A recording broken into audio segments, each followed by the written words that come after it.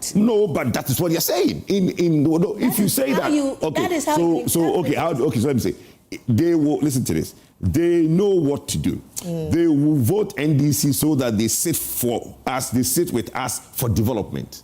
What does it mean? That if you don't sit with us, then what? So leave it to others. No, I'm not. I'm saying it because that is why we are there. We are there and we sit on this panel to educate Ghanaians to say that, look, let's stop this blackmailing. Let's stop this. It's not necessary. Because the overwhelming majority they have across the country, take your cameras around the country and see if there's any development in the last 8 months in any constituency. There's nothing. And I'm happy they are now praising the MPP for bringing DRIP. Okay, the DRIP innovation that we brought, the machines that they made so much noise about, is today what they are using. Right? Is the MPP's idea, is the MPP's innovation. We brought the DRIP machines to now procure excavators, construction equipment for every district. The most innovative idea ever. Okay? And they are enjoying it. They are saying that we are going to pay for it. Of course, it's Ghanaians that pay for everything. The we is Ghanaians that pay for it. It wasn't the we, it's not NDC that pays for it. Yeah. You understand? So when NPP bought it, it was to be paid for by who? By Ghanaians. So I don't get the point that he was making. The taxpayers' money. So I don't get the point that he was making that they didn't pay for it and we are to pay for it, implying that the we is what? The NDC? No, it's not. It's Ghanaians. So the point is that I'm happy. He's acknowledging the fact that some party has innovation. In 8 months they've not released money to anybody. They've not done any project. We've seen the kind of uproar, the demonstration that has to go on for them to even go on the Amasaman Road, right? We saw. But if we're talking about Akwatia, they've been, they've been in office for about 8 months. Is it fair to rate them that? I'm not saying. I'm saying that. What I'm saying to you is that in the last 8 months, yes, they've not. Those that voted for them in 7th December 2024. Are still waiting for whatever goodies that were promised them. The whole Ghana is promised some things. We are still waiting, right? In the last 8 months, there's been a budget read. We are going to have the next year budget in 2 months' time, in November, right? And we are still waiting for the goodies that NDC promised. In fact, look, if we are to now look at Ghana today and look at the NDC in the last 8 months, most people think they've been done the 419 because so far, nothing. In their first budget, Honorable Atoforsen is being Uncle Ato.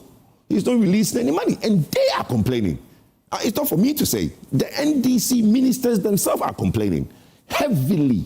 Really? What are they saying? Because Atoforsen is not releasing money to anybody.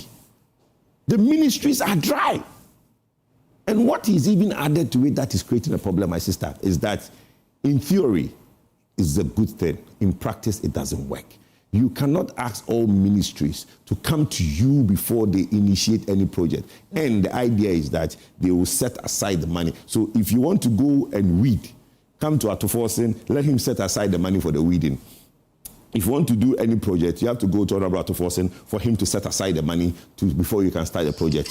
And go and find out from the ministries how that is working out. Because when you insist the government is spending. They are not spending. Now, go and read the media budget. I don't need to tell you that. We saw the media review, right? The media review told us clearly that he is behind on a lot of statutory payments. He is behind a lot on releasing money to ministries. The money that he's budgeted for the year, he's not spending it. Today, we are hearing that in the last 8 months, they've borrowed over $10 billion and added to our what do you call it? Our debt. Right. So look, they have problems. But look, we have 4 years to go to talk about this. Today is just a sideshow. Let's concentrate on the good people of Akwatia. Right. And we think that the good memory of Honorable Ernest Kumi will be honored. Akwatia will vote MPP. And we hope that it goes well and there's no violence. But in any case, like someone said, why are they even contesting here? Well, they have a right to contest. I don't think that we thought we would not contest Tamale Central.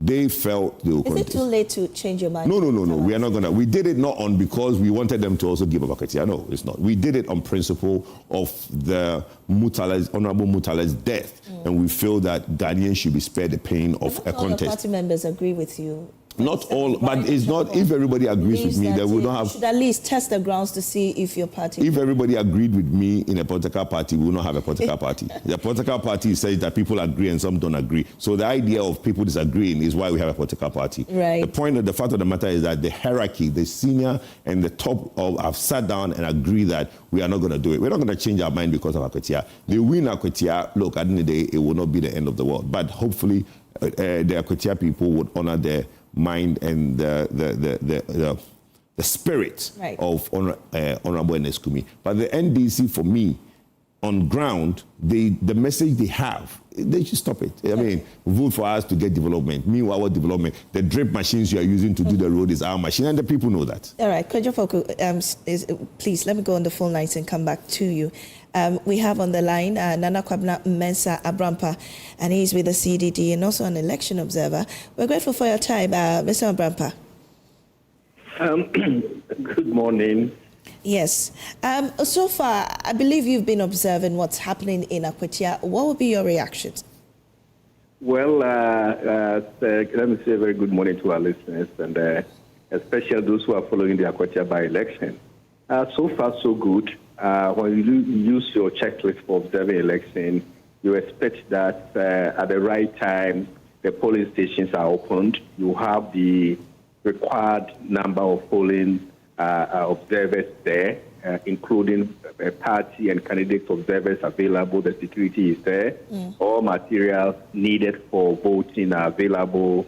In that sense, out of the 119 polling stations, we did not hear any news that the voting center opening was delayed, nor did we hear anything about shortage of materials. And the security agencies are also were also present. So for that, we say it started well, and we pray that it will also end well. The issue about posters becoming a major issue or concern for the NPP in Akwatia, even with the minority leader, Alexander Afenyomarkin, tearing down these posters close to polling stations. You've observed elections, you know the rules, you know the EC regulations. Do you think that's the right approach, or even the NDC posting or having posters close to polling stations?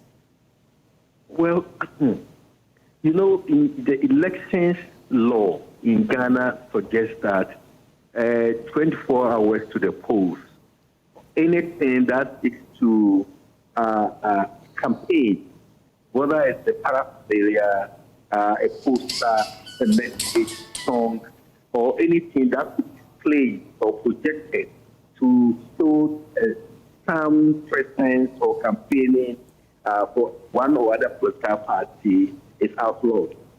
And therefore, we don't expect some of these things to be within the vicinity of the police. What will you make of the minority leaders' approach in dealing with the situation? Well, we have security set up.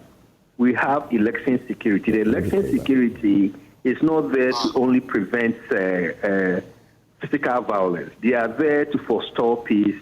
So any of these happenings that could trigger violence is the concern of the election security. So I expect whoever has a problem with a display of a banner, a poster, or any campaigning material within the vicinity, approach the security person, tell the commander or the election official to be able to deal with it. The Electoral Commission has their district office within the Constituency. So any of these situations can appropriately deal with it. You know, when you try to take out a poster, it ignites conflict, because it's not everybody in the constituency who is aware of the law.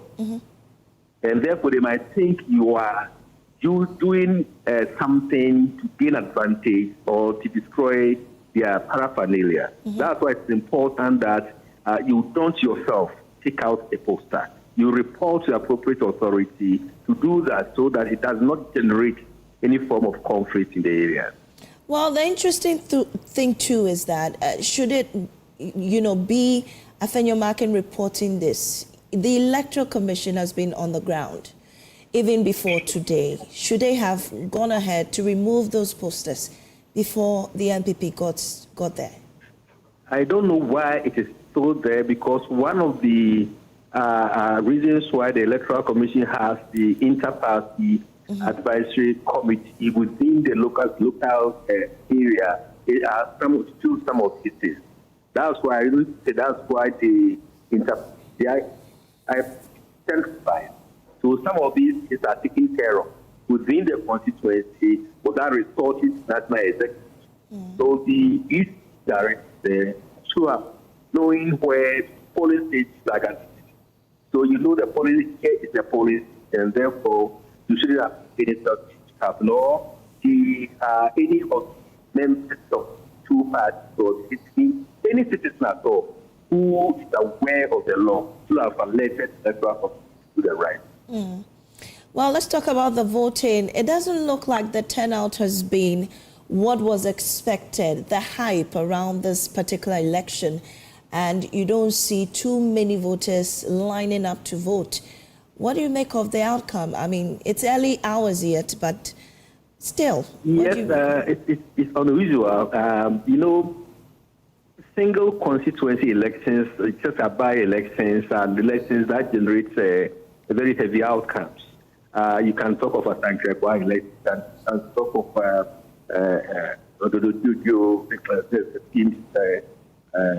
any of the by-elections that have come, either it matches the general election that turn out, or sometimes goes beyond that.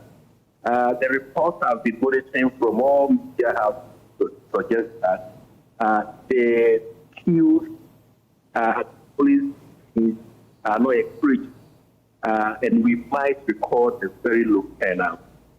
We yet to assess why, because one of theory of deployment of heavy security is that people who are so much afraid of electoral violence will not turn out because the deployment of heavy security itself taking out potential violence, and therefore they would like to stay away.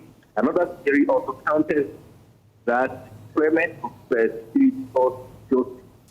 And so we need to check this. That's why the turnout is not going as expected, especially personal constituency elections, where campaign has they are not executives that who have not seen over the years are present, see them. People want to show their affiliation for their staff. But the enthusiasm always generated around by elections. So it's unfortunate that we are hearing different stories today. But let's see, as I said, the day is so young, it's not even at 12 o'clock, so let's see what happens, what comes up. But I believe because the parties are there, they will continue their house-to-house mobilization to ensure that their supporters come out to vote. Well, also about the security, I mean, 5,500 police officers manning this election. You have them, visibility as top-notch or optimal. I mean, what will you make of this? It wasn't the same. I wouldn't say it wasn't the same for Ablekuma North, but really, Ablekuma North, the modalities, if for want of a better expression, may be a little different because those were selected polling stations where the voting took place. But there's a whole constituency. However, there's so many police on ground, security quite tight. What do you make of that? Oh, you want to say it's Ablekuma North, the reason why we've changed our security deployment?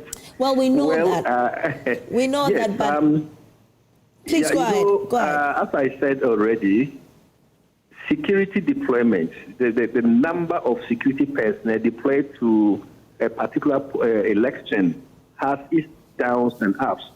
As I said, as theory, one would say the heavy presence of security taking out potential violence. Therefore, it says that intimidation and people who are not good to face electoral violence really not how to vote at all.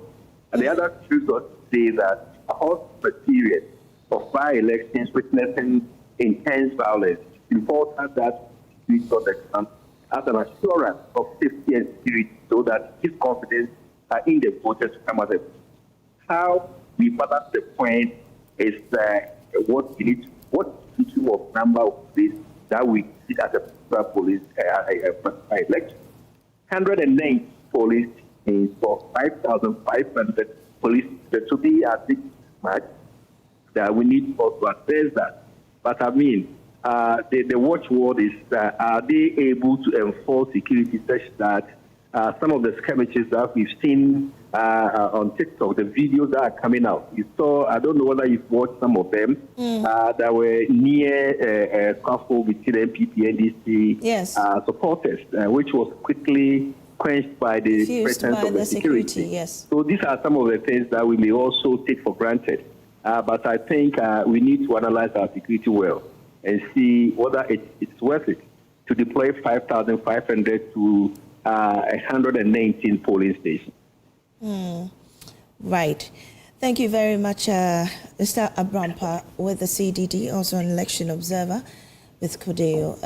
We still have in the studio Kojo Poku of the NPP. You're watching us live on the Joynews channel, also live on Joy Prime, as well as listening to us on Joy 99.7 FM. This is the election headquarters, and this is your live coverage of the Akwatia by-election. Now, let's come back to the studio and speak to Kojo Poku. And Kojo, what's your assertion of the security situation as well? Earlier on, your party raised concerns about some lapses, intimidation, whatnot. But now, do you think it was good to have that number of police officers on the ground? Well, you see, my problem with having police is not just by having the uniform, it's about their actions. You see, we tend to have a police system where they are more reactive to issues and to events on the ground than preventing. Now, if you look at Ablekuma North, there were instances where in the glare view of the police, certain things were going on, and the police were just standing there looking at them, right? Across the country, that's sort of I don't know if should be a change of how policing is done in this country. You realize that something is going on, and the police will just watch, unless it is reported. Has that been the situation? I've seen it on multiple instances where Kojo Poku, have had to stop my car and alerted the police that, why are you watching this thing to go on? Because the police naturally don't get involved. Sometimes you have to go and report it before they get involved. Okay, I'll come back to you. Okay. Also speaking to Baba Jamal. Let's hear what he's been telling Joynews. Town, but it also gives us some assurance that this election is going to be peaceful. I have been to many polling stations this morning. And so far, wherever I've gone, it has been very peaceful. The police presence is there. Every political party, MPP, NDC, LPG, they are all at post. So it gives us some comfort. At the end of the day, we all want peace and want to see this election ends peacefully. As political parties, are you talking amongst yourselves? Because earlier in the morning, I'm sure you received some reports. Yeah, we are talking among ourselves. But the gentleman who came here to cause trouble was unnecessary. You understand? These are some of the extremists who always want to create problems. But that was unnecessary. What I want the public to know is that this is just a by-election. And that's what we have psyched our people to know and to do. So you see that so far, apart from what happened this morning, not even a single incident has been recorded, of any negative incident has been recorded. So it tells you that people have been psyched, we have spoken to our people, and I think that the other side has done the same. At the end of the day, we want to see a peaceful election and see what will happen at the end of the day. But so far, we don't have any problem. Speaking about the election itself, are you confident that the NDC will win at the end of the day? Inshallah, we are very confident, very confident. Not only confident, very confident. Because we know what happened in the last time when we reported of incidents of malpractices, electoral malpractices, and some even places where NDC people were not even allowed to go.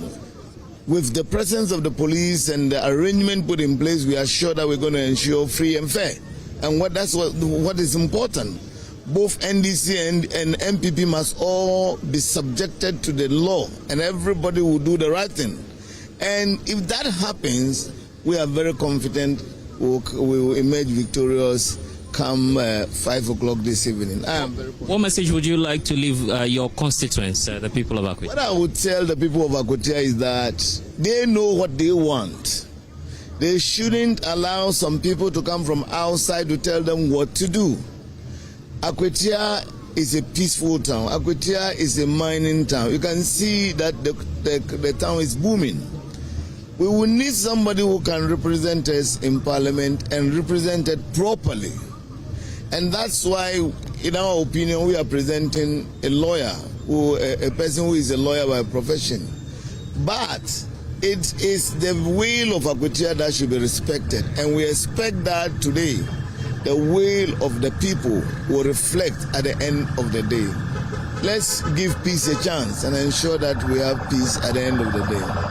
Thank you very much. Thank you so much, Honorable. Of course, you've just heard from the former Member of Parliament, Baba Jamal, there briefing the press and telling the press what the expectation of the NDC is going forward. This is the party office for the NDC in Akwatia, and of course we're expecting that as the day goes by, we will see more leading members of the NDC come here. It's been a peaceful exercise so far, and the caution to the people out there is that they ought to vote and vote peacefully. There's Sudan reporting for Joynews, Akwatia. And we heard the blessed Suga speaking to Baba Jama. But Kojo, looks like the NDC is rallying support from all sides. Already, former MPs, Henry Bwachi, also Baba Jamal, all in Akwatia, rallying support for their candidate there. I'm not seeing much of NPP. What's happening? Yeah, I don't see much of MPP on where? On the ground. Today. On the ground. Yes. Because your cameras are not capturing them. Oh, that's not fair. Oh, but I'm just telling you. Are you telling me you are the one showing? No, hold on. Are you? As we've seen the NPP. Your cameramen on the ground. We've seen Afenyo Mark. At least those are no. Your camera. No. Main, Let's not go there. So far those that you have shown. Those that you have shown, your cameramen are going around picking up NDC people and putting them on TV. Don't say that our people are not on the ground. If you go around, of course they are there. You see Samir Uku standing there next to Afenyo Marking. You see quite a number. Everybody is on the ground. Hold on. Everybody is on the ground. My brother, everybody is on the ground. Now, sorry, my sister. Everybody is on the ground, right? You now have a situation whereby you need to get your cameraman to interview some MPP people. Then you see them on your screen. Don't say that you are not seeing them as if they are not there. Your cameramen are just not showing them. That's not fair. Oh, no, but it's not fair to those who are there. No, if you say that in a studio. We are covering the election. We're everywhere. But so, yes, I'm not saying we're seeing more of... How many, as I've sat here in the last 30, 40 minutes, how many MPP people have you interviewed? If we see them, we'll show them. No, but they are there. Have you interviewed, have you interviewed Samir Uku? You've seen Samir Uku. Have you interviewed Samir Uku? Samir Uku is on your shot there. Yeah, so have you interviewed him? Samir Uku speaks to us. Tell your producer to tell the cameraman to talk to MPP people and show them. Kojo, we speak to them, all of them. When they speak to us, we show it. If for all you know, maybe Samir. So let's not be in the studio and conclude that the MPP people are not in the. Anyway, I'll come back to you. We have Dr. Amache on Zoom with us. Dr. Amache, we're grateful for joining us. So far, what would you say are your observations?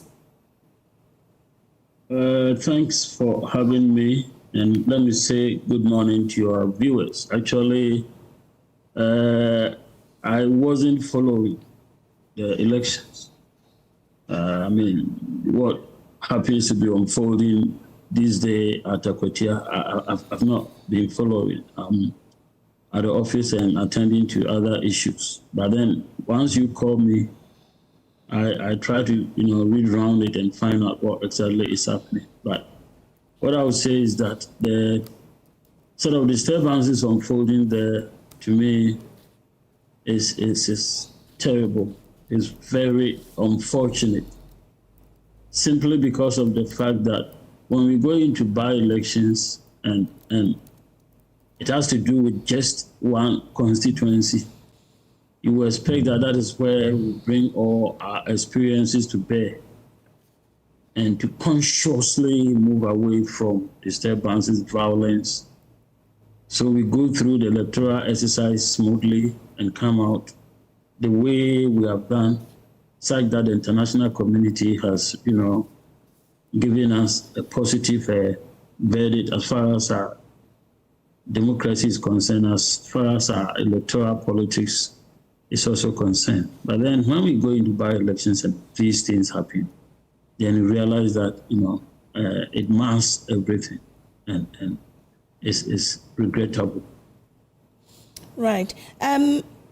So even though you've not really observed what's going on, we've had issues, at least the NPP has expressed issues with posters, near polling stations. Also, that has resulted in some scuffles between the NPP and NDC supporters, even with the minority leader leading that charge, tearing down posters near polling stations. We've heard from others who are saying that his approach may be a bit aggressive, but also the bit about the EC, not doing their work, ensuring that those posters shouldn't be there in the first place, and also the NDC really defending that as well. What would you say concerning that?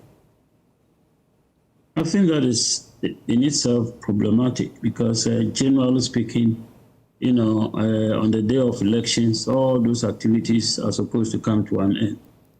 And so indeed, if those posters were closer to the polling centers, then it is the EC that should have taken notice of that and got its people, possibly with the help of the police, remove them. In removing them, the way our politics is, you want to engage the parties whose posters are there and let them know that it's simply not appropriate to have those posters there. It should not necessarily be one political party that should be going around to remove them. They should lodge a complaint to the EC and then possibly work with them to ensure that the EC does it with, like I said, with the support of the police. And then those posters will be removed. They have to be removed. That is the rule. But then, I'm at a loss as to come to terms with why something of this nature should degenerate into misunderstanding, such that people could even become assaulted and so on and so forth. It's not healthy. It's not healthy. The posters are not going to vote. The posters, they don't have to be there. That is the principle. In all jurisdictions where democracy is the system of rule. But then that notwithstanding, the posters don't vote. The posters are not necessarily going to affect people's positions relative to who they're voting for now. But the NPP disagrees with that assertion. They believe it shouldn't be there at all. I agree that it shouldn't be there. And I said that, in fact, the norm is that it should not be there. That one is a fact. Don't need to belabor it. But then, getting it removed should not lead us into, fistic scuff. It shouldn't. Right. It should not completely happen, given the fact that we are matured at this time, we've gone through 3 political turnovers, we stay with this democracy for quite a while, and we know that we ourselves are those who really bring about conflicts. Our actions and inactions generate and in some cases degenerate because they might have started on a peaceful note. Then we easily allow these things to degenerate into conflict. So if we're consciously going about getting these posters removed, mindful of the fact that we wouldn't want our legitimate action to degenerate into conflict, we could achieve that. So generally, we are not ourselves positioned in a way as to move our system forward. We are not. We make mountains out of molehills, and we easily move in to bring about conflict when it is possible to avoid them. We easily do that. Well, the approach to this election, really, a high-stakes election for that matter.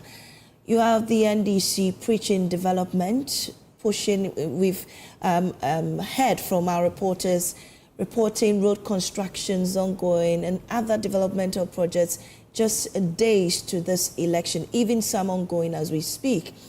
And having seen former MPs in Akwatia also rallying and all that, you would say, some are saying that the NDC having a majority in Parliament, why that obsession to get this seat for the NDC? What do you think really is the fuss about this particular seat for the NDC, even though they have the numbers? That really wouldn't make much difference if they should take the seat. Yeah, you're right in suggesting that, it will not necessarily affect, parliamentary business, irrespective of where it goes. But then there are other issues too that are quite significant, because our system is broken down into constituencies, and we have the parties represented in all these constituencies, and every constituency wants their own member of parliament. So the NDC in Akwatia, the MPP in Akwatia want that seat. And if they were to be, these particular by-elections were to be part of the general election, they won't really, focus on the individual constituencies' interest. The party in those constituencies, they also have their own interest. That is personal to them. The individuals, the individual parties, the members in those parties, the representatives of the parliamentary candidates, they are all, at the end of the day, individuals who go into or who join political parties with interest. Interest drives politics. And so, yes, the parliamentary issue is there, but quite apart from that, in the constituency, in Akwatia specifically, the parties there want their member of parliament. They want their party to produce that member of parliament. So yes, it raises the stakes as high as it should be if it had been part of a general election. All right. So at this juncture, even though it raises the stakes, what do you also make of the NPP's approach to this election? We've seen they've been on the ground, campaigning. We've seen the likes of the General Secretary. We've seen the Minority Leader also on the ground campaigning, not campaigning today, but, ensuring that the people go out to vote. If the NDC should also make or get this seat, what difference will it make for the party? Is it a show of what's going to happen in 2028 anyway, even though it's far away? I don't think it's a show of what's going to happen in 2028. Just like you said, 2028 is far away. A lot of things can happen, and dynamics in society do change.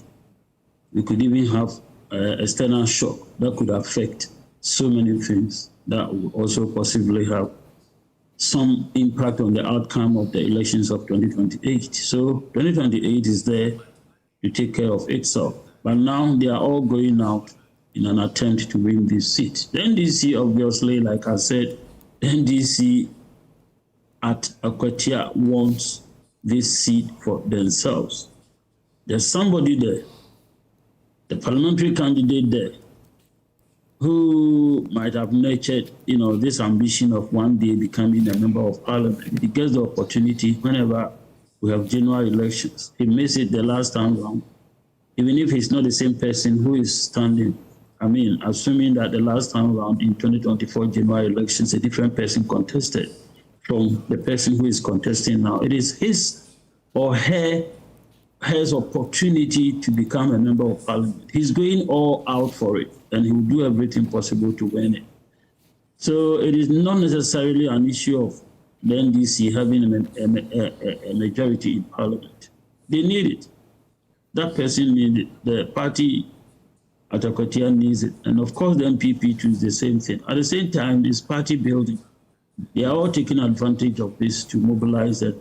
In the short period, the parties will manage and possibly allow any difference that they have to, go away so that this thing brings them together and all rally behind whoever is contesting. So I'm not surprised that MPP is heavily represented there. At this time, they are all providing that moral support for the party in the grassroots to come out and vote and give them that seat. But traditionally, how has voting been in that constituency? Some people look at it as a swing constituency. I don't think it is. I think it's an MPP seat. Although in the NDC, there was this argument that they were losing that seat due to the fact that they presented a wrong person. Baba Jamal insisted on, leading the party. Most of the times, and he wasn't doing well, yet he would not step aside for someone to come in. It came up in the NDC that it was because of him in particular not being popular in the constituency and also, if you like, dominating the primaries. And so the party wasn't winning. That argument has been made. And then in the NPP too, there was a time that it became an issue concerning the particular individual who was going to represent the party. Eventually, you had this lady going through and then winning, to the surprise of everybody. And I hear that even in this case, some polls or something, produced this information that the people were clamoring for that same person, and that if the party didn't bring her, that they weren't going to vote. The dynamics, are there, but I like to believe that it is an MPP seat. If they get their acts right, rallying all their people, their acts right, the basic thing is the primaries. MPP these days has a tendency of imposing candidates on constituencies. I like to believe they didn't do that this time round, and I think it is one of the reasons that affect their fortunes there. So all things being equal, you expect them to win, but I don't think all things are equal now. So we're keeping our fingers crossed to see the outcome. We've seen veteran NDC members, especially old MPs, Baba Jamal, Nana Boakye, all rallying support for the NDC candidate. And even with the NDC campaigning on the issue of development, how significant is this in turning the minds of people towards their candidate? It could be significant, but politics is such that if you have a constituency, if a constituency is dominated by a particular political party, then the implication is that you have a good number of people in the constituency who primarily, want to vote for that party. Those people become hardcore and they don't easily change their mind. At worst, they don't go to vote. And on the basis of that, no matter what you do at the last minute, efforts to, affect the constituency in terms of infrastructure development and so on and so forth, they see it as a facade, efforts to be like sway them. It depends. It depends on the dynamics on the ground. I'm not very familiar with the constituency. All right. So I am not able to really do that critical analysis that I should do, whether these last-minute efforts to affect the area in terms of infrastructure could sway, those who are hardcore MPP people to, turn to the NDC. And I also don't know the level of disaffection that those people went through during another's, time. Because many constituencies really, were put off. As we saw in the last election, several of them simply decided not to go to the polls. So these are not things you can easily lay your hands on. All right. Thank you so much, Dr. Abacha Boateng, on election headquarters. And let's go. It's a pleasure having me. Indeed. Let's go to Akwatia now. Speak to Nana Boakye Iyado, who's also on the ground, bringing us the very latest from Akwatia. Nana Boakye, take it up.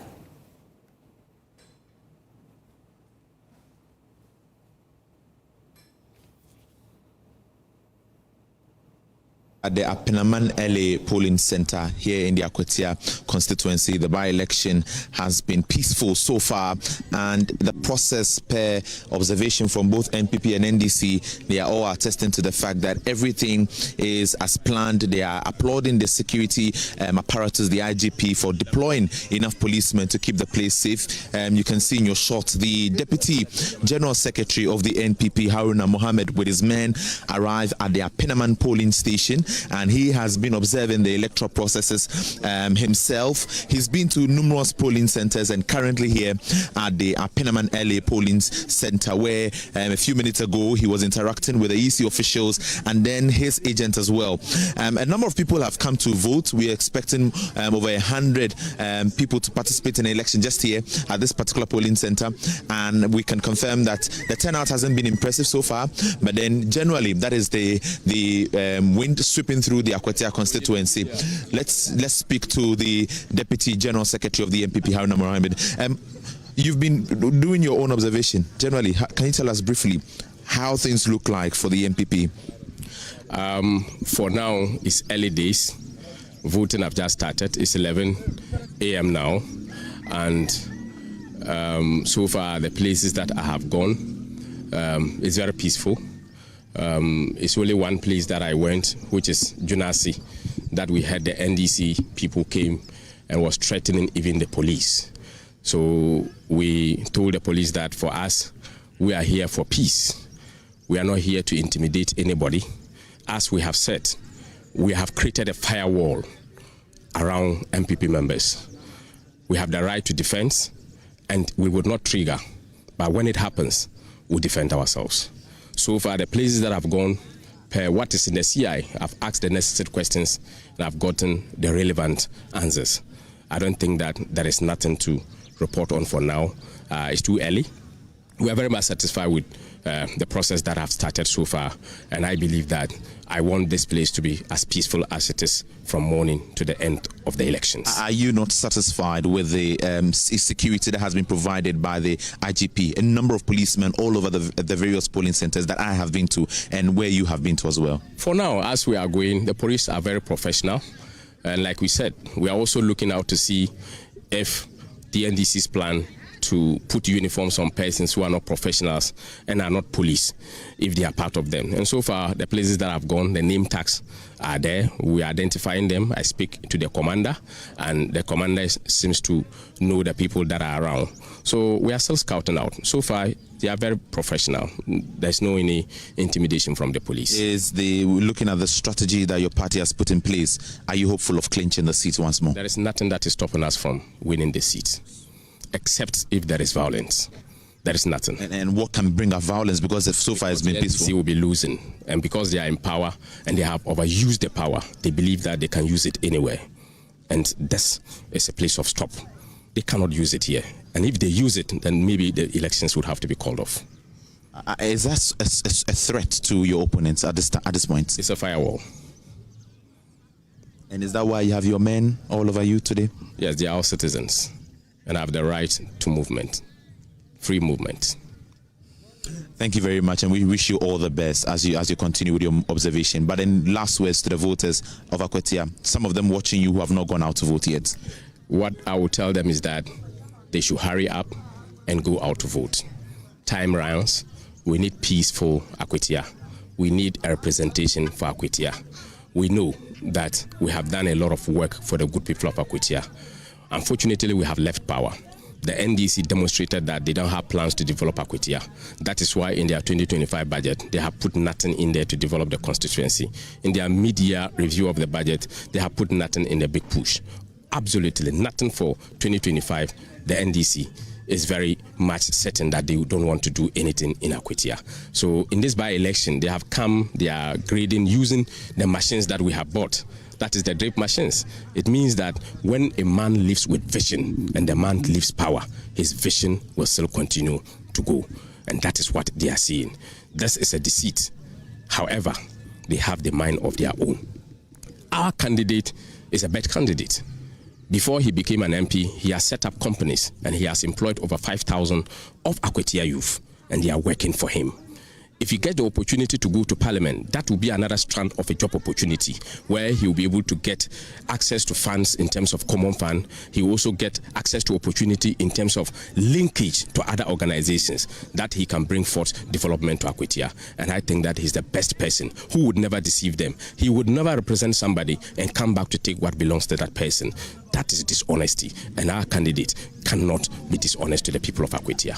Thank you very much. And that is Haruna Mohammed, the Deputy General Secretary of the New Patriotic Party, observing the processes so far. He's been to the Abenase LA polling center where we are currently, and you saw his men all over him, saying that they have created a firewall around all MPP members, and that if there's going to be chaos or violence, it is not going to come from them, it is going to come from the opponent, that is the NDC. He's also hopeful that their candidate is going to win the seat once more for the New Patriotic Party. And so generally, it's been a smooth process so far.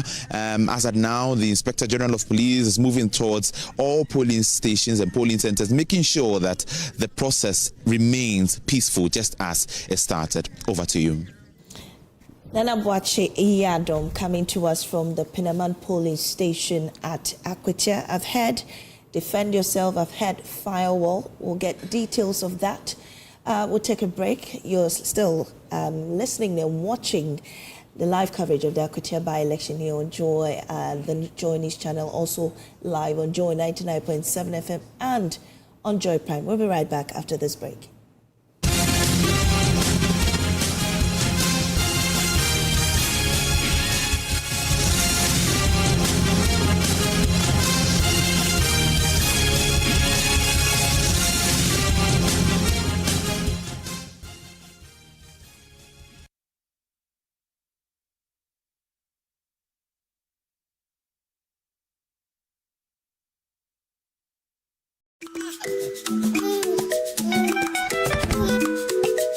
How may I help you today? We'd like to open a bank account.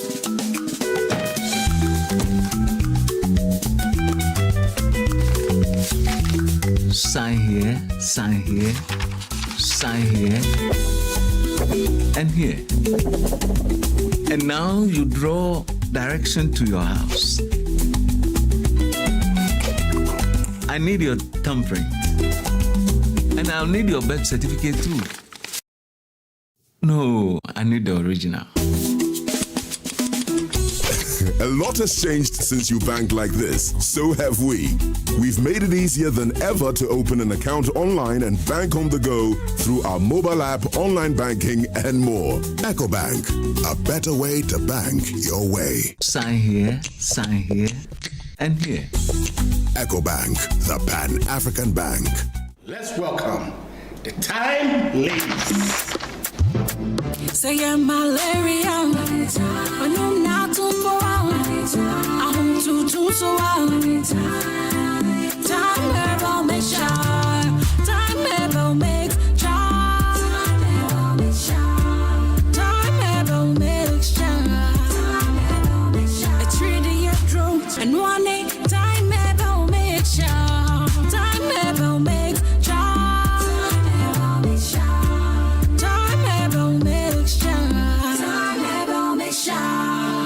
onyim ne nyoma no phone timi mfedro bi abofra ondi ifyedumie no entimi mfedro ko hospital anasa lab mianya a 3-day munhwehwemu ansa na obetimi anomedro yi bi kayo set time no time ubenya bi ato ewo over the counter medicine sellers any herbal shop to na mu FDA agi edwadue nkratoi ato.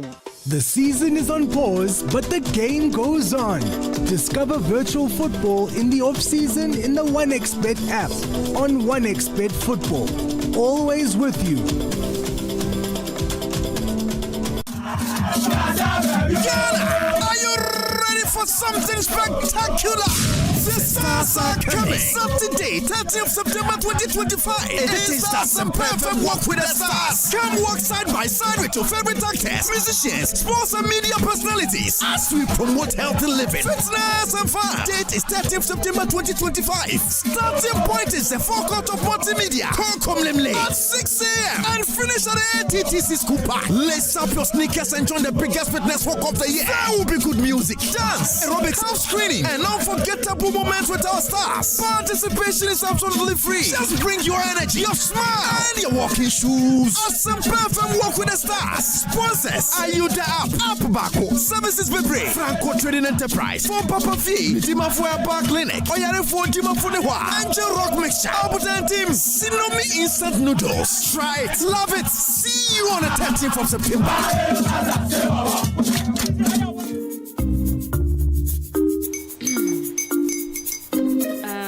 Kwame and his uncle are almost here. Wait a minute. This one too, your friend Kwame. Wait, Kwame.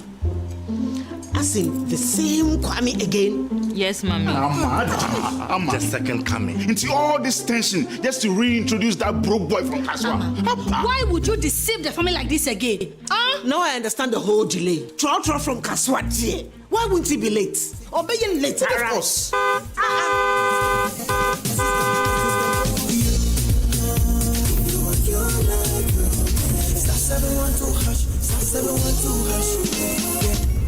Go give me the luckiest. Go be from Georgia, be luckiest. From not the block, she be luckiest. Yeah, you go be luckiest. No matter why you're lucky, everybody go be that luckiest. That's Kwame! Send your God down for boom. If you're poor, what's that to you? So would the coming of the Son of Man be. Hey! Is that his car? Everywhere. Dial star 712 hash. Choose your ticket. Enter your lucky number. Follow the prompts and let destiny handle the rest. This promotion is regulated by the NLA on the Caritas platform.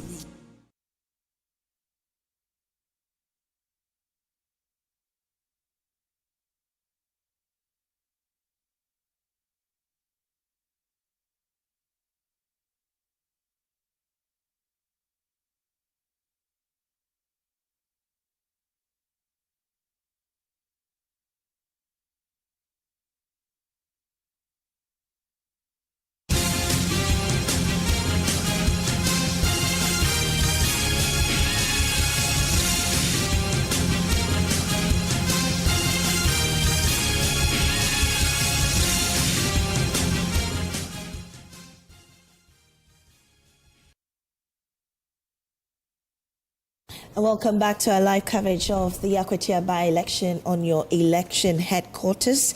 And in studio with me is Kojo Poku. We're still discussing some of the issues that are coming up from this by-election. But Kojo, you know, the NPP flag bearer aspirants, all of them were at Akwatia to campaign. We saw Dr. Baumia, we saw Kennedy Japone and the rest feeding into that, how there's this feeding to the upcoming primaries that is coming on in January.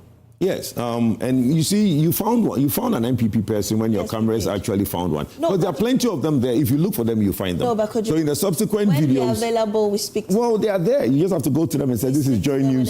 You are not TV3. You see, you are not TV3. Lucky for you. TV3, they won't speak to. You, they will speak to. No, we but the most important headquarters. Well, that's fine. But I'm saying you, they will speak to. But TV3, I'm sure they will do. Anyway, but look, based on what is happening at the Akwatia, you've seen Honorable Kennedy go there. You see Dr. Mahmoud Baumia go there. You've seen all the other aspirants go there to campaign. Look, now we are in the campaign season for a new flag bearer. Yes. Some of us have endorsed Dr. Mahmoud Baumia, and we think that he's the right person to lead us back into the election. People are making all sorts of assertions, but look, that's what campaigning is about. But the most important thing is that you see that when it comes to campaigning against the NDC, we are one. Okay, Dr. went there, Kennedy went there, and that's the spirit that we are going to have post 31st January, when we've elected the leader of the party, and then going forward, everybody will come together and we'll all campaign against the NDC. Don't let anybody think, and I think the NDC is nibbling their thumb, seeing the back and forth going on in the MPP,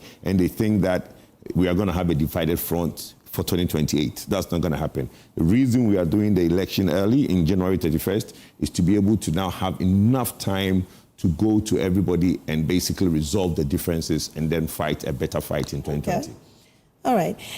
Also about I just heard, that interview Nana Boakye conducted at the Penaman police station. I heard phrases like firewall, defend ourselves. I've been hearing firewall, being bandied around quite a lot in this election. Firewall. What does firewall is a technical word in IT. IT, when you create a firewall, you create a barrier so that you can't get invaded by viruses. Viruses we know come in and invade and disrupt. Okay, so when you create a firewall around something, you are creating a protection. So really and truly, what they are trying to say is that there is a protection that's being created around Akwatia. Looking at what happened at Ablekuma North, when we went in very unprepared and we were taken by surprise. So the firewall was down. Now the firewall is up, and we'll make sure that we will basically protect and defend. What constitutes the firewall?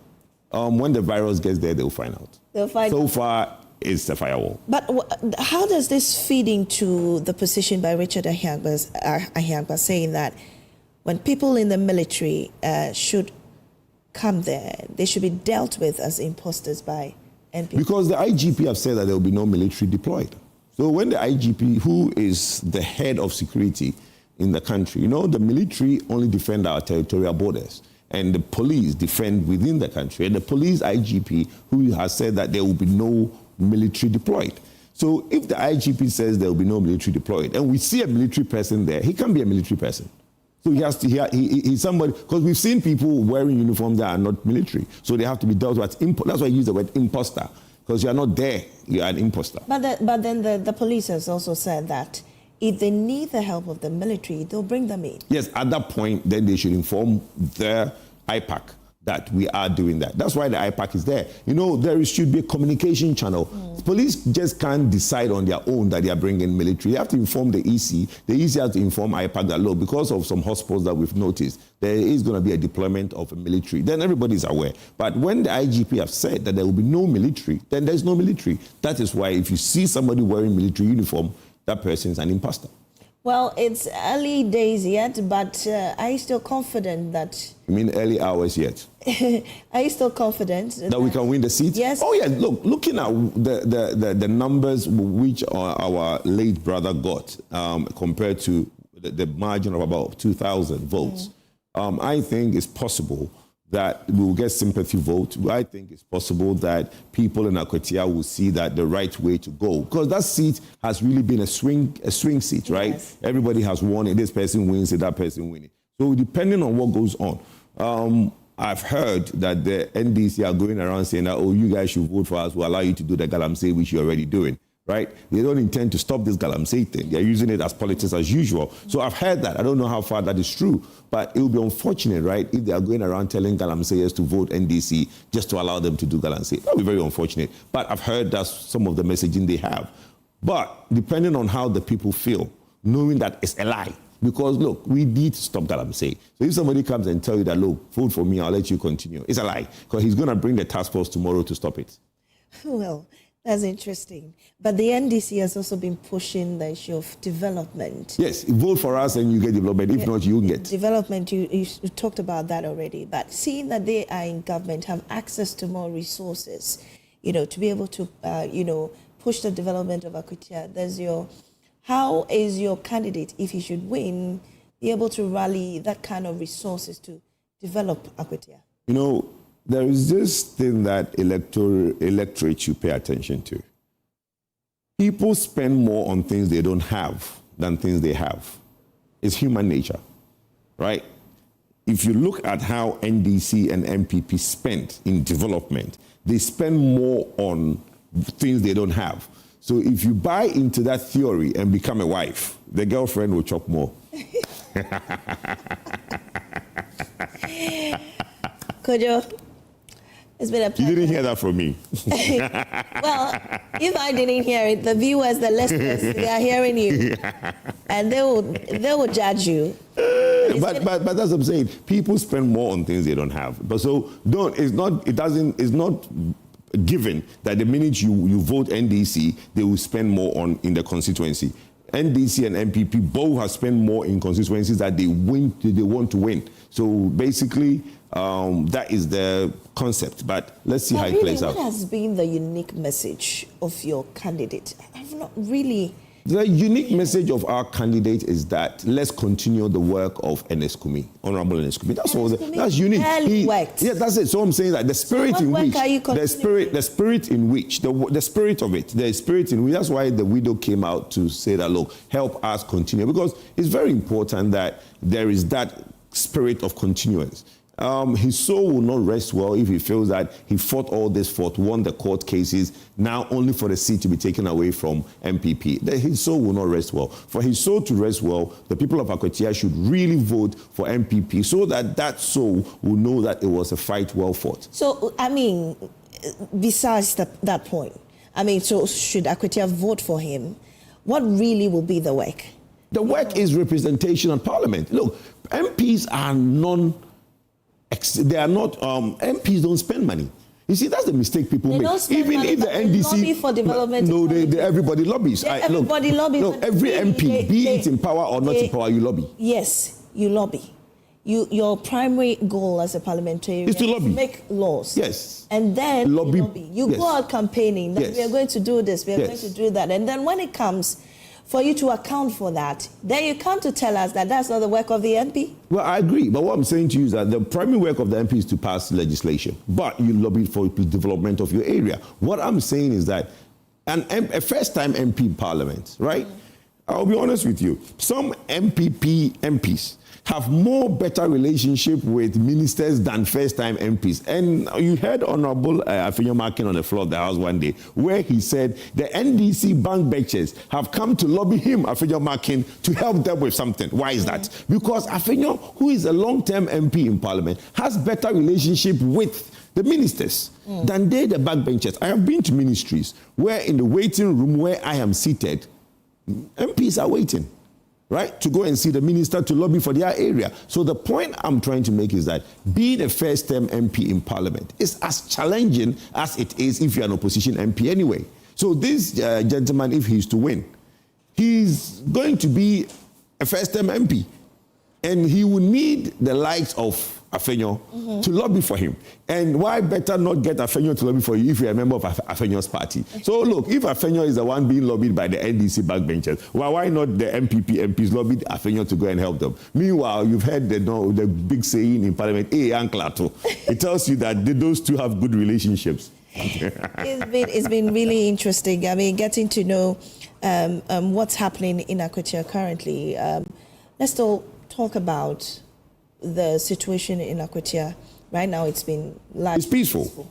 Yes. Largely peaceful. But the turnout, I'm worried. I mean, indeed, that was what I was even coming to. The turnout, it's not what we expected. I mean, it's by-elections by and large. Now, almost midday. I think midday. It's midday. Yes. It's midday, and still the turnout is very low. Why do you think so? Is it because there are too many police officers in town? People are afraid to go and vote, or what? By-elections, by and large, are low turnout. It's a working day. It's a Tuesday, right? People have to go to work, people have to go to farms. So maybe people that went to farms and went to work will come back later in the day and vote. But people just can't be bothered. You know, it's not like there is this big euphoria of an uplift in the last 8 months for people to overwhelmingly come out and vote for the NDC. People are disappointed, right? Because they went out and did all this voting, gave Mahama 2 million votes and nothing. But if people are disappointed in the NDC, shouldn't they come out in their numbers and vote for the NDC? No, because then the thinking is that, what am I going to vote for? The apathy is still there. You know, there's this issue. And that means that if you're bringing up the issue of apathy, then that means they've lost trust in both the NDC and the NPP. That is there. Look, my dear, if you look at a voter population of 18 million and change, and only 11 million and change went to the polls in 2024, it tells you that both political parties have a lot to do to gain trust of the electorate. So that is there. Apathy in the democracy is a problem. Look, you know, in other jurisdictions, like Nigeria, the total voting population is not even up to 50%. I think it's about 30%. The normal registered voters, the total registered voters and the people that come out to vote in the last election, I don't think it was even up to 30%. And we are getting there because we've gone from the highs of 16 million out of 18. We've got to 14 out of 18. Now we've got into 11 out of 18. Gradually, the number is gradual. So we have a lot of work to do. The political class in Ghana has a lot to do. The point is, if parties like the NDC gives a lot of promises and they come in and people feel that not a lot is happening, it's still now feeding into that monster of apathy, where people feel that the political class, both NPP and NDC, are not there to do what we want. And that is where some of us want to change that narrative. Because, look, the big saying of that, if you do not take part in politics, right, it has dire consequences, because you can't be complaining on social media, complain on TikTok, complain on Twitter, and not take part in that democratic process. Mm-hmm. The youth need to change that. The reason that they are not watching traditional media, they are not reading the newspapers, they are just on all these social media platforms, just caring about other things. Yes. Then still complain. But you need to take part and let your voice be heard. Even making, sometimes, becoming a politician unattractive to the youth these days. It does, and that's why some of us have gotten into it. I was never a politician. I don't even like calling myself a politician because I think I'm an entrepreneur, right? So I don't like calling myself a politician. I think some of us who are in the business field, done well in business in the last 25 years, have entered that field and want to encourage other like-minded people to do the same. Look, I honestly it shouldn't be the activists. If you look at the trajectory of classmates, right, you can actually predict who gets into politics as when you go from primary school, secondary, and to university. Mm-hmm. Those who are very active in Tescoin, Nooks politics, and all these ones are the ones that ends up in politics. Meanwhile, most of the students who go about their normal lives and they shy away from all these student politics end up not being part of politics. And that is the minority of the people. So we should encourage, especially females, to get part. Because, look, my late mother, Honorable Hawaii, have this institute called NAWIP, Network of African Women in Politics. And the whole idea was to empower women to get into politics. Then recently I noticed something. In the very early age, you realize that women are very voiceful, women are very clever, women are very... Children, the girl child, right? When I went to my daughter's school for a presentation, and almost all the prizes were won by women. But the girls won them. I'm like, but if girls are this clever at this stage, at what point is the fall off, right? But the point is that we need to encourage them to have that same forcefulness, that same cleverness that they have at the early stage in life. At the point, it shouldn't be the opposite where... Could I'll come back to you. Okay. Collins Dowda is speaking right now. Let's go to Akwatia. We'll be back. MPP candidate is a minor. That's what he said. That's what the young people told us yesterday. That he's been supporting them locally. So when they are looking at the economy, they are looking at the local economy, they are themselves, not the national. And for them, the gold price that was selling for 13,000 last year is now 8,000. So they are considering a lot of things. Doesn't that really scare the NDC? I think that for those young men, I can't begrudge them for their views on this. But the point is that gold price is not determined by the government of Ghana. It's determined internationally. And the fact that it is low today doesn't mean it won't go up tomorrow. It may go up tomorrow. So then what would you have done? What would you have done? And are you saying that if the gold price is high, government will not benefit? We stand to benefit more than any other person. It is our wish that it goes up, and we think that it will go up. And therefore, for the young men to say that because of that they are voting for the MPP will be something that they will regret tomorrow. The point is that they must get somebody who aligns with the vision of the government, which is the NDC government and President John Dramani Mahama. That is what I think they should be looking at. And for one individual, the candidate, as somebody who is helping them to define how many voters do we have in Akwatia, and how many of them, how many of the voters can one person support? I don't think so. You need a government which will create an enabling environment for the local economy to develop. It cannot be done by one person. It can never be true. They shouldn't be misled. But you were once an opposition member of parliament. Yes. Are you arguing that during your time when you were in opposition, when your government was in opposition, you were not delivering development to your people? Chief, my share of the common fund, I constructed 2-3 classroom blocks in 2 communities. I sank boreholes, a number of them, and then I fixed some roads, just reshaping. From the share of my common fund, I also did extension of electricity in some communities, and also extended power to some communities which didn't have power, all funded from my share of the common fund.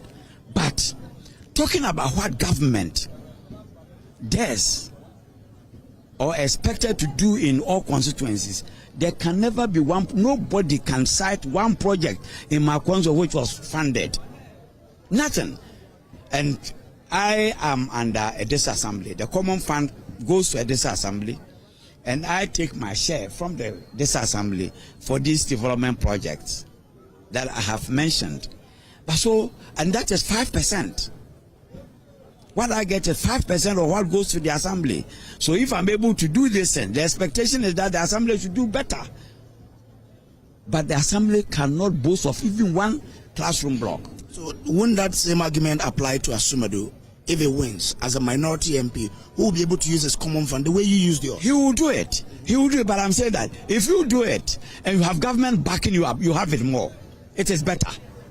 The assembly common fund cannot be used in constructing roads in Akwatia. And I'm sure if you talk to about 10 people here, they will raise the issue of their roads as a priority for them. They want to see asphalt roads in Akwatia, and that cannot be funded by any MP. It must come from the central government, and we are looking for someone who aligns with government so he can talk to the president. Are we legitimizing neglect of government of minority MPs by government? It happens. It happens. Are we legitimizing it? We are not. I cannot legitimize it, but that's what is happening. That's what is happening. Akwatia rules will fix it, but we want them to reciprocate this by voting the NDC candidate. So if they vote for the NPP, you won't construct their roads. Is that it? I can't say that. I'm not the president. I can't say that. I'm not the president. But if I were the president, I won't do it. Even though they pay taxes? You have the opportunity. You have the opportunity. When we're voting in December 2024, we had to elect 275 MPs together. And the 2 candidates, we didn't know who would win. President John Dramani Mahama and then Dr. Mahmoud Baumia. We didn't know who would win. So we just voted. The results we had was that NDC had 180 something MPs and the MPP got 88. Now there's opportunity for the poor of Akwatia. President Mama is not the president of Ghana. He's in charge of everything. So if it's development you want, it is his direction you must go. So if we are a citizen of Akwatia, a native of Akwatia, and a voter in Akwatia, and you want development, and you know it is the president who is in charge of development, who would you vote for? This is a special election. It is not a general. This is a special election and it requires special thinking. Thank you. We're grateful to you. So that's Collins Dowda, the former Works and Housing Minister.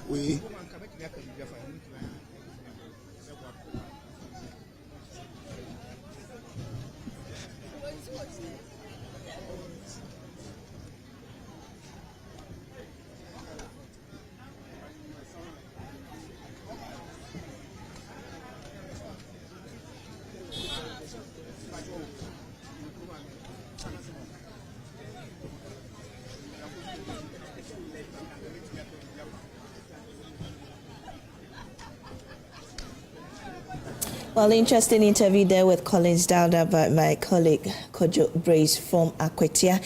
You're still watching and listening to our live coverage of the Akwatia by-election right about now. MFA Akosua Deti will take over from me here in the studio. MFA, so it's been an interesting conversation. Just this interview gone by with Collins Dowda, the agenda by the NPP pushing development. Interesting discussions coming up, and also the happenings, the chaos, the posters, and all that. Looking forward to your discussions coming up shortly. Absolutely, Mamisi, and thank you for handing over. And of course, the most important one is even the conversation you have had with Kojo Poko here in the studio. You said it wasn't explicit. Is Collins Dowda put it explicitly enough for you? Well, no, but you see, that's the point. You say you are born upon premature. He's told you exactly. Rhythm, but thank you for joining us today. Well, this is a continuous coverage of the Akwatia by-election. This is the election headquarters. Stay with us, but if you have missed so much, here's what you have missed earlier in the day. So far, I can say that it's been good. The security arrangement here is okay. You recall that the Ghana police assured us that this election is going to be the best by-election so far in terms of security. And so far, so good. My main concern will be just when polls are getting to just around 5 o'clock, and then counting period, and then the collation period. That is where usually we've had some of these unfortunate situations. So far, security arrangement, you can test that has been good, it's been well arranged, and it's okay. Let me use your network to tell everybody to come out to vote in their numbers. As a critical feature of every by-election, turnout is usually low. So that is what we are seeing. I've visited quite a number of polling stations. You can see that the turnout is quite low. So let me use your network to say everybody should come out to vote. Security is well arranged, and let me repeat that the Ghana police should make sure that getting to the end of polls, during counting, and then during collation, they will still have well arranged, put together security system that will help us. But so far, so good. The indication I have is that the presence of the police is all over in the constituency.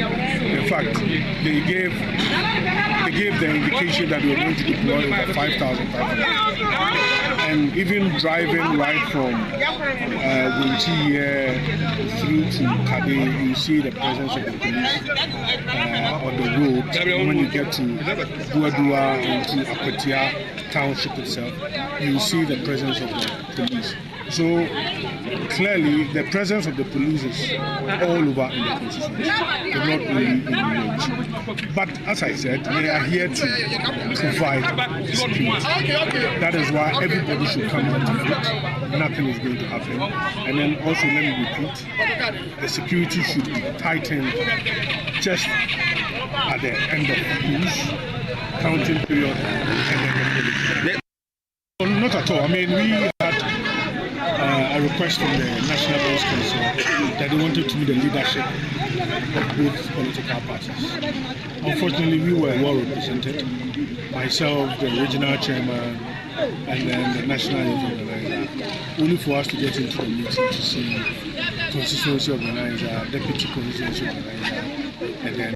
I think so far, early days, EC setup, well done.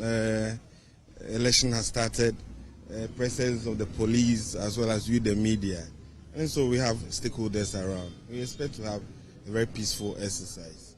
I heard you making the comment that the presence of the police, there are 119 polling stations. We expect to have police presence in all these polling stations, and for police to ensure that security is assured. It's election, and election-related security is mainly the Electoral Commission. We had some concerns. We discussed with the police, and we know that today all the issues will be well dealt with for us to have a very peaceful exercise. We look forward to have peaceful arrangement. We are very much confident that at the end of this exercise, our candidate, Solomon Kwame Sumedu, will emerge victorious. But let's talk a bit about border security, because you mentioned earlier that you had concerns from the beginning. I mean, we've met police presence all the way from where we are coming from. What do you make of it? What's your confidence level in the security service that you see here?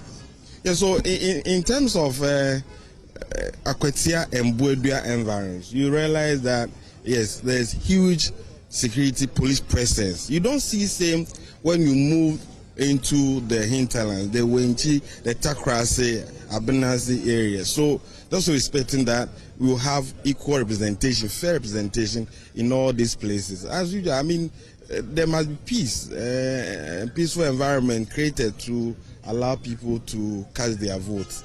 And the impression must not be created that it is only Buedua and Akwatia. What I'm not too unfortunately, I mean, I'm coming from Wenchi. Okay. Huge police presence. All the way on our way, we met police vehicles. You constantly are meeting police presence. There's peace around. Too much of the movement on the road. Buedua and Akwatia is also a busy town, and so if we are not careful with some movement, it could create other problems. We expect everybody to be professional in his or her conduct. That's what the New Patriotic Party is expecting from all stakeholders, including you, the media, to make sure that tension is controlled and not unnecessary comment from people that will jeopardize the peace we have. What are you picking from your eyes in the other areas? Well, I think election started from all police stations so far. Yeah, for the 3 polling stations I've been, elections have started. When I started, they were setting up because they must start at 7, and they couldn't have started when it wasn't 7 a.m. So for those 3 polling stations I've visited, yes, I'm appreciative of the setup.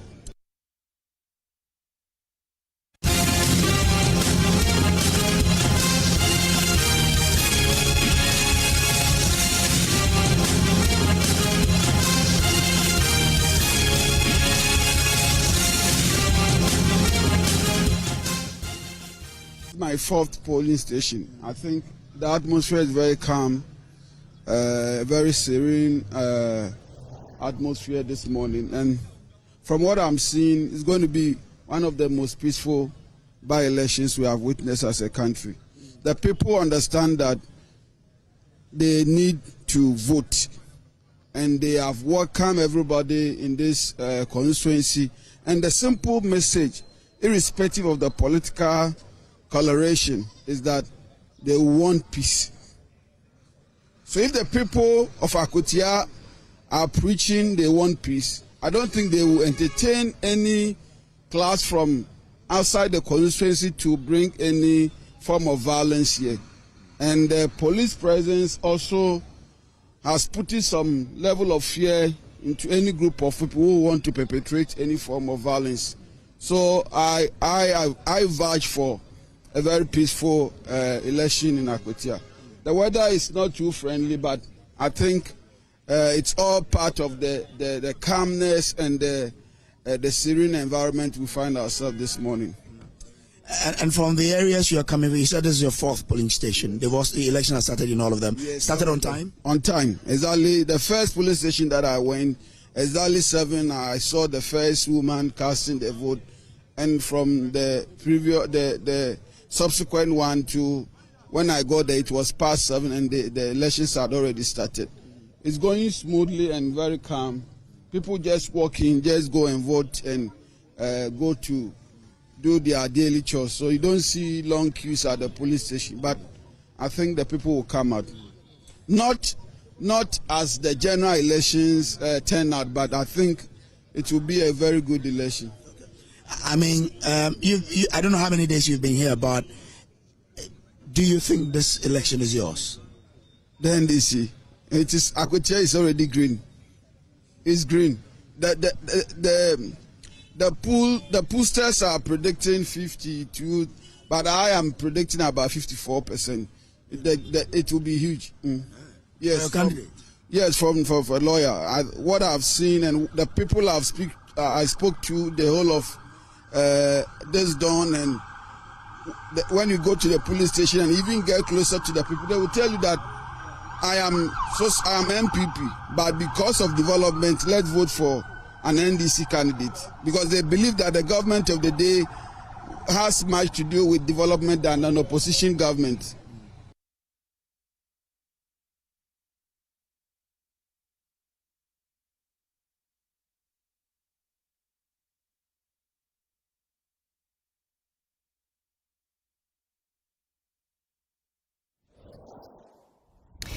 This is our continuous coverage of the Akwatia by-elections, and this is the election headquarters. Now, joining me in studio to continue the conversation that we've already started is Dr. Ishmael Norman, security expert. And surely you may have seen earlier during our coverage that there has been some, I like to use the word skirmishes so far, especially at the security-wise. And Doc, I don't know if you've been following from the time that polls started from 7 a.m. It's a little past 12. Considering the fact that we had our conversation about election violence from 2024, just recently, 2024, and watching a by-election in 2025, are you surprised how the securities have handled situations so far? Amifa, thank you. I think the Ghana police has done very well. And the small skirmishes should be expected, because wherever two people have met, there's always tension, especially during moments like this. So I think so far we should be hopeful that nothing bad is going to happen. But we cannot just let it be like that, because it's costing Ghana a lot of money, millions, just to deploy 5,500 policemen and women, not even to mention the other security agencies, because the lead agency is Ghana Police. And to them alone, when you look at the unit cost, I did a very quick calculation for 22 days that they have been deployed since the August 13th up to today, 22 days, even if they are spending 200 cedis to feed each person a day, multiply that by 22. If whenever people are deployed somewhere, they get incidental. And so some of the stuff that I came up with, I was quite shocked when I was doing the estimate. So every single day, we're spending about 1,100,000 to feed 5,500 people. The incidentals for 5,500 people at a price of about 170 cedis a day, we're talking about nothing less than 20 million. The feeding cost is about 24.2 million. Miscellaneous for the two is 2 million. The total of that, just because I've been in hotel business for a long time in this city, in this country, normally a hotel would charge about 200 cedis per person. That's why I use that figure. Okay. That comes to 47 million just for the police officers alone. I have not even tackled their supervisors and their per diems. When you look at that and you put all of that together, we're talking about 53 million. When you add other things to it, it is not a joke.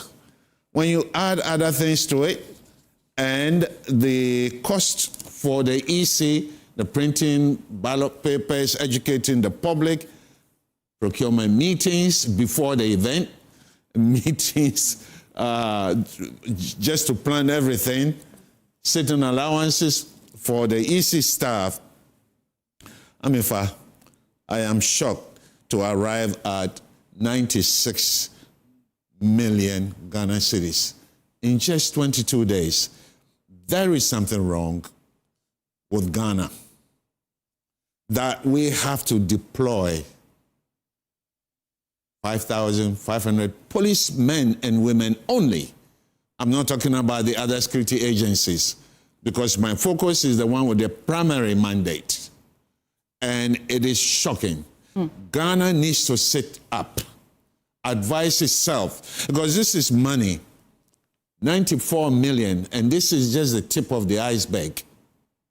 Doc, I will take our viewers on ground where my colleague Kujabri is engaging with some voters, and then we'll come back to this whopping amount that you have just drawn our attention to. We don't know the reason. But you should have asked why they saying they won't come out. That's why I said we asked them.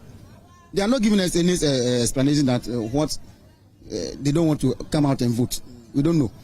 And what I have observed is that I think the security, people fear to come out and vote. That's what I think. Because of the police presence? Yes. The security is too much. But that should give them assurance.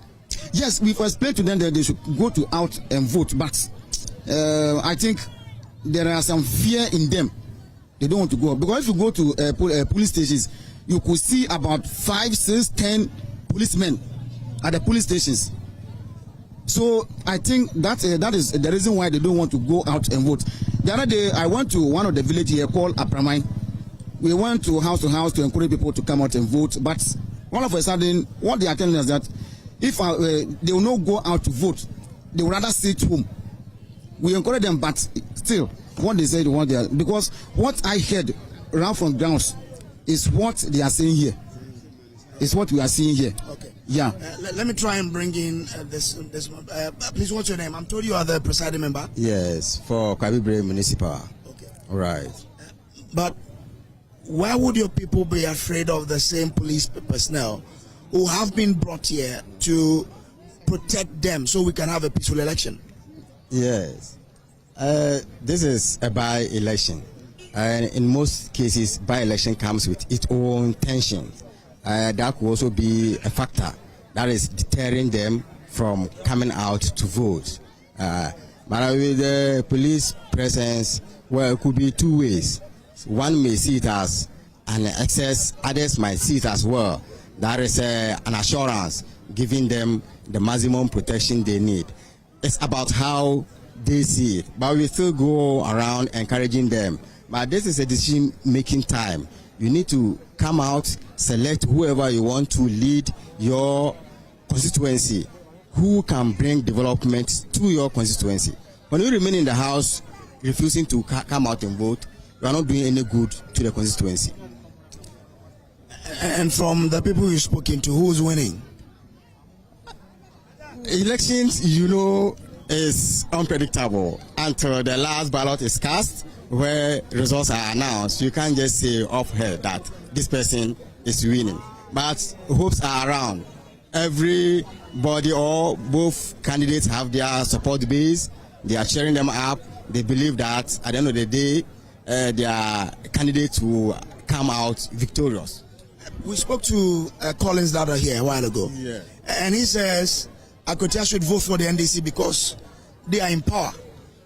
I think when he makes that analogy, it is in right direction.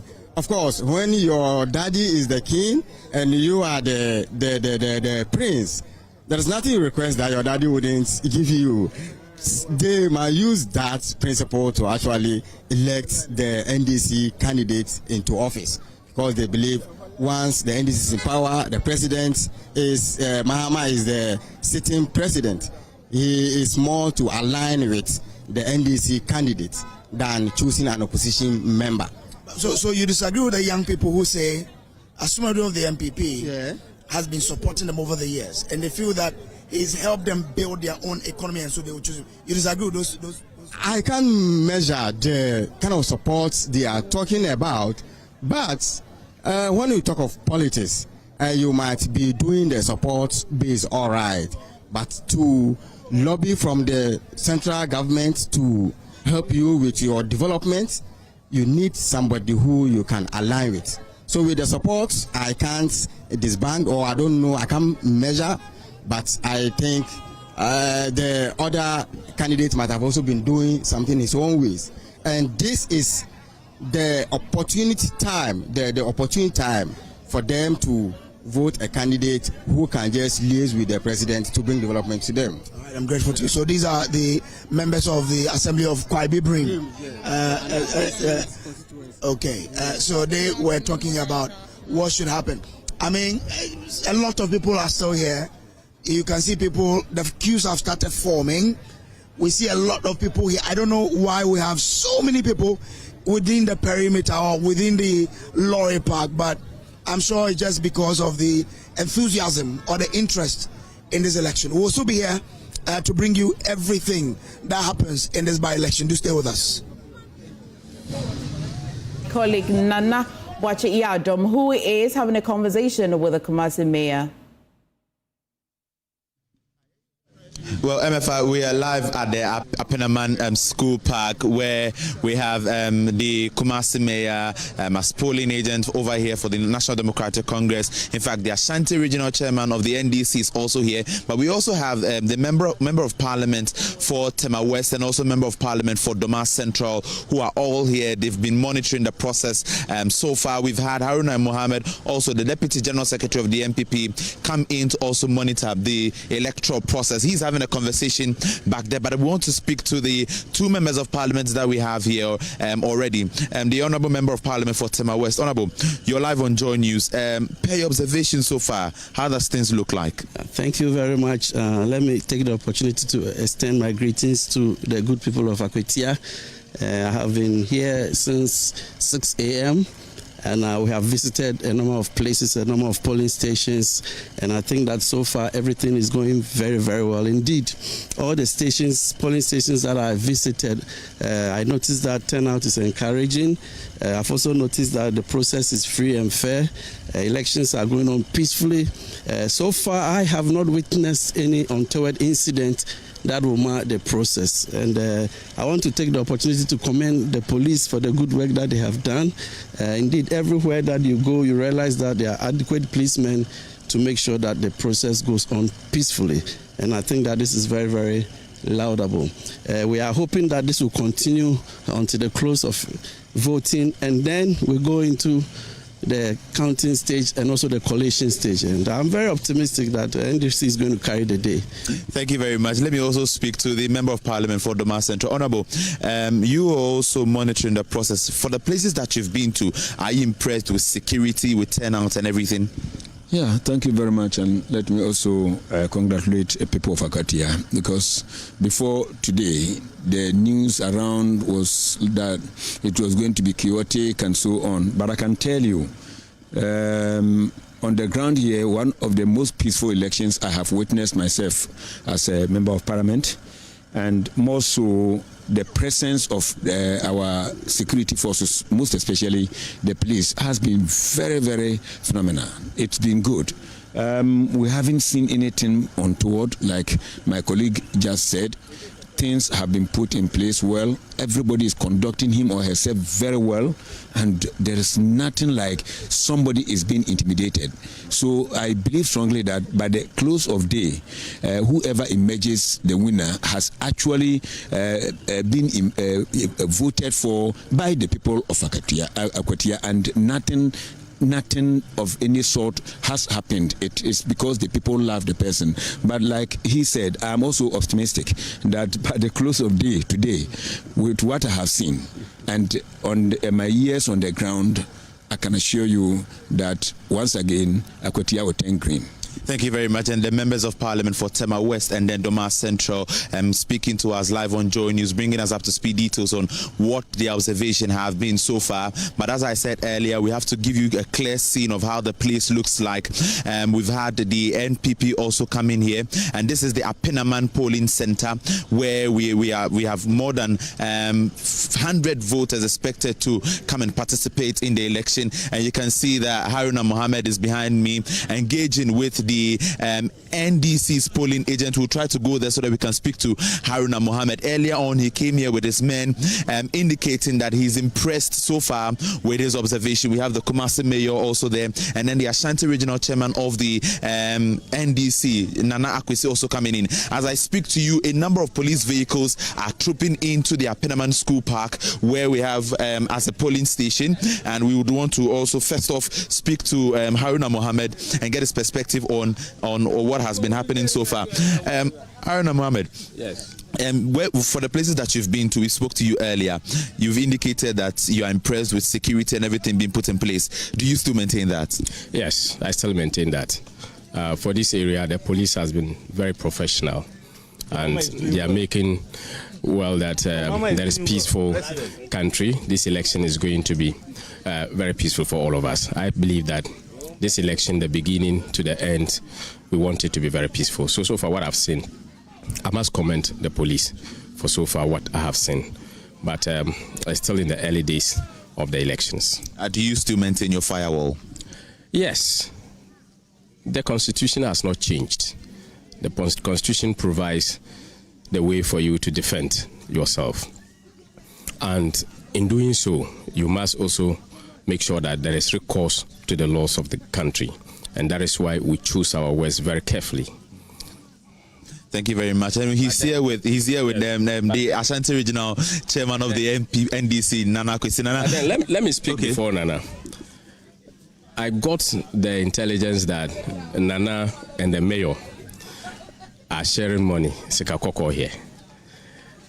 And you know, the CI 127 frowns on sharing of money. I came, he actually called me. I went to inquire. He called. Nana is here himself. Yes, that's why I want to say it before Nana comes in. And Nana said that what we did to them in Kumawu, that's what they are doing. And I didn't know what we did in Kumawu. He's from our stronghold. When we win, we develop Akumasi more. And I believe that Nana will not do it because he just told me that he won't do it, but I don't know whether he will continue to do it. Nana, this is the Ashanti regional chairman of the NDC, Nana Akwesi. Nana, he's just accusing you right here while you are seated here that you are sharing money. Is that what is happening? Do you know one thing about MPP?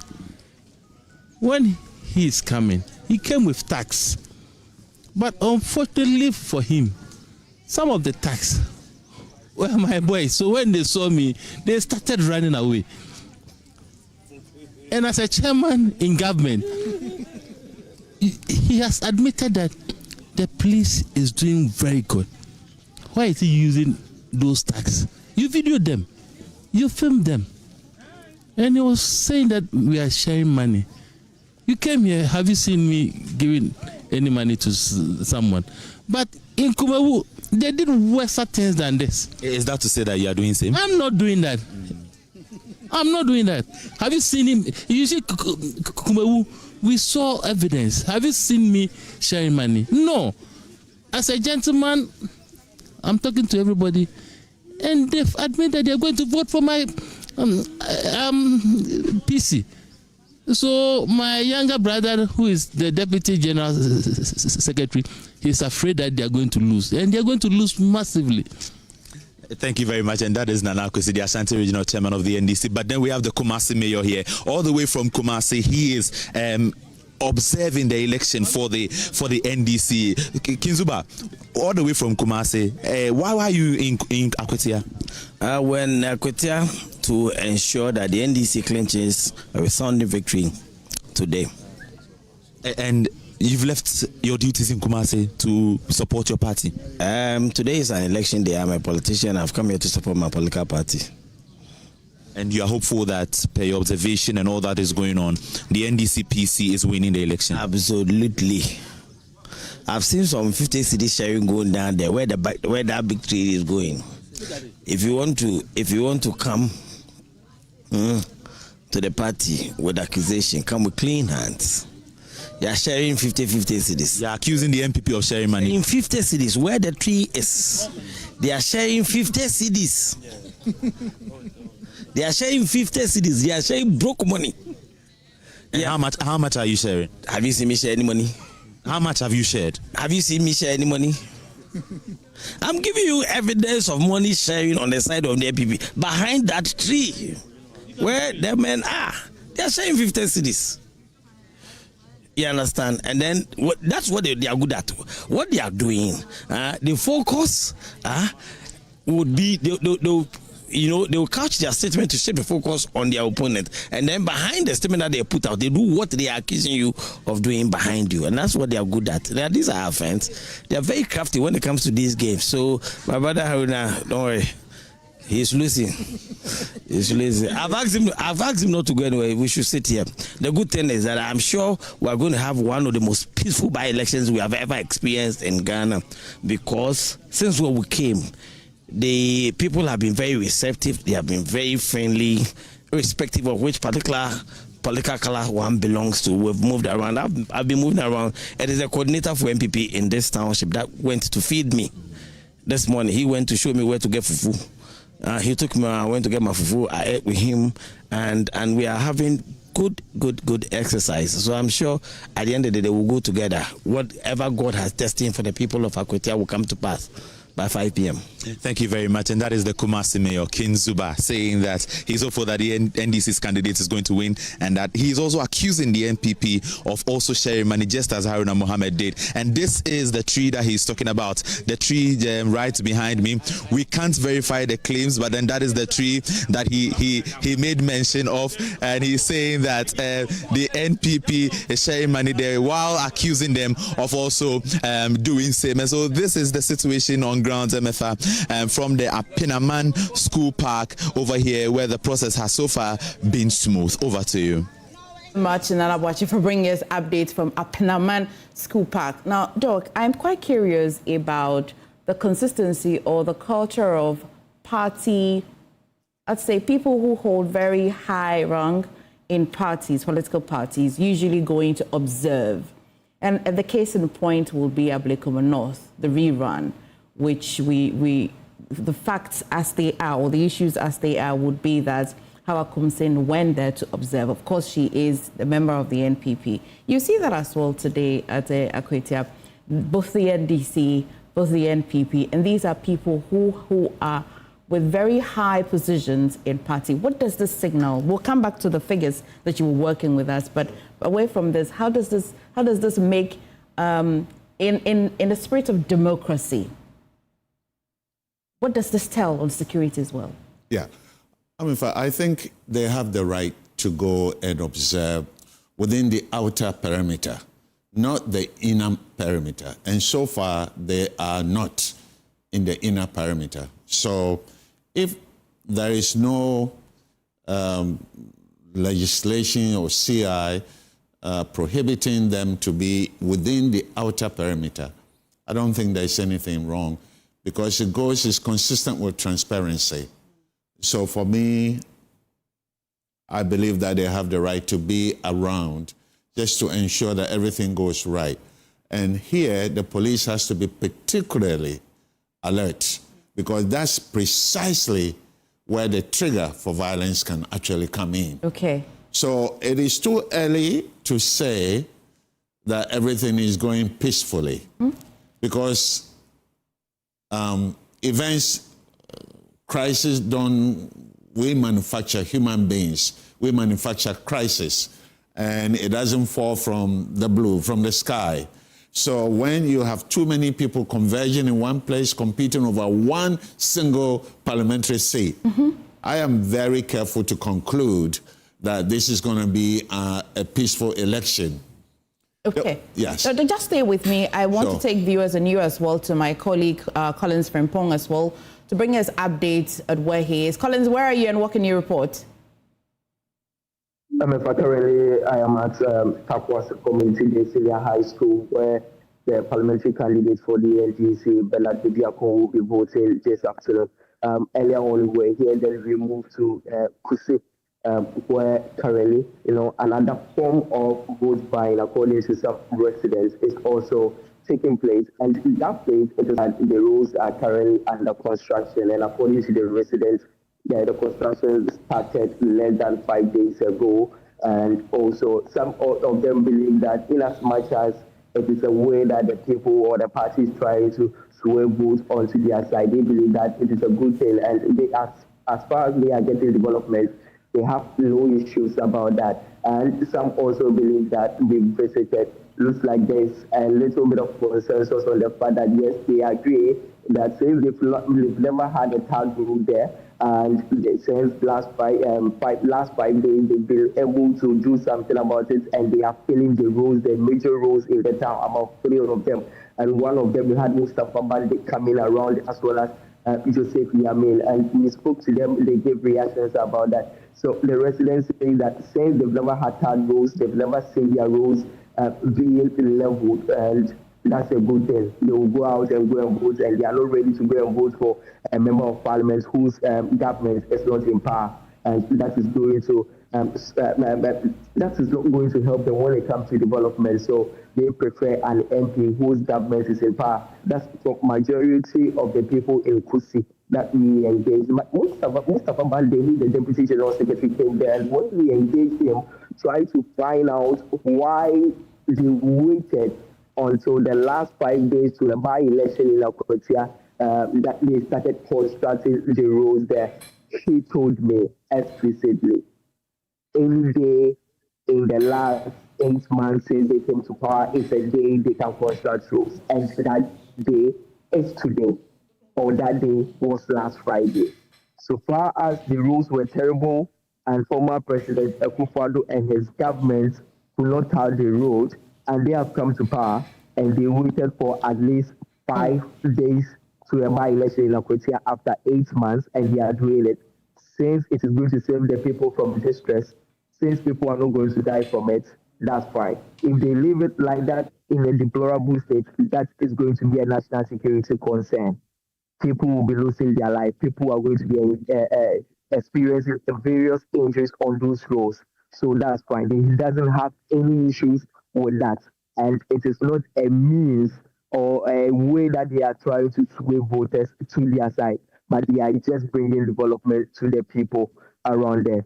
And also, we talked about the fact that vote buying is also ongoing, or some people claim, we ourselves, we've not seen areas that people are sharing money or something of that sort. But some of Mustafa Bande, he himself, and Joseph Yamin, and other NDC top officials present there as their security. Mustafa Bande himself separated an issue that was ongoing because some of the residents were accusing an MPP's officer over there for sharing 200 cedis. Myself, I didn't see any amount of money that was being shared among people there, but Mustafa Bande separated them, and the NPP guy, we spoke with him, and also he denied sharing any amount of money, and he accused the NDC that is some sort of tactics that they are using in a way to just disrupt the process there. As they came, then they are accusing them, then they will also be doing something and the place will be chaotic. Then they will pass back behind them to do something like vehemently that nothing has been happening. But when it comes to security in the area, Takwasi, where the NDC's candidates will be voting, polling stations, and where we are currently, Takwasi Day Senior High School, the polling station where we are expecting about 440 people to come here and come and vote. After the last 30 minutes, when I went to the issue official to speak with, to engage, the information that I had was that only 116 people had come to vote. Okay. Very low turnout so far. Okay, Collins, that's some good updates from your side. I'll take you back to my colleague Samuel Kojo-Brace, who is having a conversation with Ernest Adamako of the Okankwe South Constituency, Member of Parliament.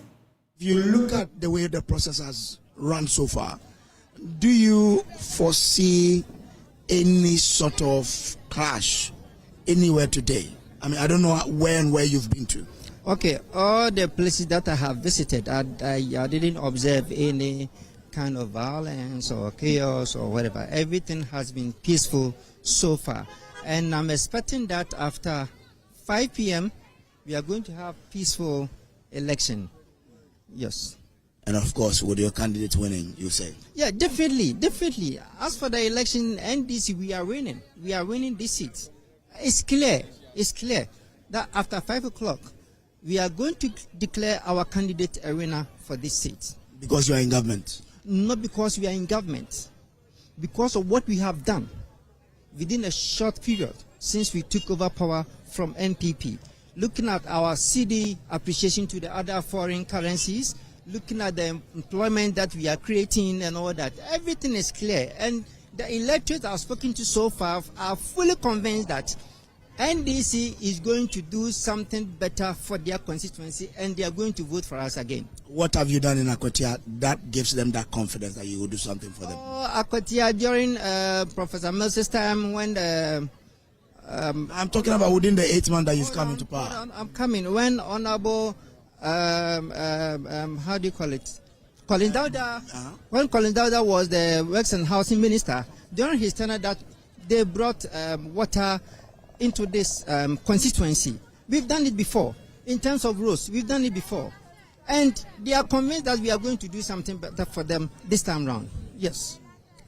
All right. But what about the police presence? What do you make of how the police is so present at this particular, process that we're seeing throughout the constituency? Okay. They say prevention is better than cure. Things that has happening in the past, in by-elections that we have seen, we don't want that to happen again. The police are here to protect us, lives and properties. If you don't have any bad intentions, why should you be afraid of the police? They are not armed. You can see them. They are only observing. And they have their men in place. In case of anything, they will just come in, they will call for reinforcement. For me, I think they are doing a good job. We should encourage them. Yes. Thank you very much, sir. Grateful to you. So that's it.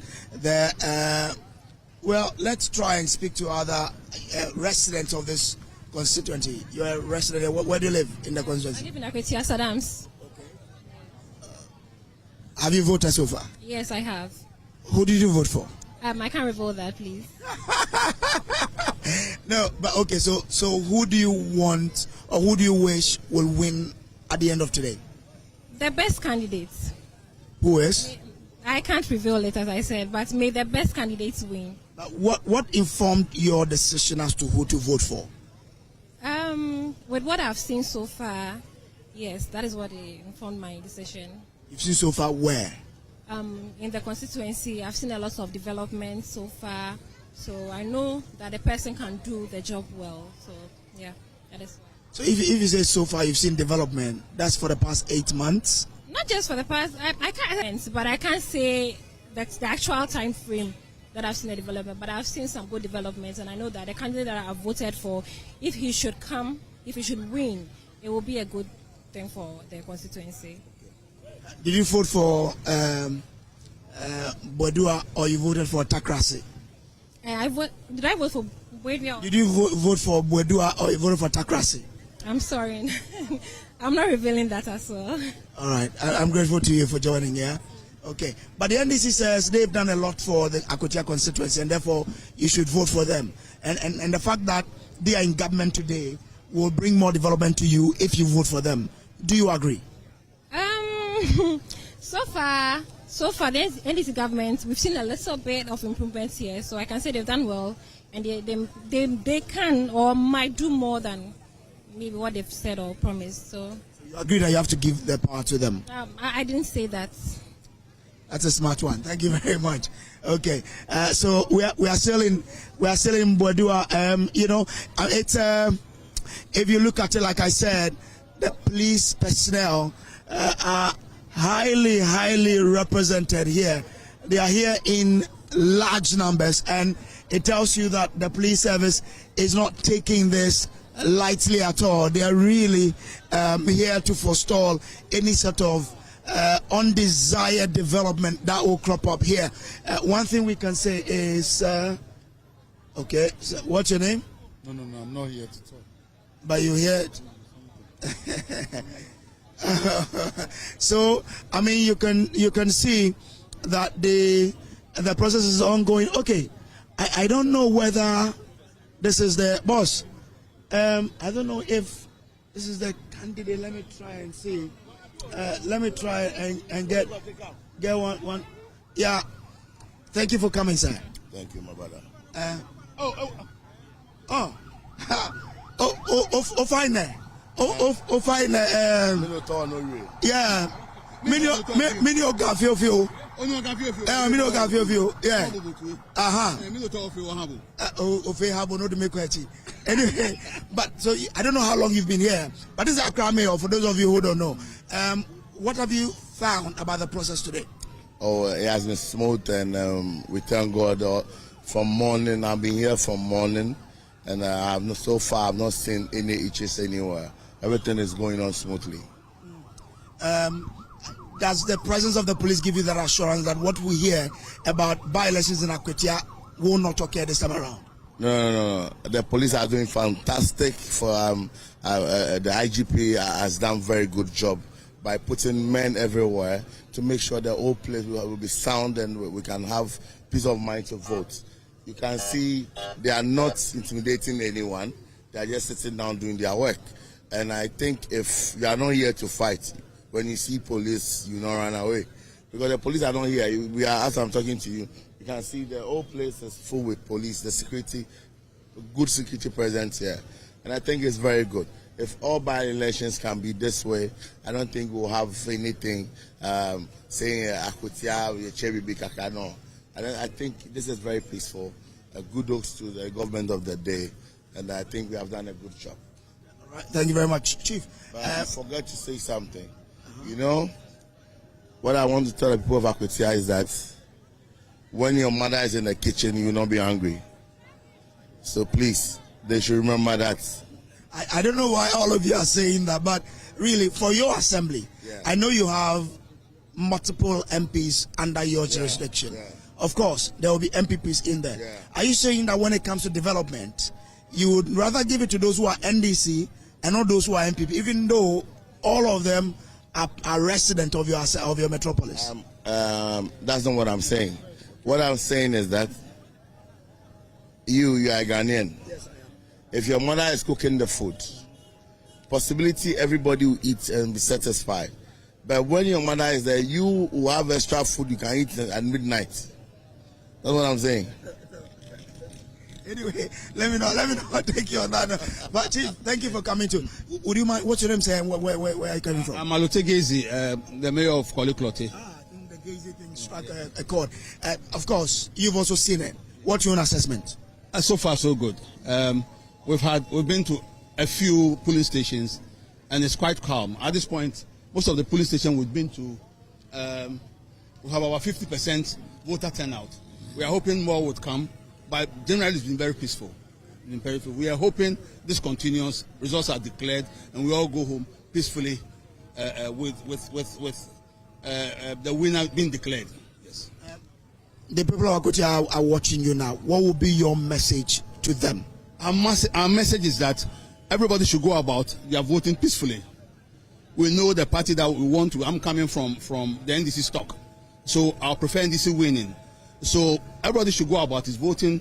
We should vote quietly and move to our homes. 5 o'clock we come, they declare results. We are happy. We move to our home, and life continues. 5 o'clock we win. That's what I'm saying. Yeah, I'm saying, like I said earlier on, I come from the NDC stock, and we want NDC to win.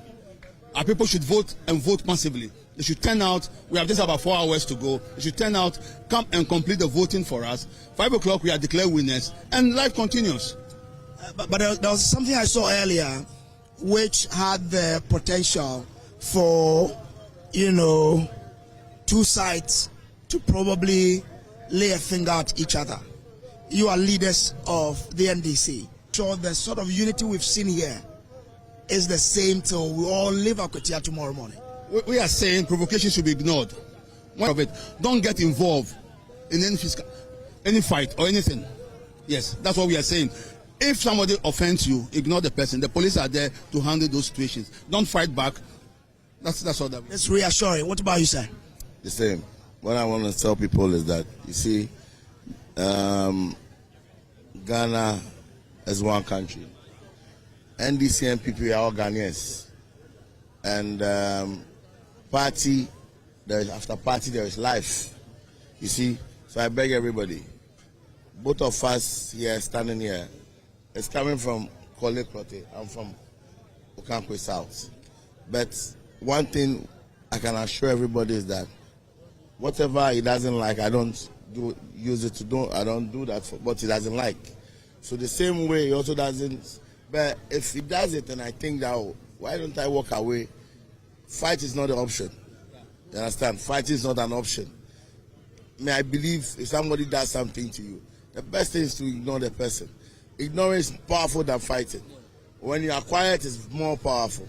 So I beg everybody, let's live in peace. We have only one Ghana. And God bless us and God bless Ghana. And God bless the AMA. Okay, all right. So that's the mayor of Accra. This is still our coverage of the elections here in Buadua, in the Akwatia constituency. Well, let's still speak to some more people here who have also been here monitoring the process. I've seen you going about watching what's happening. What's your name? Where are you coming from? Yeah, my name is Azubila Emmanuel Abdul Salam. I'm the Executive Secretary of Anchoring Democracy Advocacy Movement Ghana. In short, it's Adam GH. Okay. And we have been here for the past 4 days monitoring the exercise.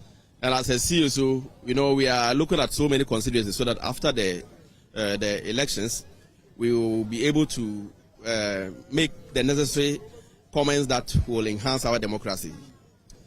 And for what you've seen so far, what's your overall impression of the processes? Yes, I think the process is smooth. I think I will also applaud the Electoral Commission for the work they are doing. But what I'm looking at is the police presence seems to be too much, and that is intimidating voters from coming out to vote. We interacted with some parents, and a mother told me that my children are home, they are all voters, but I'm going somewhere. I will not allow them to go out with this kind of police to go and vote. I don't know what will happen to them. So I'm not home, so I can't allow them to go and vote. And we asked, what about herself? She said she is going to Asamankese. When she is back early, she will vote. But to ask her children to come out to vote in her absence, she won't do it because the security presence are too much. These are genuine concerns that I believe civil society organizations and you, the media, we actually need to look at it and also advise the police that next time they should actually prioritize on the intelligence gathering other than police visibility. 5,300 police for one constituency. It is too much. Is that not because of the kind of tag or the kind of by-election we've had before in Akwatia? That's why it got the police to decide, let's descend on Akwatia with this number of people. Yes, we have witnessed what happened at Ayawasu West Wagon. We have equally witnessed Asin North by-election, and we witnessed the recent one, Ablekuma North. But what we are saying is that police work should be more of intelligence. Identify certain flashpoints and certain people who are posing threat. Somebody like Howard Kumsin. If you see Howard Kumsin here, you don't need a soothsayer to tell you that this lady is likely to cause chaos. If we see Azoka, this morning I got to a place where Azoka and Master Wudu of MPP, they are all vice chairmen of NDC and MPP. And Azoka slapped Master Wudu when they were having hot argument. All these things, the moment you see these two people together, we know Azoka, when he moves with his boys. And we know Master Wudu to be somebody who is a loose talker. He talks anyhow and he threatened violence. I think one of your media stations, he actually pulled their camera down. Is it, I don't know whether it's Joy or TV3. Yes. I mean, so the point is that the two of them are here, nothing has happened. Why should?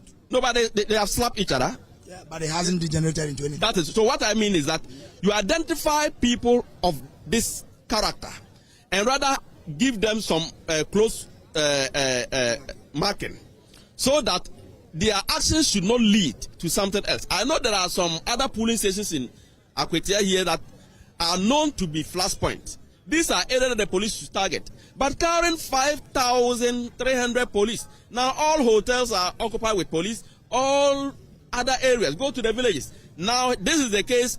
People are afraid to even ask their children to come out to vote Look at the vote turnout. This is almost the 10th polling station, voting center we have visited. And the turnout is low. Why? Because people are scared. They are in their own town and they saw police all over. They saw strangers. And, they will be scared. So I believe I equally share the concerns of some of the parents who refuse to allow their children to come out to vote in the absence of them. So I believe next time the police can also improve on this aspect so that their presence or their actions should not just resolve violence but intimidate people from coming out to vote. Right, I'm grateful to you. So we'll still be here to gauge the mood of how the processes are going. We have two sides, this polling station and the other one there. We will be going there to bring you how the voting is in all of these polling centers. So do stay with us here on your election headquarters for us to bring you everything that is happening here in Akwatia. Of course, Kojo, they will stay with us here at the election headquarters. Now, joining me in studio again is Bernard Mona. He's leader of PNC. Thank you for joining us in studio. Thank you, madam. Have you been observing from home, maybe radio, TV, and what's your assessment so far? First, let me issue that when I said, sweetheart, I was warned. That's inside story. Inside story. Yes. Second, let me say that I've been monitoring both in my car and in the office, up and down. I'm not so much impressed about some of the disgusting situations, but generally speaking, I think that everything is going on well. There is certainly no doubt that in any elections, you cannot expect 100% incident-free. But with our democracy at this stage, I do not think that what we are witnessing should in any way happen. I just watched the portion where the people from Accra are in Akwatia. They have work to do in Accra.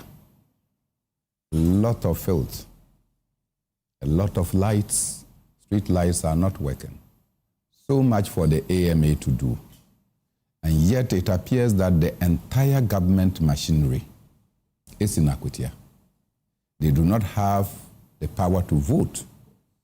They have been staying there for more than 4 days, as I'm told. To what end? To what end? So it is the presence of people who are actually of no use in the constituency that is fomenting the trouble. And I'm sure that if you listen to all these hotspots, the people around which these violence are surrounding are people that are without Akwatia benefits. Alhaji Masood Bugabuga is not going to vote there. Alhaji Sofo Azoka is not going to vote there. Minority leader is not going to vote there. And so you can see that it is not the citizens of Akwatia, the voters of Akwatia, that are actually the problem. But it is the people that transported themselves, imposed themselves, and want their will to be done as against the will of the people of Akwatia. That is where the problem is. Is this very peculiar of by-elections, or that's just the character and nature of our elections? Well, because by-elections are just a one-off event, and because they are also limited in scope, right? Everybody can gather at one center. You expect this kind of thing to happen. If it is a general elections, everybody is busy trying to secure your polling station, trying to secure your constituency. You will not be able to move from Greater Accra and go and say that you are going to concentrate in Akwatia for the benefit of Akwatia votes. You must maximize the votes in your area before you can start thinking about how other constituencies are doing. But because this is just a limited thing, just 119 polling stations, and look at the resources we have marshaled to Akwatia. Now, I heard the CEO of Adams GH talking about 5,300 police. That is not the end of the story. It is the 5,300 police and the number of days they would have stayed in Akwatia. Which I think Dr.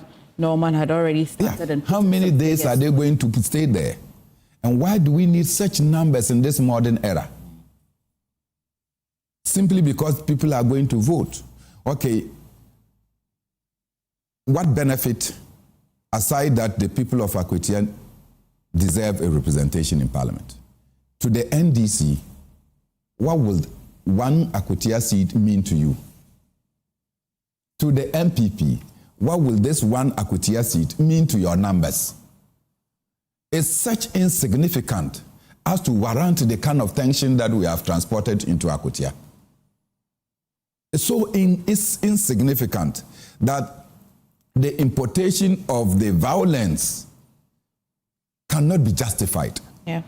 It will not change the dynamics and the equation in Parliament as to whether you are a minority, either mighty minority or whatever, micro minority. It will not change. The numbers will be the same. You will not be able to influence the dynamics in Parliament. And my brothers in the NDC, I overheard John Mahama at a point, President Mahama.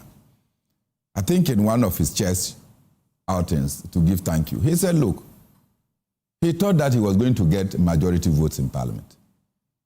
But he got so many that he doesn't even know what to do with them. And he got the so many without Akwatia. So what is all this hue and cry to show what?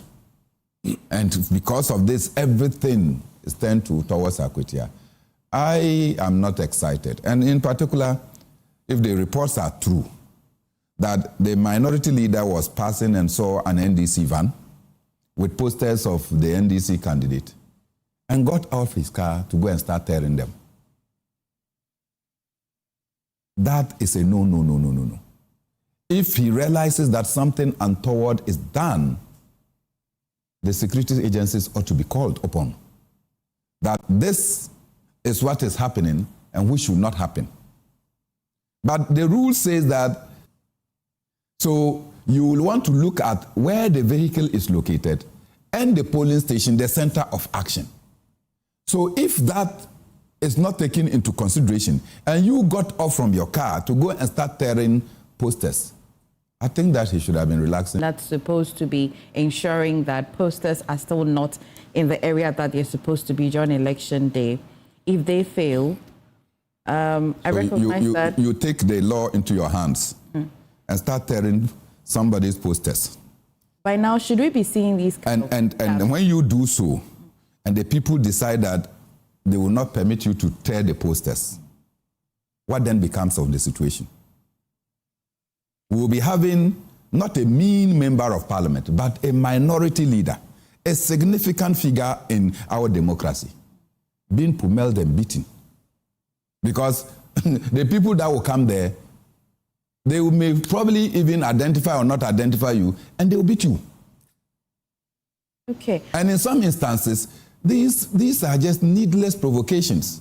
We can handle these situations with more tact, more maturity, and understanding of what democracy is all about.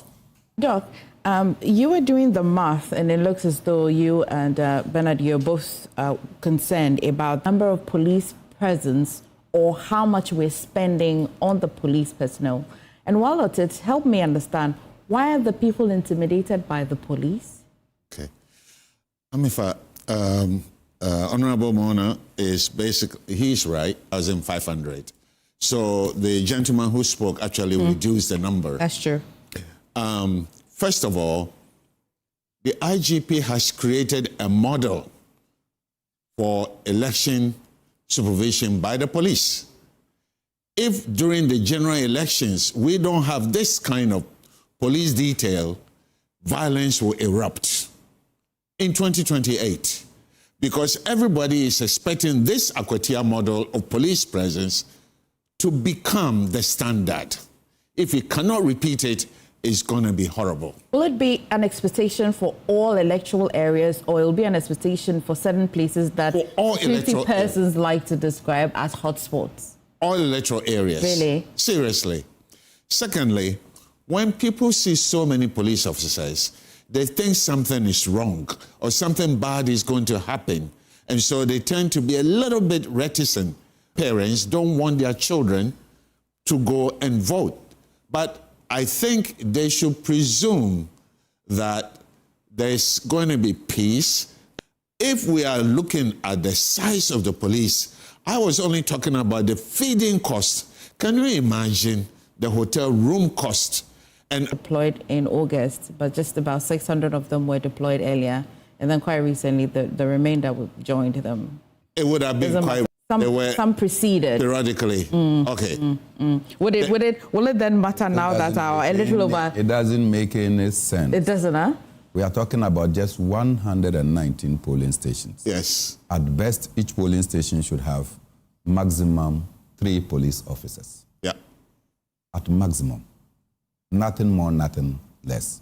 At a minimum, 1 police officer should be able to stand there with others patrolling. What is it that will warrant this humongous number of police personnel at the place? Certainly, it is because of what took place in the rerun of the 19 polling stations at the Ablekuma North and the nasty occurrences. And also some of the intel that we picked, that some political parties were mobilizing tax over 4,000 to invade Akwatia. And if you picked those intel, it was important for you to act upon them.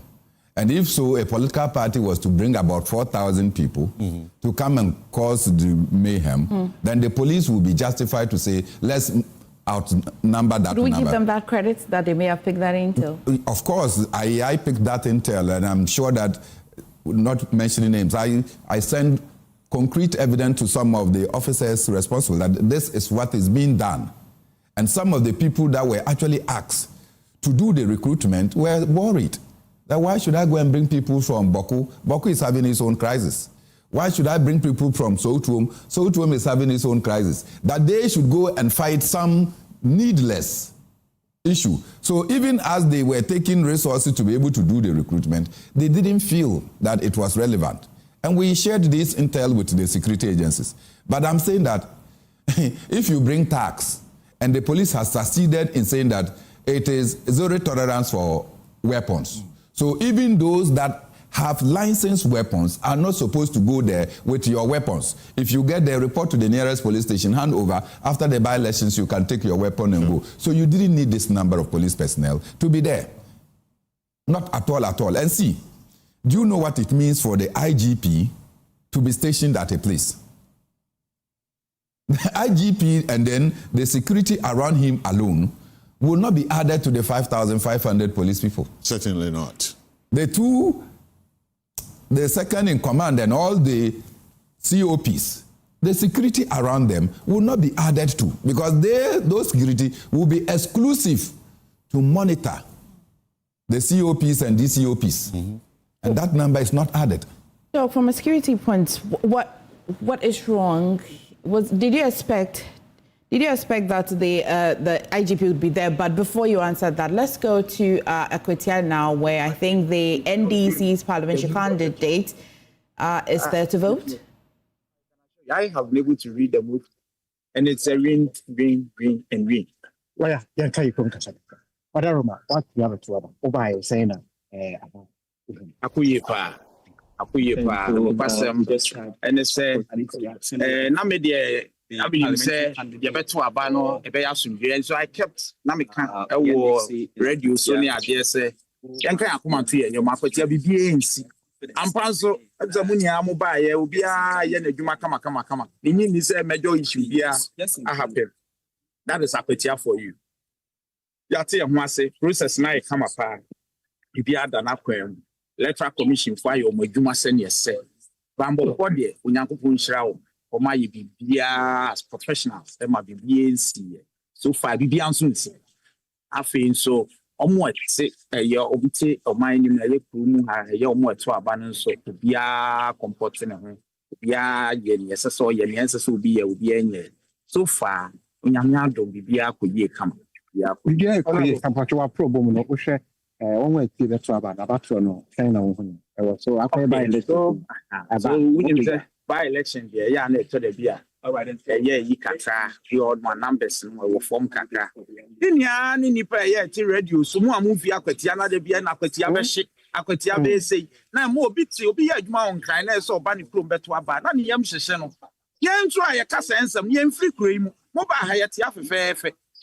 Mo and so sabe uti radio so na nche ha eno na ama ebi no abo hu a ya fra bi ebi say yate ye beba ebi nam kwan so ya bom pai so mbetumi aba bebi ni nya ye sia de ma ye abe abato onye bibia bi a ense ntokwa anabasabasa esi ya adwenkyere ye wi a oman no bekoso akọ ni esese ekọ ni obedi nkunim ye ni ebe cha na chi eye politics ni eye ye pe ni obedi anim na obedi anim na echikafo no anazo mo edi wachiri ni ho biwa na why na odi eti so far no eno na ama ewo form kakra but the good thing is baby amemia strong ho no hu say abato mi fikusi ne takrasi ko he vote fi ho ba epija ti anoma indication mi tinam say agro we ma wo ma che so ukro mu a wo fi definitely wo be wo soro nti so ho vote no nkosra as asemato do kona say relatively no kaba election e bi anka obetumi anya 5 10 ba udu ho no 12 15 20 let's say at least you have an idea say ekuye ma what nti no so far nyame adom ekuye mi no abodi se ofu ho nyina kwan yi ni adwuma bi ko so ebi se identity na ye to abana yi kwan ho o ba from hantem a enye na ye to aba na sankomo no emua yo mo ani say yes no yo mahama ene ye ka se no ankodi chief justice report ye to by election ye jam mu oye na adwuma ene oti.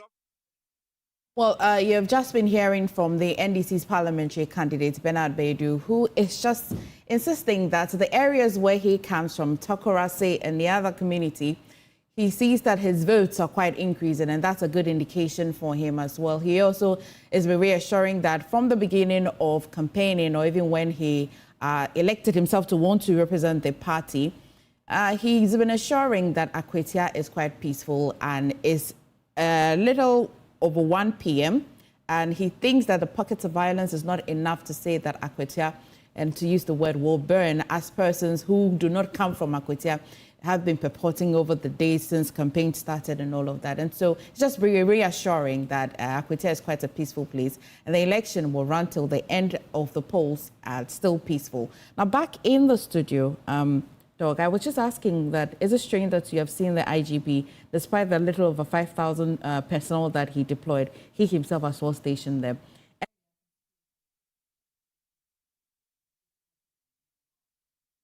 Now I'm hearing that all these 5,500 personnel were not needed. Top of it, he himself goes there. What does that even mean? There are issues. There is a positive side and there is a negative side. The positive side is that it's okay for him to be there and support his team. He's in a gather with his personnel. And I admire that about a leader who does that. But having said that, he has also removed himself from the overall safety and security concern of the rest of the nation, because he is the center of decision-making, critical decision-making, in security matters around the country. Right. So if you are concentrated in one spot, it means that other spots are not that important to you, even though they are equally compelling issues, security issues and safety issues. When you look at what has happened in Budgetary and other places, attention needs to be paid to those places as well. So for me, it is difficult to divide himself into two and be everywhere. And he decided that he's going to be at Akwatia. The model that he has created is very difficult to sustain for the future. Very difficult. It also exposes the country to greater risk. If I were a criminal gang, and I know that you have so many police officers in one place, you are weak in other places. It creates a security dilemma. You are strong in one place, and one place you are weak. Bank robbery, armed robbery, heist.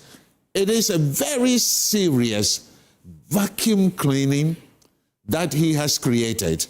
And we need to look at it very well, study it with his crew, and try to improve upon it if this is the way to go. If not, we're going to have serious problems in the future. Bernard, you're a politician. As we know, Parliament, NDC's got the majority. You've just been saying it here now. NPP as well. Now, what do you think is encouraging these two political parties to want to insist that they must win Akwatia elections, the seats by all means? What is encouraging? What are the motivating factors for NPP? And what's the motivating factor for NDC? Apart from an ego trip, I don't think that there is any significance for any of the two political parties. Seriously speaking.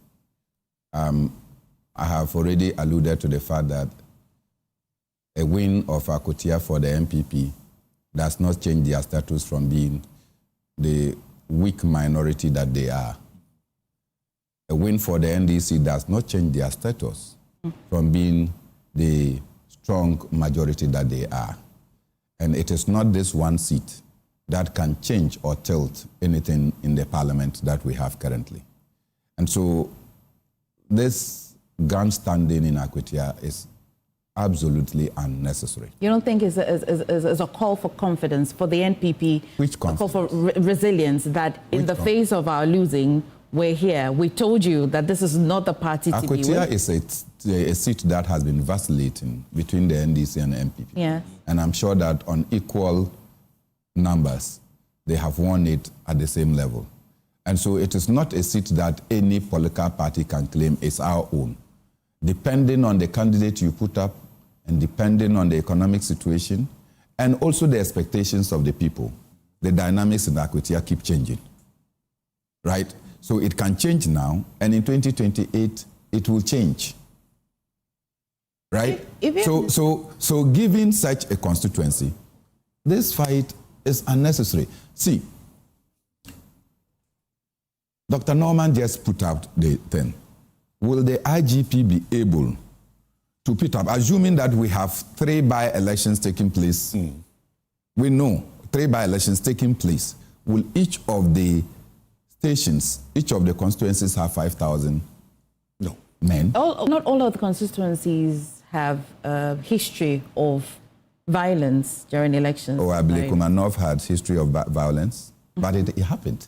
So you're asking, okay, well. Ablekuma doesn't have that history, but it happened.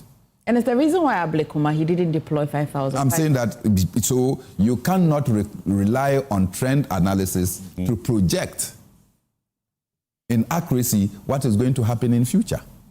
And so given that the fluidity of these issues will determine what will happen, how could anybody anticipate that a 3rd vice chairman of the New Patriotic Party and a 1st vice chairman, people at the pinnacle of leadership, will go and start exchanging blows?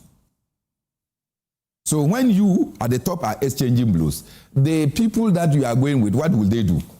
Continue. What will they do? What will anybody think that the minority leader will get down from his car, walk and go and see a poster and start tearing it? How do you expect the people around you to react? And so the IGP has been soft. He spoke tough, but he's been soft. By now, I shouldn't be seeing him and Alhaji Mashood exchanging. As soon as we got there, oh, you were the people fighting. Go and relax in the Black Maria. So they take you to go and relax in the Black Maria, carry my brother Azoka to the Black Maria, carry the minority leader to the Black Maria, things would have settled. Then everybody will know that it doesn't matter your standing in society, but if you become a center for violence, the IGP will act. But they are working, they are still there. I see them talking. So what it means is that we are looking for other people rather than the creme de la creme to get them into the Black Maria. When you do that, you are not giving confidence to the system that you yourself have put there. Look, are the people of Akwatia, the young people, are they aware that the most important natural endowment for them is diamonds? Are they aware that the state-owned diamond company, the Great Consolidated Diamond Mines, has been sold? Are they aware that their source of livelihood has been yanked away and auctioned to private interests? So if they are aware, and they reason with me, then this by-election, probably, they should have been sitting somewhere and just watch people come from Accra, come and walk around and see whether your walking around will translate into the vote. Because see, we elect so that we'll be able to improve our lives. We do participate in these processes so that we can get better services. And I have said time without number that for some awkward reasons, anytime we do elections and put in leaders, they come to tell us that the IMF says that we should reduce the number of people that we have employed or we are employing. For some reasons, they come and tell us that the IMF and World Bank say that the state should sell off things that can bring them revenue and hang on to things that will give them expenditure. Check the list of things that the state has sold out. They are those that could bring revenue to finance the expenditure of the state. Back to Akwatia. The election in its entirety is not necessary. No, because if you go and do elections and your economic situation is worse than before, why did you struggle to be in the elections? What then should happen after the demise of NSD Alkumi? I'm saying that aside having a representation in parliament, what else do you get? In any case, this is a direct attack on our democracy. You go to parliament and then your parliament is in the whip system. Even when you have a different opinion, the whip system says that this is the position that we hold.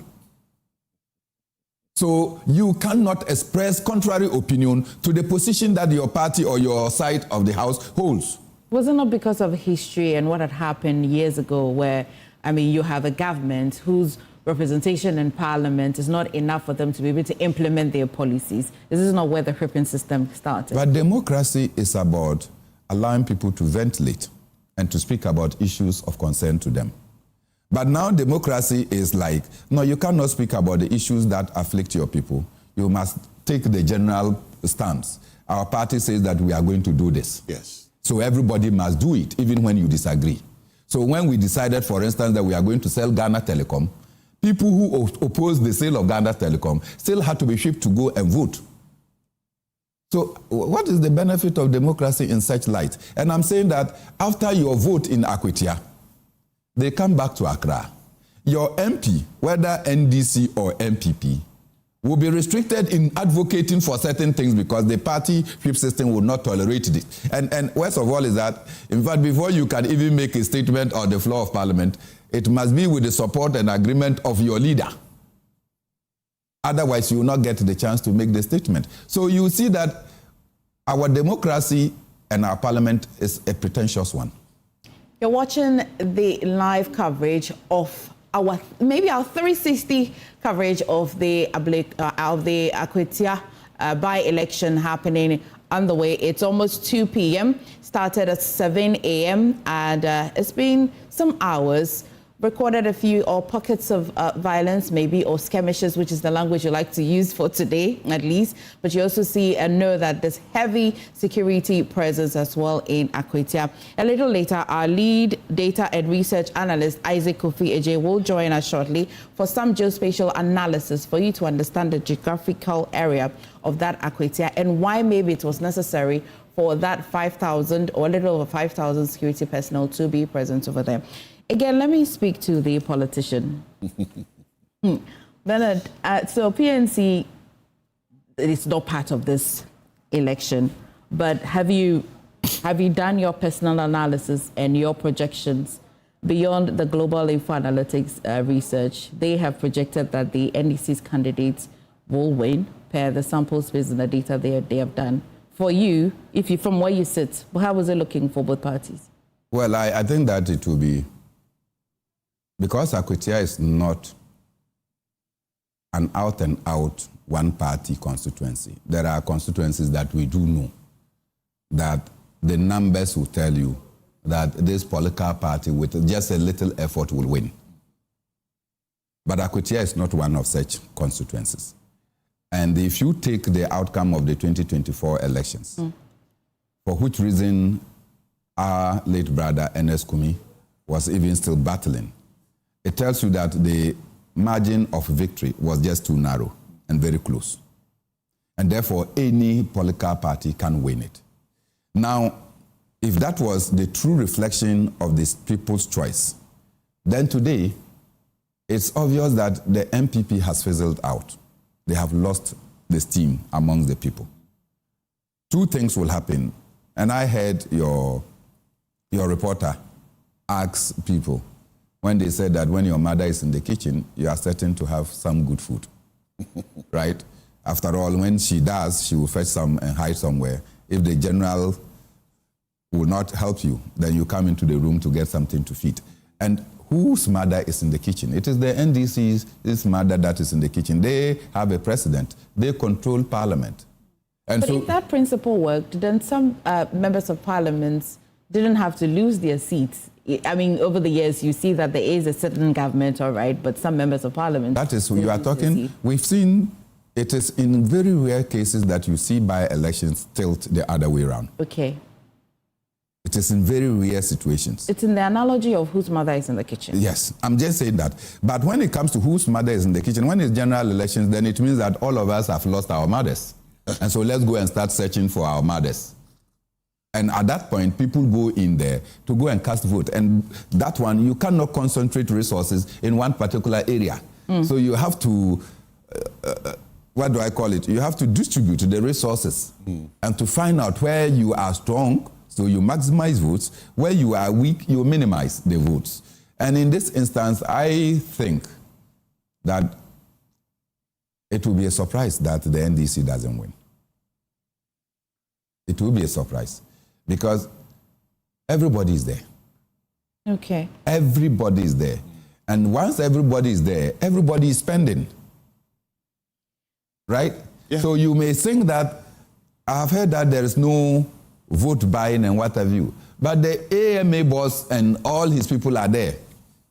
They are supporting and tipping people to go out there and vote. That may not be the official party stance, but they are spending. CEOs of almost all the state institutions are there. Yeah. They are spending. Will the MPP have the same steam? No. Okay. But Doc, yeah. I also think that, just in support of what Honorable Mona has said, the political capital and social capital of President Mahama is so huge at this moment because he's still in a honeymoon period and he's doing very well. And because of that, these factors will propel Bernard Bediako to victory. If he doesn't win, like Honorable Mona has said, his namesake Bernard is going to win, and if he doesn't win, then we will all be very, very surprised. It is also a validation exercise for NDC to see whether the programs that they have launched, the people actually are in support of it. And if MPP wins, if Solomon wins, then NDC have to sit up. What would that mean? What would that mean? It will mean that people are not in support, not in alignment with the programs of the NDC. But so far, NDC hasn't done anything that will make people reject it. And so for me, this validation has to happen to give more confidence to the government, to the operatives within the party to work very well. Even though we see a little bit of cleavages happening within the party because of appointments and friends and family kinds of appointments that are happening, they need to correct that. Because if it continues, some of the foot soldiers are complaining they are being neglected. But they are also, NDC government is also creating jobs for the youth. So you see, it's one side down, one side up. Today is up, today is up. So it's very, very difficult to make a conclusive statement about where NDC's acceptance is right now amongst the populace. Okay. This is a validation. Let's stay with the security part. I mean, now everybody says that it's been relatively peaceful, it's been okay. I like to think that it's usually when the counting starts And then a part would say that, well, usually this area we should be winning, and the numbers are not adding up the way they expect. This is where you suspect that pockets of violence will start. This is where you have history of ballot snatching, people, which actually happened here in the same constituency in 2009. I know. Yes, and so at this point, I see that the police are quite calm. Do you expect this level of security adherence when we start counting? I think if there is an incident of ballot box snatching, the police has already done the simulation exercise. What I don't like about that simulation exercise is making it available to the media and to the public. The public doesn't have a right to know the strategy and the tactics of the police for a particular intervention. Having made it very clear to the public, now if I wanted to snatch a ballot, I know what I would do. I know how to misdirect you because I know what your strategy is. I know what your tactic is. So I believe that the counting phase is probably the most tense, the most critical moment, irrespective of the 5,500 police men and women on duty at Akwatia. There are still loopholes that somebody determined, a group determined, can actually sail through.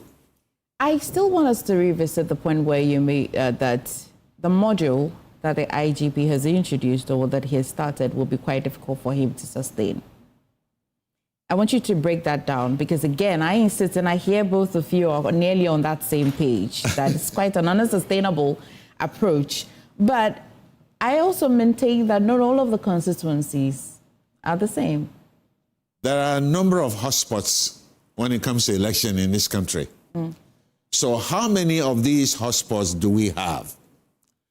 And as we get towards 2028, more hotspots will erupt because of the finality of having power and making decisions about equity, job distribution, status enhancement, and all of that. If government doesn't improve job creation, the more hotspots will erupt. And when it does, if we have 50 hotspots now. Doc, please stay with me. We'll visit the hotspot conversation again, but I'll take our viewers back to Akwatia, where my colleague, Blessed Soga, is engaging some voters as well. Guys, everywhere, you can attest to that fact. I have not seen any MPP team going around. The only thing I saw, few guys coming to create confusion. Some of their leaders came ordering that they should pull off posters and pictures and things, which is not necessary. We came with a message, the reset agenda message from JDM, development program. We are now realizing that there's big awareness in the country.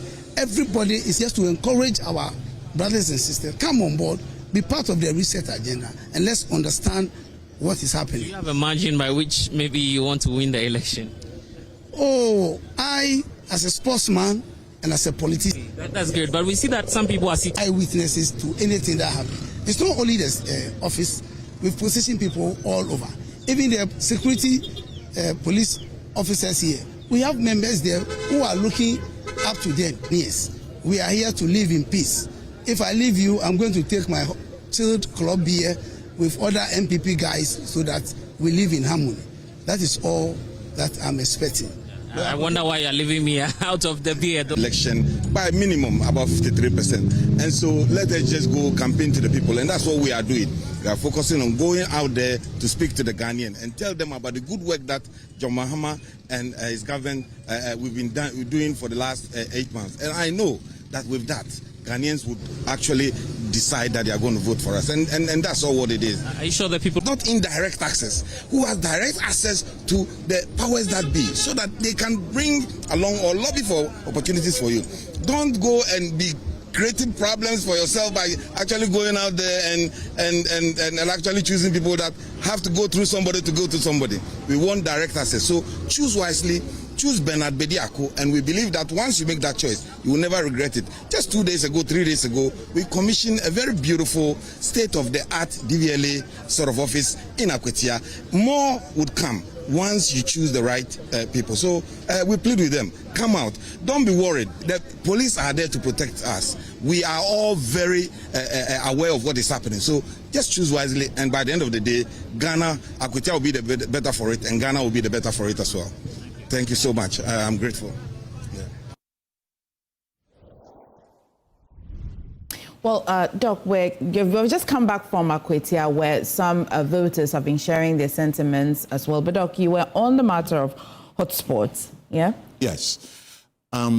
It's a dynamic idea in security and in crime, election related violence.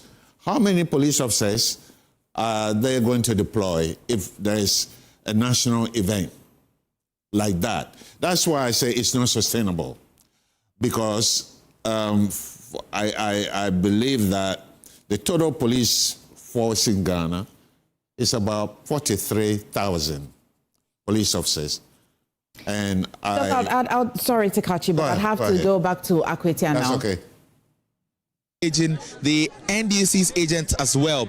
Earlier on, we spoke to Haruna Mohammed, who is the Deputy General Secretary of the NPP, indicating that he's impressed with the process. Samia Uku himself is also here, and we are going to interact with other people over here. But then this is the Apenaman Park, where we have more than 100 people coming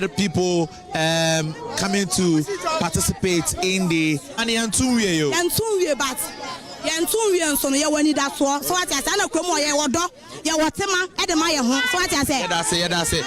now let's get to speak to Sami Ewuku. What is happening, and we go to the Apnama area as well, together with my colleagues. So far it's been encouraging. They saw some of us here and they were excited to see us here. So I visited some of the police stations. So far it's been smooth, it's been peaceful and orderly, and I'll commend. Think that this process for you is free and fair. The post hasn't ended yet, but are you impressed? So far where I've visited, all the places I've visited, it's been peaceful. In all fairness, it's been fair. But the polls are yet to end. So somebody will say it's early days yet, but so far... Of sharing money to delegates to lure them to vote. Is that what is happening? I just came and I didn't hear that from the people on the ground. But then about your candidate, how hopeful are you that he's winning? I came in here with a candidate. He's in my car. Okay. So I came in with him. So far, since morning, I've been with him throughout the almost 20 polling stations or more, 20 to 30 polling stations that we visited. And we have heard more of the NDC side sharing money. And let me issue a caveat. I haven't seen it, but that is what we've been told by the people on the ground, that the NDC have been sharing money. I haven't seen it, but I've raised it with the police, a couple of places that we visited that this allegation has been raised. Let me ask of your optimism for your candidate. Is he winning? Optimistic. I'm very optimistic. And I believe that Akwatia will produce Asumedu, who is #1 on the ballot. And I wish them the best. Thank you. Thank you very much. And that is lawyer Sami Ewuku. He made mention of the NPP's candidates being in his vehicle. We would want to try and see if we can get a word or two from the NPP's candidates as well, if that is possible. But it seems like it's something that we cannot do for now. But that is the NPP's candidate in the vehicle with Sami Ewuku. They are touring various polling centers, and they are so far impressed with what has happened. He has indicated that everything is fair, everything is frank with him. We will try to, you see the NPP's candidate Asumedu inside the vehicle waving at the voters here at the Apiakrom Apraman School Park. From here, they are going to various polling stations. We are unable to talk to Asumedu because he is doing on a tour with Samia Uku. But then I have Haruna Mohammed with me. He has been with me here at the Apraman School Park for a very long time. I see Asimedu, and he is waving at the voters. Samir Oku tells me that they are going to the various polling centers. So far, they are impressed. You've also showed your impression so far. Are you still maintaining the fact that everything is in order? Yes, I am very confident. For Junase, 3 polling stations, Apreman, 6 polling stations. Honorable Asimedu is going to win in the 9 polling stations that I'm manning. And I'm very confident that victory is going to be ours. Okay, and in looking at the fact that when we came in here, a lot of people were coming all over your candidate. Does this show a sign that Asimedu would clinch the ultimate at the end of polls? You see, one thing many people don't know about Asimedu is that this is a young man who has established companies within Akwatia.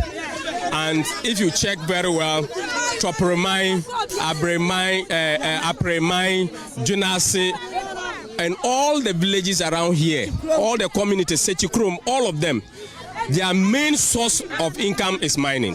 So if such a person is standing for election and he already has these companies and he's now going to have the opportunities to discuss with external factors, that is in terms of the is in power. It is President John Dramani Mahamat's NDC in government, and they need an NDC parliamentary candidate to lobby for a lot of reprobate. When we went for Asin North, we were in government. NDC brought a candidate and they won. Why didn't they say that because they were in opposition, they shouldn't vote for them? So they won. That is the same way we are going to win here. We are not in government, but the NDC has not demonstrated that they are going 8 years in government. We brought the Galam stop. We brought what we call responsible mining. Many of the youth here has been licensed to work on the mining systems, and many of them have made a lot of good money. We have also made sure that we put up some number of roads within Akwatia and brought the drip machine to be able to reshape the roads from Akwatia, from Denyima Junction up to this particular place. We brought those particular machines. We have also initiated other hospital projects, and one of the biggest is the Agenda 111. Many of the communities that do not have hospitals, we have been able to put some of them there. We have also brought what we call the free senior high school policy. Do you know the number of youth from this community who have enjoyed from that? And looking at all the things that you've done for the people of Akwatia, they also cite the same things that even this NDC parliamentary candidate has done for them. They say that he's done a lot of things for them, employed people as well, just as Asimedu has done. And so, are we not cutting the same sword? You see, I have not heard them. Their parliamentary candidate is a lawyer. And in law, we call him JJC. He just came. He's just starting his practice. If the person is not a lawyer, who lays the background for law professions? When we talk about lawyers in this country, it is the MVP. So what has he done? He has no company. He has no single company. He is also an entrepreneur, they say. He has no company here. He has not employed anybody. And one of the things that we need to know is that he's very dishonest. I went for elections. I said I won the election. I went to court. I took you as my lawyer. Then we went. Certainly the person won. God uses his power to take away an escumi. Then now if he goes to parliament and they give the common fund for the people of Akwatia for him, he will use it without them. How is that dishonesty? Because he's also a citizen. He has every right to contest for the same parliamentary seats. You see, he's a Judas in the NDC. Why will you go ahead somebody that you believe that the person won? Says he didn't win after all. Did he believe that the court said they did not win? He said they were having an election petition. Per the Constitution and per CI 127, the regulations in Regulation 47, they never complied with that. Akwatia's constituency elections was declared on the 7th of January. They filed their petition on the 20-something of December. How do you file a petition without a declaration? How do you file a petition without a gazette? So he himself, as a lawyer, he did not realize to equally contest for the seat. Would you say that your candidate is winning the election today? There is nothing that is stopping our candidate from winning. Asimedu is going to win. The people love him. He's the people man. He's very delicate. They may not be partisan as I am, but they are all politicians. Oh, okay. Dr. Oseo. No, we'll do this discussion next. No, I'm saying that everyone is a politician. And what is politics? Define it. I am partisan. There's no doubt. You may not be partisan. I agree. Doctor may not be partisan. Yes. You, Certainly by your work is not partisan. But being a politician, if you say you are not a politician, then I have something else to ask. Well, because I won't ask you. I won't let you ask that question. Dr. Osai, so there's been calls that our by-elections are quite costly, very expensive. The level at which our democracy is, do you think that is still a potent way to test our democracy? And if not, do you think that we should have alternatives? I think that if you want to test our democracy, it should not be by means of bylaws. I was thinking you were going to ask me the question whether we should continue to do bylaws anytime there is a vacancy. That I would say yes, because you need to get the people, give them the opportunity to choose their candidates. So far as we have partisan politics in the system, you cannot take away the by-election concept. But as to whether or not we can use by-election to test the potency of our democracy, I doubt. Because it is just one constituency out of the lot. When you talk about our democracy, a lot of factors plays out. Financing political parties is one. How the political parties conduct themselves is another. How Electoral Commission conduct themselves is another. How Parliament conduct themselves is another. How the executive, how the judiciary, they all contribute to our democratic system because they are chains and blocks. So just one by-election should not test our democracy. But what I think it will test is our ability to sustain the peaceful environment we have, our ability to continue to carry people along and give them the opportunity to elect who represents them without diluting the participatory power. Our ability to make sure that we get a system running, whether we like it or not, that's the constitution we have. And the constitutional provision indicates that once there is a vacancy, these are the mechanisms to be followed to get someone to replace the person. We just have to follow through. Except that in our part of the world, we exaggerate everything. We take advantage of everything. Even when laws have been made with all the good intent, when it comes to implementation, we try to modify the implementation to our advantage. That's where the problem is. But if we are to go back to basics, to allow the laws to work, to allow the systems to work, and the foundation challenge I've always said is about financing political parties. If we are not able to get a comprehensive solution to that challenge, everything else will be lost out. How people get to parliament, how people get to political offices, how political parties win the elections, after the election, what happens, and all of that. It boils down to political party financing. As they are contesting, who is asking them how much they've spent? The MPP candidate and the NDC candidate and the other political party. Nobody is following the cost and nobody knows where they got the money from. Their political parties are mobilizing the money, whether they are paying money or they are paying 200 or 400, nobody knows where they are going to get the money from. After the elections, they will definitely have to pay it some way, somehow. We don't follow through to check how they pay. And that's where the problem is. So it can be a test of our democracy. Our democracy is running and it should run as it is. But my advice is that we should allow the laws to work in the positive sense so we don't implement it to our personal advantage. This one will be the 34th by-election since the first parliament. And if we go to Tamale Central later, it will be the 35th. Would you say that all of our by-elections that we have had and the ones that have been marred by violence, really, is it enough to say that it's impacted in Ghana's democratic development? Yes, the number, out of the 33, because of the 34th one that's happening, the few ones that were marred by violence, is it enough, if you did a test of it, is it enough to say that it's impacted us? Well, I have not done the scientific polling or the survey, or I don't have direct evidence, but I can say that most of the by-elections that are marred with violence would always have previous violence undertone. When you look at Akwatia, we can refer to previous violence undertones. What we have to do is that we should learn from the past and improve the process going forward. This previous, Doc, would you say that from that same constituency or previous from other constituencies? Previous from that same constituency. If you look at other constituencies, then it will depend on what the dynamics are. Which party as candidate was on the seat, and then the dynamics in parliament, what that one vote will do for that particular political party, and the points that particular political party wants to prove, and then even the years left for the next general election also count. Okay. In this particular instance, we are just in the first year of NDC's administration.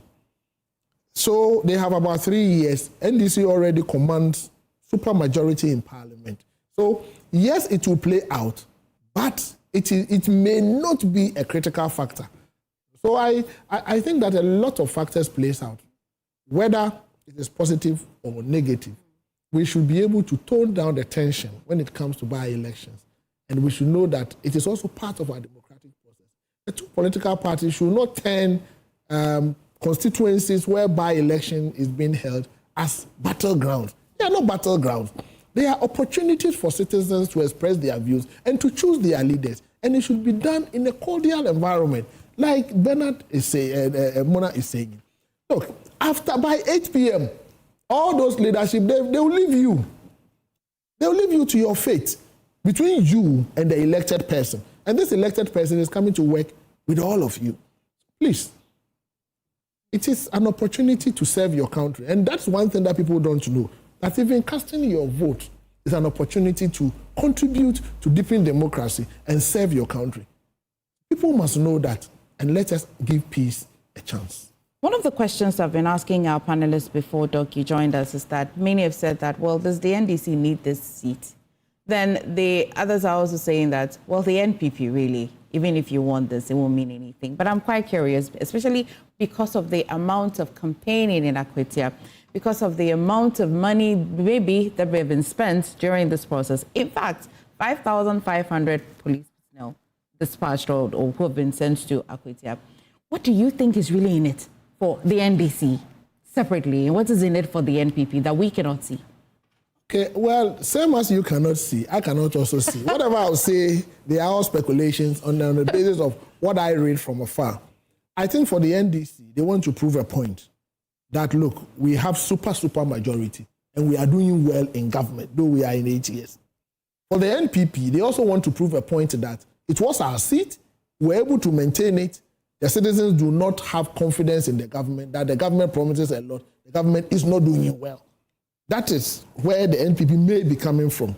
The NDC wants to prove a point that, look, we are doing well, the citizens have seen that President Mahama's government is working, so they will vote for us again. And another point that will push the NDC to win or to do everything possible to win the seat is to let them know that they are wrestling it from the NPP. But when you realize it is a swing seat, it is a swing seat. Baba Jama has won the seat before, and then he lost it to the NPP. You know, so it's a swing seat. So they may also want to prove that point. But please, NPP and NDC, whether you win this seat or not, Ghana will continue to be Ghana. Akwatia will continue to be Akwatia. The most important thing is they need a leader who would bring the needed development to the people and promote unity going forward. That is all. Well, I know that the Global Info Analytics has said that people are going to make a choice based on development. You may have heard or seen that as of today, there's road construction happening. Well, maybe if you've not seen, let me show you. No, come back.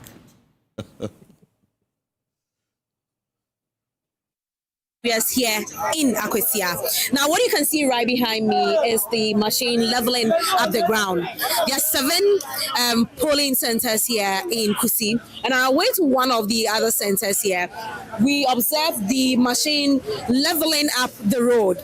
And we go down to engage the residents here, and what some of them have been saying is that within most part of their lives that they've lived in Kusi, they've never seen a tarred road here. So that is the machine that you see here. But then they are saying that this work started some days ago, just before the election here in Akwatia. We've seen a couple of the youth and other people gathered around looking at this ongoing construction here in Kusi area, right inside Akwatia.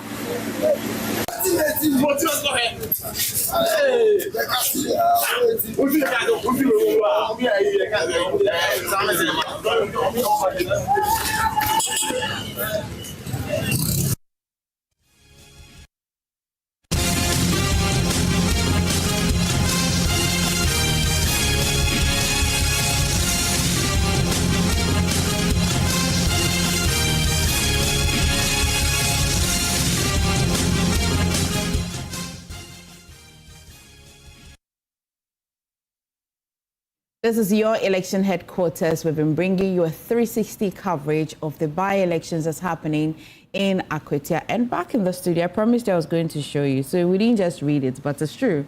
So there is road construction going on in Akwatia. Dr. Norman. Yes. Are you surprised? I'm not surprised. But too much expectation that just because you have an MP in Parliament, that development will come to your constituency is something that is unrealistic.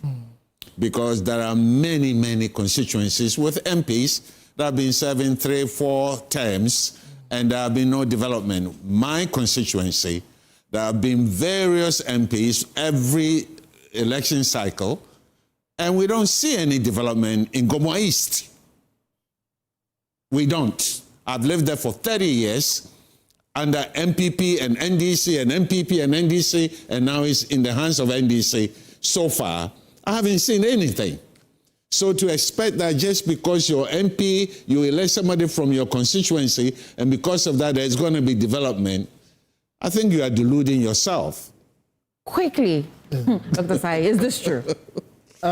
Which one is the true? fact that people vote based on development, and as of today, it's happening. Election is going on, is ongoing, and then development is as well going on. If I can tell you that in this day and age, we have discerning Ghanaians, and there have been instances where this development have gone on throughout an election period, and the government in power lost.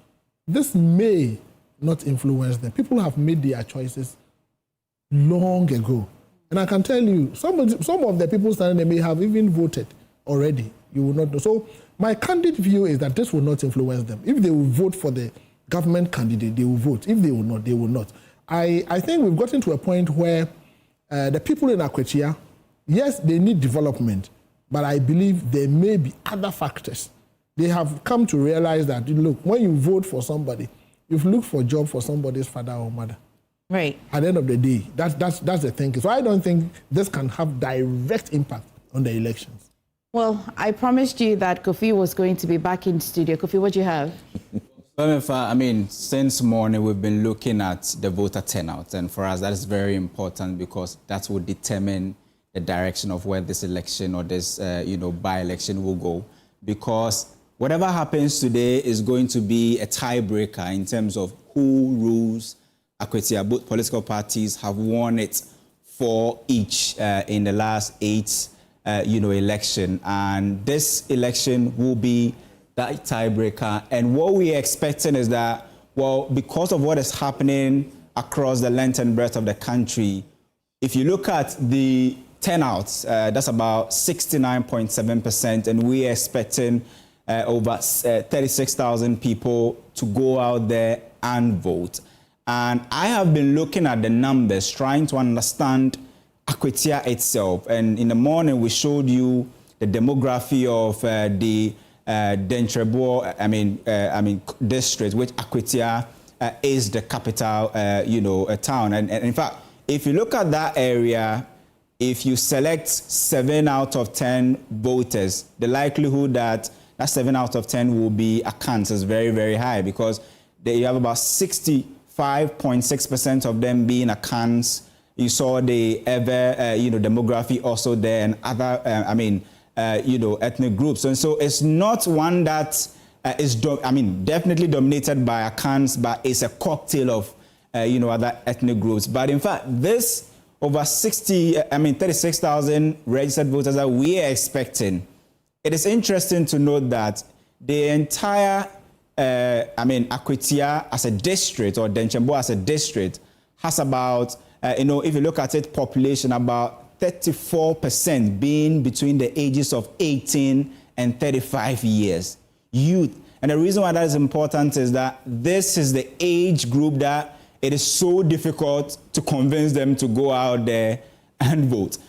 I mean, somebody can make a decision that they will go and vote. A simple call or a game or anything can actually change that person's mind. And so propensity to vote in this by-election is very, very important. And let's look at the top 10 that we were trying to go through in the morning to tell us, even before that, if I remember, we told a story about the by-elections that we've had so far, this will be our 34th by-election. And in terms of the probability of winning by-elections, just by going according to this data, holding all other factors constant, the NPP is slightly ahead with 52% probability, NDC being around 45%, and independent candidates also in there. And so if you look at the areas that we are going to go through in terms of, the top 10 polling stations with very, very high numbers, and that's what we are going to do for you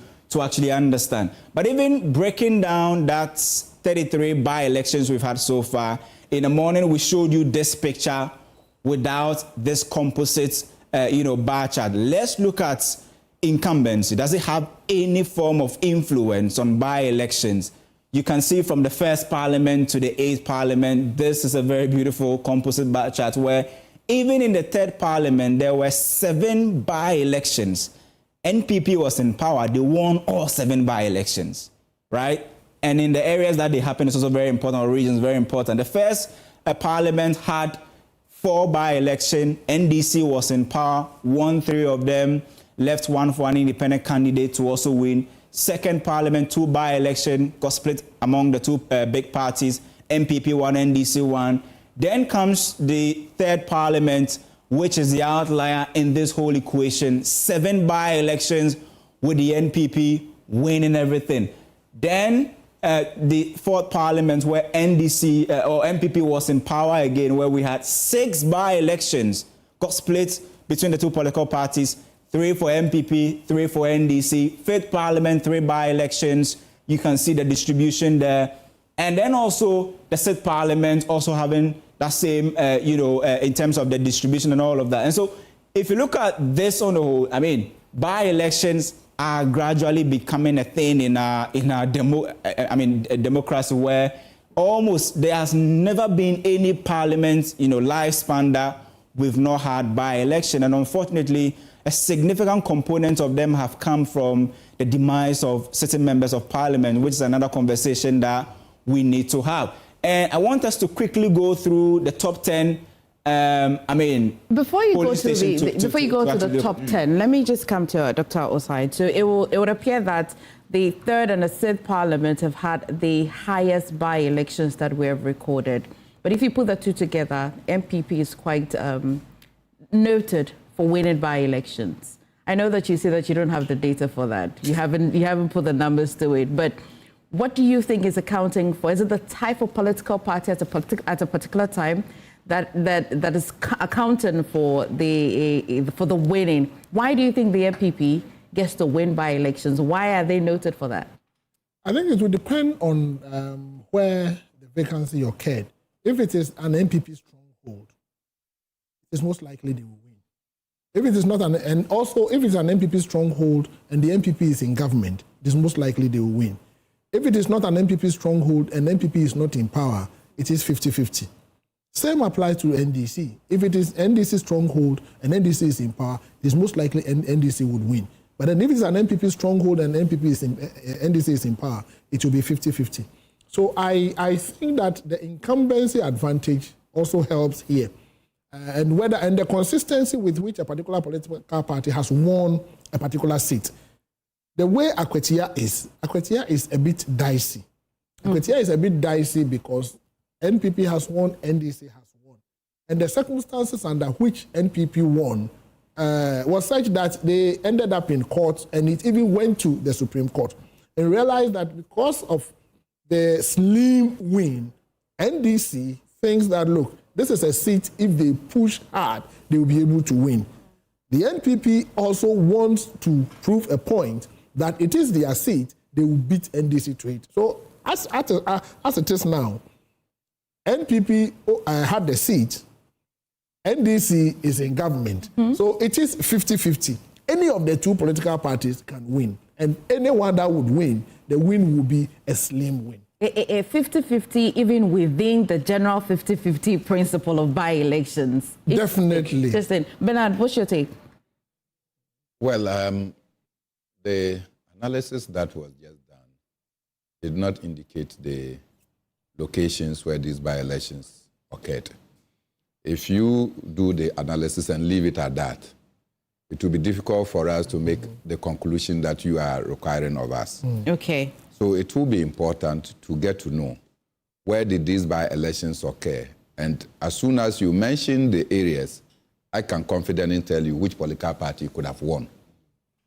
Okay. Or which would have lost. I will pull that out for you quickly. In the third parliament between 2001 to 2004, 7 by-elections, Kumewu in 2002, the NPP won. NPP. Kumewu is natural. Bimbela 2002 as well, NPP won. It's natural. NPP won. Navrongo Central, NPP won. Gomwa East, NPP won. Amenfi West, NPP won. Upper Dentra, NPP won as well. So the only variant will be Navrongo. Yes. And even Gomwa East. Yeah. Gomwa East. Those will be the my place. Yeah, so, yeah, and the central region is always flipping anyway. That's right. Okay. Yeah. So if you look at the trend, and even Navrongo, the MPP has won it a couple of times, Yes. the NDC has won it a couple of times. So it is clear that these are constituencies that have not been that stable. But all the other areas, you know that it is a clear-cut win. Since Bin Chambers left Bimbela, it has always been MPP. Right? Okay. So, and Nitiwul came immediately after Bin Chambers, and since then he has been there.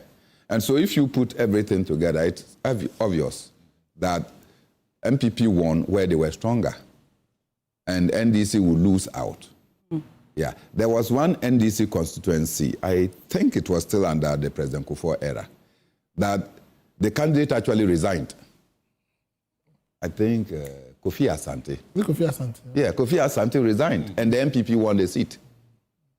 Okay. So that is probably one of the few by-elections that occurred without death. But all others, and then the Tamale Central one, that Wayoseni decided that he was going to do crossover, and he was told that he was alien in Parliament. That is one of the few that also occurred, that you say that there was no death, and yet there was a by-election. But all the others, I can say, they occurred as a result of death. And sympathy votes could count, and sometimes it didn't really matter. People were looking at the immediate benefit. In Akwatia, as you can see, Right. I was just admiring the video you showed, where the road construction. Now, if you look at the road construction, this tells you that it's actually in a community. And normally, to do a construction, you finish the drainage work.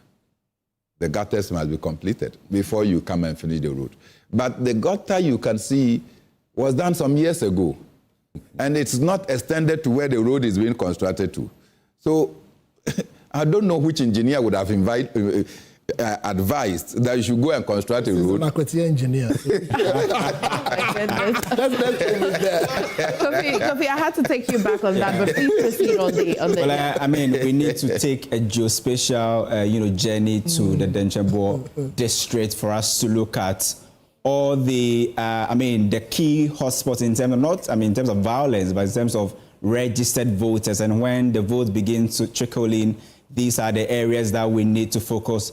I mean, this is a geospatial dive that we are taking into the Denchembo district and then also into Akwatia to look at the top 10 areas or in terms of polling stations with very, very high registered voters. And in fact, in one of the polling stations, for instance, you see, an MPP giant being the polling agent there. That tells you how important such areas with very high numbers, and in this instance where voter turnout or propensity to vote is a big factor in here, you would want to actually guard some of these areas with very, very high, numbers. And so we take you to Akwatia proper, and in an area that has more than 500 registered voters, we will take you to that place to look at what is going to happen in terms of the voter turnout. And as you can see on the smart wall, we're taking you deep into the constituency called Akwatia. And we have done the math. And what you see is that the highest, in terms of the polling station with the highest registered voters is around 704. And the range is between 215 registered voters and 704. we take you to Akwatia's technical, which we will do that 3D geospatial analysis for you with more than 600 registered voters. And if you listen to our team on the ground, if you go to Akwatia proper, you'll find pockets of polling stations that many will say that they belong to the NDC side. If you go to the Wenchi areas, which will take you very, very soon, many will tell you that these are areas that are won by the NPP. There are also areas that continue to remain swing polling stations where the vote in not one direction, but the votes can go to any of the two political parties. And that's what we are showing you. That's telling you how important this top 10 list we are bringing you is. In fact, if you look at the Deba grounds in New Wenchi, which has the highest number of registered voters, 704 are expected to turn out and vote. But looking at that close to about 70% voter turnout, it's expected that that number could be less in terms of those who will be expecting. And Presby Church, also again, New Wenchi, 699 polling stations, registered voters. And these are the areas that if you speak to those who are on the ground will tell you that these are the strongholds of the NPP. So I was not surprised when I saw that this new Deba ground in Wenchi, Titus Glover is actually the polling agent for the NPP. Because why? Because it has the highest number of registered voters. And they have their eyes and ears on the ground for these areas. Because if you are able to win, especially by a very big margin, in these top 10 areas, you are likely on your way to win Akwatia. And as we have seen in the 8 election cycles, we have seen both political parties waiting for each. And so this is going to be a tiebreaker. So it's not just about the numbers, but also that PR power that winning this seat will come with is also very important. And so in fact, we're taking you to Church of Christ, Akwatia, which also has a higher number of voters, over 500 registered voters. That is where we are also taking you to. Polling station. In fact, if you look at the top 10, 119 polling stations. If you add the total, registered voters in the top 10, they actually take about close about 30% of the registered voters in Akwatia. That tells you that these are areas that both political parties will definitely look at. In fact, if you look at a place like Yoruba Mosque in Akwatia proper, where we were in the morning with Kojo Bray speaking to those who are familiar with issues around Akwatia, they will tell you that this is an area that the NDC predominantly wins in the this area which is about 653. We'll take you to Akumenin Deba grounds, another area that is also very, very important. 660 registered voters are expected to come out and come and vote in the Akumenin Deba area, and you can see that geospatial view over there. So the Denchamboa itself is a very interesting district where we have looked at the multi-dimensional poverty in that area, and many have said that this is a constituency that is increasingly becoming an urban constituency. Why? Because you have services sector leading in terms of the top source of employment, followed by agri before industry.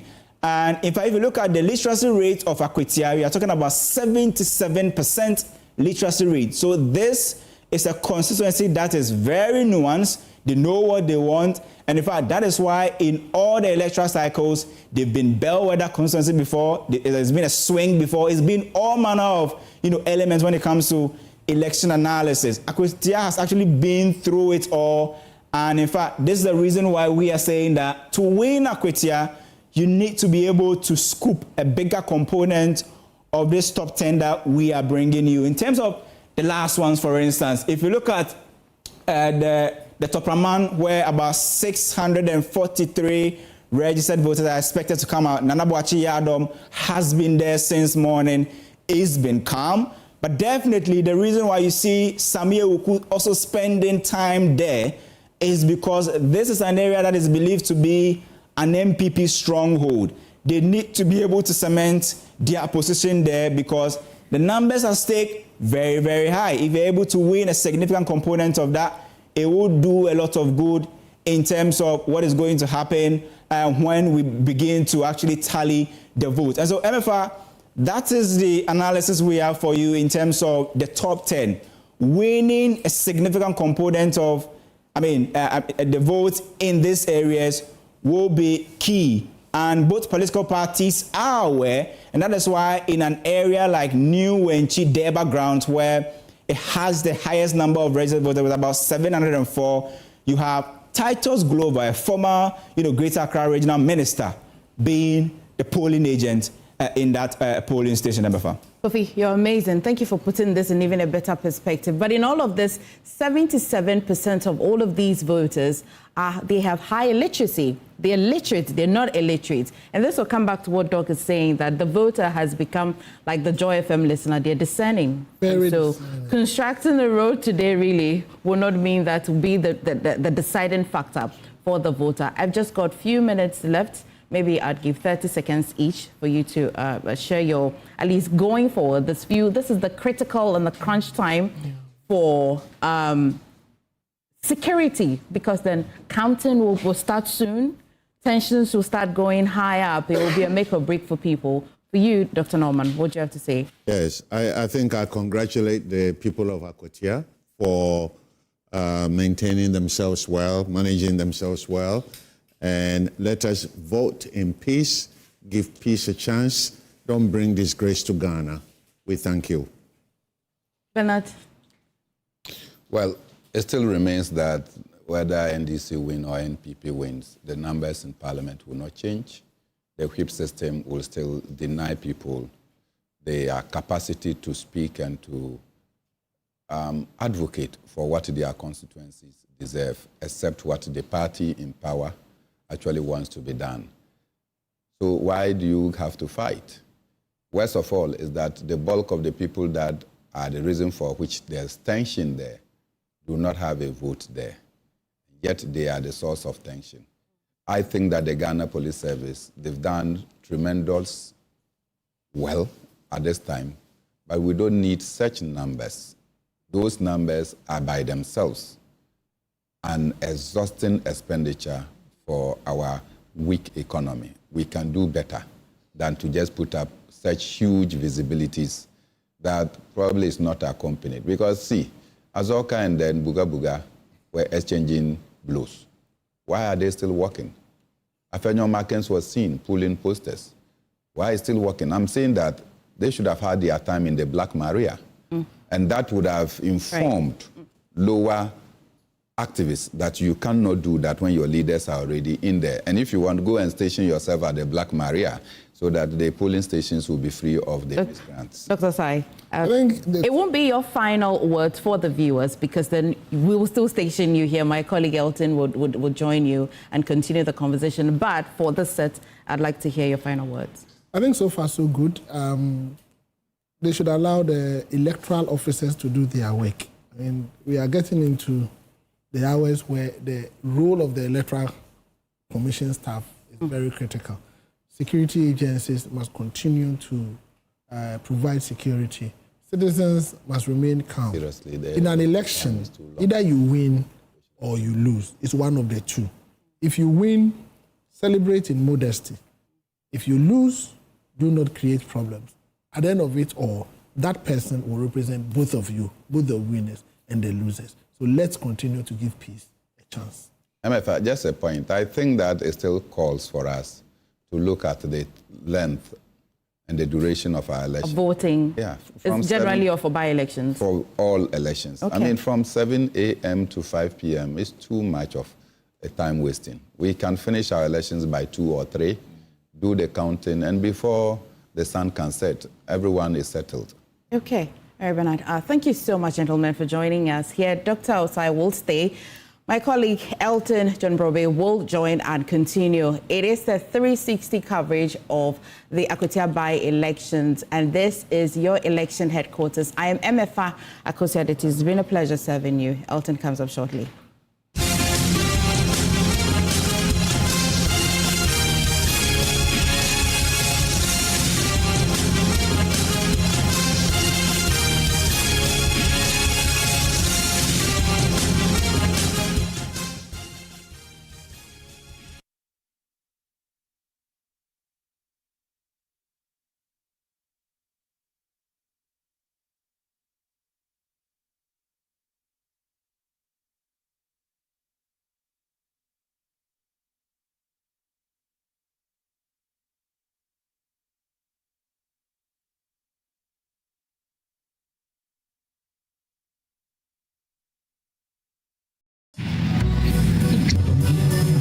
So, Charlie, the deal there, I almost get her.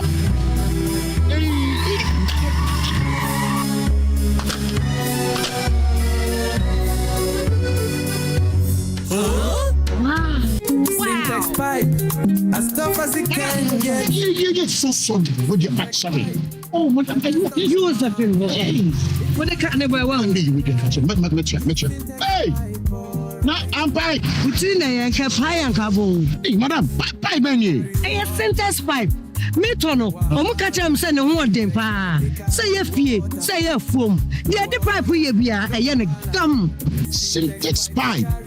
Why leaky? Come, madam. From today, syntax pipe in my pipe. No 2 ways. When you know, pipe ben abe use. SINTEX pipe. Syntax pipe. In the carry water. No hala.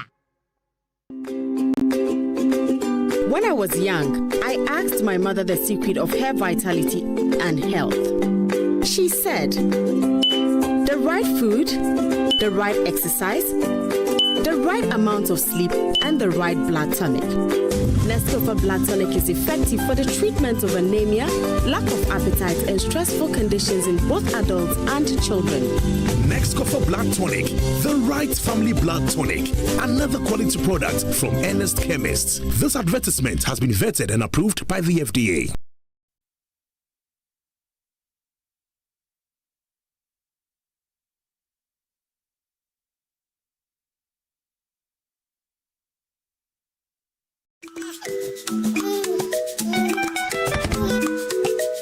How may I help you today? We'd like to open a bank account.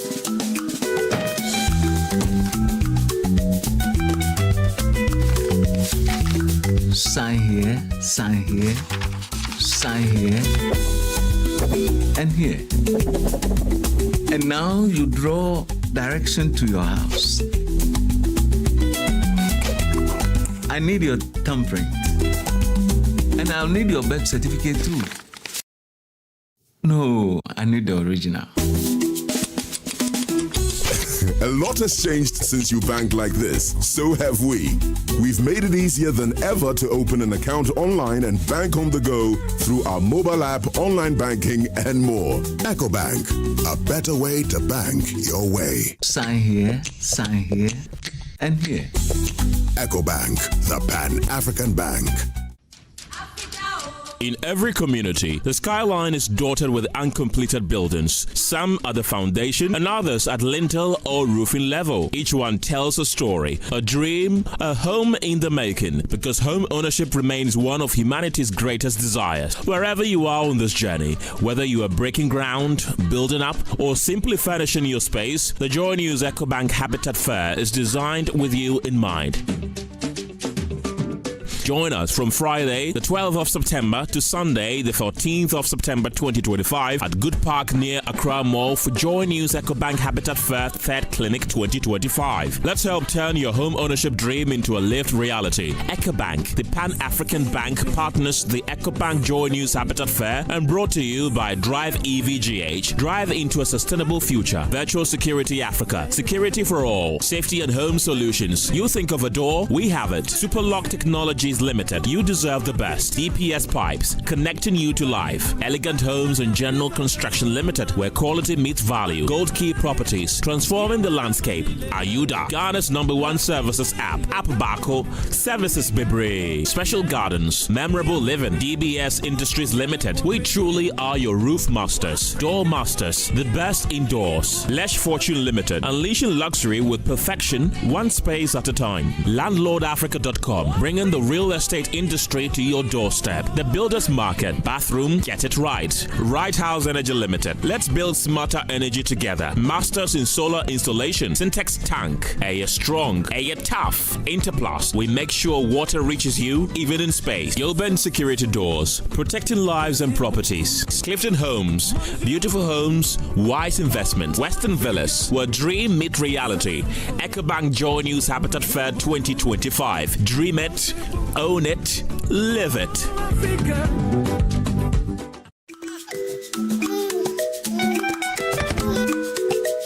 How may I help you today? We'd like to open a bank account.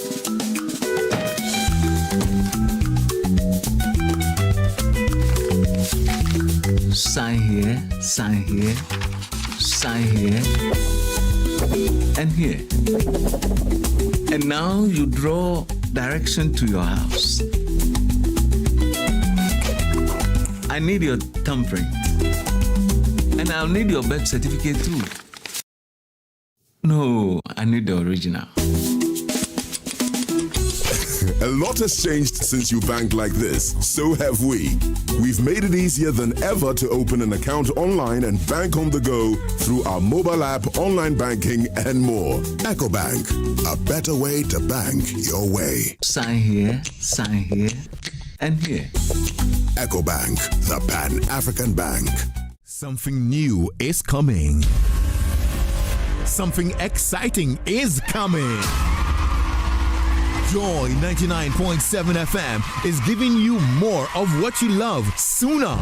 Well, you can tell everybody. That's right. Fam, listen, I've got news for you. This is Lexus Bill, host of Drive Time on Joy FM. And now we have an early start. Drive Time on Joy starts from 2 p.m. from hence. Monday to Thursday from 2 p.m. to 5:30. Join me on the Best Late Afternoon Radio Show. More time means more great stuff, more great conversations, more giveaways, more interviews, and all the fun that you get to enjoy on the Best Late Afternoon Radio Show. Drive Time on Joy with Lexus Bill. One side,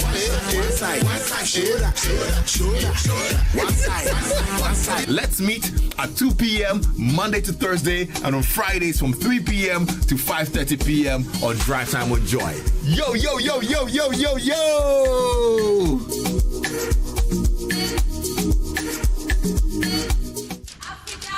In every community, the skyline is dotted with uncompleted buildings. Some at the foundation and others at lintel or roofing level. Each one tells a story, a dream, a home in the making, because home ownership remains one of humanity's greatest desires. Wherever you are on this journey, whether you are breaking ground, building up, or simply furnishing your space, the Joynews EcoBank Habitat Fair is designed with you in mind.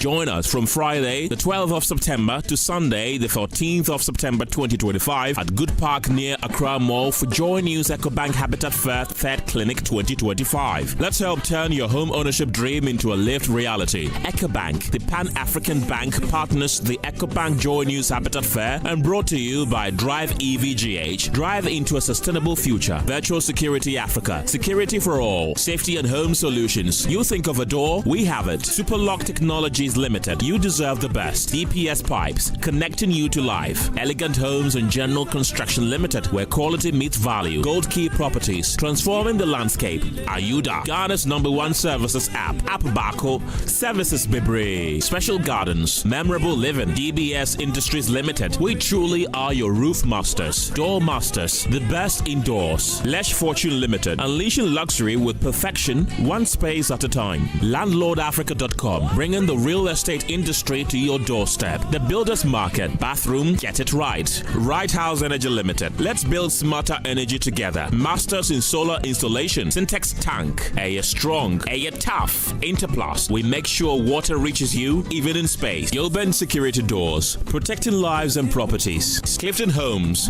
beautiful homes, wise investment. Western Villas, where dream meet reality. EcoBank Joynews Habitat Fair 2025. Dream it, own it, live it.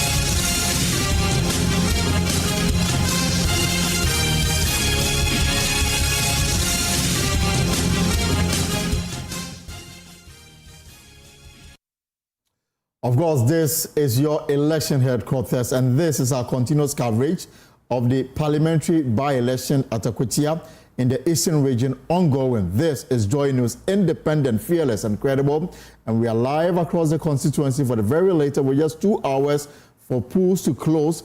The parties are doing all they can to ramp up support for their various candidates ahead of declaration much later in the day. And of course, we are also on X Spaces, on YouTube, and of course on Facebook. Your comments are welcome as we look forward to who will eventually emerge winner in the Akwatia parliamentary by-election. Now, a lot has happened so far since the election got underway at 7 a.m. We've got 2 hours for everything to come to a close, and then we'll move to the era of sorting, counting, and declaration at the various polling centers, 119 of them before the final declaration at the Collation Center. We're just barely 2 hours on to close. Queues are swelling at polling stations across the constituency. And there are also 55,000 people eligible to cast their vote in this particular by-election. Let me bring in Rashid Tanko. Rashid Tanko is a deputy director of elections with the NDC and is on the field. So, Mr. Tanko, 2 hours to end polls. How do you describe the conduct so far? Elton, let me say good afternoon to you and your cherished viewers across Ghana. I must say it's very positive. It's been very peaceful.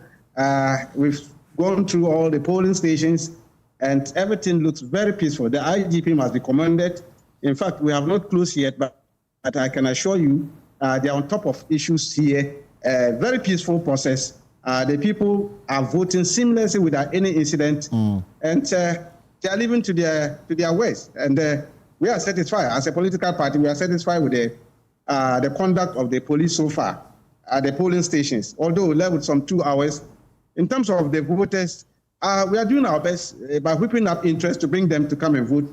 Although in the morning there was a bit sluggish in terms of them coming out to vote, but now it has picked up. It's picking up gradually, and then we are very sure of confidence looking at the caliber of persons who are coming to vote, because we've done our work very well behind the scene, and we know the type of persons who are coming to vote, and then so we can confidently say that we are winning this election. I mean, few issues since polls opened in the morning at 7 a.m. we've seen some videos, suggesting altercation between Alhaji Chief Sofo Azoka and the MPP second vice chair. We've also seen ongoing road construction and a few other things that, some say that it's what is happening on the ground. You say these have not marred the beauty of today's polls? Well, Elton, these are just minute issues in terms of the altercation between the two vices. Well, if you look at it, I'll call it it's a friendly fire. It was just a friendly fire out there. I mean, the MPP vice chairman need to know the difference between speaking on TV when you are in the studio and then speaking like what I'm doing now publicly out there and then in the surrounding of people. Of course, if you are talking about somebody and you are not liking it, the person is very close to you and hearing what you are saying, it can lead to all manner of things. That led to this. He was speaking about Azoka and all that. Little did they know that Azoka was just within the vicinity and was close by him. And then that led to all this. I mean, after that, everything died down and then they continued their business. That one is just a friendly fire. As to the other unfortunate incident, which we saw the minority leader involving himself in some activity that should have been left for the foot soldiers. You don't go to polling stations, see posters pasted around, and then you begin removing those posters. It was just uncalled for because we had a lot of billboards, a lot of huge, in fact, big posters of their candidate being pasted very close to a polling station. No NDC member went and said they should remove it because before a voter will vote, you have to see that one. Nobody. And so it was just an unfortunate part of the minority leader. And I think that such things should be left for the foot soldiers and not senior party members like that. I mean, so apart from that, and then Tanko, the response to what you describe as unwelcoming conduct of the minority leader was that if he does not desist from it, there was going to be a parliamentary by-election in a Futu. Should that, I mean, this obviously was taking the matter rather too far from Chief Sofo Azoka and some members of the NDC, some even suggesting that he will be cemeteried. I don't think that should be the response. Well, you see, my vice chairman, Sofo Azoka, he hasn't educated himself to that level. So when he's speaking in English, don't take him out of context. Are you getting what I'm saying? Don't take him out of context. I mean, he's not to that level. Hey, he's an allergy, he's a businessman, he's done well in his business field. He's not into education. But the English, he's also learning it. And so when he's speaking, please, let's not take it out of context and just look at it because of what he has said. In fact, he was saying that that office is our party office. That's the NDC party office. What business has Akwatia got to do with our party office to come and attack that place? That's what he was trying to tell them. And it's unfortunate that people took it out of context as if he was wishing death for Akwatia. That's not the case. All right. He was not wishing death for anybody. We are also in the hometown of the NDC's candidate. My colleague, Nana Boakye Adom, is live. Henry Nana Boakye is the national organizer of the MPP. I will come to you shortly, Nana B. But Nana Boakye Adom, I mean, where exactly are you? We see ongoing construction works. Is that what you are also witnessing?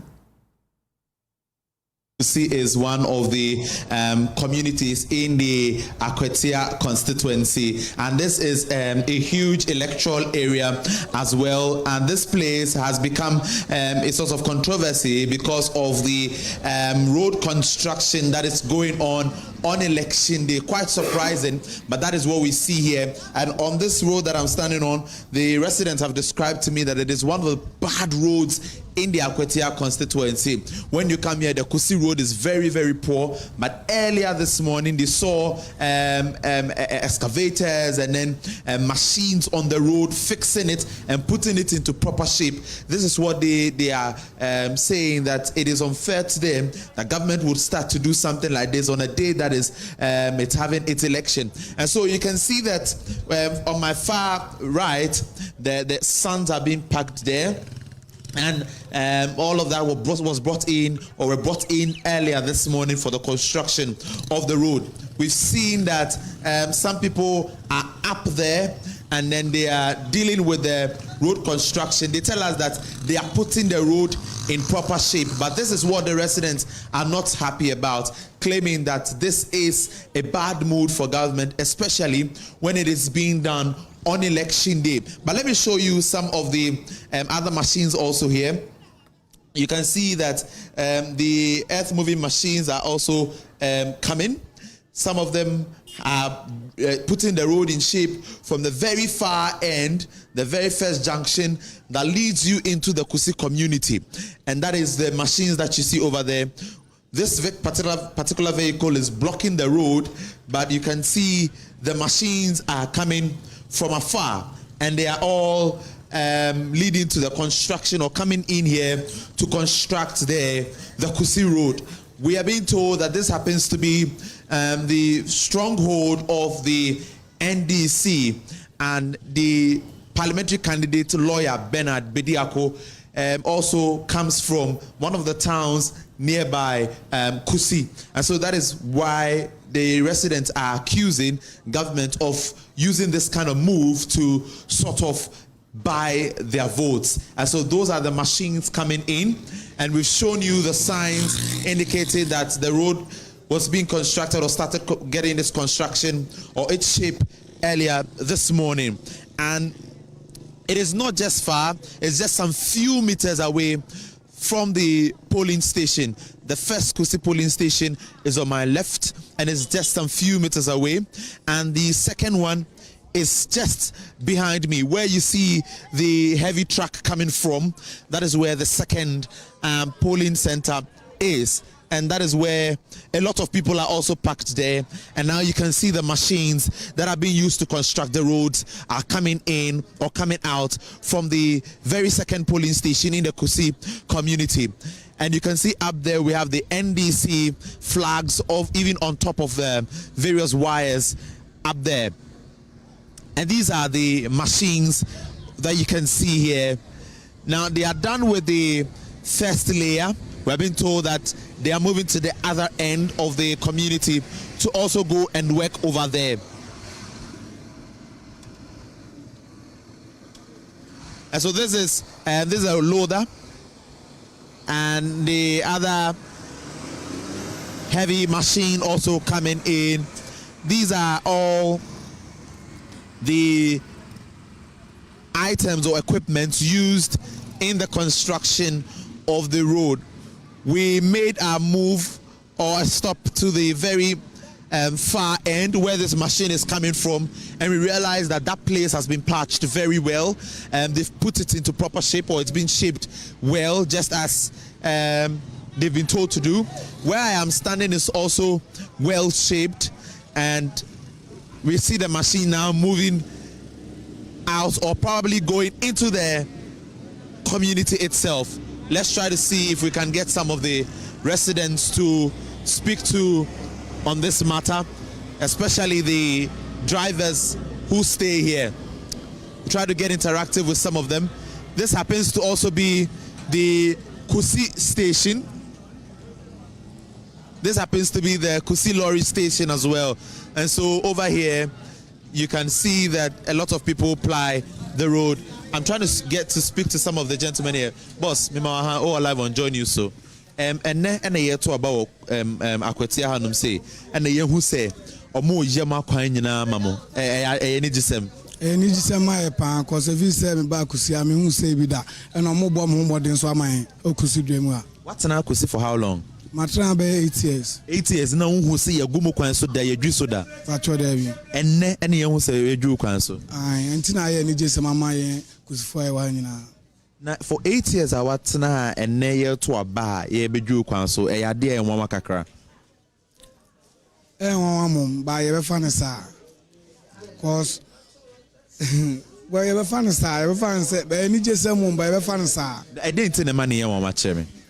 Because yen already say but to abano obi ama ba obehye bo so be momogusun so ye ti nje sema pa. Na wo hwa ade a ya seda yesede be ya be to ma adwama ma akoto aba ma obi ana. Oh we dey make kan say there bi cause obehye bo say oluso wan luso obegu kwan no enten ye nyesa. So what he's saying is that he has stayed here for 8 years, been a resident of Kusi for 8 years, and for the 8 years, this is his very first time seeing that there's road construction going on, especially on the very day that election is being held at Akwatia, and he's refusing to believe that this is to lure them to vote in a certain direction, indicating that they were promised that whether a win or a loss, the road will be constructed for them, and that is what they are seeing over here. I'm also trying to engage another gentleman I see here, and now to about Kusi, and I'm say almost putting more in shape. Idea one kakra. It's say be matra almost.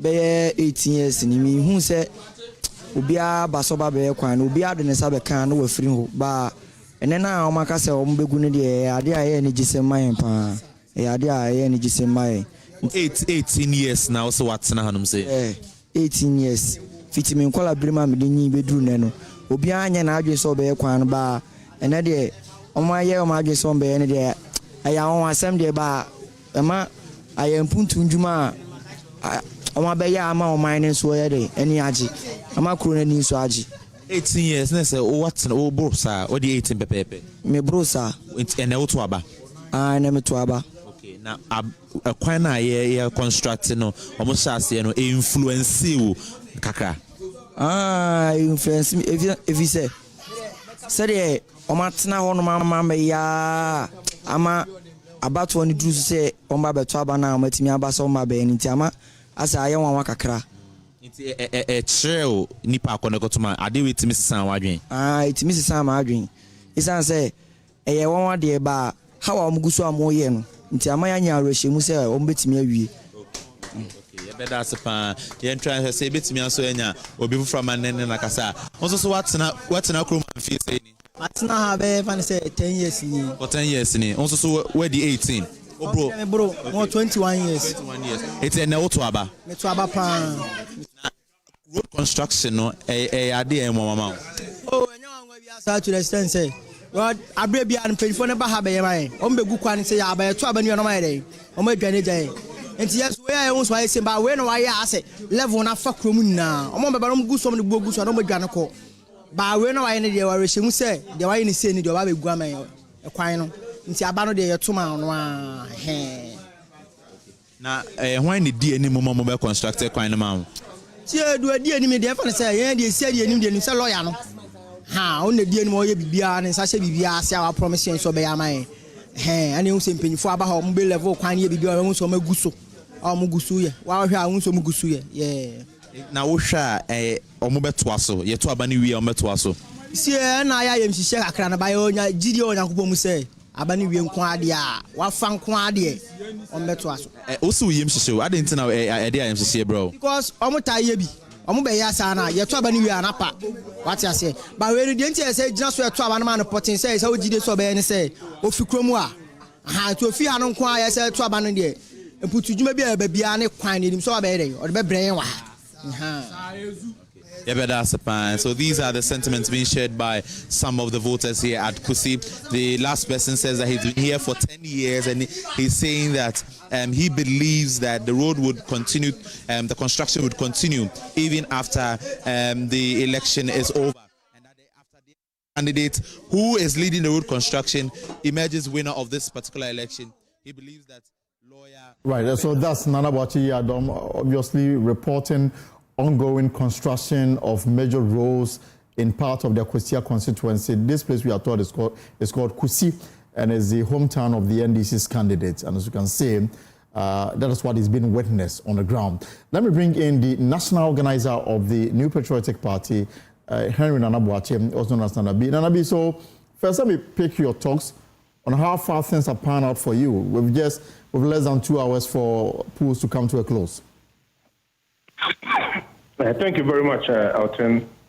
So far, I can say it's been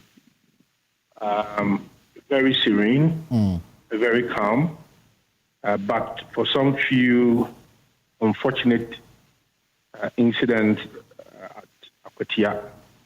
And I'm even surprised that my brother Rashid Tanko is saying that Chief Azoka doesn't understand English, and he doesn't understand what he says. And for that matter, if he says that there will be a by-election in a Futu constituency, if he had met the minority leader, I mean, it's most unfortunate. We should not be defending everything at all costs. It is bad. This is threatening somebody of death. Quite recently, you recall that there were some TikTokers who were arrested, and their offense was that they had caused threat of death. You remember? Right. Exactly. And they were incarcerated for about a week or 2 weeks or so. As I speak, some are still even in police custody. So for the whole vice chairman of the NDC party saying that if he had met Honorable Afunyomakin, he would have killed him, it's most unfortunate. And I think that the police should, as a matter of urgency, apprehend him. They said that they brought the Black Maria, which I've seen around as well. Right. Chief Azoka should be in the Black Maria by now. For such unfortunate and criminal words from him. And again, I've even seen a particular video, I don't know whether you have seen it, where a gentleman is also mentioning my name, the minority leader's name, and Afunyomakin's name. Yes, exactly. A gentleman in a white apparel. Exactly. I don't know whether you have seen that video. I've seen it. Exactly. I mean, so these are some of the unfortunate instances where we think that the police should act. They have promised the entire nation that Akwatia by-election is going to be one of the most peaceful by-elections. Again, I visited the polling station, Wenchi Presby, where I again also saw some national security operatives led by Japa. They had positioned themselves very, very close to the ballot box. And I protested strongly. And the leadership of the police at that place had to remove them from that place and then position them far off from the voting center. We are hoping that we will continue to witness the overall calmness that we've seen, apart from these small pictures I've just mentioned to you. Usually, when it's getting to the close of polls, and then also during counting, the sorting period, counting period, and then the collation, that is where we see some of these unfortunate instances also happening. We are hoping that the police will tighten up security when it's getting closer to the end of polls. We have 2 more hours to go. They should continue to do so. And after polls, sorting, counting, and they need to keep an eye on the ballot box. So, so far, so good. Well, I mean, yes. So you're saying something? Yes, I was talking about the fact that you heard one of our reporters on the ground reporting of ongoing construction works in some part of the Akwatia constituency, precisely Kusi. And I mean, to what extent does this influence the voting pattern going forward? As much ado about nothing. It's not going to have any influence on the elections. Solomon Kwame Asumadu will win this election. It's not going to have any influence on the elections at all. All right.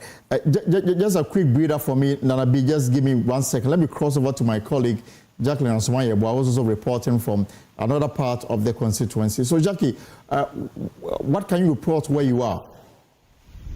Well, Elton, currently I'm at Takrasi, and this is the home of the NDC parliamentary candidate. He hails from here, but then his mother is from Kusi, which is just a neighboring town. And so I've been moving to and fro between these two towns, Kusi and Takwase. And currently, I'm just right in front of one of the polling centers here. And in Takwase, there are roughly about 10 polling centers. But when you go to Kusi, there are 7. But then earlier, we brought a story about the road construction, and it's still the same here in Takwase. Even before we came live, we saw the same machines that my colleague Nana Boache talked about. It moved from here to Kusi. It was just on this very road, and they were leveling it up, and that's the situation in here. But I have a couple of the residents here to join me. You have already casted your vote today. You've cast your ballot, right? Yes, ma'am. And how was it for you? It was very long.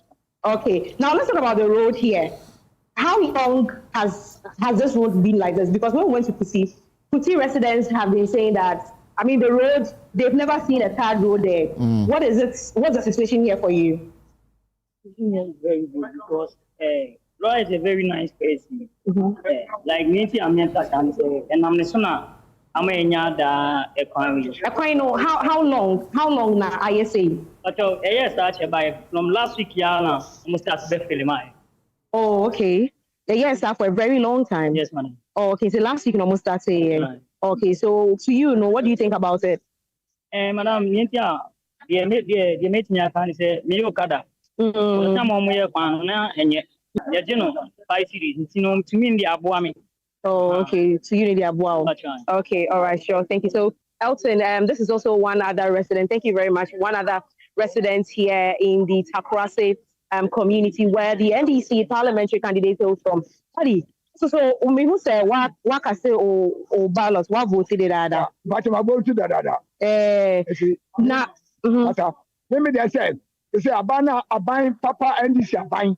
Ana wadaroma. Yeah, NDC abine na community IDP kwa. It's your mama abine tino. They say no. Talk say a kwano pachetin you. A kwano. NDC abine say so kwano so. A kwano da. How long the kwano you say because young Maya menene kasa. 8 years. Aye kwano nya da. Say na mama abine tino. Abine tu. Mama abine ma contact abaso. And I been a contract and start here. My sister, me, who's there? It's all starting about 2 weeks. It's a 2 weeks. I was so attacking my contract. My contract on the way. Don't you know? I went she. If you went to what's up, I also want Akwatia here. That's your more than your message. Oh, okay. That's your more than your more. Oh, no, I contact ya. Oh, madam, no, my answer. You see? I can't see. I can't say. I mean, after my, MP.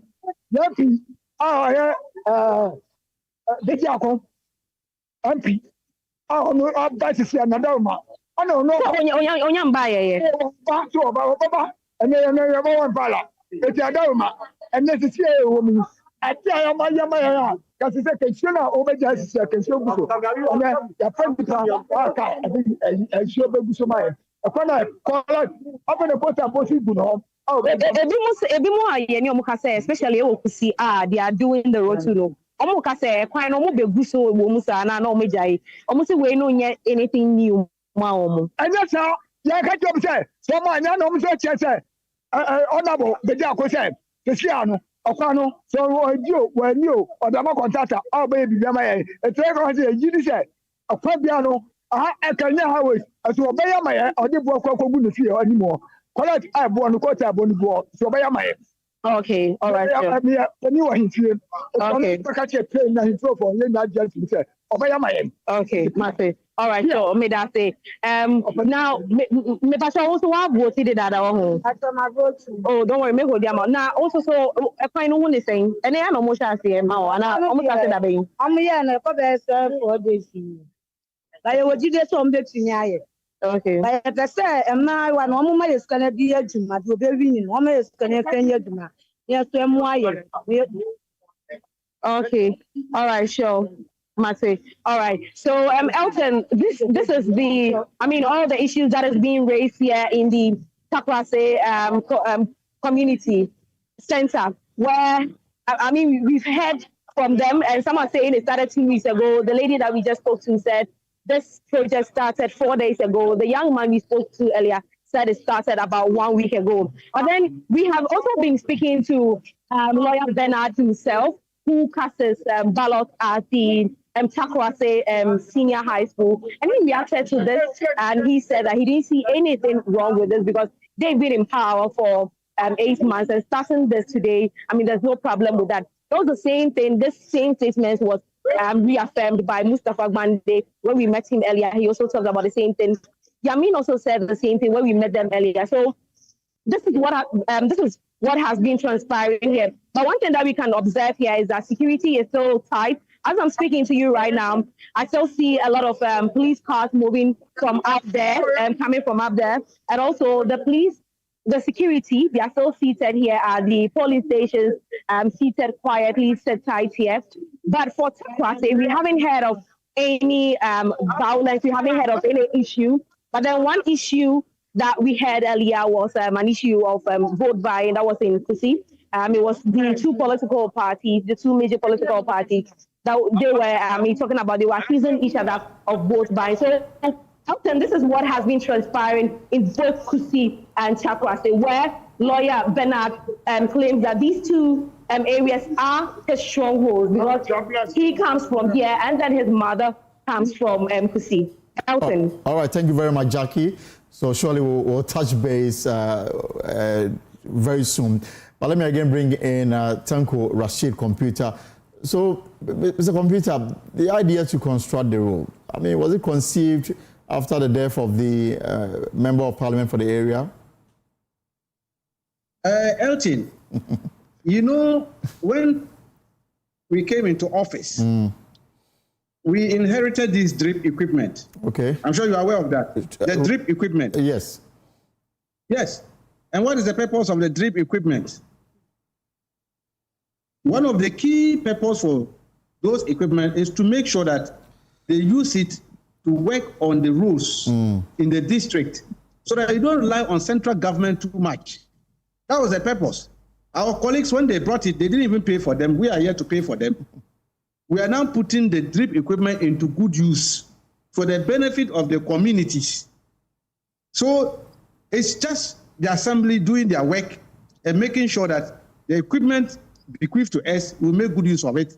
The people should benefit from it. It's their tax money, and we are using it to open up the roads and make the roads more trouble for the people. What is wrong with that? The concentration of the construction works in the stronghold of the NDs is what isn't that concerning? We are looking at areas where the services are most needed.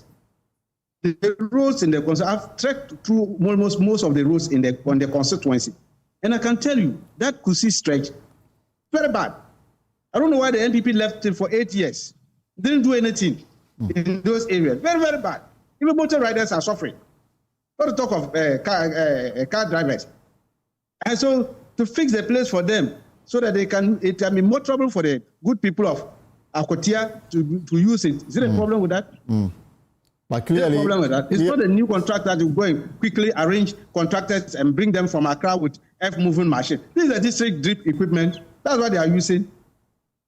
And we must applaud the district for coming up with this laudable idea to make sure that these equipments are put into good use so that they don't park them at the assembly to beautify the assembly, like what our colleagues used to do. We are not going to do that. We are going to make sure that the equipments are put into good use, and you have just seen that we should be applauded, and the assembly should also be applauded for standing up to make sure that the people get the benefit of their labor.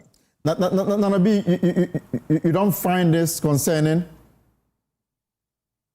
All right, so we've lost Henry Nanabuache on the line, but Adam Senanu is with the anti-corruption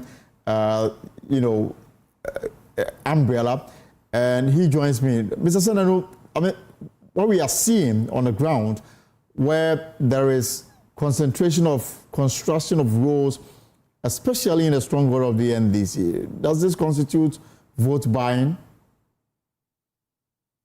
No. On the surface of it, the elements of vote buying, you have to show who is receiving something material, some exchange for a particular vote. But it is intriguing when you find these things happening all of a sudden around election time. In the past, we probably would have worried much more about it.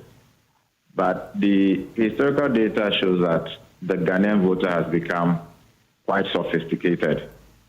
And so new roads, new infrastructure do not necessarily translate into definite votes on your behalf.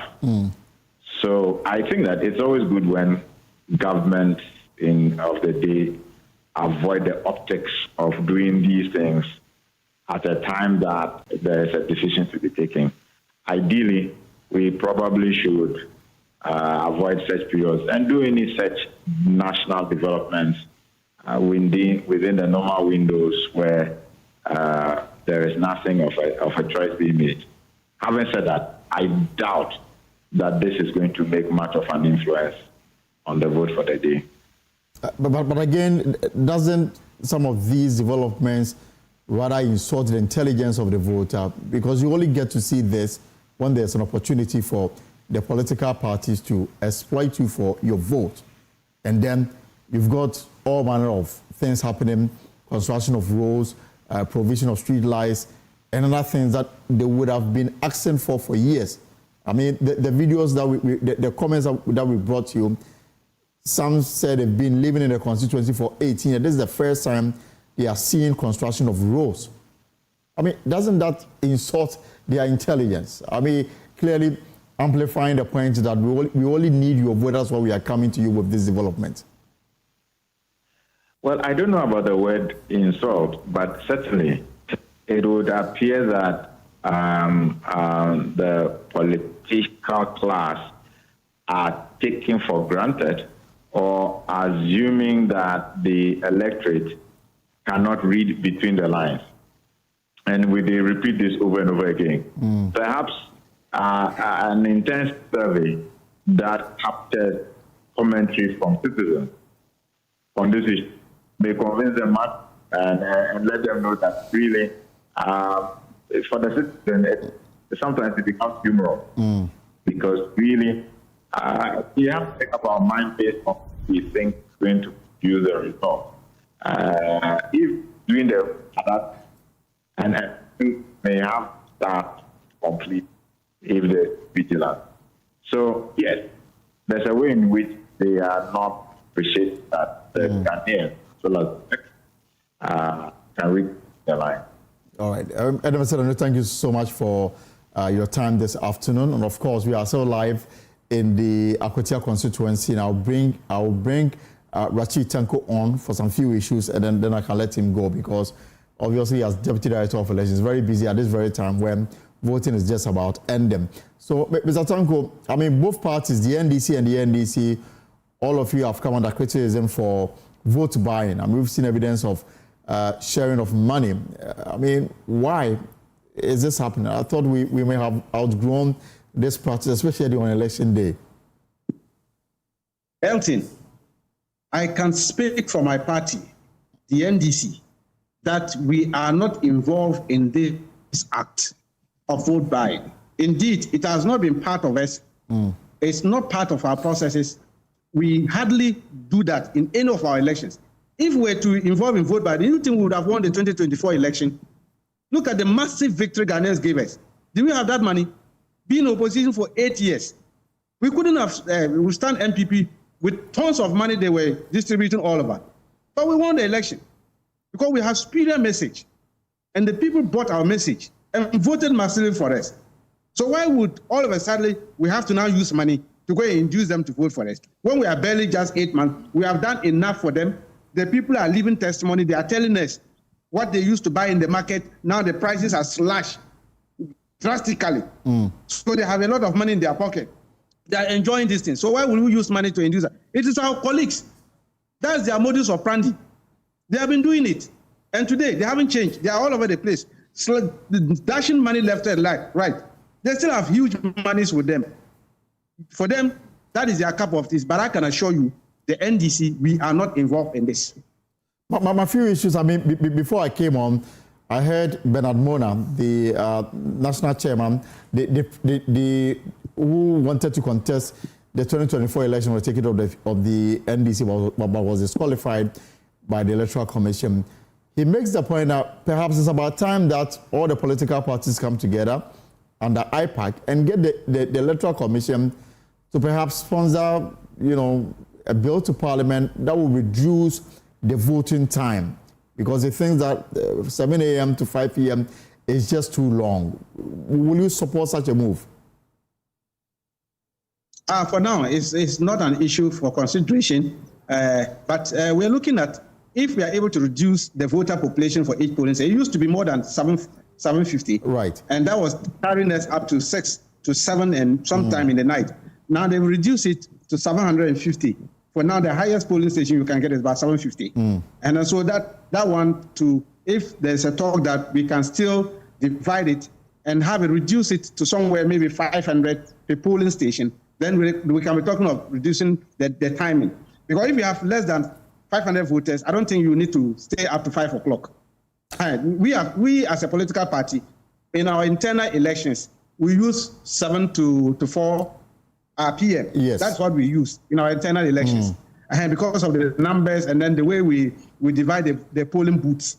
So it makes it easier within that period for us to cover up. So if this one comes in, yes, at IPAC, we can discuss it, look at the numbers and decide that, look, these numbers should still be reduced from the 750 to a lesser number. That will allow us so that the voting time can reduce. All right, thank you so much. Rashid Tanko is the Deputy Director of Elections with the NDC. Let me take you back to the continent where my colleague, Kwajo Brace, is also engaging some constituents ahead of the closing of polls at 5 p.m. So, thank you very much. I know this will be exhausting. Very. But let's understand from your point of view, how has it been really? Well, it's been good. We chose this path to represent the people, and it's a long path, which starts from being elected. And so if you want to represent the people, you never get tired. You have to forge on and make sure you do the needful. And so it's been good. It's been good. I've been touring the whole constituency. I've been going from one polling station to the other. And so far, it's been very good. I mean, generally calm. People are, you've seen the security officers. I mean, they are not even bothered because there is nothing to even protect. We are all cool. It's as if, but for their uniforms, you will even identify that they are security officers. But nobody is doing anything that would warrant their intervention. We are good to go. It's been very good. I've been speaking to some people who say that, well, some people allege that they don't know you and therefore, they cannot vote for you. How do you respond to those people?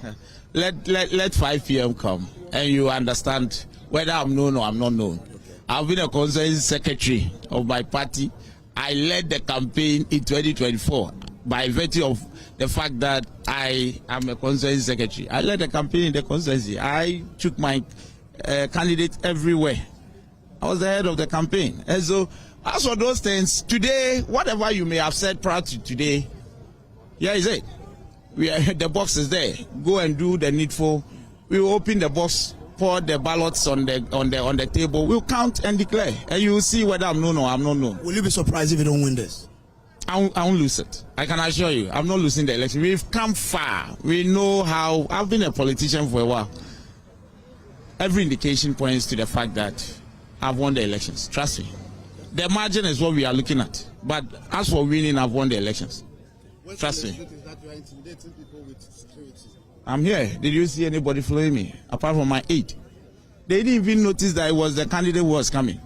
So if this had happened before I entered, if this interview had happened, you would have said that maybe I decided to go this way because you asked the question. I entered before, and these are the people I entered with. Harmless.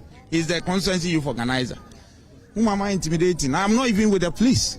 What have I done? So these things happen. Oh, let's focus on the most important thing. Trust me, the ballot is there. We are doing the needful. It will be counted. It will be declared. Akwatia will move on. Grateful. So that is the parliamentary candidate of the NDC for the Akwatia constituency. But we've been speaking to quite a number of people here. Let's try and speak to some observers as well, people who've been observing this. And I have the World Peace volunteers. They are found out here to help us, understand how this is. Chief, I'm grateful to you. Your name, you are the president of the volunteers, right? Yeah. And your name is? My name is Setose Echampo. Okay, so you've been observing this election. Yes, please, yeah. From the point of view of people who are monitoring these elections, what do you say about what you've seen? So far, so good. Since morning, we have been to so many places, like Wenchi, Akwatia, Bodua, and so many places. We have not encountered any incidents. We are yet to receive any incidents. And per what are our checks, as at now, the vote is okay because we have gone at least about 60%. So we are hoping that before 5 o'clock, we have maybe about almost 90%. Sure. In terms of security, people have said we have a large security contingent here. What do you say to that? Well, it's good. It's good with that. Looking at the what we have heard and what we know already in this constituency, is good on that way that we have received it. It makes the place so smooth for everybody to come and cast his or her vote. Yeah. I'm grateful to you, sir. But before we let you go, you are the World Peace Volunteers. What peace message are you leaving to for the people of Akwatia? Akwatia. The only thing I would tell them is just exercise patience. Because looking at the resource the government has put into this particular elections is too much. So I would just play to them that they should exercise patience. Always, peace is not an event. Peace is a process. So the only thing I would tell them is they should exercise patience, and then everything will be okay. What's your name again? I'm Setose Echampo. Setose, president of the World Peace Volunteers. So there you have it. And we've been speaking to both the NDC and MPP, who are all upbeat about winning this particular by-election. We'll bring you that interaction plus other interactions that we've had with people who've come here to monitor this election shortly here on the Joynews channel. So do stay with us. Samuel Kojo Brace coming to you live from the Akwatia constituency. You heard him speak to the NDC's candidate, who is very confident of victory. With just what? We've got an hour and 5 minutes for the polls to come to a close, and then we'll enter into the most tense moment of the election, and that will be the sorting and the counting of the ballot. 119 polling centers across the constituency, voting 55,000 eligible voters in the Akwatia constituency also voting. We've heard the political parties so far, they are okay with the way in which the election has been conducted, the security arrangement, the conduct of the Electoral Commission officials, and everybody involved in the election. With the exception of few skirmishes, all of them agree that so far it's been free and fair and it's been orderly. But for those who look at the security aspect of it, how are they also measuring how the election has gone so far? Let me bring in security experts. Mr. Doke. Mr. Doke, it's good to have you here. Good afternoon and welcome to the poll. So, poll started at exactly 7 a.m. We've got an hour and a few minutes to end it. So far, what would be your description in terms of security arrangement and the conduct of it? How will you describe it? Well, thank you. I think so far, so good. The security, the police, for that matter, have shown assertiveness, and they've really exhibited the aspect of taking control and command of the area. So it's been calm, serene. As you mentioned, just a few confusion, that's what I call it, and misunderstandings, that's all. But apart from that, the whole process has been very good and there's been calm. I think people have got the message about not misbehaving, and whoever had that thought has rescinded. Notwithstanding, we have about 1 hour plus to go. I think they shouldn't just take their foot off the pedal yet. They should still be assertive, and they should, exhibit commanding aspects and respond to any threats quickly as possible and take hold of the area. The counting itself is a very dicey situation. Right. And what happens in that area. So I think that is also an aspect where they need to be more vigilant.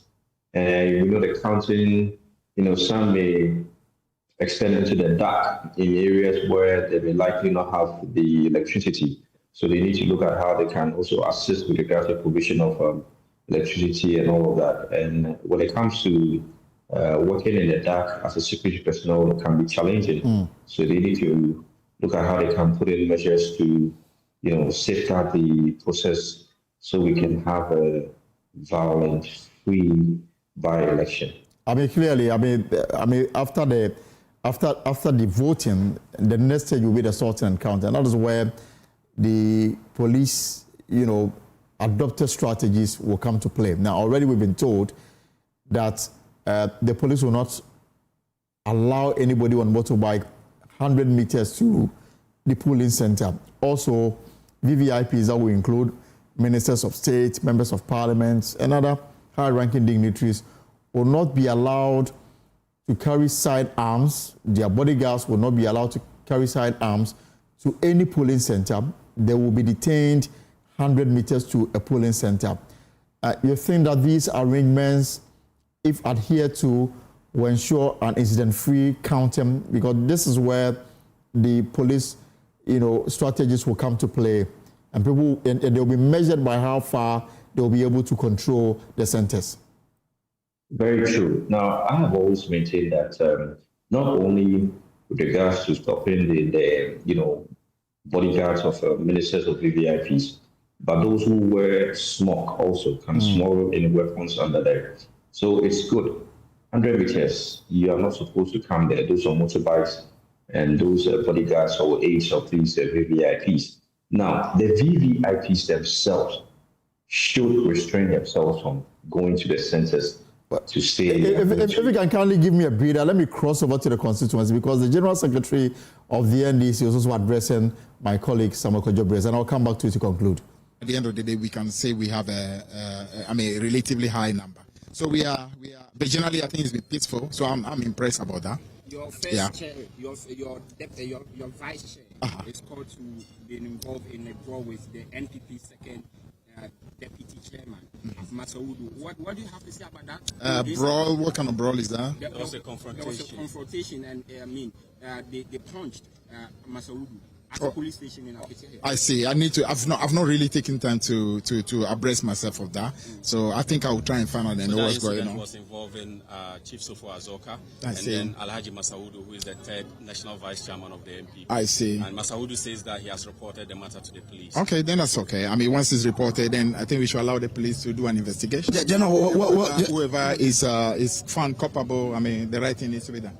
What do you say to proposals that this is an expensive exercise to have, and therefore there should be a tweak in the constitution to say the party that holds the seat, if something happens to the MP, should just elect someone to be on the seat so we can save ourselves all of this struggle? Well, no, constitutional reviews are things that we should always be open to having, because after 32 years, you always want to bring changes. So there's nothing wrong with that. So that conversation, I think it's a conversation NDC, NPP, we should be able to sit together and even have an agreement upon. And once we do, we both will be able to push that, in Parliament. But that said, NPP tried to literally create impression that we stepping away from Tamale Central, you to step away from Akwatia. The truth is this, NPP know they have no chance in Tamale Central. They could bring Bawumia and you lose miserably in Tamale Central. So naturally they will not go. So that was just a pretense, taking advantage of their sympathy and pretending, we are very, it's a game they were playing. Akwatia is a place where we believe December 7 we won. It was declared for them. So we believe the people of Akwatia needed an opportunity to make a final choice between NDC and NPP who won that seat, in December. And so this is it. Yeah. Don't you think that given what has happened, the death of the MP, don't you think that it was necessary for you at least to allow them have the seat in Parliament? You already have a large number in Parliament. The people of Akwatia deserve the opportunity to decide whether they want to be on the side of the NDC or the NPP. I'm saying subsequently, if we have a constitutional review, we can look at that. But you cannot deny how many people in Akwatia the opportunity to have a choice simply because you are saying our MP passed away, therefore you must be saddled with maybe an MP on an opposition side that you don't want. So, I mean, if we are talking democracy, let's continue to pursue democracy. So but I'm saying the constitutional review will be able to, is something that I think we should all open to. Our political space is. Do you think that NDC, MPP, and other political parties, you can come together at a table to agree that? Why not? Why not? I think we can, because I mean, you know what? 32 years of a democratic journey. We should have the level of maturity to be able to sit together and have a conversation. I mean, I can tell you as General Secretary, I'm pretty much willing, and I've actually made effort to that effect with, I normally focus more on the MPP because of they are the direct opponent that we have. So I've had that conversation with my counterpart on the other side, and it's something I think we can continue to discuss. So that you see, the important thing that it should be done without hypocrisy. When you try to play games and pretending that I'm pulling out of Tamale Central, when you know you have no chance in Tamale Central and asking us to pull out of Akwatia when we know we can win Akwatia, then it's not fair. We should look at it clearly and decide. Once we have a decision there, then regardless of whether you can win it or you cannot win it, we agree. But simply claiming that pull out of Tamale Central, therefore pull out, it's a game and we are not ready to play that game. With just an hour to go and the voter turnout you have seen, are you confident of the chances of the NDC's candidate? I would say MPP clearly were holding the seat, so naturally they, right from the beginning, will be considered the favorite. But we believe that just as we did, I mean, even going into the December 7, where MPP were the favorite, but we managed to, as it were, beat them and beat them well. I think the same thing will happen here. Akwatia will be green before we leave here today. General, given about cost of elections, do you know how much the NDC has spent so far in this election? Do I know where that was? How much the NDC has spent regarding this Akwatia by-election? Every election you have to mobilize money and get it done. At the end of the process, we'll sit together and find out exactly what the total expenses have been. But clearly, no election is done without mobilization. It's always been the case. I'll have to check that. I'm not in the position to declare that. We'll see. When the election is over, we'll do that calculation. Why do you like pummeling people? I mean, you've beaten someone to the extent that the person really is begging for mercy. Just one seat that you say, okay, at this point I won't deliver. You're still delivering. Why are you like that? It's not us who are pummeling. It's the people of Ghana who are pummeling them.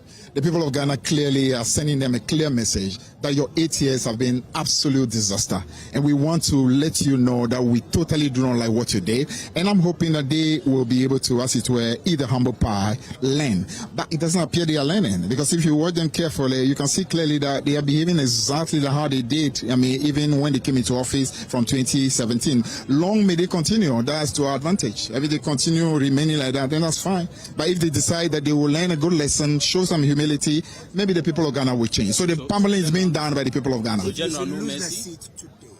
What signal will send to you mean if what? If we...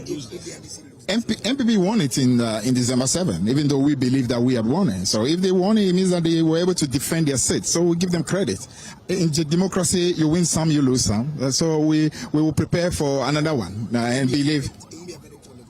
Oh, no. Why should there be a verdict on the government? I mean, a seat that was won in December by them, if they manage to retain it, it simply means that they were able to work hard and consolidate their ground.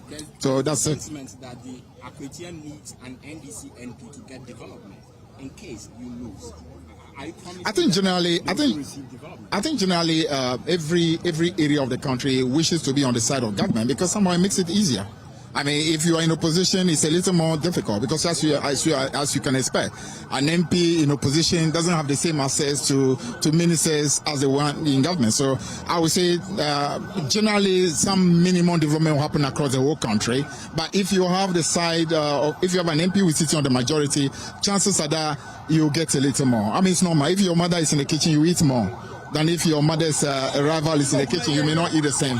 All right, thanks so much. Thank you very much. That's the General Secretary of the NDC, Fifi Fiavi Kwete there. Look, we are still in Mbwedua. The sirens you hear are what are coming out of the police vehicles. And the police, I think the strategy is to let people know that we are here, we are present, and therefore you cannot, joke with the process. And as you can see in your shot, that is the Bodua polling station.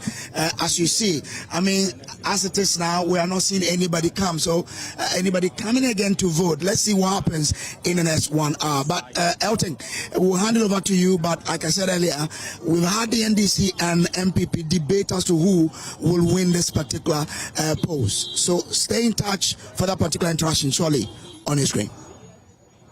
Praise, and of course, I will touch base with you pretty soon. And I like the concluding part of the NDC's General Secretary, Civic. He says that if your mother is in the kitchen, you will eat facts. If your stepmother is rather the one in the kitchen, well, that's going to be an issue for you. Let me again bring in Dr. Victor Doke. So, Dr. Doke, I mean, you were telling me what the police should do, especially as we are now winding up. We are now into minutes, just 52 minutes to end it. What should the police do? They've got the military on standby. Do they bring them in now where tension will begin to rise at the polling centers where counting will now start? Okay, so the military coming in now will not serve much purpose. Okay, the police have made a statement from 7 a.m. till now. I think they would want to finish up and then take a recommendation, which ideally should be. And I commend them so far for what, holding the forth.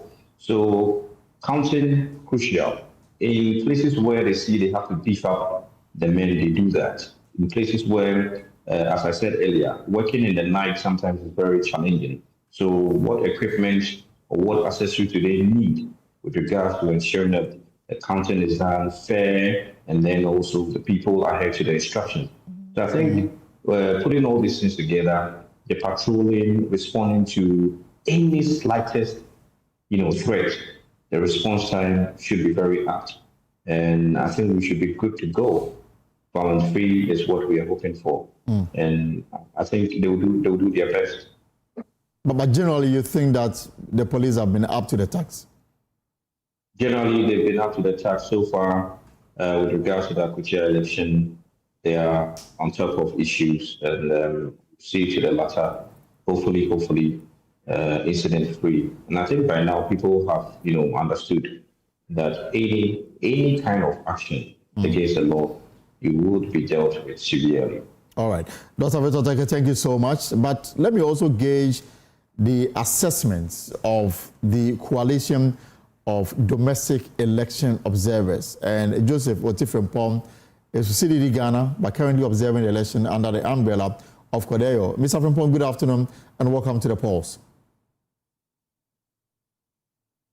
Yes, good afternoon. Great. So let's start from the morning and your assessment so far. Okay, thank you for having me. So, just like all the by-elections that we have had in the country, every by-election, we do experience some sort of violence and all that. So Cordio, as an election observer group, we decided to deploy 25 observers to observe the elections at Akwatia. So when our observers got to the various polling stations, hopefully they were allowed to observe the elections. And as I speak to you, they have been able to submit data to the secretariats. They have submitted their data on arrival and the setup of the polling station. We are yet to receive their whole assessment of the voting processes.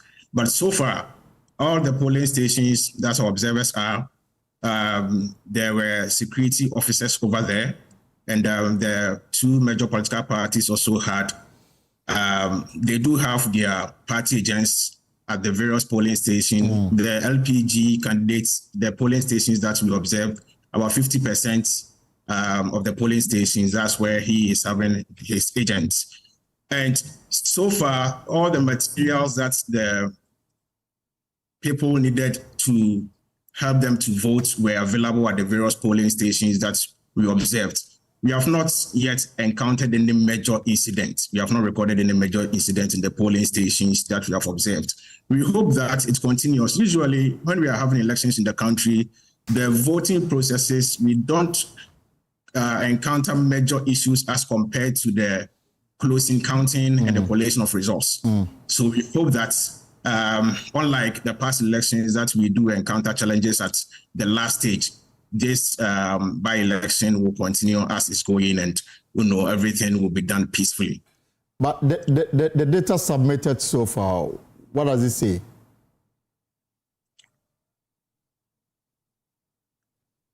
I think we've lost your audio.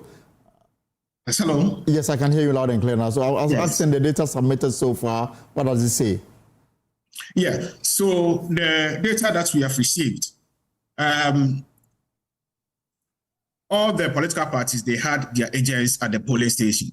With the exception of the LPG candidate, as I said, that the places that we observed, about 50% of the polling stations, that's where he's having his agent. Right. So that shows how the political parties are taking this by-election serious. And all the voting materials, such as the ballot papers, indelible ink, voting screens, validating stamp, ink pad, and endorsing ink, all the polling stations that we observed, all those materials were available for people to use to vote. Right. And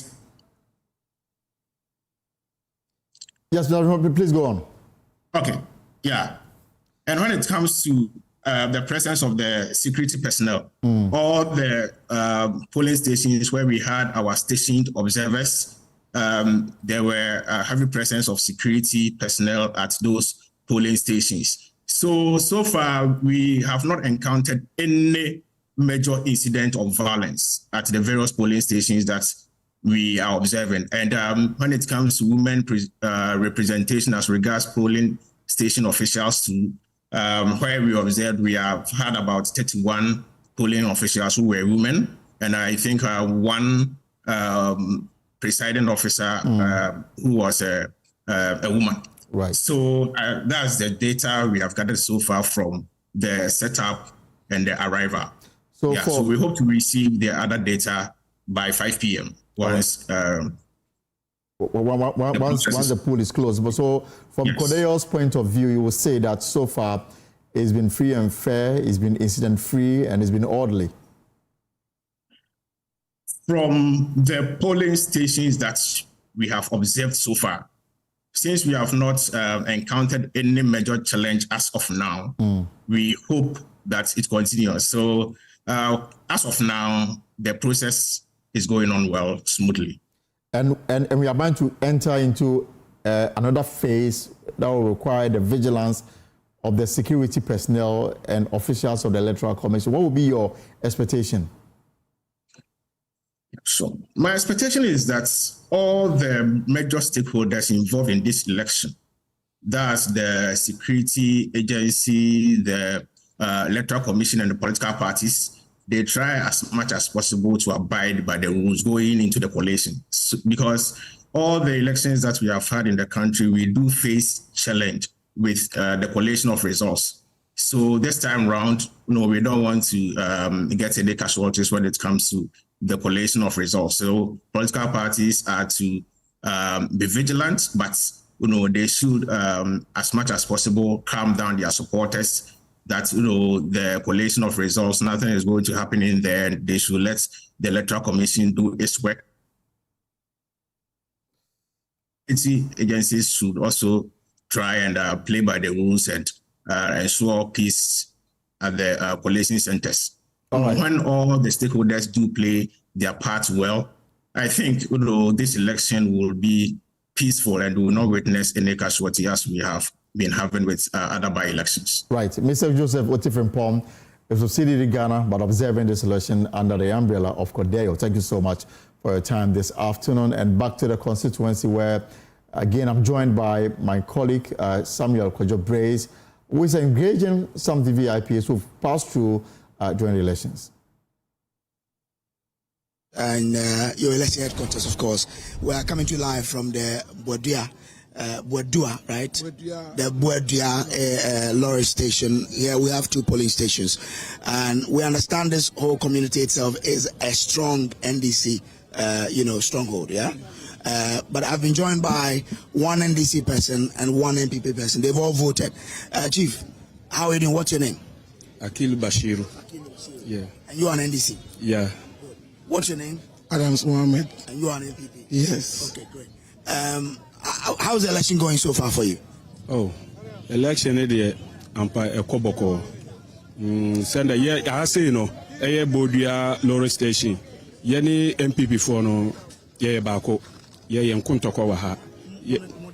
NDC for. Yeni MPP for. Nua for. Bodia. Nti no. Pentokwa because unu nua kokura na say we MPP ni kura na omuwia munne efie baako ana moko ye nua ye ntafo nti amaye ni MPP for no ye na ye baako nti no ntoko bia nti election na ye wa ha say no no confusion bia ni ha asumdwe nko a. Now, so far, no. So what he is basically saying is that in Bodua here, the NDC and MPP are one people, so they don't fight. So for them, it's all about unity and brotherliness that is being exhibited here. Now, but Sebanusa Abatwane and Nesini Sikwa, what do I to form a cosine? Oh, I had here from 92. I had NDC stronghold. MPP we knew her. All the police station, not 2 and MPP we knew. But it's Satu Nukurano, Yakanta. Until election way. Almost no one ya bekanta ye no majuma ya ye etu win ni de lawyer wafa bodia lawyer fa.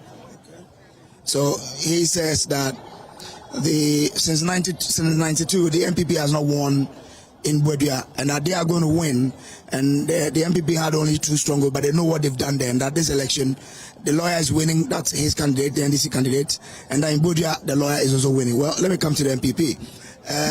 So far, what do you make of the election itself? It's cool. Like he said, we are brothers. He's my brother. He's my brother. My senior brother is married to his sister. So you know how it is. We are united here. We are one. Yes, the 2 polling stations are NDC polling stations. But we are not hoping to win the 2 polling stations. This is a by-election we are talking here. And elections are dynamic. There are different dynamics to every election. You see, our candidate is very renowned and down to earth to the extent that the NDC people are voting for him. We are not hoping to win the polling stations. We are suppressing their votes. Our votes will come up. Our votes will come. Bodia as a whole is an NDC dominated town, but the constituency has about 5 towns that are strongly in favor of MPP. So I am hoping by close of polls today, MPP candidate Solomon Asumedu, who is popularly known as Owo and Okumkong, would have carried the day. You said the NDCs are voting for the MPP. How do you know that? Because the voting is secret. Yes, we know just like he said. We know the work we've done, and we know the research that we've also carried out. And to be honest with you, there are a lot of guys there who who don't know their candidate in this particular constituency. And like I told you earlier on, I think I granted you an interview yesterday. This is a mining community, a community or a constituency that is predominantly a mining community. You understand? Our livelihood is dependent on mining. So if I bring somebody who's a legal miner, who has helped a lot of people or young guys in the community, what do you think? He's given a lot of employment to the youth. Like I told you yesterday, any guy you see, any young guy, 18 and 20 or 25 and above, you see driving in a vehicle, has got his own mansion or a house. It is due to this guy, the MPP parliamentary candidate. So that one is in itself is a testimony, right? And that is what the guys are saying. They are going to reward him for that. quite interesting. Come closer. And Nyokai, I hope, sir. I mean, who follow. But I say, oh, no, send you see what happened to winning hammer MPP. Oh, no, Yakra, a hand free. Eminia, me papa, a worry the mammy penny. Eminia, me papa kind, the old me. As I own you, Eminia. Now, so baby, I'll find one for ye. Because body hana ye wono. Even a project bia on my body hano a NDC and MPP. MPP engine puto our body da. Even our parliamentary candidate now wini a MPs grano. Puto be obusa say obi nchira puto bakwa. Omobaya omoye ya obi na obetime achire. Now so ye NDC. Ye betime even station hakwa ye gina no a NDC. Ye nim de ye candidate na oyema NDC. Ye candidate lawyer bodi akon. Ye nim de oyema NDC. Wa ye enyoma bebre ama NDC. Even youth omo mining. Even owo no nkasa no ne lawyer no. Owo ne lawyer ewo busa say ewo eden ewo ayama bodia na otimu no a o ntimi kire ade ba akopɛ say eden waye project we na waye and so say we boy young people are more economically empowered ye hu omo a otimi boa om eye minua mitimi ntwa ntro ento no so anka oyi oboa obi a mehu eye minua mi hu ye mitimi fa oso no aka hu ana me say enya no kure anything I make us say, a minua, or ye be a metima say, way and why. What I say, you were omunia, or maybe a miner or moye, almost all my workers or moye day, or moye, and on a normal. Yanso ya me to say, no, Miss Anna, Miss Mebra, or no sono, will be a miner or no sono, what for workers or moye day, or moye, but ye a project or be a bit nako. No, what Timako Trim Punto, Ediaba, and ye owo. Want to confirm Punto, because one, and your government and our power. One of one will be Timako, no way Timako print Punto, but because one former MP Okoyo machine, our person will the two coin cry every amount for. DC, I catch and say, and ya idea, Oberman machine, at the young Punto because and the government and our power. And it's Muslim try and answer say yes. That means it's our government in the power. Kwa heading. Kwa nya de obeti ma heading. Enya bibi ediaba. And it's lawyer bediako. Wono na ye nim say okwa obeti mi atwim puntuo edabra youth. Youth no so no ye wo omo ma ko school ewie. Enya man nko ana omo ye wa ha. Ye wo omo ma ewie school youth na omo ewie school a omo pe edwuma aye. President John Dramani Mahama oba ye edwuma bebre a woda to kwan a wo pese youth no obo youth no munye edwuma ye no eno and because one ye ni MP a ebe den na sampunto no ana youth no o metime nye edwuma aye nti ese ye nya MP a wo ye candidate NDC candidate a wo betime akọ primpunto ediama ediaba. So what is basically saying that he's countering his argument is the MPP's argument to say that well their candidate, the lawyer, has done a lot of things to help people in this area. He says that if the MPP says their candidate has helped young people here, he cannot see it. He cannot attest to it because he is his own brother. If he has done anything like that, he'll see it. And he's saying that if they need someone to bring development to Akwatia, it is not Owo. That's the MPP's candidate. It is rather the lawyer who can do that job because his party is the one in power. He's asking you, he's daring you to tell the people of Akwatia what one project Owo has done here in what's the name, Budgetary, where he comes from. Let me just tell you something. He wants a project. He should go to the Roman Ridge. The Presbyterian church there, the building there, was single-handedly built by Owo.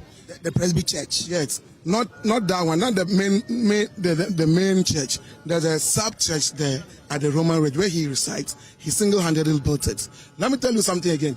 This man standing here saying that our candidate is his brother is a beneficiary of Owo. His senior brother works for Owo. So how do you talk about he doesn't help people? And what if you say development? What is development? Or he's asking us what has MPP done? The Zongo ministry, there's a 6-unit classroom block that has been built at the Roman Ridge. It was built by MPP under the XY administration, another administration. Right? What is development in this country? We have a school here. We have secondary schools here. Not one secondary school. We have hospitals in this community. Not one hospital. We have polyclinics. Not one polyclinic. What are we looking for? Our roads are tied. What is left for us is to empower the youth, and that is what our candidate is doing, empowering the youth so that they become independent on their own. What is saying does not turn out. Their candidate has lost, even in his own backyard, that's where he hails from. He's not touched to the ground. People are saying when they vote for him, he always tells them he's going to take them to court. Petty issue, then he tells them, I'll take you to court. Petty issue, then he says, I'll take you to court. That is what he's noted for in his constituency. That is what the NDC candidate is noted for in his constituency. He's lost touch. You see how people, he's just walking around. You see how people following are not plenty. You saw it when our candidates came around. This morning, you saw it when our candidates came around. You understand? Our candidate walks around with a lot of vigor. He's lost it. He's lost it. Everything, his demeanor, everything shows that he's lost it. This is a constituency that MPP rules. If MPP is united, NDC should not come close to us. This man standing there is my senior from Pope John. So there you have it. Our senior candidate, the MPP will win here today. Oh, wananga sa wojina wono. Ye votu wa ha. O ye puli agent. Ebe de onyimire no ontimi njina. No odwane. Me amebra minimum no. Me ne ye puli agent wa ha. Ebe de onyimire no na no ho popo. No waka no say ewuo. Say ewu ayese. Me enokura ne me ka kire o. Me ntwa ontro eye mi nua. Eye mimi yone owo station ha say onabro baba jama adaworma NDC ena ye station ha eye clinic eye NDC ena eye GCD hospital NDC eboaye akadeye odo komawom owo ntimi nkire ade bako a ewo etimi aye Amse wa ma chapo da ya wasi. Enya no kure. Ene onya chapo da. O debi enya no kure. Me minimsa asor dai no. Oboa. Omwa onsi asor dan bia. Enya no. Evidence when I was enyo ni. Me were evidence. Me ni evidence a men kan. Me na ewo kromu a eye mimi nua. Me ntimi ntwa ntronto no so. Eye mi nua pi. Me ntimi ntwa ntronto no so. Ba me we NDC ana ono wo MPP. Into lawyer win. Oh, in that dear, yeah, the power the big lawyer so because lawyer no, lawyer even the lawyer no obi anya asemo a wono no muda even MPP for munya asemo a ono no mudwane to ono. Medasi, thank you. So that's it. He says that he's confident that his candidate is winning. It's not difficult. It's not difficult saying it. It's easier said than done, right? It's easier said than done, and that is it. We are confident. And earlier when I told you, these 2 polling stations are not MPP polling stations.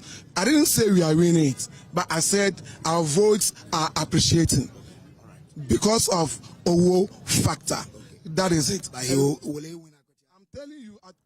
Right, Samuel Kojo Brazier in that very interesting interaction between 2 family members, but belonging to different political parties. The MPP guy is confident that candidates, also known as who will win the seat. The NDC person from the same family thinks otherwise. Well, we've got, 29 minutes for polls to come to a close, and then we'll move into sorting and counting.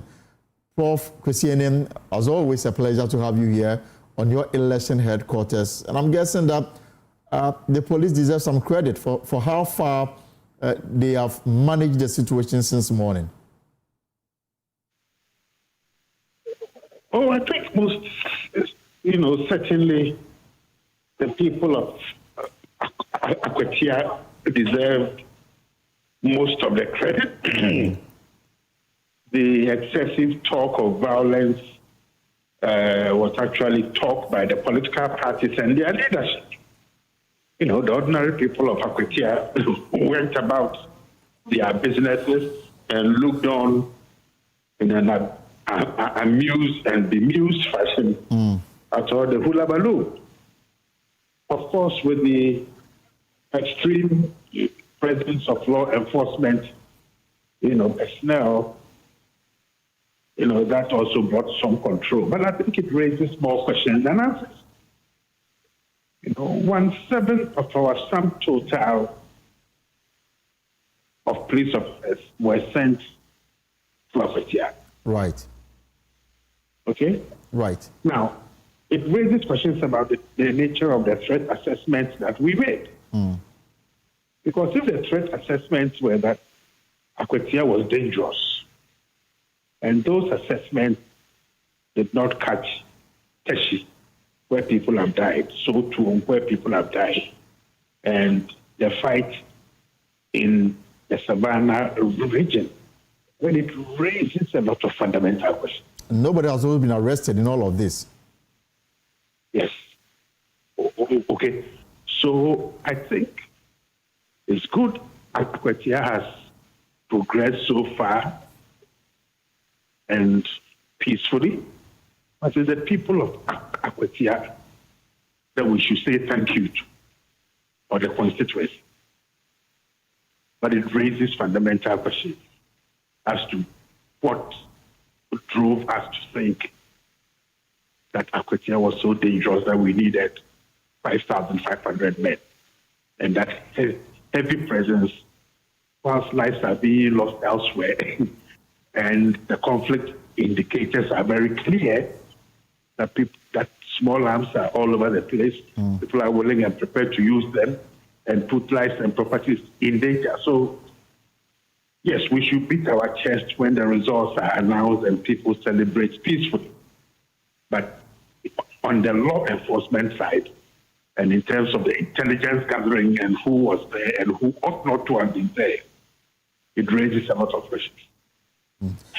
But clearly, this is just one aspect of it. Now we are moving into the most important aspects of what the security arrangement should be. And this is, in the next 26 minutes, they will begin to close the pools and then begin sorting and counting. And then later we'll go to the collation center. The police says that they have some strategies in place to ensure that the counting and the collation will also be done in an atmosphere of order. They say that nobody is allowed without accreditation within 100 meters radius to the center. Now, security personnel who are following VVIPs, ministers of state, members of parliament, will have to leave behind their sidearm 100 meters to the collation centers. Are these what will make the process incident-free? Look, let me make something clear. Politics is about principles, values, and shared norms. If the politicians will not play by the rules of the game, there's nothing Mr. Yohonu and team dedicated, willing to fight, can do. It's the political class and the leaders that must send the signal that this contestation of the game. So if the police or the election security rules, there's only accredited people come to the police.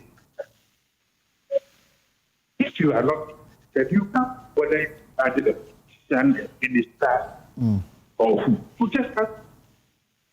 And I think the police must make it clear.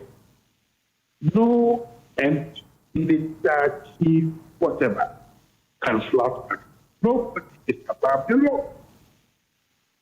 Okay? So there are issues. The constant application of the law was for all those about group, and the politicians sending signals to their followers that they themselves are ready to follow their rules. I mean, look, what is the big deal here? The people have voted. It's gone peacefully. We are going to count. I mean, there'll be lights and everything. Nobody knows who is going to steal the vote anyway. You know, so I think the political parties must begin a process of ensuring that their behavior is supportive of law enforcement and that they don't necessarily create undue problems that raises tensions, and they don't use words, you know, that brings about the misunderstanding and so we. I think it's progressed satisfactorily so far. Let's use the next 2 hours or so to do the counting, declare the results, let's celebrate, and then let's go back to our normal life. Right. The IGP says that the military is on standby. Do we need them at all? Look, such utterances also don't help. And that is what I'm saying.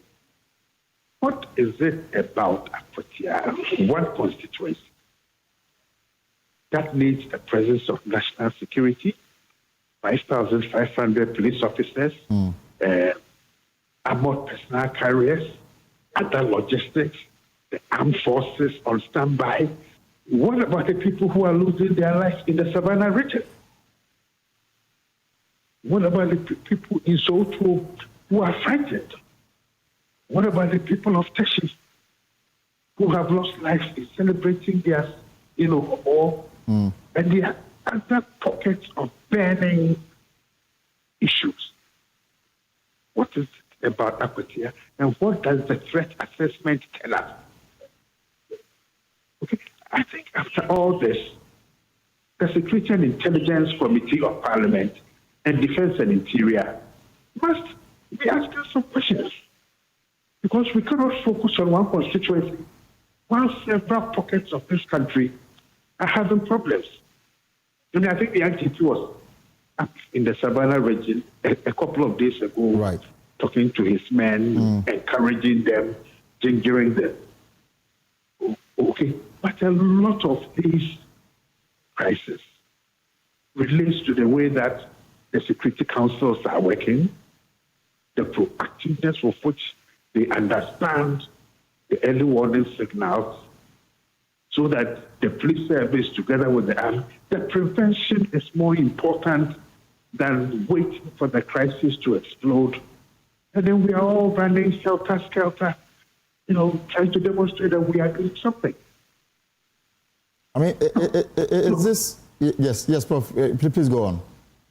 Look, the manner in which early warning has failed us in the Savannah region, Teshi, Soweto, Nkwanta, and elsewhere in the last 4 weeks, and the way that we've read the signals in Akwatia, where nobody has died through violence. I think there was a motorcyclist who died out of excitement this morning. But what is it that says national security, 5,000 people, soldiers on standby to go to Akwatia?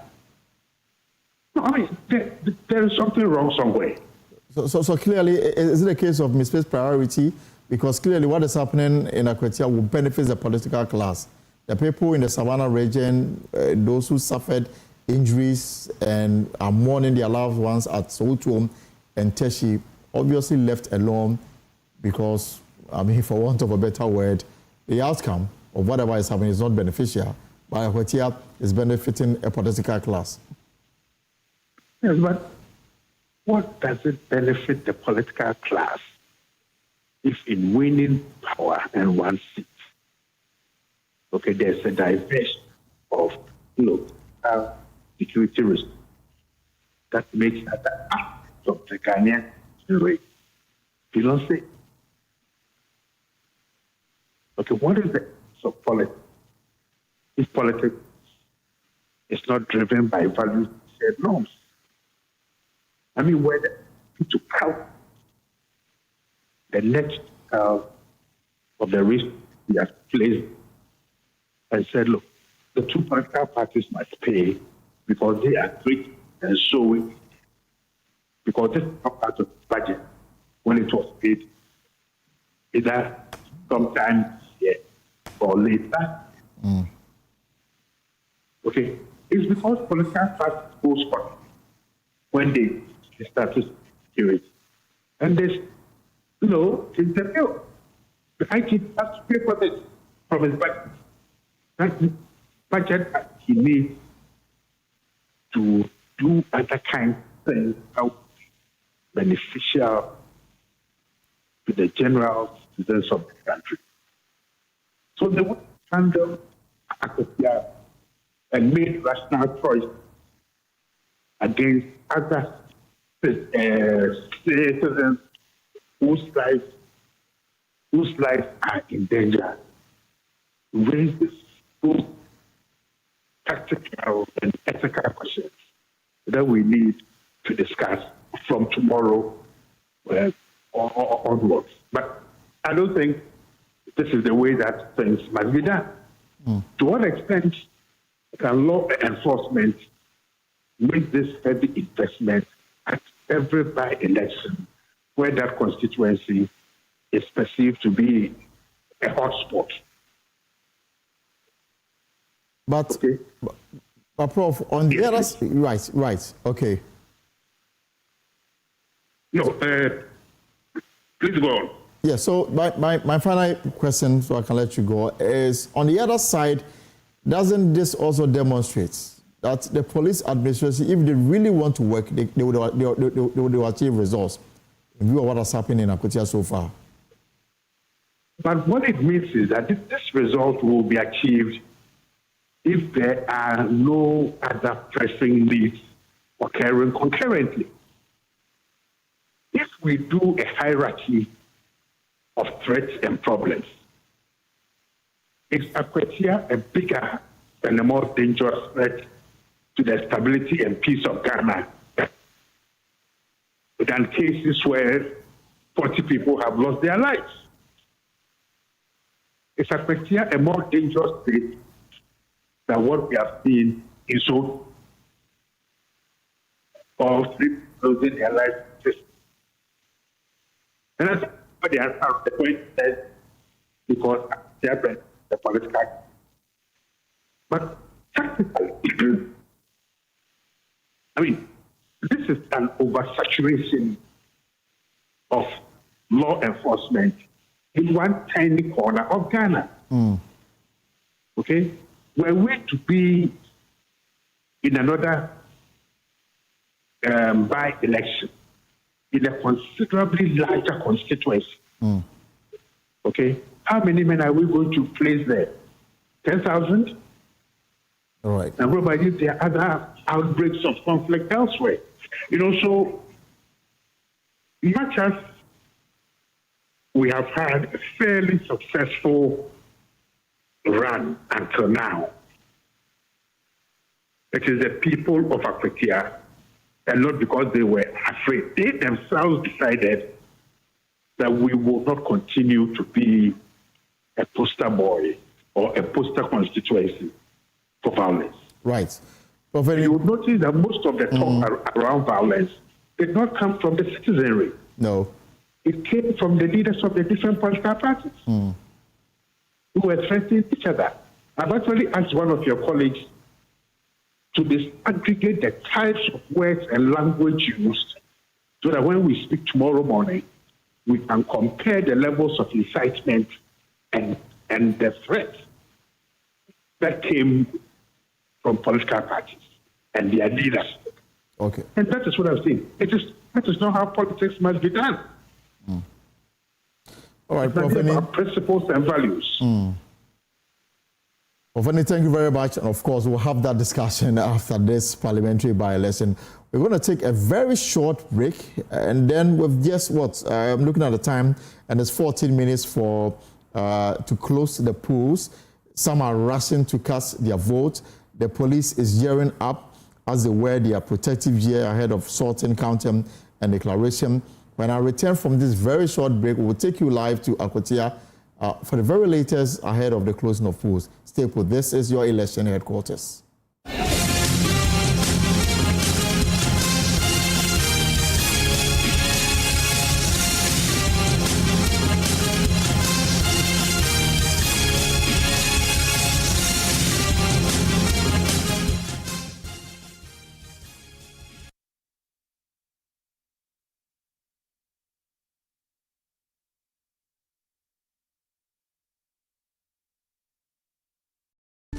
Have you been to Aqua Safari lately?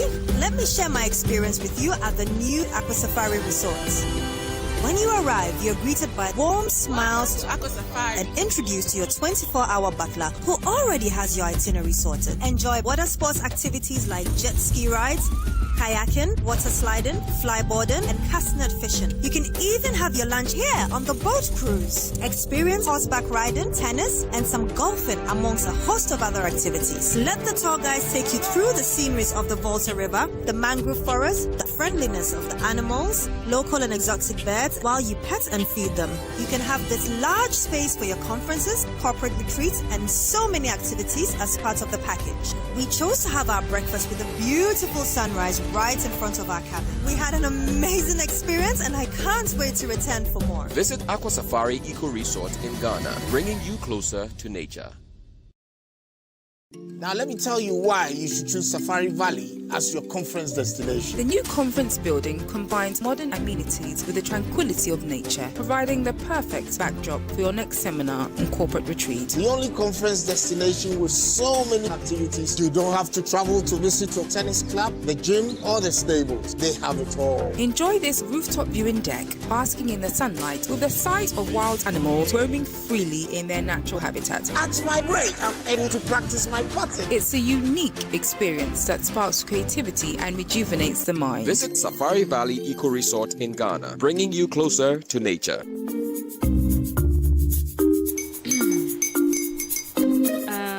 Kwame and his uncle are almost here. Wait a minute. This one too, your friend Kwame. Wait, Kwame. As in the same Kwame again? Yes, Mommy. I'm the second coming. Into all this tension just to reintroduce that broke boy from Kaswa. Why would you deceive the family like this again? Now I understand the whole delay. Troll from Kaswa, dear. Why won't he be late? Or be late? Of course.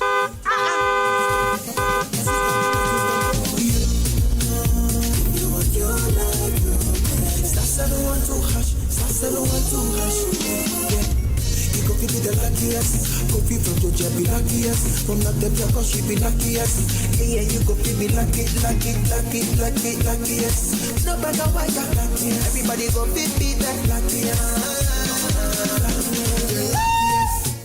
That's Kwame! Send your God up boom. If you put it toy, so would the coming of the Son of Man be. Hey! Is that his car? Everywhere. Dial *712#. Choose your ticket. Enter your lucky number. Follow the prompts and let destiny handle the rest. This promotion is regulated by the NLA on the Caritas platform.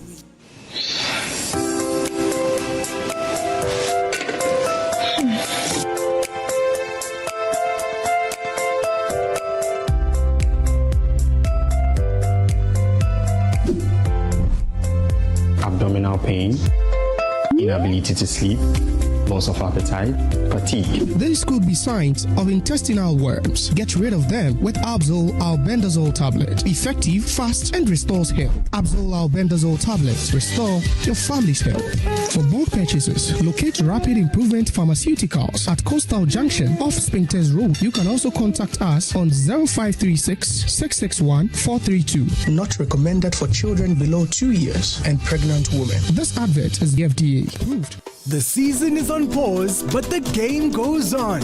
Discover virtual football in the off-season in the 1xBet app on 1xBet Football. Always with you. Something new is coming. Something exciting is coming. Joy 99.7 FM is giving you more of what you love sooner. Well, you can tell everybody That's right. Fam, listen, I've got news for you. This is Lexus Bill, host of Drive Time on Joy FM. And now we have an early start. Drive Time on Joy starts from 2 p.m. from hence. Monday to Thursday from 2 p.m. to 5:30. Join me on the Best Late Afternoon Radio Show. More time means more great stuff, more great conversations, more giveaways, more interviews, and all the fun that you get to enjoy on the Best Late Afternoon Radio Show. Drive Time on Joy with Lexus Bill. One side, shoulder, one side. Let's meet at 2 p.m. Monday to Thursday, and on Fridays from 3 p.m. to 5:30 p.m. on Drive Time on Joy. Yo, yo, yo, yo, yo, yo, yo!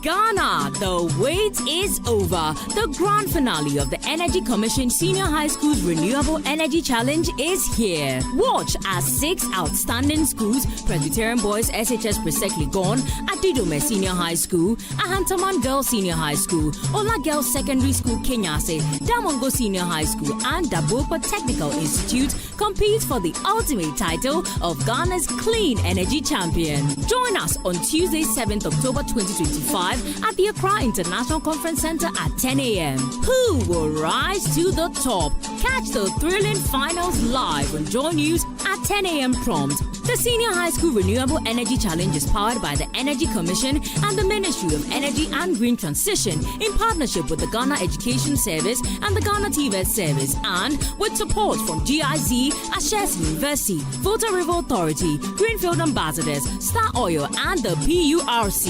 Media partner Joynews. So, Charlie, the deal there, I almost get her.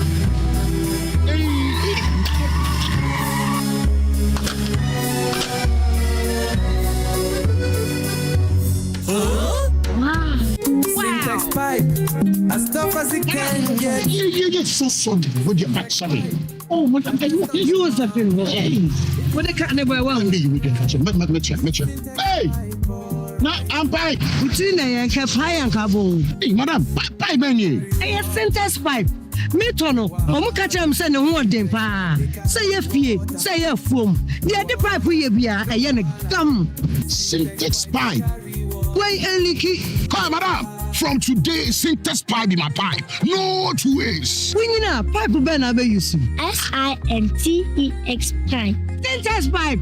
In the carry water. No hala.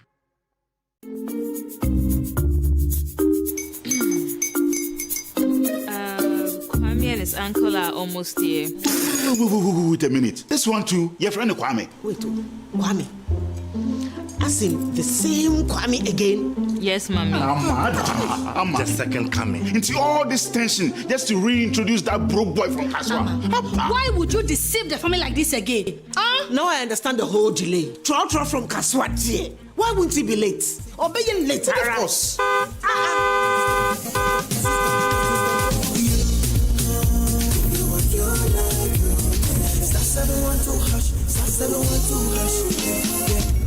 Could be the luckiest. Could be from Georgia, be luckiest. From not the because she be luckiest. Yeah, you could be luckiest. No matter why you're lucky, everybody go be that luckiest. That's Kwame! Send your God apple boom. If you put it toy, so would the coming of the Son of Man be. Is that his car? Everywhere. Dial *712#. Choose your ticket. Enter your lucky number. Follow the prompts and let destiny handle the rest. This promotion is regulated by the NLA on the Caritas platform. Hi, now let me share my wildlife experience with you at Safari Valley Eco Park. Welcome to Safari Valley. Our electric shuttle pulled up, and in no time our tour began. We were surrounded by wildlife from the moment we entered the eco park. We were greeted by experienced tour guides who took us through orientation and how to better enjoy the experience. Watch these animals roam freely in their natural habitat undisturbed by our presence. We saw zebras, sable antelope, brown crane, mara, silky chicken, nyalas, Shetland ponies, and so many animals I just couldn't keep up. Our tour guides taught us so much about the wildlife, their behavior, and how to interact with them. I even fed them. We also went fishing on a man-made canal. Then we took a break to have lunch in this serene environment. All this amazing experience for this price for adults? This price for teenagers. It's a bargain.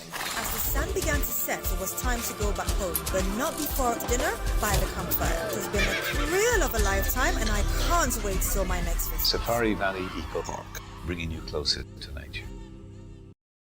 As soon as my son gets back from school, he's going to scatter everything. As soon as I walk in, my daughter is going to pounce on me and talk non-stop. She's developing a fever.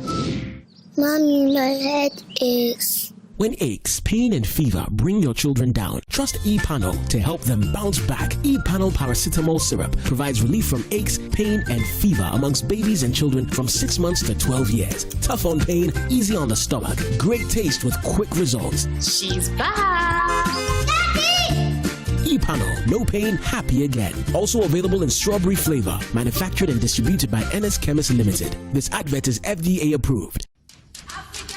In every community, the skyline is dotted with uncompleted buildings, some at the foundation and others at lintel or roofing level. Each one tells a story, a dream, a home in the making, because home ownership remains one of humanity's greatest desires. Wherever you are on this journey, whether you are breaking ground, building up, or simply furnishing your space, the Joynews EcoBank Habitat Fair is designed with you in mind. Join us from Friday, the 12th of September to Sunday, the 14th of September 2025 at Good Park near Accra Mall for Joynews EcoBank Habitat Fair 3rd Clinic 2025. Let's help turn your home ownership dream into a lived reality. EcoBank, the Pan-African Bank, partners the EcoBank Joynews Habitat Fair and brought to you by Drive EVGH. Drive into a sustainable future. Virtual Security Africa. Security for all. Safety and home solutions. You think of a door? We have it. Superlock Technologies Limited. You deserve the best. DPS Pipes, connecting you to life. Elegant Homes and General Construction Limited, where quality meets value. Gold Key Properties, transforming the landscape. Ayuda, Ghana's #1 services app. Bako, Services Bibre. Special Gardens, Memorable Living. DBS Industries Limited. We truly are your roof masters. Door masters, the best indoors. Lesh Fortune Limited, unleashing luxury with perfection, one space at a time. LandlordAfrica.com, bringing the real estate industry to your doorstep. The Builders Market, bathroom, get it right. Right House Energy Limited. Let's build smarter energy together. Masters in solar installation. Syntex Tank. Air strong. Air tough. Interplast. We make sure water reaches you even in space. Yolben Security Doors. Protecting lives and properties. Clifton Homes. Beautiful homes. Wise investment. Western Villas. Where dream meet reality. EcoBank Joynews Habitat Fair 2025. Dream it. Own it, live it.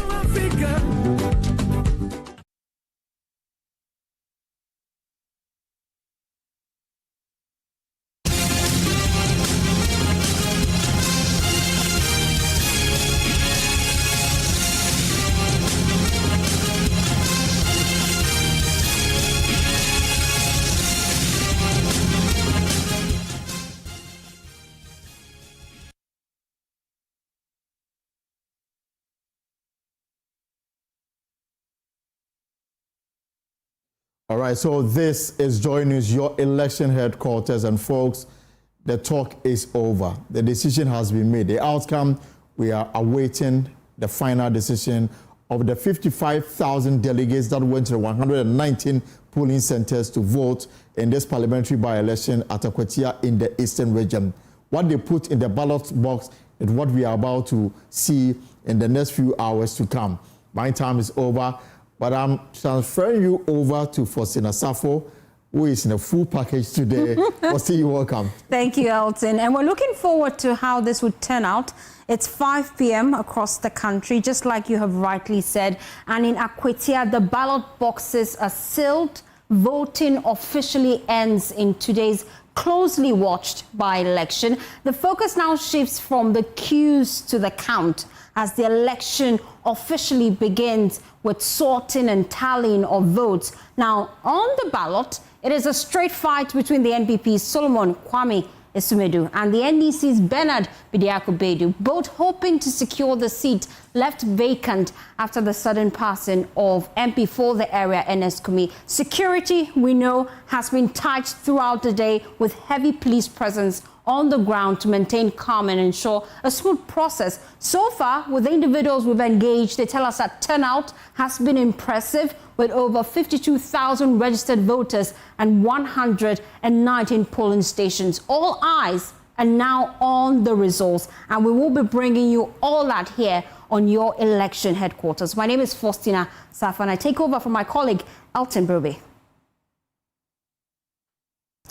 Well, let's now bring you some key details of what happened earlier on the grounds. We know that while voters in Akwatia queued earlier at polling stations to cast their ballots in the by-election, especially at Brim River, a vital water source in the constituency continues to flow in a disturbing milky brown state, evidence of the unrelenting devastation caused by illegal mining activities. For years, residents along the river have complained about the destructive impact of illegal mining on their livelihoods and health. Well, today, as political parties trade promise and seek votes, the reality of the Brim River stands as a stark reminder of challenges that extend beyond elections. My colleague Nana Boakye Yadum has been engaging some key individuals in the area. Across various polling centers in the constituency. But where we are currently, or where I am currently, is on top or the sides of the Brim River. And we are looking at some other stories, compelling stories that must be told amidst the ongoing by-election here at Akwatia. Akwatia is known to be a mining community. But then while we are looking at the ongoing by-election to select a new member of parliament, we're also looking at the destruction for gold. And so you can see on my left is the other side of the Brim River, highly polluted in its milky shape. The destruction continues in Akwatia while we continue to fight to elect a new member of parliament. We have 5,500 police officers here. But what is the major problem? What is the concern? Why do we still have to go through or come to observe such destruction in such critical moments as this, when we are having the election of a new member of parliament, a by-election to be precise? Today we have been told happens to be a breaking day, and so the miners are not going to the various mining areas or enclaves to mine. That is why even for us, luckily, they say this one even looks clean. It could have been more milkier than what we see here. This shows that our fight against illegal mining has not stopped, and then the destruction continues. I'd want to speak to one man here, just ambushed him a little. But Pacho, I'm sure you live in a community. If not, you've seen the destruction that is happening. On my right and my left, the Brim River, very, very muddy and milky. The destruction continues. Are you worried about what is happening in the Akwatia constituency? Exactly. I'm very, very worried. Looking at the current condition of our land and then the water bodies, a time is coming where the next generation is going to really face a difficult time due to the negative effect of the illegal mining. And looking at the fact that today happens to be the day that the constituency is electing a new member of parliament, what do you think that this person, MPP, NDC, LPG, if elected, can do to curb the menace?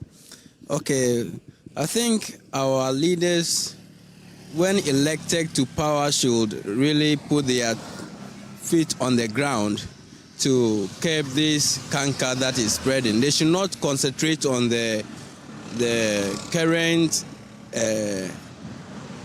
resources or the money they will get now, but they should look into the future, our next generation, how it's going to be like, so that they will forfeit the enjoyment or the money they think they will get now by destroying the land and the water body, and rather preserve it for the next generation to come. So they should all put hands on board to curb this situation. Looking at the destruction here, I'm sure this is a source of water to some people. Do you think that it becomes difficult to use this as a community member? Yeah, this has been a source of water in time past, but now it's very difficult to use it. Even those who are under the use of, let's say, water, Ghana Water Company, though they are refining or they are trying to purify it, but then the effect and the stink is still there. So it means that if this thing is not stopped with immediate effect, we are going to face a challenge in the future. Thank you very much. Can you tell us your name? My name is Prosper Abuchi. Thank you, Prosper, for joining us on Joynews. And that is Prosper, and he is a community member here at Akwatia, talking about how this destruction, if not curbed immediately, would affect the community members. I have another gentleman here with me. He's also making sales in the community, but I spotted him and then asked him about the destruction. He has a different opinion to share.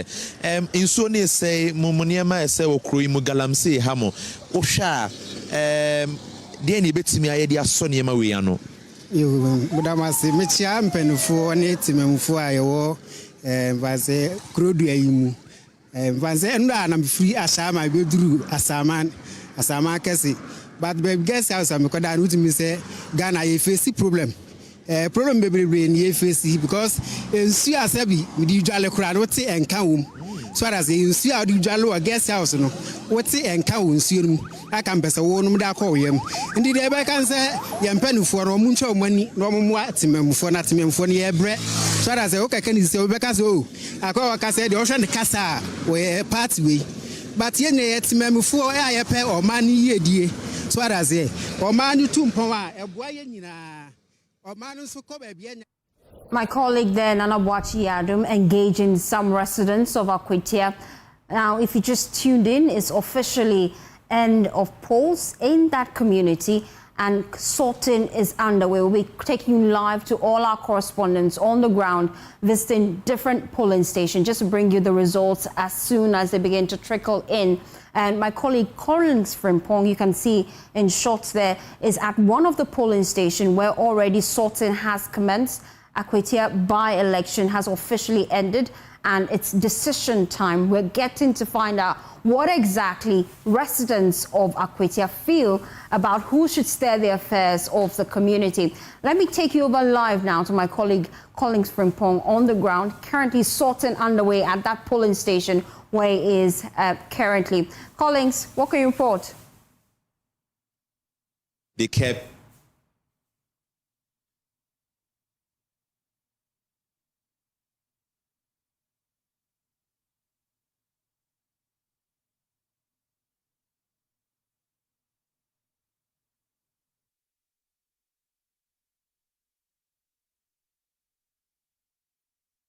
polling station in Akwatia, currently sorting underway.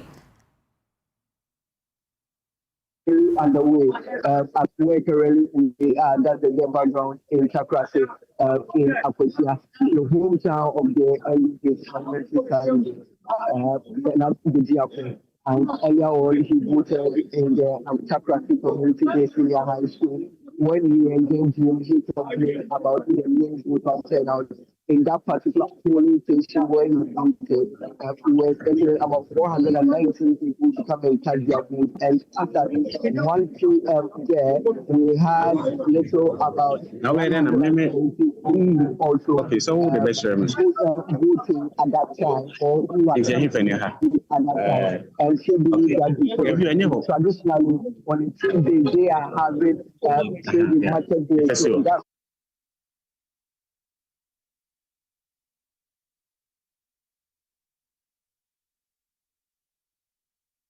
the media, the various commentaries that people are running about the security situation, people going to attack others. That sends wrong signals to the people in Akwatia, which prevented them from coming out, which shows that the low turnout was due to the various commentaries, according to the NDC's parliamentary candidate. But he is quite optimistic that he is going to clinch the parliamentary seat in the Akwatia. You know, when it comes to this particular constituency, it's a swing NPP do not really have dominance, and NDC also do not have dominance.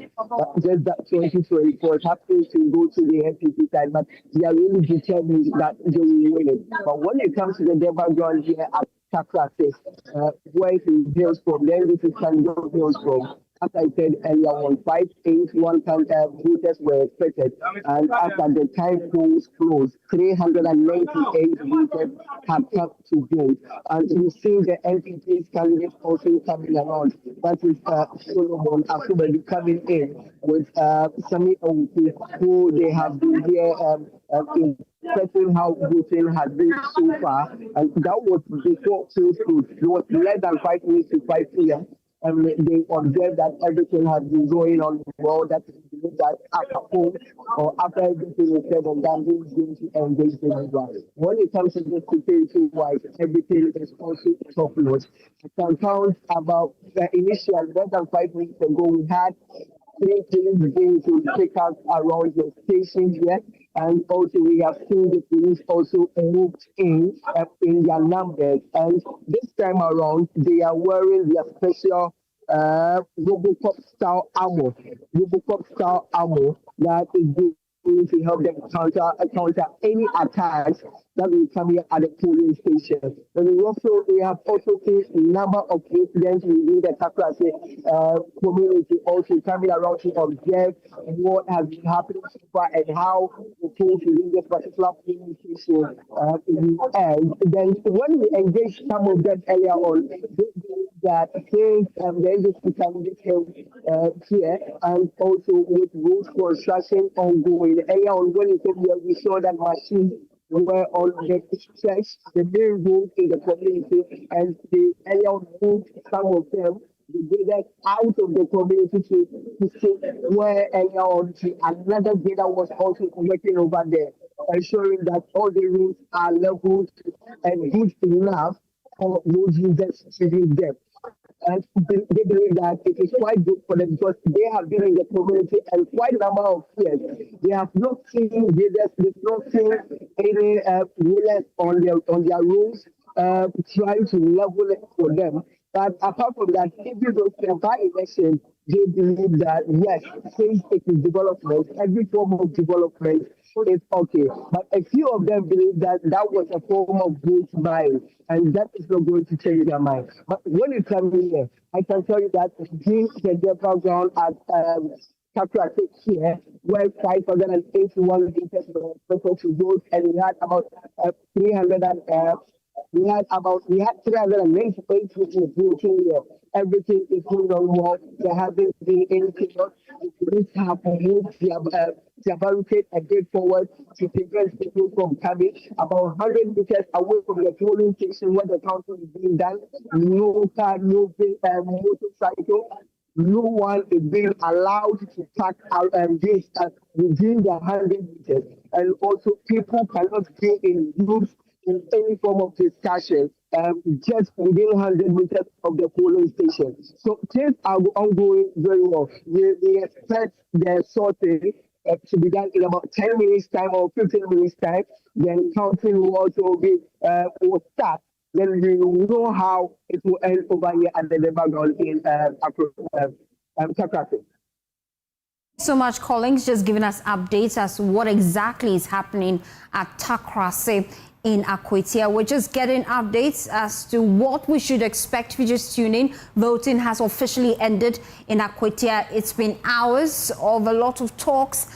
So far, individuals tell us that turnout has been great on the ground, and we're looking forward to what exactly constituents have decided, and that will be telling us who exactly will be steering the affairs of Akwatia within the next couple of years in Parliament. Would it be the NDC or the NPP? That's a question on the minds of many. On your screens, we showed you just how ready the police have been all day. Tight security at Akwatia. Some of them with their shields and helmets. Now that counting would officially begin at some polling station, you should expect that they are on the grounds to ensure that calm is restored. But Collins, were just telling us about the turnout at Takrase, the polling station where you are. So far, what has been the numbers you've been receiving from the polling agents? So, since the polls ended, we've been able to engage only one of the issue officers at just one polling station. When it comes to the Takrase here, we have 10 polling stations here, and when you go to Kuse, which is also a few minutes away from Takrase, where the candidate for the NDC hails from, it's just less than 10 minutes drive away from that particular location. And when that Kuse, we have 7 polling stations. And when it comes to the Takrase, when we were here, let me start with this particular polling station, the Denver ground. Yes, we were expecting 581 voters. 398 turn up to vote over here. Now that sorting is ongoing, we will get to know if any of the ballot papers will be rejected or will be announced, or we are going to accept all the 398. But earlier on, our visit to the Takrase Community Day High School showed that was around 2 p.m., low turnout around that location. Over about 119 people were affected, and after 2 p.m., only 120 people had come to vote. And what we visited... And take that number again for me, Collins. You said out of how many expected voters, how many has turned up so far? So, with only one polling station that we built to, the polls have closed. 581 were expected to vote. Okay. These are official numbers from the AC. Okay. 398 voted. So out of the 581 expected votes, 398 came to vote. Okay. So now sorting is underway. We are yet to visit the remaining 9 polling stations within Takrase, but our earlier check shows that there will be low turnout. Especially with the polling station that the NDC candidate himself voted. At 2 p.m., 120 people had come to vote, as against 491. So now the sorting, the electoral official is engaging the residents that they are about to open the ballot box and start the sorting. Initially, they were checking the numbers if it tallies, if each agent figures tallies with that of the AC and their opponent's agent. And they have come to agreement and everything is fine. So now sorting will begin. Yes, so as I was saying, when we went there, within the 10 polling stations within Takrase, the numbers were not encouraging after 2 p.m. But when we also went to Kuse, which is also less than 10 minutes drive away from the NDC candidate hometown, the numbers were not encouraging. With some of the polling stations that we went there, we were expecting 500 people to come to vote. That is Kuse Primary School. And after the time that we were there, we had less than 100 voters around there. And the number of places that we had been there around before 12 p.m. have not even recorded even up to 100 voters. Some of the polling stations around there, 7 polling stations, some of them were expecting 400 voters, 419 around those figures there. And the numbers were not even up to have at that window. But let's say we know how the Ghanaian behavior is, the kind of our lackadaisical attitude when things are ongoing and tend to delay a bit. Then we see last minute we see people rushing to vote. I tend to suspect, I want to believe that that's the kind of attitude that the people were trying to put up. But the security-wise also, some of them believe that with the increased number of police presence within the constituency was also intimidated. The IGP and the police or the election task force deploying 5,500 police officers into the constituency was somehow intimidating for them, according to some of them. But some also believe that it was a step in the right direction, considering what happened in Ablekuma and also various by-elections that have happened coming into Akwatia and with a high stakes, NPP trying to gain ground after losing the presidential election in 2024 and losing massive seats. After losing massive numbers in terms of seats in the parliamentary.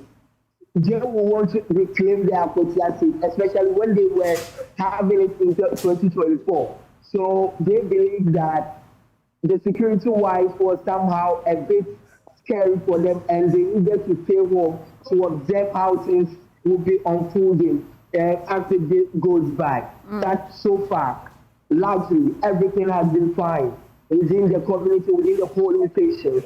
Within the polling stations, we didn't see anyone, any police officer with guns or any weapon as it was being promised by the IGP that everything was going to be fine. Until polls ended, where you see the police coming in dressed in their Robocop style, Robocop style armored dressing, that is with their helmet and their shield, everything coming in. So everything has been peaceful, and the turnout, I believe, it is normal when it comes to by-elections. We not huge turnout.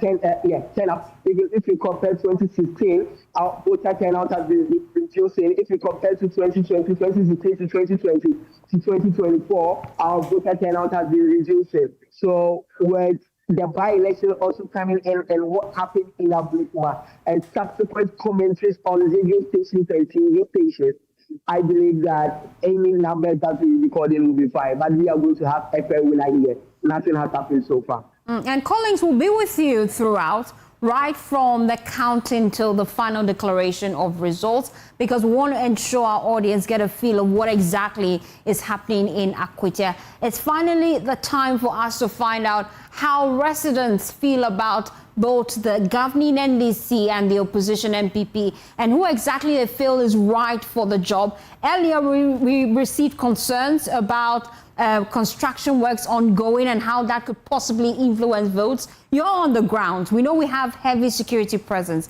but has there been any sort of vote buying incident that you spotted? For me, and the team within Takrasi and Kusi, we didn't see any attempt of vote buying, but we heard reports within the Takrasi community. Especially at Kusi, the name of that particular police station is Turnout Grounds. When we were there, we were engaging Mustafa Bandi, the Deputy General Secretary of the NDC, who came in with Joseph Yamin, one of the executives of the NDC. So they came in with their executives and their security.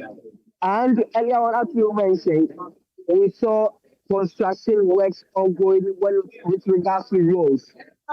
Yes, we actually broke that particular news. What Joynews broke that news first. When we went to see, we observed that 3 major roads were under construction. And according to our engagement with the community folks, construction actually started less than a week. Some of them were escalated 5 days before the poll, 5 days before the by-election. That's when they started with the reshaping of the roads. Some of them believe that it is going to be an asphalt. And also some of them believe that even if it's an attempt to sway their votes to the NDC side, it is fine. Because some of them, they don't recall. This is coming from the youth that we engage and some of the Okada riders that I can assume their age range being between 20 to 28, telling me that since they were born, they've not seen any grader or any roller on their roads, reshaping the roads within the Takrasi. We've also heard reports that when Chito, the situation is not different. Machines are on their roads that are reshaping them. And once you move to when Tutsi, you come to Chakra, say no difference as you reported. And with regard to the vote buying, at the funeral grounds in Kusi, after we engaged Mustafa Bandi, we had people, residents, that they were ready to go and cast their votes. Having a heated exchange that we have visuals on, that on our various social media platforms, people, our followers can get the visuals to watch them. People accusing some political party officials from the NDC that they have bribed or they have attempted. Some people have received some amount of money from both the NPP and the NDC camp, and the amount was 200 K. They were sharing among them. Once again, my team and myself, we didn't see that. We only witnessed the heated exchange that ensued between them and one of the political party's officials. Mustafa Banje came in, he and Joseph Yami and their security and the police presence moved in to ensure that order was restored. So we spoke with the NPP official that most of the people were pointing fingers at, that they saw him or they saw and also heard paying 200 cedis to some of the people, the voters, to come and vote for the NPP candidate. He denied vehemently nothing of that sort has happened. He has never done that, and he don't intend to do anything of that sort. He accused the NDC that it was a tactic, or all these things, all these accusations leveled against him and his party were tactics that the NDC has deployed in a way that they just want to create confusion, then they will pass behind to do whatever that they want to do. But they engaged Mustafa Bandi, and he said, no, they don't intend to do anything like that. As a matter of fact, they believe that they are going to win hands down. They've done everything possible to put in the measures that they deserve to win this particular Akwatia seat. That is according to Mustafa Bandi. And also, with regards to the road construction, he responded to some of the allegations that were being made. Okay. And his response was that if the roads were deplorable and former President Akufo-Addo did not do anything about it. And Collins will be with you all through, right till the declaration of the final results, because that's key for us. But let me take you now to my other colleague on the ground as well, Samuel Kojo-Brace. Sorting officially underway in that polling station where you are. Tell me more.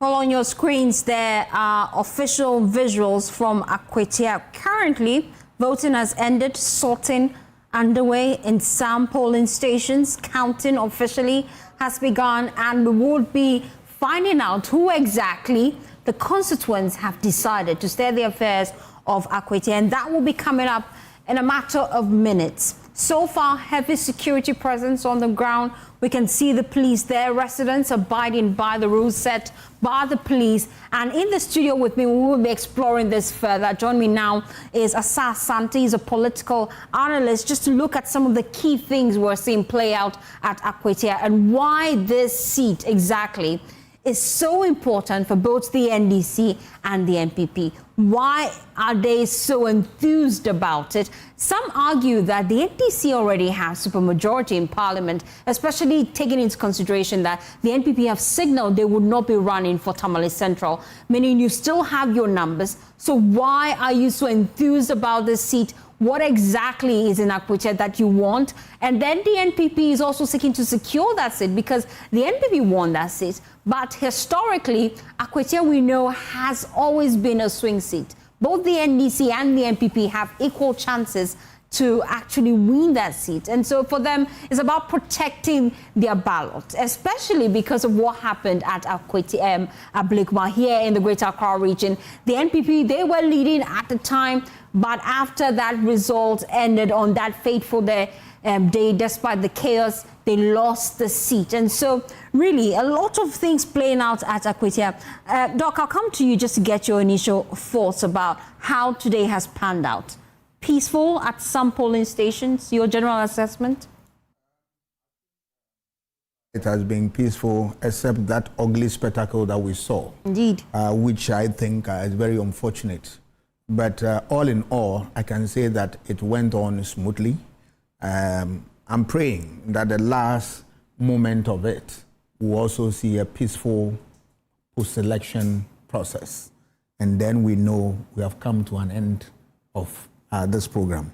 That said, I have to make the statement that I commend the police for the professional work, even though they are not done yet. But you can see that they were on top of their game.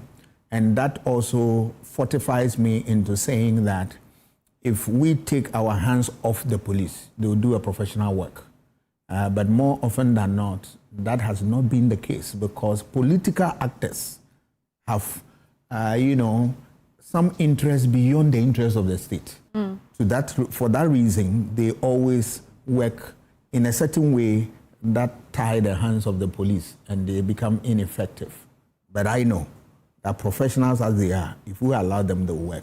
So it is my hope and prayer that everything will go on well. And then we have to learn something from this, that we should not go for by-election or any election for that matter, where it looks as if that the world is coming to an end. It shouldn't be. But we saw a lot of strict measures put in place by the police, even as at last night. They were going around the community, making sure everything was on point before today. Should this be the standard moving forward? That has been the standard. It's not new. Peace is an important ingredient. I'm referring to the police presence, how heavy it is at Akwatia. Should this be the standard in every polling station moving forward? Why? Why shouldn't it be? Because it appears this is yielding results. We're seeing the thugs flee from the scene. Shouldn't we adopt this strategy moving forward? Yes, I'm saying that should not be the case, because otherwise we are saying that if we are going for general election, if one constituency, we can marshal forces like this, then you are talking about what? 276, you need Ghana Army in addition to the police. Is that what we need? No. But we have the men, don't we? No, but if election, which is supposed to be a very simple exercise, we have to deploy all our military and police, then virtually we are in a state of state collapse. The state has collapsed, but the state has not collapsed. But haven't we learned from history we are not ready to learn? Holding peaceful elections must come at a cost. But we saw the same play out at Ablikma North. Yes, that we create the scene. If we decide that we can play it safe, we will end up being 10 up to 20 policemen gathering a place for a by-election, or even 10 for the sake of it. Right? Then we are good to go. You see, I am worried because, you see, anytime we are talking about free and fair elections, people forget about one thing. There are indices for measuring that. And one of it is war peace. Right? You need that. And people think that, going to register, voter education, constituency demarcation, and the rest of them, that is true. But peace is a critical index of free and fair election, without which we will not have any election. So it should be part and parcel of our socialization that we inculcate into people from the word go. That look, election is not do or die affair. It's a contest of ideas and the work you have done, your records. Show me your records and demonstrate to me that you have superior knowledge over the problems that we have and you want to share with me. If it resonates with me, I'll vote for you. If not, I'll vote against you. A very simple matter.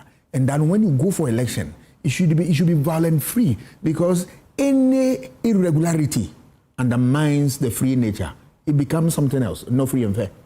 But without this extent of security presence in moving forward in subsequent elections, do you think we would actually achieve that free and fair, peaceful process? Especially because although the political parties will not admit on camera, we know internally they have security apparatus that work with the party, some of whom they use to instigate some of these violent scenes we see during elections. If we're seeing it play out in Akwatia, that heavy security presence is the way to go, why shouldn't we adopt that strategy moving forward? Is it sustainable? Can the state afford to pay? You can't just put security there without cost. The cost of what? Building, potable water, the cost of fixing a road. If we go on that trajectory, at the end of the day, resources that we could channel into what? Wiping away students or pupils who study under 3, will be marshalling those forces for keeping election security. What point is that? It's pointless. All that I'm saying that everybody, it is our committed or it's a call on us to make sure that we have what? Free and fair election, devoid of things like this, so that we know that we are growing a democracy. It's not that, we've held a successful election and all that. No. The real issues are what we are witnessing. So without the police, can we have free and fair? No. So it tells you that there is a problem. And that problem is that the political actors, I will forever blame them unless they change their modus operandi. They are the ones who cause this. The cocoa seller, the watches seller, the kinky seller, is it the one who instigate people? No. But the political actors, they are the ones who do it. But we glorify them. Anytime they do, the party has won, hooray, we go back to sleep. The next time, they threaten everybody, and then we sit on tenterhooks, and once the elections are over, we go to sleep. The problem is escalated to another level in the next election, and we sit on tongues. That cycle must be broken, and the time is now. How do we break it, really? Yes, we see those who engage in this, throw them out by voting against them. And that is why other political parties must show their presence in such places, so that when we see that the two are violent, we can give our vote to the third party. And that's one of the greatest concerns individuals have raised, that we're running largely a two-party system in this country. It's either you're going for the NDC or the NPP. The other political parties don't seem to be pulling their weights, are they? I am arguing from the backdrop that for parliamentary, people can afford to give it to what? A third force. But for presidential, remember, the basis of this problem is the way this country was built. It was built along what? A two-party system. The British colonial authority, in leaving this country, bequeathed to us this two-party system. If you go to Britain, it's two-party. Two-party system means that there are a number of parties in the state, more than one, but only two have what it takes to win power and form government. If you go to Britain, Labour and Conservative, they win elections all the time. It doesn't mean that there are not other parties. Other parties exist, all right? Yes, in Britain, but only these two always win elections. In Ghana, it's CPP, which has, found expression in NDC. And if you look at NDC, the backbone of NDC are people who migrated from CPP, and they found expression here. So it's a CPP Dankwa-Buzia tradition, which is any other group becomes a dwarf party. And the two-party system, other parties, if they don't take care, they don't win power. If you go through the two-party system history in the world, all right, I think in one of the Scandinavian countries, the party ruled for 52 years. Can you imagine? Even in Africa, I can give you an example. You have parties which have ruled for so long a time, two-party systems. And those are the things, if you want to break this, then there must be a conscious effort. One, to make sure that you come out with a law that takes us to what? Proportional representation. Stay with me, Doc. I'll come back to you to make that point. But let's take you back to Akwatia. Results are already trickling in, and we have some provisional results. But let me take you there live. My colleague Blessed Suga already engaged in some constituents in the constituency following the declaration of some results in some polling stations. Thank you very much for that. Everything cool. Oh, Bibi Akokama. Yamia say about to say abai who say Akwatia for a hard drink, kasa and tokwa koso ano. Amia de mama na sa. Yeah, mama na Akwatia kasa. Yenya basabasa. Anya ya fa. Nya se look at your one. Ni bibi etwum no. Anya ndasa mo etwum. Ye yitu ne ba no bi anya kutu. Etwum de dada no na o hye ya. Almost the Senate said, new MP no obey. Oh, new MP no about to see a day. Okay, yeah, the baby piano. Imagine our two. Senate, you need me 7 people in this Senate. To me, the Mimino be the member of a boy could tell you to I could tell you tonight, Bano. But if one don't call, Sayan, Colana, Banade, say you boy for our bet my boy.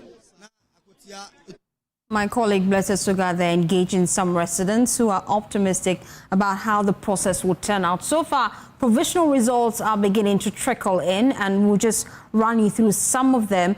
From Budgetary Station, Solomon Asumedu has won 127 votes, while Bernard Bidiakubedu for the NDC has won 282.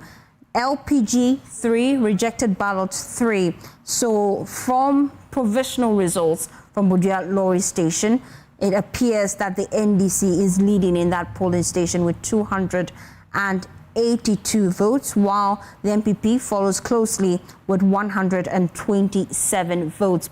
More results trickling in at Akwatia Station, NPP 83 votes, while the NDC 333 votes, LPG 0, rejected ballot 1, and that is in Station A. Also, when it comes to other polling station at Jonase Presby, the polling station there, the NPP, provisional results 206, NDC 81, and also we have other results trickling in as well, and we're running you through the numbers as soon as we have them, just giving us a sense of what we should expect in the next few minutes when we have final results from all the polling stations. And trust us, we're your election headquarters. We'll be here to have the declaration of the winner of that seat. But I still have Doc with me in the studio, and you can just see on your screens now counting underway at some polling station. Doc, you're just making a point before I had to come in at that point to update our viewers on some of the key things happening at Akwatia. Yes, so as I was saying, if you look at the two-party system, they tend to dwarf any other party. So you don't see the effect of those parties. And if we want to deal with this problem, then we need a law that can bring to bear a change in the situation. Proportional representation is one of the solutions where it can change the dynamics. You can also go in for a multi-party system. Yeah. People use the concept loosely in Ghana, that, oh, this is a multi-party democracy. From a loose point of view, we will accept that you are talking about more than one political party. But in political science, when we say a multi-party, we are talking about all the parties that exist in that state. All of them have equal chance of winning election. But as to whether they can form a government on their own, it's always not impossible. They normally end up as a coalition. So that is it.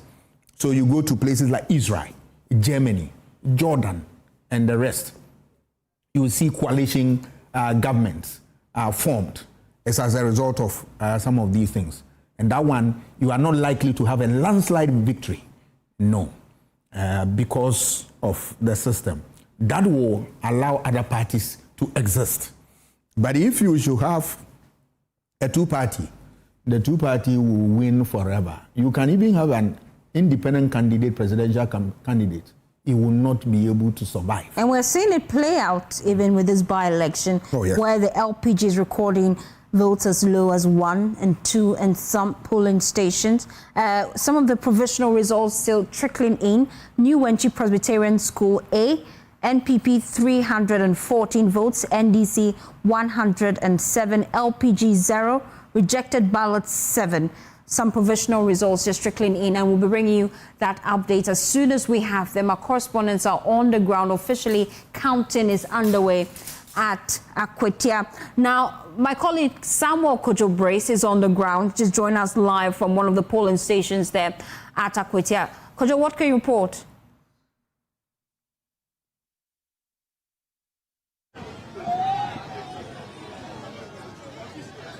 Well, Fossey, this is Bodua Lorry Station, and the counting just ended. The MPP, as I spoke to earlier, they were telling me they are looking at maximizing their vote here. But, when we're expecting some 612 people to cast their vote here, at the end of the day, the MPP recorded some 111 votes, as against the NDC's 323 for the NDC, with 2 rejected ballots. The LPG had 0. The LPG had 0 here. So at the Bodua Lorry Station polling station, the NPP had 111. The NDC, on the other hand, had 323. LPG had 0. And we had 2 rejected ballots. So that is what we just recorded here. The counting is underway in several police stations, and so we'll be getting the results and bringing them to you on Joynews. Firstly. Indeed, Kojo-Brace, we are on the ground, and we'll be bringing you all the live visuals that we have, just painting a picture for you as to what exactly is happening at Akwatia. Some provisional results we have at Apinamam LA GHS polling station. NDC 144 votes, the NPP 182 votes, LPG 2 votes, rejected ballots 6. Doc, it appears that we would be on the grounds throughout, just to give our audience a sense of what is happening. So pardon me if I have to come in every now and then to take them live on the grounds. But then why is Akwatia really such a big deal? Akwatia is a big deal for this election for 2 reasons. One, it is a test of the resilience of the MPP. And it is also a test of the declining popularity or goodwill, if you like, of the NDC. Okay. Yes. While some people are looking at it that, look, are MPP resilient to weather the storm? You are dealing with a party which has already, 184 minus Tamale Central, 183, and they are still soldiering on. Can you withstand that? Do you have that capacity to resist that? And then you flip the coin. The NDC is also here in there. People are looking at it. In spite of all your goodwill, do you still have that on the ground?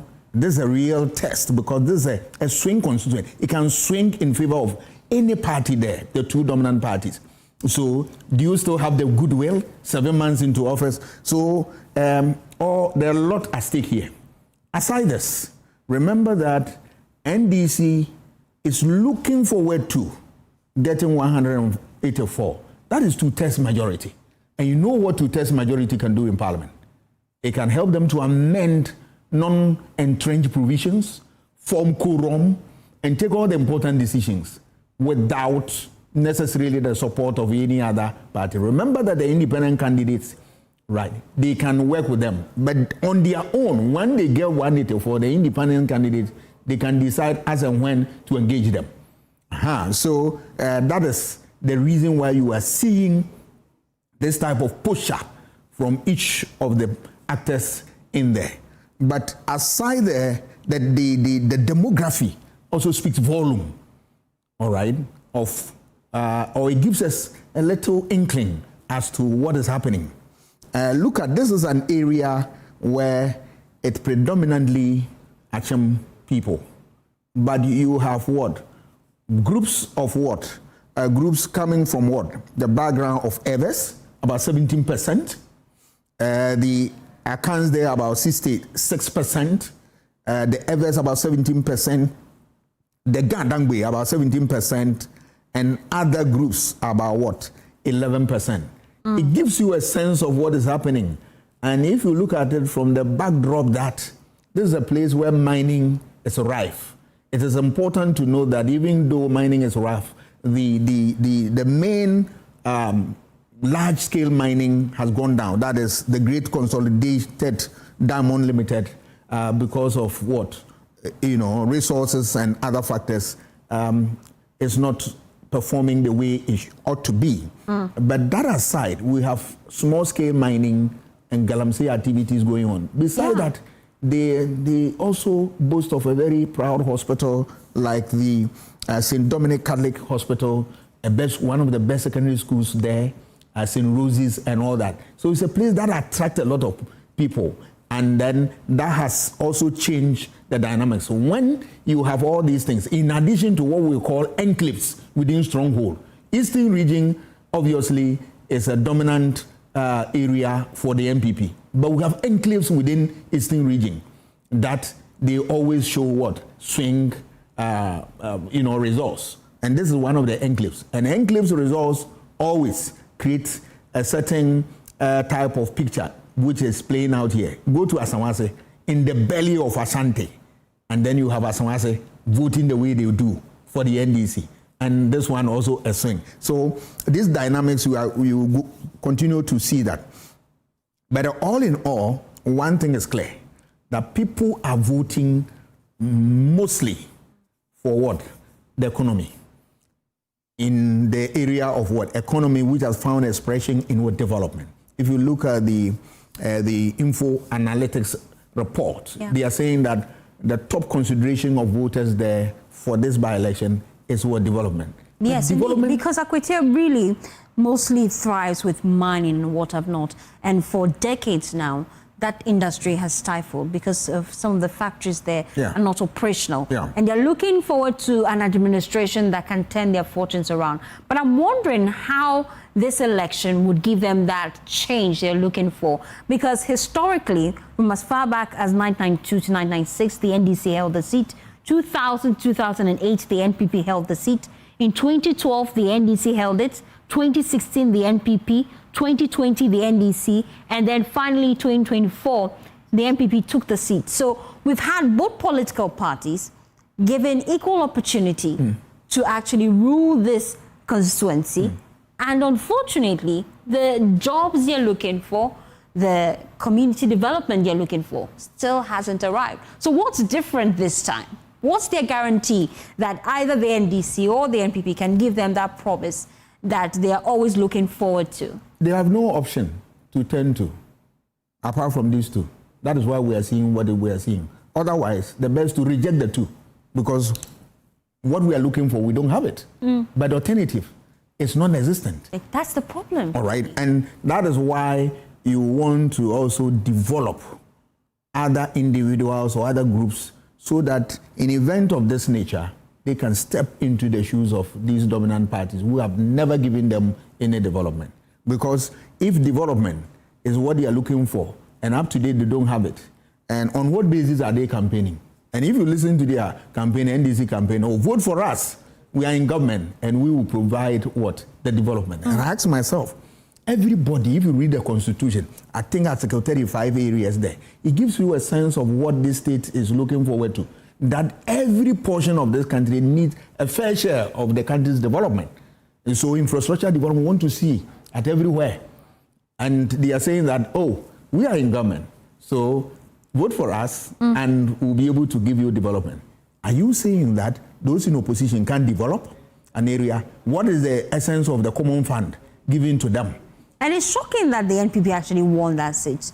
And Kumi did an amazing job with that seat because the NDC overwhelming victory with the presidential elections. And so you would expect, because that seat was initially an NDC seat, Henry Boachi held the seat for the party, but they were able to turn the fortunes around and take over that seat. I'm sure that is why the NPP is bent on ensuring they maintain the seat, even though it may not affect their numbers in parliament. Oh, it is. You need to, a place which is swing, you have every reason to compete and compete well, so that you demonstrate your mettle to the people that you are still what? In business. Otherwise, you'll be forgotten in no time. And for swing, one disadvantage is that if you don't show your presence and you lose out, the other party takes advantage forever. And you going back becomes what? A problem. So political parties are very careful of this. And then they put in their all to make sure that they get the results that they want. It's a real toss-up. It's a real toss-up. And so toss-ups, you can understand these dynamics. But it goes also without saying that, look, all these things we do, but every time we go to Akwatia, it's always we are sitting on tenterhooks. That must cease. Why violence? Violence. Why? And I will always urge the people of Akwatia to resist that type of temptation, because political parties should not use that land for their theater, where they foment trouble, they create problems for them, and they run away to their various constituency and leave them what? Suffering. No. We must move away from that. Having a high election security, we should go down on this, and that is when we are able to internalize the information that we need free and fair election that is devoid of what? Violence. Indeed. Rigging, irregularity. Doc, stay with me. I'll come back to you to just make that point. Let me take you back now to Akwatia. My colleague Blexus Suga is on the grounds engaging some residents. Results are trickling in. Blessed, what can you report? Ballot boss ni ache mienu. Suna nawa. Don't worry. NDC afa one, MPP afa one. Okwa Akwatia Roman. Yenya 200. Omwenya 60. Suna nawa. Adana enche say your mama 24-hour economy no anya djuma. Ya pemputu o. Akwatia owa ikade betu Akwatia. Ene kade fani ntuma pefra. Yani Akwatia ye. Mo muti Akwatia no. Na mo fi say ye kura ye ne namdam oso. Eti ye besra. Asa jofo. Akwatia man. Ye nyina ye bo se ni ade asejo mama ani onyam ye damase. Your friend Zachary Abdomomen, popular known as Otompo Yoyo, Assembly member from Kwantanai Ahimblonum Electoral area. How do you feel about it? Oh, as for the distant election, there is very smoothly. How people, even this year, this place, when they have been voting like this, they do something. People have been even fighting here because of the police people. As for that fighting has been. So everything is cool here. This voting here, let's thank Almighty that things have been moving smoothly for the Akwatia people. What do you want the new MP to do? MP, the new MP there, we trust him because even he has not done the MP before, but he has been helping the people. So he's going to make and do something for the Akwatia people here. Anything you want to share with the people of Akwatia? Oh, nothing. Yes, we are just happy. Your friend says the 24-hour economy will start from here. Yeah, the 24-hour economy is because of this voting. Yeah, I'm sure we have been going to get the 24-hour economy here. Thank you very much for that. Oh, everything cool. Oh, bibi akokama. Yede nyame say about to say the aban hu say akotiafo ye ha adwen kasa ne ntokwa koso ha no ami adoma ma ne sa ye ma ne sa akotia kasa ye nya basa ye nya ya fa nya se lukane ho ha no ne bibi atwam no enya ndasam wo atwam ye yitu ne ba no bi enya ni pini obati ade ye do bebe bia no ebeji na wa tu sanity ye ni mi se mi bibi ni nisi sanity to me the me no bia but the beba obebo akotia youth na ye ba no mpelefon no mko ba ye nkola na ye ba ne de se nyu boafo a obetima boaye na akotia etumpon se wo hwe nkronkron mama bebebe a wo hwe amama bebebe a ene no mo ye wo a wo ti akotia din a ba bewu akokro ni mu a hwe ni akotia so wo sino ekwan na ekwan ye correct but urakotia show na so ye pe obi obetumi aye o man ni ye ma ye no na hwehwe ti ye akosia ye ndwen se eni se mbi omo dwen sa omo ho but me ni me nu ye do be wi ni bia obetumi aboa akotia man no na ye hwehwe mo to de make was there. Apparently excited about the outcome, but there's more jubilation happening here at the Akwatia lorry station, where at all the 2 polling centers we've had the NDC candidate emerge victorious. So let's try and get some more reactions for you. Because you see people obviously happy about the outcome of the elections, and I'm sure that many more of them are talking. Let's listen to them. Sabi ya pasa before ya bu wa to fi ya to fi amai ha. Yes. Ya pasa 2028 America mu sister pe na wa parliament. Yes. Sabi ya ba ya. C4P ba ekwani dem. Yes. Who C4P 2028 honorable Civic is coming. 2028 Civic is coming. I say you put na kwani dem ye and your ba amre o so nti no na mu ye o no ho. Ono na ya sha ase no. Nti e buom. Nti ya wo hwa ha. Ya ye wo ha no. Ebi mi fi jo moro. What kind again? Kaswa. Ebi fi awutu senya is. Ebi fi Kumase. Ye do organ na aba ha no. Na ye na ya ba se ba be ye aboa. Iti na bi jo moro. Elibo ana maba. Hafa sini ana maba. Omuzu bi kaswa. Nti ye pesit no. Ni nyina ye pesa kasi. For 2018 nti.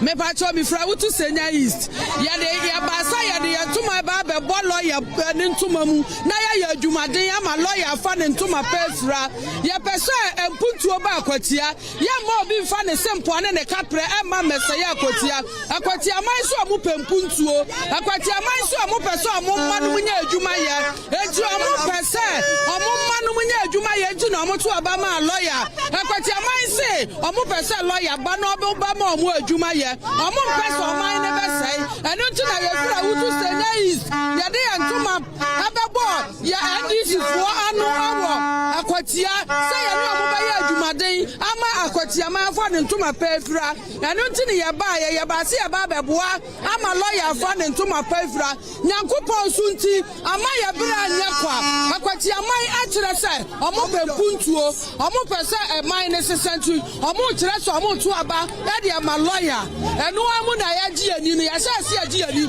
because enkunimudie na ba do mama bosha na o se Ghana fo no oba ba ye adwuma eni tumu hu ya eni ji ani nyina ye enkunim a ya ba beboa ama Akwatia ma ya wi revolution as a long way to go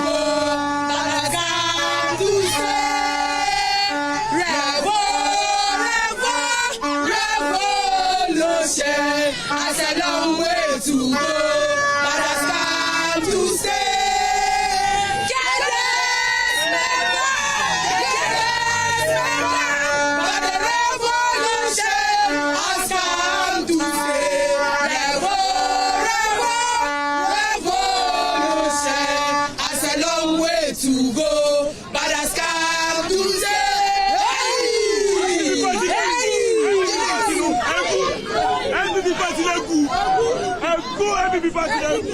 Well,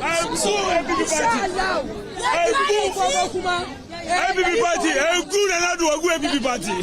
MPP Jasa, like we are this you for vocality. Check country. So let's hear from more people. You can see that there's jubilation now in some parts of Akwatia. Obviously, they are happy at the outcome of the election. Blessed Sugan reporting for Joynews, Akwatia.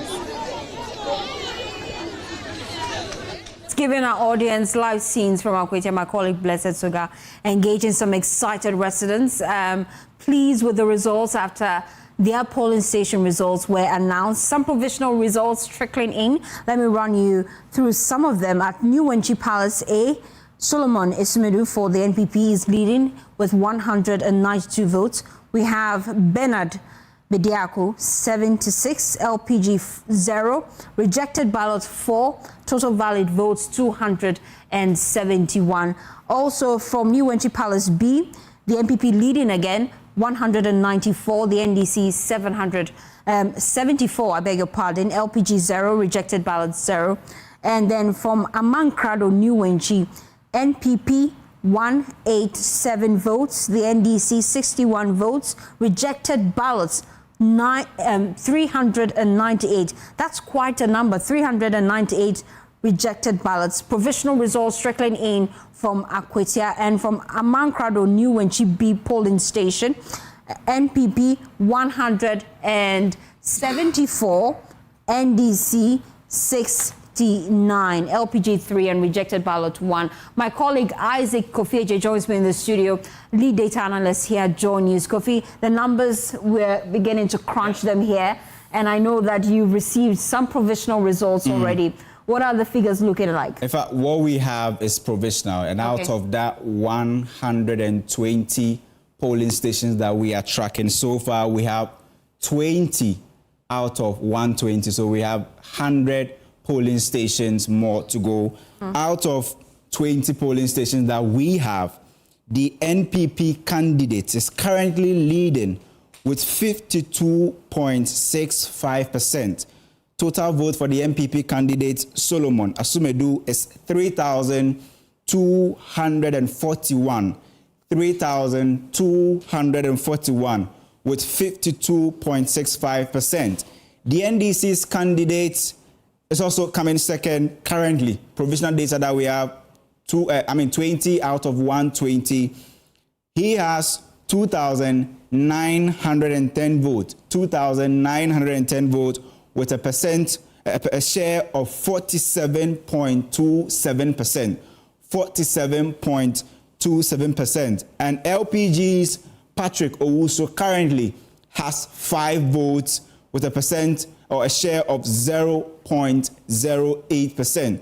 So for provisional data that we have shows that the NPP's candidate is currently leading. If you look at the 20 that we've been able to track so far out of the 120, leading with 52.65%. But still early days yet. And in fact, certain interesting polling stations have come in, like the New Wenchi and all of that. But we are waiting for the polling station with the highest number of registered voters. That's the New Wenchi Deba Ground, which has 704. But per what we are seeing, it looks like voter turnout is likely to be more than what we saw in Ablekuma North, where people are currently, they really turn out to come and to go out there and vote.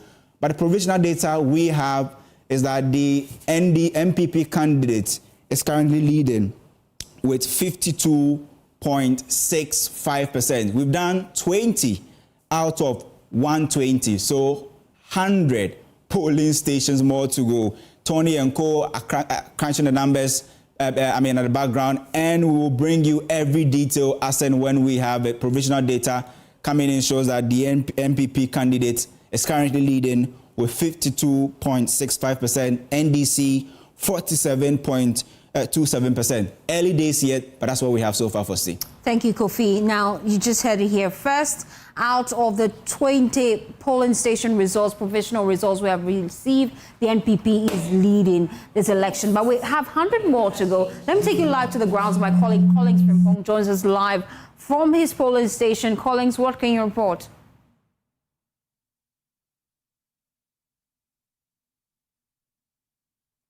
Collins, I can't seem to hear you. You'd have to position rightly and just give us updates from the polling station, where you are, what exactly is happening, results in already?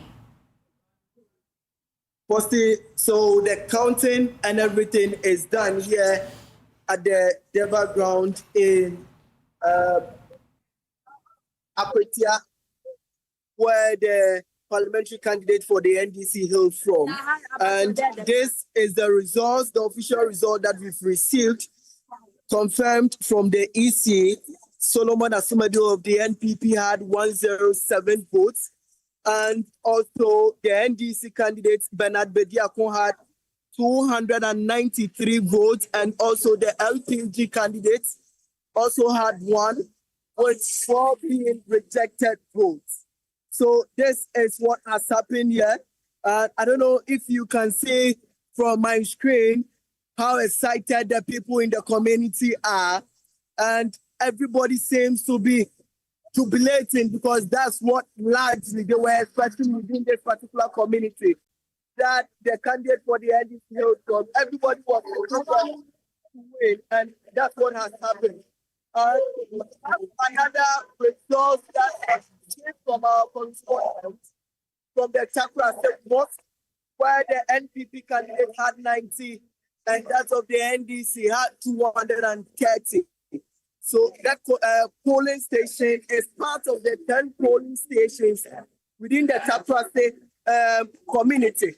So right that we are done with the Deba ground at Chakra State, we are moving to the other polling stations ahead of us, and also head towards the community day senior high school across Chakra, where the NDC candidate Bernard Bediakon also voted.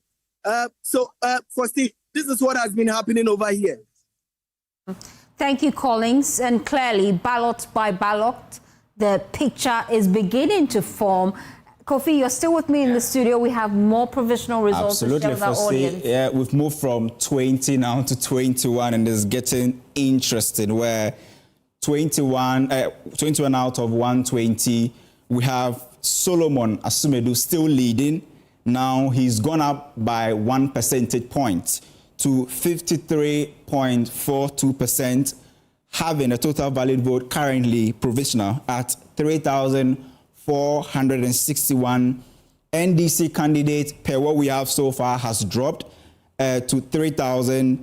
He has 3,013 votes with a percent or a share of 46.5%. And in fact, if you go to the back end where Anthony and co are actually crunching these numbers, you will see that in the Wenchi areas, this is where the NPP is winning massively. And you take a place like Police Station, New Wenchi A, the NPP candidate gets 156, with the NDC candidate getting 79. So clearly big difference there.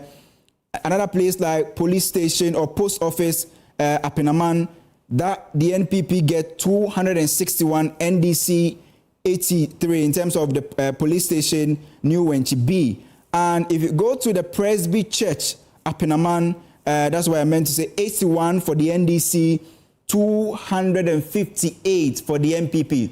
So clearly, what you see is that the NPP is currently leading, as you can see in our live, tracking, and that's live on your screens. The NPP leading right now with more than 53%.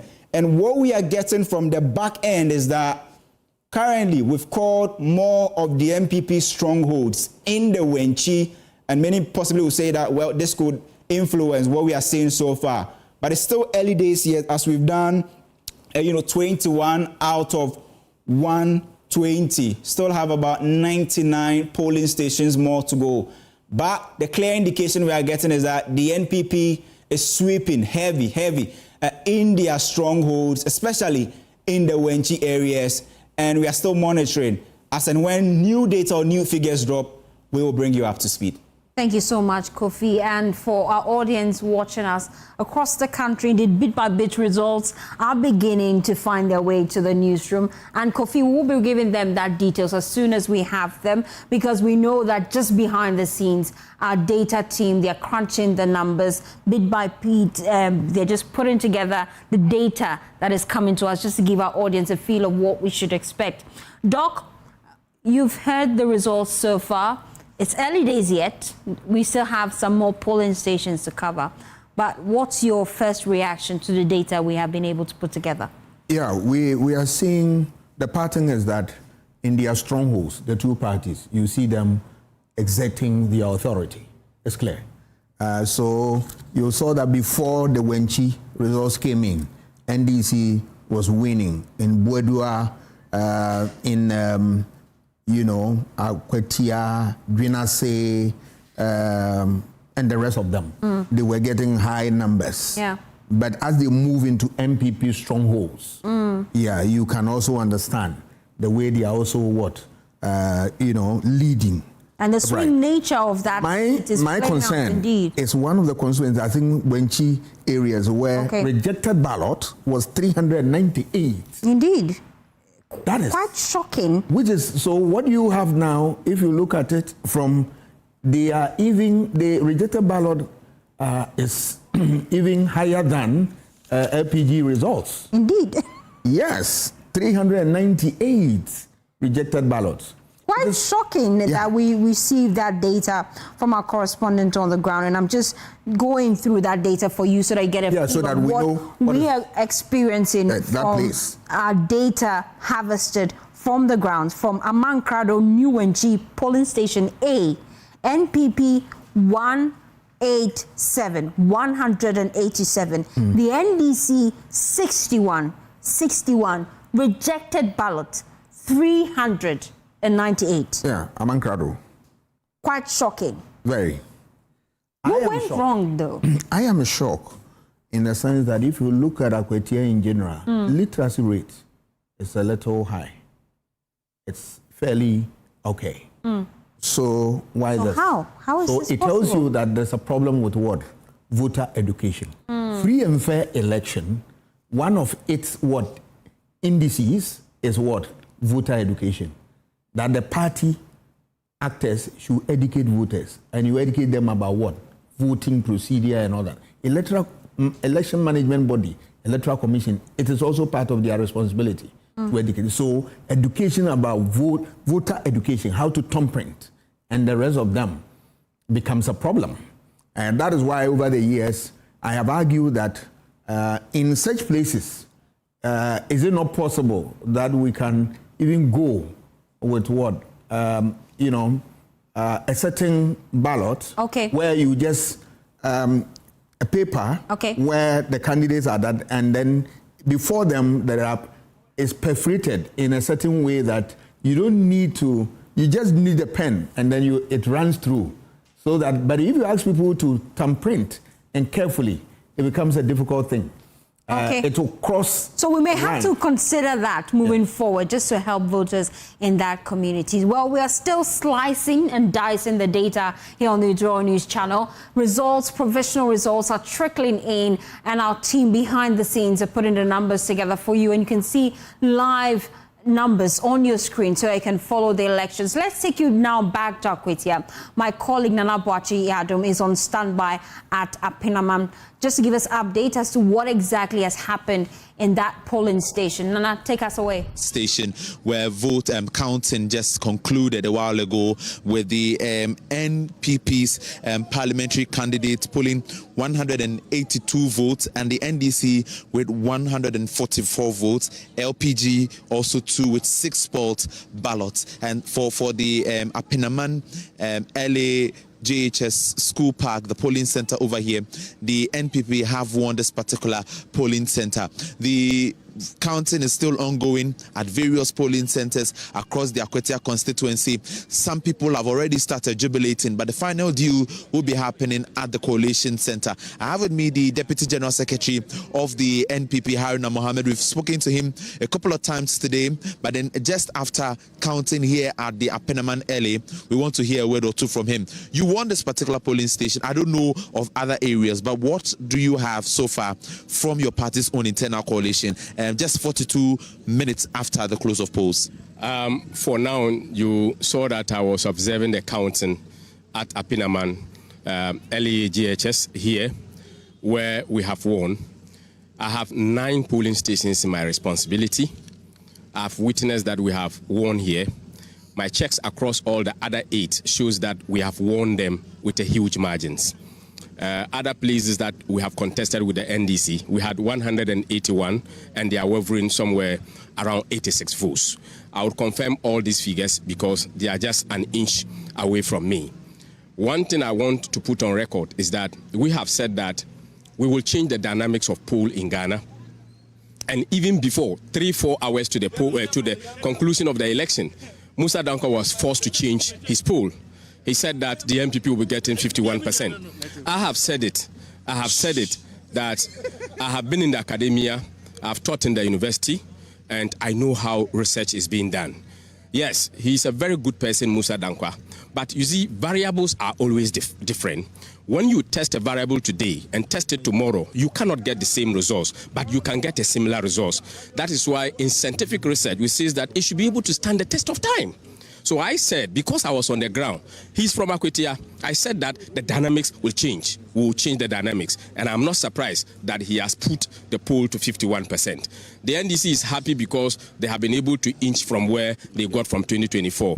But certainly we are going to win. Parliamentary is not a percentage. Parliamentary is even just a stone throw. Even 1 vote, you win. We have 3 people who have won with 3 votes in Parliament. So I think the NDC was able to garner more than what they got, but eventually we have won. In the other subsequent areas, we will give you the briefing on that. I'm very satisfied with what has happened. I don't want you to leave me, but I want to commend the police at this polling station. They have done very well, very professional. Matters that we brought to their attention, they attended to it. And I said on your station that we don't trust the police. The police should make us to trust them in Akwatia. And I can tell you that I will trust these police officers in this particular ground for them exhibiting level of professionalism. Stay here and then let's listen to Nana Kwesi so that you can also respond equally. Nana, he said that for winning this particular polling station and you not losing at this area means that you're losing the election. Your candidate is not winning. How true is that? From your own internal coalition, just 45 minutes after the close of polls. You know, we are going to win this election hands down. Example, this polling station, this is the first time that we won about 145 votes. When I was coming here, we had less than 60 votes. And we've appreciated more than 100%.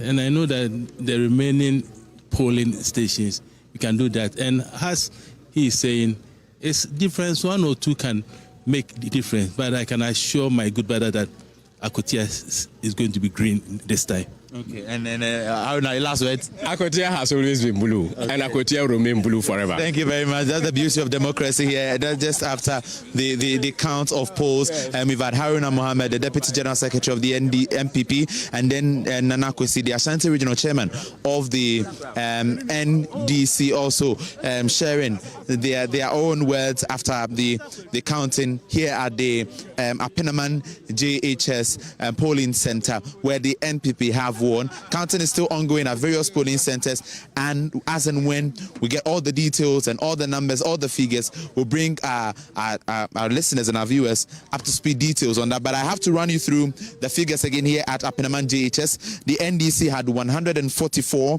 NPP with 182, LPG with 2 and 6 spoiled ballots, and that's the results we have from Apenaman JHS School Park over here, where we just closed or finished with the counting, and others still ongoing across various polling centers. Over to you.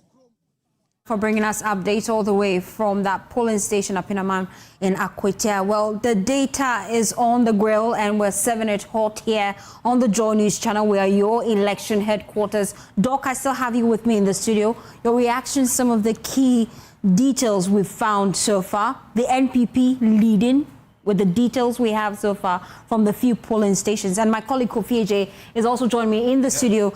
Kofi, I'll come to you just to update the numbers, but let me just get the brief reaction of Dr. Asante. So far, your analysis. Yeah, it is interesting to hear from Haruna. A few minutes ago, their party did not believe the police. Now they are seeing the direction of the voting is tilted in their favor. So now they believe in it. That double standard must cease in Ghanaian politics. The police is an institution. When we don't disturb them, they will work professionally. And at the end of the day, we will be victorious. So the way political parties bastardize them and create problems for them, I'm not comfortable. But as a growing democracy, we will learn as we move on. And we'll learn as we move on. Kofi, indeed, the data ready to serve us hot. Tell us, what exactly do we know? More provisional results coming in, and as of now, we have 23 polling station results, provisional, and we have to emphasize that we have 23 provisional results, and the NPP candidate is currently leading. He's still leading, and he has added more weight to his share of the vote, 55.56% with 4,000. Has actually crossed the 4,000 zone with 4,078. The NDC candidate is still around 3,000. Actual is around 3,257 with a share of 44.37%. And in fact, out of the 23 that we have tracked so far, what we can tell you is that majority is coming from the Wenchi areas, right? And the NPP has been able to win 15 out of the 23 polling stations that we have, with the rest going to the NDC. And so this is what we have: NDC 7, NPP 15, with currently the NPP candidate Solomon Asumedu leading with 55.56%, crossing the 4,000 mark, 4,078. LPG also doing, well, 0.07%, and the NDC candidate is still within the 3,000 zone. So that is what we have so far. We are still working around the clock to get you more data, and we are hoping that very, very soon we will fill that 120 gap. Currently, we have 23 out of 120. We still have more to go, still early days yet, and we've seen more of the results coming from the Wenchi areas. We've not really had so much from other areas, but what we have shows that the NPP candidate is leading, and as you can see on your screens, in the graphics that we've done for you, leading with 55.56%. That's the situation currently. I know that when I go back to the back room again to speak to Anthony and Maxwell, they will furnish me with new data, and it will be interesting to see the direction that this election is going for. And we're looking forward to how that will pan out, Kofi. So far, out of 120 polling stations, we received results from 23 polling stations, provisional results, and ballot by ballot, we know now that the picture is beginning to form, Doc. Your analysis of what has taken place so far. We're just talking about the double standards of Haruna Mohammed, who is the Deputy General Secretary of the NPP. Moving forward, really, we can see from the outcome of today's election that the police have done an excellent job. And based on your analysis, political actors should be blamed for some of the chaotic scenes we've seen in elections moving forward. You still maintain that point? We will forever blame them. Yes, because they are those people who are looking for power desperately. The ordinary man has voted and is in his farm, waiting for results to be announced. That's all. He has no business massing up people there. He has no business busing people to the place. Even what he has to depend on for his daily bread is a problem. So he has no business. But the political actors, and then they turn around. What gets me so angry is that the hypocrisy on the part of them, that when it favors them, it's fine, the system is okay. If it doesn't, the system is no, no, no. You know, politics, you have to proceed with integrity. Integrity is key. And then let people believe your word. And then we'll follow that. But as I said, it's a young democracy. We'll continue to learn. But I thought that there are examples. We have gone through a lot. So by now we should be able to perfect some of these wrong areas and make sure that we create that enabling environment that will make the system work and work very well. But it is interesting. I wanted to know from Kofi, but he's not here. Okay. That if you look at the where the MPP is making headway. Okay. How many votes are there in all these places? Which area has the largest population? Okay. Because once you have a sense of that, and you've seen that the one party is cashing on that heavily, then it's telling you that we are getting to the end of the exercise. So let me put your question directly to Kofi. Kofi is here. It gives us a platform to ask him some of the key concerns you've raised about the numbers that we have received so far. In what areas do we have the NPP leading? What are the numbers? Well, in fact, several areas currently are turning blue in terms of the polling station. Okay. So the first polling station that we track is the Amankrado New Wenchi A. MPP won with 187, NDC 61. So you can see the difference. And you have Amankrado again, New Wenchi B. MPP winning in 174, NDC 69. Then you go to Funeral Grounds, Kusi, NPP 149, NDC 130. So that's where NDC comes close in terms of losing, but still closing the gap. You have the LAJHS, Apinaman, NPP winning at 182, NDC 144. Close again. And another one that gives you a very close contest is the OPRI Square, Kusi. NPP won with 50. NDC comes second with 45. So clearly, just about 5 votes, difference there. Another area that also turned blue is Police Station New Wenchi A. MPP winning heavily with 156. NDC 79. Police Station New Wenchi again. Police Station New Wenchi again B. NPP winning with 261. NDC 83.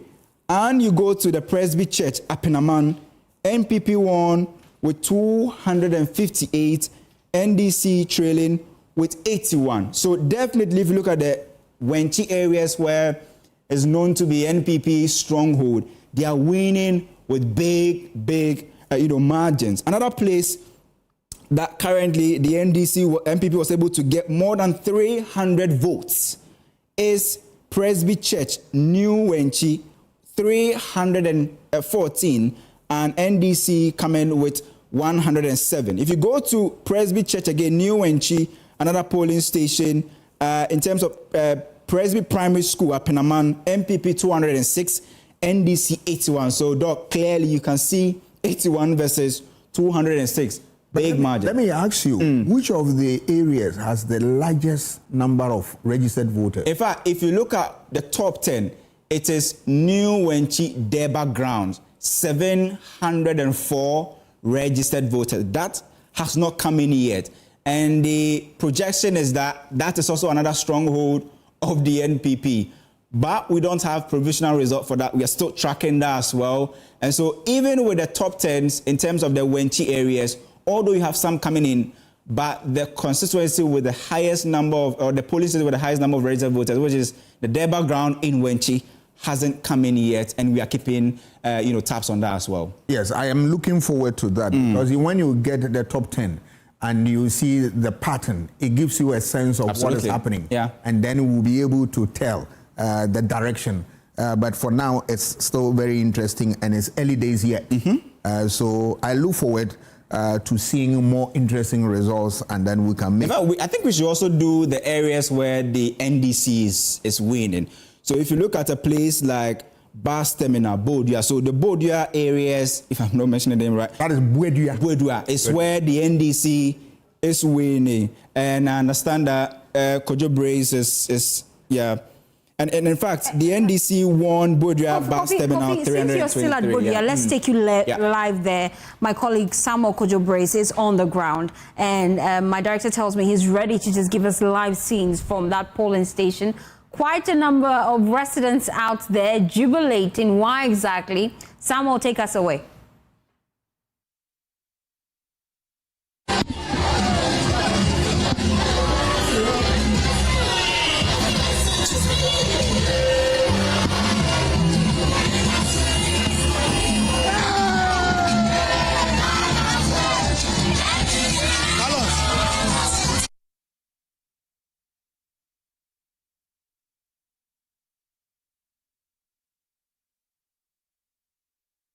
What we are doing now is that we are at the back of our pickup trying to give you what exactly is happening in Akwatia. Look, the two parties both claiming they've won. The MPP is jubilating, the NDC is jubilating. We are moving from Bodua to Akwatia, but it is thick traffic here because both sides of the aisle say we've won.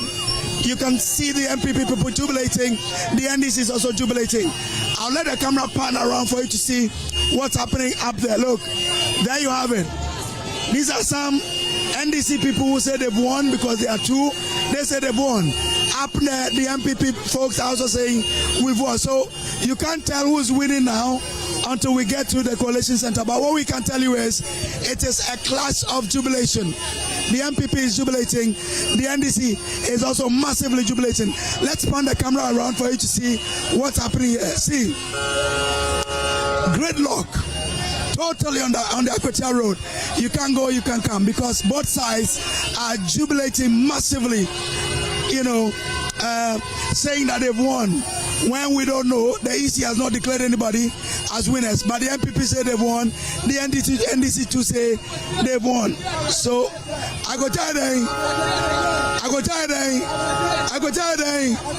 so these are gentlemen saying Akwatia is sweet.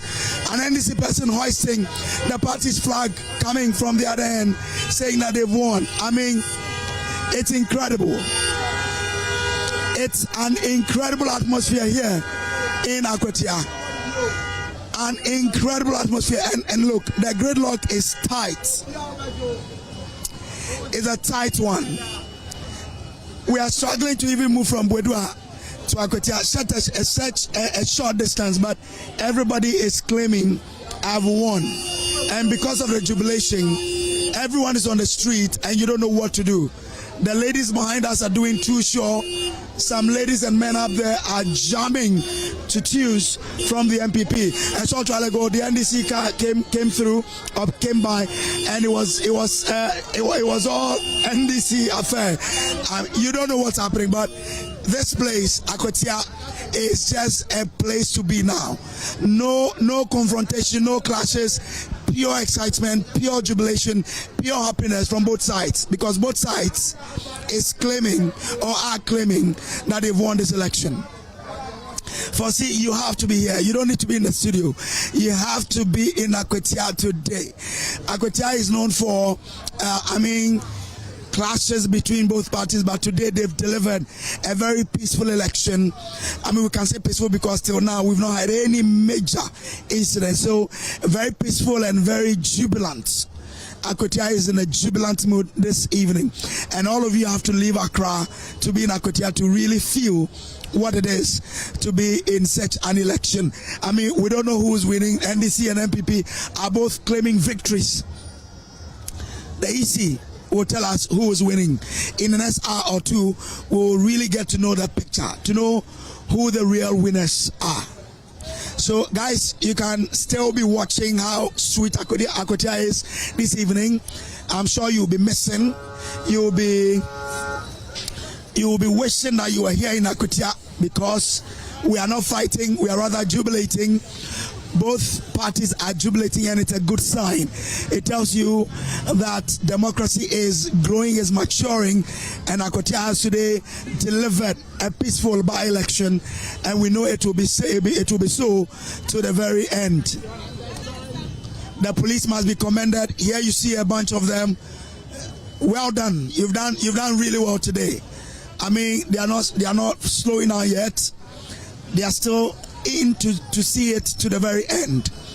The police is everywhere, whether on a motorbike, at the trunk of a pickup, or in their car. I mean, it tells you how committed the police is to this particular process. So, guys, you might want to continue your analysis, but keep a part of your screen for us in Akwatia, because tonight is all jubilation here. Samuel Kojo Brace, I can't wait to come to Akwatia, probably after the elections are over, and I am sure of my safety. But then so far, results are still trickling in, provisional results, and for most of our colleagues on the ground, they will be giving us the data as at when they receive it. Kofi AJ, you were just talking about Budgetary before we went to Samuel Kojo Brace. Tell me about the dynamics in that polling station and why that is high stakes. I mean, I'm not surprised that the NDC folks in Budgetary are jubilating, because if you look at the data that we have seen, the provisional results, it shows that the NDC has won in all the polling stations in Budgetary. So the celebration is relative or subject to where you find yourself or the polling station you find yourself. If you find yourself, I'm sure if they bring visuals from Wenchi, you see a lot of blue belt, voters also jubilating. But if you find yourself in Budgetary, definitely is because the NDC is winning heavily in this area. So, for instance, the bus stop terminal in Budgetary, where you saw that shot, the NDC won with 323 votes. MPP 101. So the difference was very, very wide, more than 200 votes for the NDC. And in fact, I would say that it is the Budgetary polling station that is still keeping the NDC in this race. As far as the 2023 polling station result that we've had is concerned. Deba Grounds in Takrase, NDC has won in that area 293, MPP 107. Big difference for the NDC there as well. If you go to another lorry station in Akwatia, NDC won with 333. MPP trailing there with 83 votes. NDC wins again in the main lorry station in Budgetary, 282.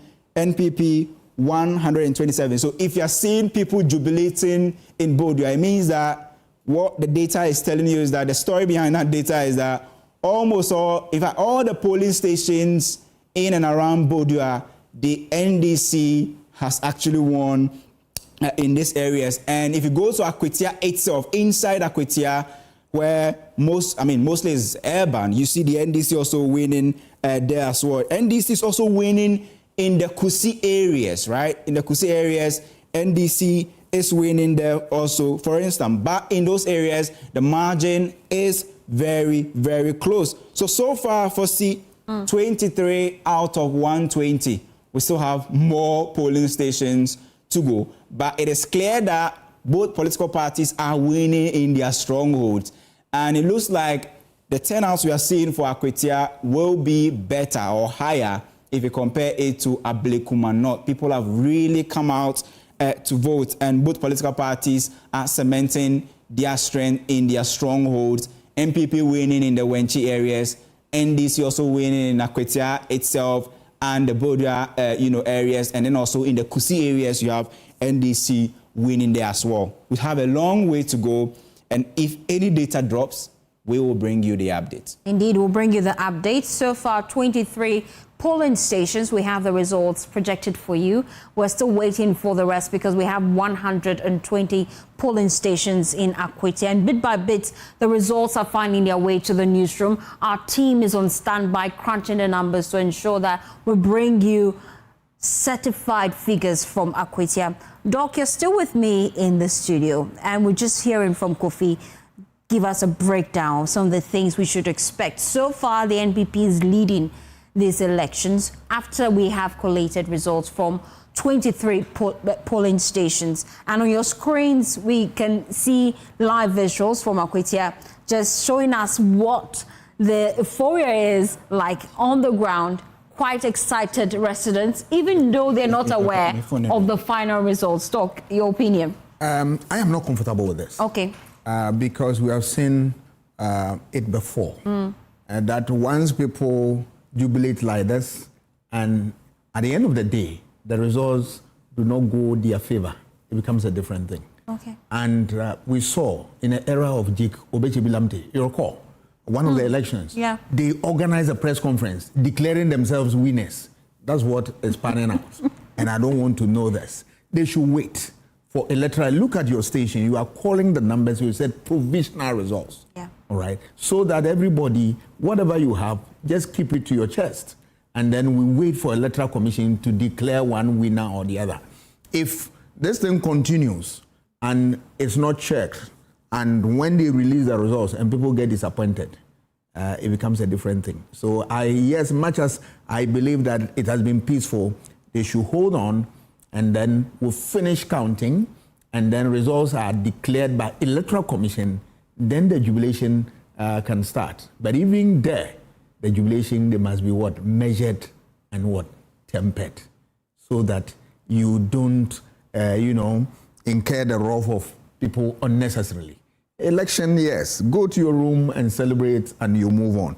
But it's early days yet, because you are talking about a constituency that has about 52,000 people, and you have seen only 4,000 results and all that. We have a lot to go.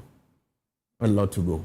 If the figure I have here is anything to go by, 52,000 registered voters. And we are talking about what? 4,000, if you put even all together, you are in the region of about 10,000, 11,000. We have a lot to go.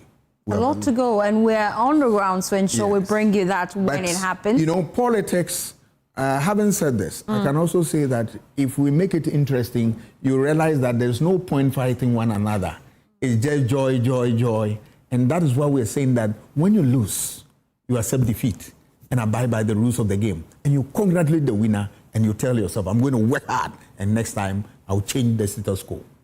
But I'm hoping to see more police presence on the ground, because we can see a lot of excitement from some of the residents who have engaged. But what happens when the final result is declared, your candidate loses the seat? That's when we need security presence on the ground. And our newsroom, we have our eyes glued to the ground, ensuring that we'll bring you detailed coverage. We are sorting the signal from the noise in real time. And Kofi AJ, you're back with me in the studio. We have updates on our numbers. Yes, in fact, we've been trying to use percentages to actually understand the numbers we are getting so far. So far, we've done about 20% of the polling stations so far. So we have about 80% more to go. So that's a clear indication for you to understand how far we have come. And Doc was talking about registered voters.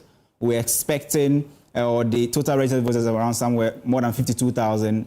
And per the last election, which had, a turnout rate of about 70%, we're expecting a little over 36,000 people to go out there and vote. So far, what we have done is less than 10,000. So it means that we expect more votes or more of the results to come in. And in fact, what we also know is that out of that 23 polling station result that we have in terms of the provisional result, the NPP is leading, has been able to win about 16 out of the 23, with the NDC also coming in there. And so that is what we have so far.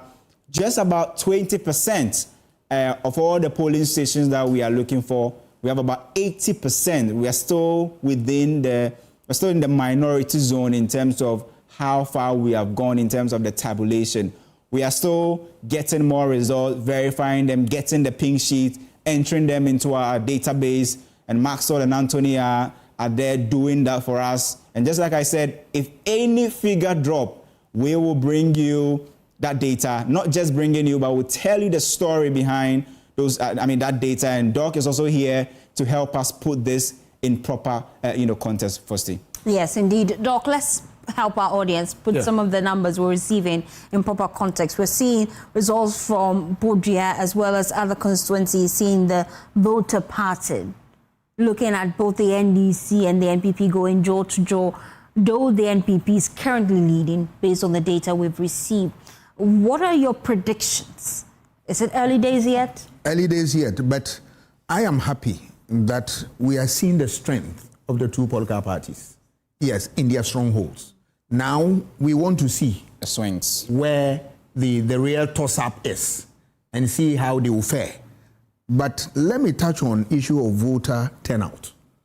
From the literature, it gives you an idea that the better the voter turnout results, the better the outcome. People will now go in their numbers to vote and all that. When it started in the morning, I did say that yes, even though it appears to be slow, but people are just watching. When they see that the atmosphere is calm and all that, they will come back and then come and vote. And we have seen that. They came in their numbers and they are voting and all that. So I always have a feeling that, look, if we continue voter education that will tell people that, look, forget about conflict, forget about violence and all that, and we drum home the necessary ingredients of what? Voting. People become excited and they will enjoy the process. So you will not have any event, right? And that is what we are seeing. But it also tells me that the voting dynamics is also interesting. Very, very, very interesting in the sense that what are you picking? It gives you an idea that even though that is a strong Akan area, once you are seeing dynamics like this, it confirms our thoughts or the studies that we know that ethnicity will not win you any vote. You see how NDC is fighting the battle there, and you see the results. You are talking about a population where you have accounts about 60-something%. So all things being equal, you would have thought that, look, a party which has predominantly one ethnic group in that area will carry the day.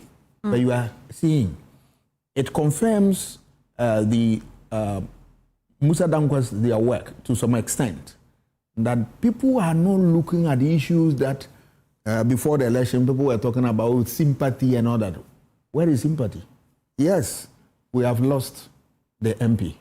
Very painful. But people have put that aside and they are voting for development. Will the outcome of the elections in Akwatia influence the NPP to want to change their stance about contesting Tamale Central? That's a conversation we'll have after we come back to the studio. But then let me take you now to the grounds and speak to Rashid Tanko Computer. He's Deputy Director of Elections and IT for the NDC. We appreciate your time here on the Joynews channel. You're on the ground. So far, results are trickling in. I'm sure your polling agents have been briefing you. What are the numbers looking like? Are you leading? I am currently at the collation center. We are doing the collation. We have done our internal collation. We have done 111 polling stations out of the 119. 111? 111. Certified with your pink sheets? Certified with our pink sheets. Okay. And I'll be glad if you could share some of them with us so that we can update ours. To break the news to you for sure. Okay. 5,035. And they are 2027. Rashid Tanko Computer, you may have to position rightly. I seem to be losing you. You just gave us updates that you have so far received 111 numbers from your polling station and from your polling station agents out of the 120. I just want you to brief me. 119. Okay. So it means you are just one down. Is that the case? Yes, it's 111 we have received, and the total polling station is 119. Okay, the polling station is 119, and you've received 111, right? Yes, yes. Okay. So I just wanted to find out, based on the data you've collected so far, are you still confident that the NPP is leading in Akwatia? The NDC is leading with 17,035 votes. The NPP has 14,767. So that represents 54.46 for NDC, whilst they are turning 45.00. So we're expecting the 8 more from our polling agents, and then we queue it in, and it's done. So as we speak now, the place is green for NDC. Well, those are your results and not the official results from the Electoral Commission. As your election headquarters, it's our duty to sift through the numbers that are coming in and give you certified numbers. So far, we have received provisional results out of the 120 polling stations we are aware. We know that we have received 23, and we will be updating the numbers as soon as we have them. But then we've seen some residents on the ground already jubilating, especially in areas where the NPP won in that specific polling station, that they have indeed won the seat. How do you respond to this as a political party? We have won the election peacefully. I indicated we're going to win, and we have won it massively. Currently, we are at the collation center, and we are going to the official collation from the east. And nothing is going to change from what I've indicated to you. No, even their leadership have run away from the coalition. They had it running. But it tells that the end was and we have won the election. Rashid, I lost you when you were just making that point. You're still optimistic that you have won that seat, but based on voter turnout, what are your readings into what has played out today? Well, they know it's a by-elections. I mean, and they shouldn't expect huge numbers from by-elections. I mean, it's a finally. Anytime you have a by-election, don't expect the turnout to be like the general election. We are satisfied with the turnout today. We are okay with it. And then they have delivered a verdict for the NDC. We are satisfied. And we will sound the good slip. We wait for the official announcement. We'll see that it will not be different from what we are telling you. We are just waiting for the 8. I think it's working on our own system, and we'll update for the 8, and we update. Don't wait for the 8 now.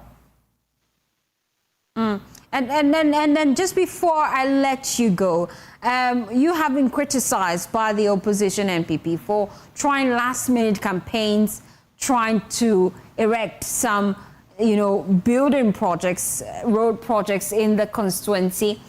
That was your grand scheme from the start, wasn't it, to lure voters to your end? Yes, that's the business accusation and should be ignored. I mean, completely. It doesn't make sense. Well, for the past week, you've been interviewing me, your station, and I've made it very clear. We are not like them. We would go to by-elect with protests and all. I think we are funded. They have the strategy, and we talk to them, and they know that we can deliver. And of course, we told them. I mean, we made history in 2024. Allow the people to raise the election. I said it, and I'm saying the time again. Today, because they didn't have the luxury to raise, you see how they have been beating us out. I mean, so it's not about we bringing projects and all that. That is neither here nor there. Okay, Rashid Tanko Computer, we appreciate your time here on the Joynews channel. We'll be back at you once the official results are declared by the Electoral Commission to get your official response and also to validate or dispute the figures you have put out today. We'll also reach out to the NPP to get their thoughts. They are also in their collation center as we speak, collating their results. Doc, we're seeing this. Them, so. Okay. You wanted to make a point? Okay. Then that's it. Doc, we're seeing this play out.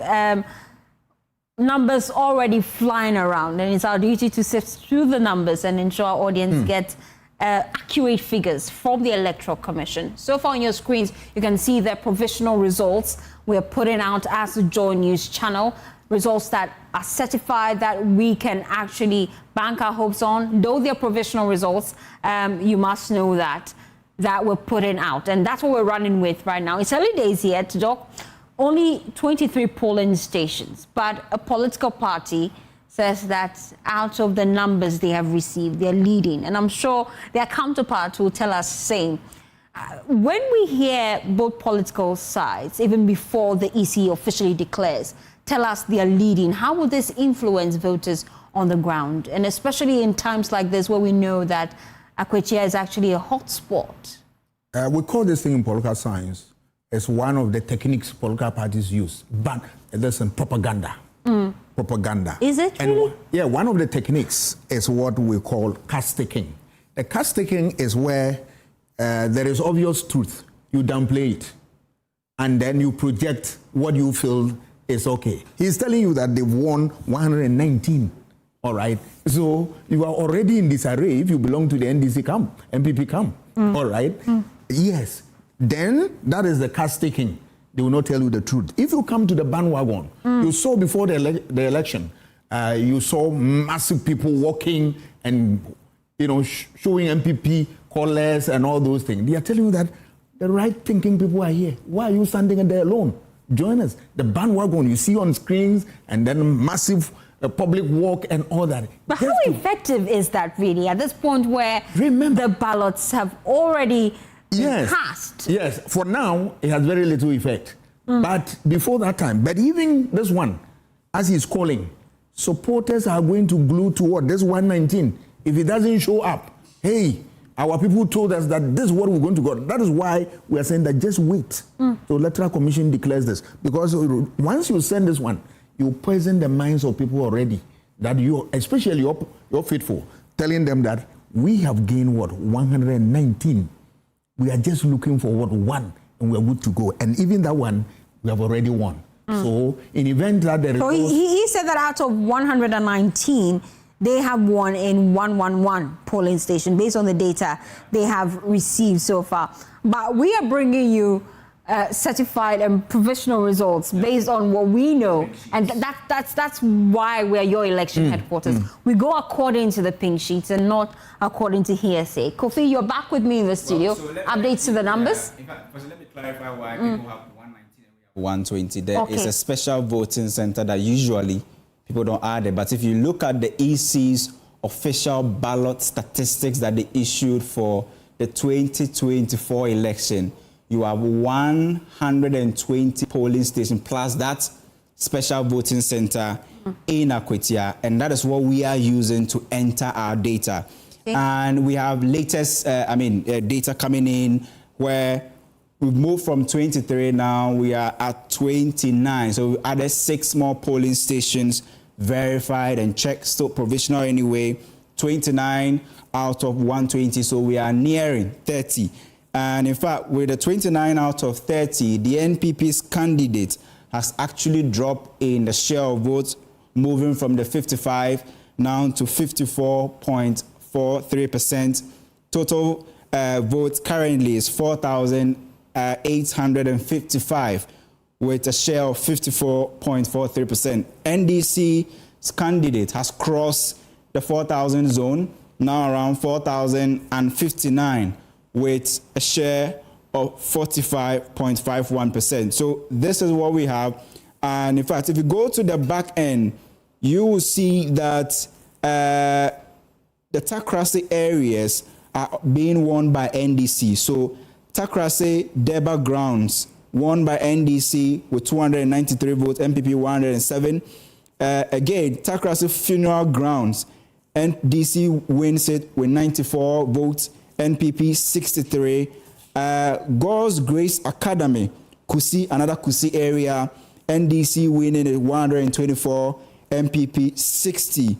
And there's another LAJHS, Kusi, NDC 162, NPP 124. So NDC is winning in the Kusi areas, the Takrasi areas, and the Budua areas. MPP sweeping almost all the votes in the polling stations in the Wenchi areas, and in the polling stations that are in Akwatia, it's more or less like a battleground. But NDC is winning most of the polling stations, also in the Akwatia, inside Akwatia, But what we have is that out of that 29 polling station result that we have, MPP is currently leading with 54.43%, NDC 45.15%. We still have a long way to go. Indeed, a long way to go. And I'll come back to you, Kofi, as we look at the swing areas in that constituency and what the results are telling us currently as we speak. But let me take you live to the grounds. My colleague Samuel Kojo-Brace is at another polling station. Samuel, what can you report?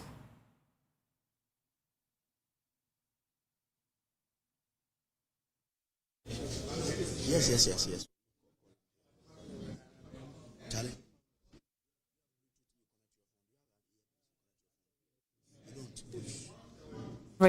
Of the Akwatia by-election, and my colleague Samuel Kojo-Brace is on the ground just to give us a sense of what we should expect. My colleague Kofi Eje in the studio giving us the numbers and how things are panning out. We're actually doing all that here in the studio. I also have with me Dr. Sa Santi, political scientist, just to give us the political dynamics of all this. Why is Akwatia such a big deal for both the NDC and the MPP? That's a conversation we've been having. And we will be delving into the swing areas, Kofi, based on the data we have. Those polling stations that ordinarily would have swayed towards the NDC or the NPP, have they maintained their voting pattern? Has something changed? That's a conversation we'll come back in the studio to have. But I'm hoping to have clear connection now to Samuel Kojo-Brace, who's on the ground to give us update from a polling station at Akwatia. Once I have him, I'll take you there live. But let me come back to you, Kofi. Just looking at the numbers, what are they telling you? If you look at what we have so far, out of that 29 polling stations that we've been able to check, you are not really seeing the results from the swing polling stations coming in yet. Okay. But what we have is, results from the polling stations that are either blue or green belt. And what I said is that both political parties are doing well by winning in their strong, holds. NDC doing well by winning in the Kusi areas, the Takrasi, and then also in the Budua areas, and the NPP winning also heavily in the Wenchi areas. But we are not really getting results from the swing polling station. They will be coming in very, very soon, and that possibly could change the dynamics or the pattern that we are seeing so far. Another interesting area that many have said that, well, the NPP is likely to win is the Tapraman polling station. We've not had results from those polling stations so far with expected voters more than 500. We are yet to receive, those, numbers. But what we know is that the NPP's candidate, who climbed to more than 55%, has now dropped to 54%, 54.43% out of the 29 polling stations that we have so far. NDC, 45.51%. And just like we all agree, we still have a very long way to go for Steve. Long way to go, and we would be with you throughout that journey, just bringing you updates as to what exactly is happening in Akwatia and what the electorates are saying. And we're sifting through the numbers just to give you the provisional results so that you have a sense of what exactly you should expect. Now, Doc, you're just telling me some of the political strategies that some of the political parties would deploy. Like, for example, the propaganda effect you're telling me about and how this is playing out. Already both sides says we have won this year. Yes. What they are playing, the technique they are using, I've told you that for any election, three things are important. Your strategy, your message, and then your resources. What I call RSM, resource, strategy, and message. The resource, you need both human and material. And that is why you saw a whole lot of party machinery move there to just go and augment what is there. Yes, the resource. And of course, what we call a night before the election. They share all the monies that they can marshal and then share them in the night and all that. Yes. What's the strategy? The strategy is that, look, go there and tell them that, look, you are in government, you promise them development, and that, yes, even though MP, you can assess your common fund, which is 5% of what goes into what? The local area, the assembly, that they give you 5% of that. And so you are not going to have much. But the real development is in the hands of what? The government. Roads and all those things are heavy projects that the 5% common fund cannot support. So go there with a campaign that, look, my party is in office, and that we have a lot of resources, we can give you more if you give us the votes. And remember, everybody wants what? In infrastructure development. So it's one of the things that is panning out. Then the NPP is saying that let us continue from where the late MP left off, so that we can also honor him and all that. Sympathy votes. Sympathy. Will it work? But you and I know that people will tell you from sociological perspectives, they will tell you as effect, as he will say without fear of contradiction, it doesn't win vote. Because when I need a place to sell my wares and all that, and somebody promised me that, and there is the possibilities that he can deliver, and you come back to tell me that let's vote based on sympathy. I'm not interested in that. I'll come back to you just to get your assessment of the Electoral Commission's management of the process so far. Let me take you to the grounds. My colleague Samuel Kojo-Brace is finally ready for me. Samuel, where are you and what can you report?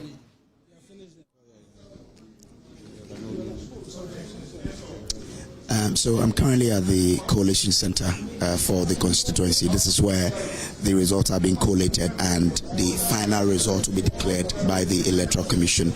I've seen representatives of both parties here.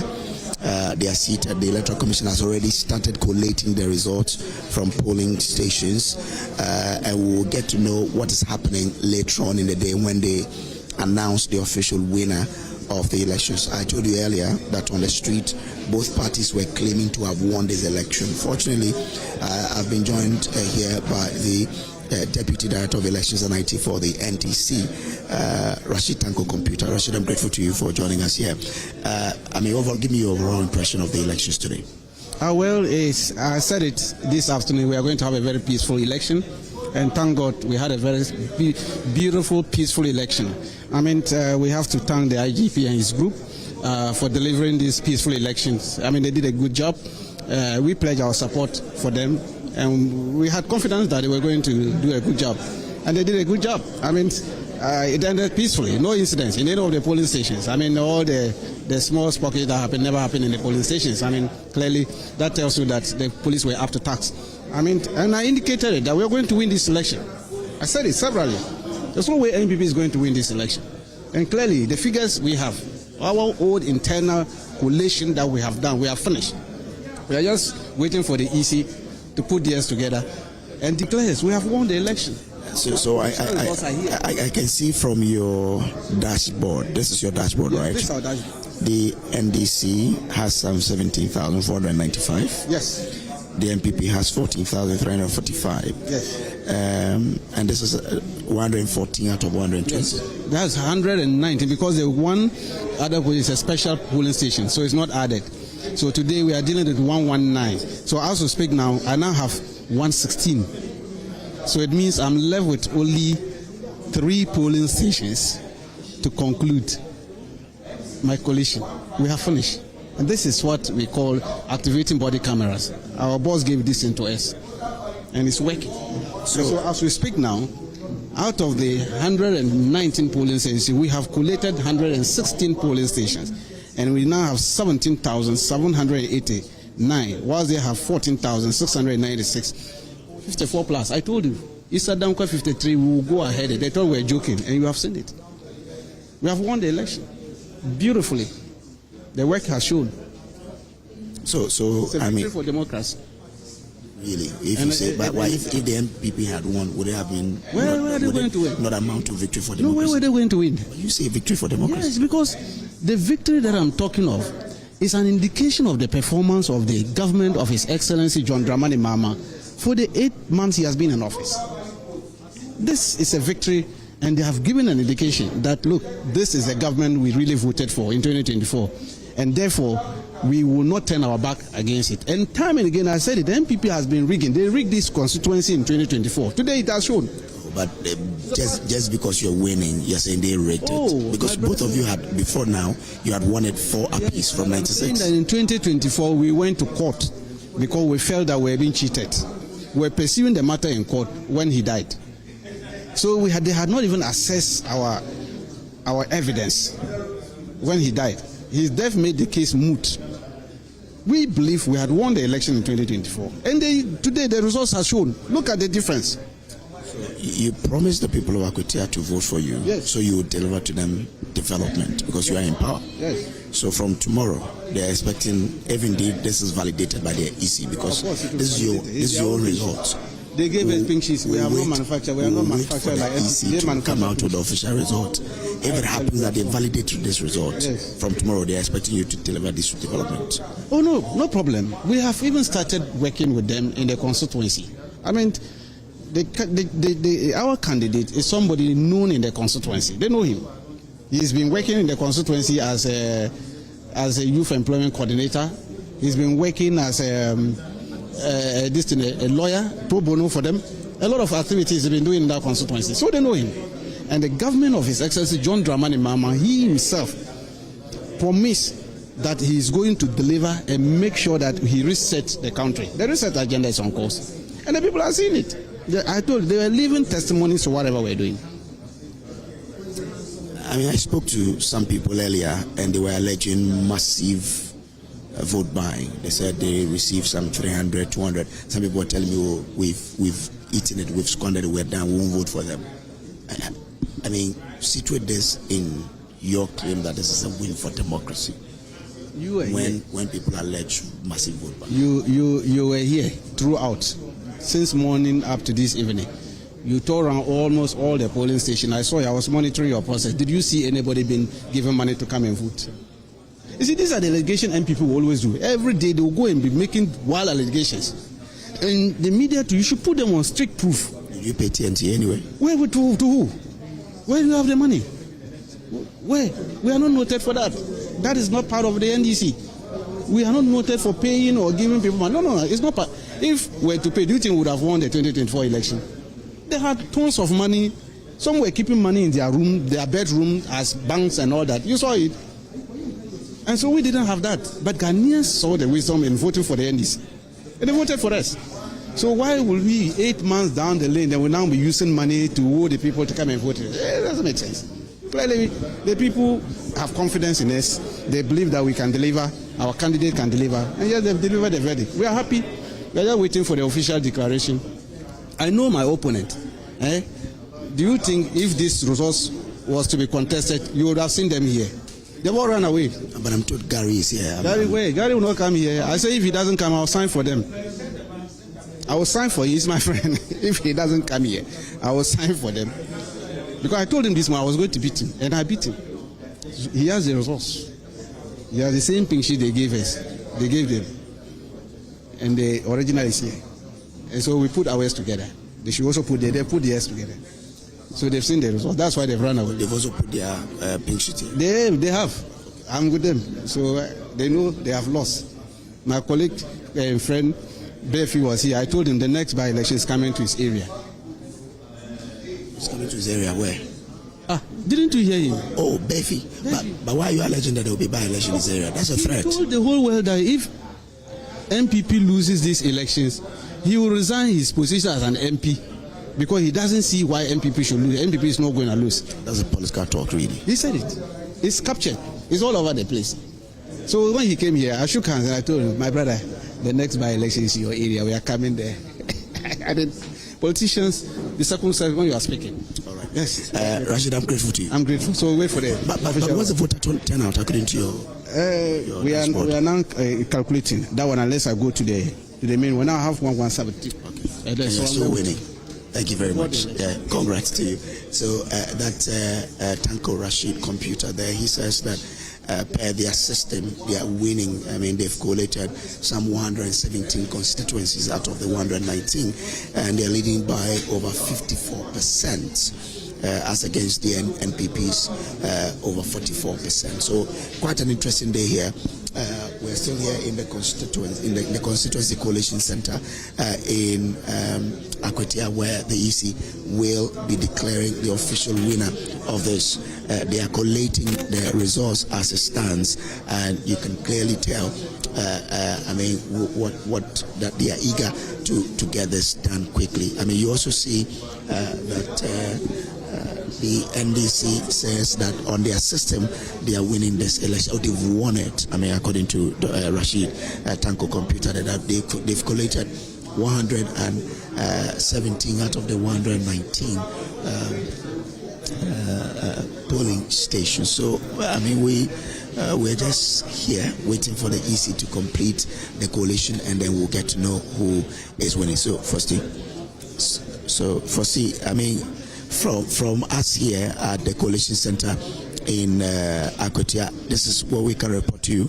The EC is vigorously collating the results as they trickle in to then help them declare who has won officially this particular election. The NDC, according to their system, they are winning. I just wanted to find out from you. Validate that or invalidate that particular claim by the NDC. Kojo, can you hear me? I wanted to find out from you. We're receiving reports that the NPP is not at the collation center. Can you confirm that for me? Is that the case?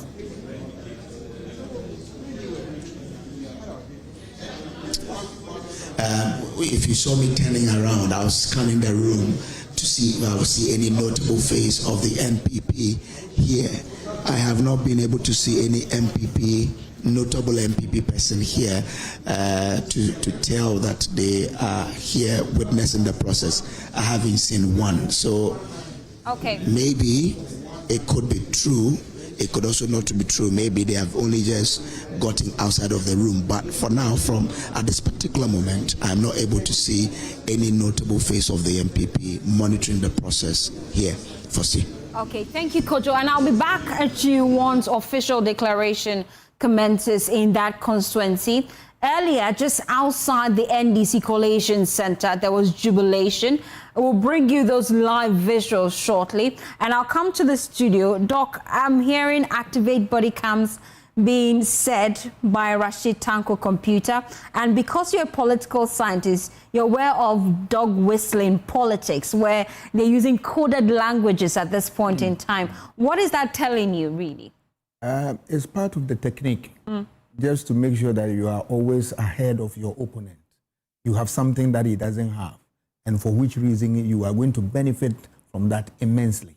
These are all type of the techniques that they use, just to make sure that, look, they get into, if they get opportunity, get into your armory, and then get all the information that they want, so as to manipulate and then make sense out of this. And I was telling you before this, I was telling you about propaganda, where you use biased information to mislead people and all that. You heard Computer speaking. He was all speaking positive about the apathy, making MPP look as if, look, they've not done anything good there. The cat's taking that.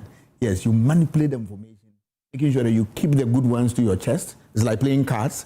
The good ones you keep here, and you throw out the bad ones on the table. Oh, see this one. But here, nobody has access to that. It's you alone. That one, it works pre-election and even post-election. The pre-election, it can convince a number of people to want to follow you because you are talking about good things about yourself. But the post-election, all right, you will see that the skirmish, the campaign, as they were, jubilating on the street, one of it is to prepare their minds of their followers. That look, we have won. Isn't this all part of agenda setting, framing the story? Yeah, you frame, but it's also preparing the people. Yes, in an agenda sort of things dovetails into that. That look, we have won. Don't listen to any results. A commission, for instance, these are our results and all that. I will not be surprised. MPP will come out very soon with also their figures. But we are saying that all these things have its strengths and weaknesses. One of the weaknesses is that it, poisons the minds of people against what Electoral Commission will bring out. But that shouldn't be the case, right? You have to wait for Electoral Commission to come and then, declare the election. You saw that he was speaking with authority, that we have this, we have won it. And look at your station, you are saying that this is provisional. Because the final authority who was stamped this thing on the results is the Electoral Commission. Is that what we are getting now from him? So not it's the case. But that brings me to the question I wanted to ask you just before we went to Akwatia. What's your assessment of the Electoral Commission's performance so far? If you look at the Electoral Commission, it's an election management body, and it's tasked with the responsibility of doing a number of things. One of the things that it does is to organize elections from time to time.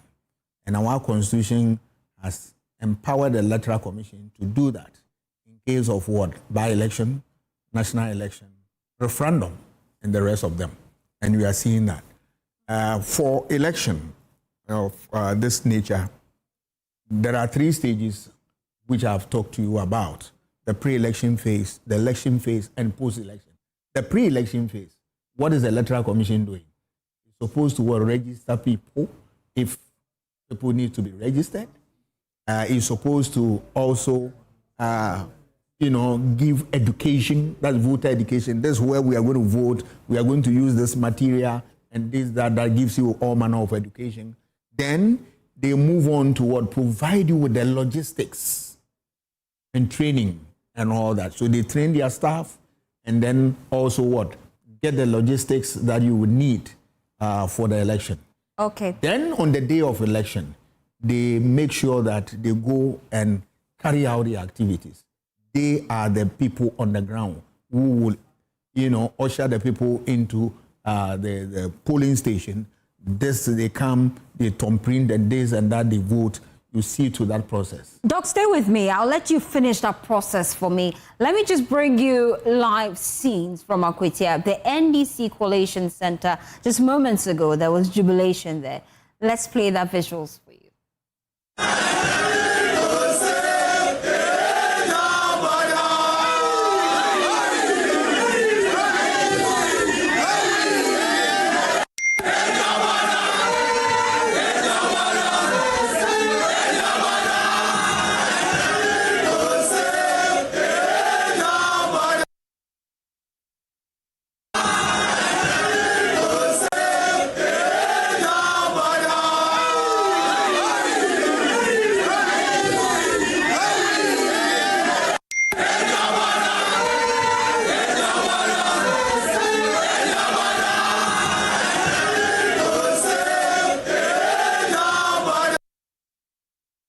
Live scenes there from the NDC Coalition Center in Akwatia. Jubilation already, but is that the way to go? Let me just throw one more question to you, Doc, before I let you go.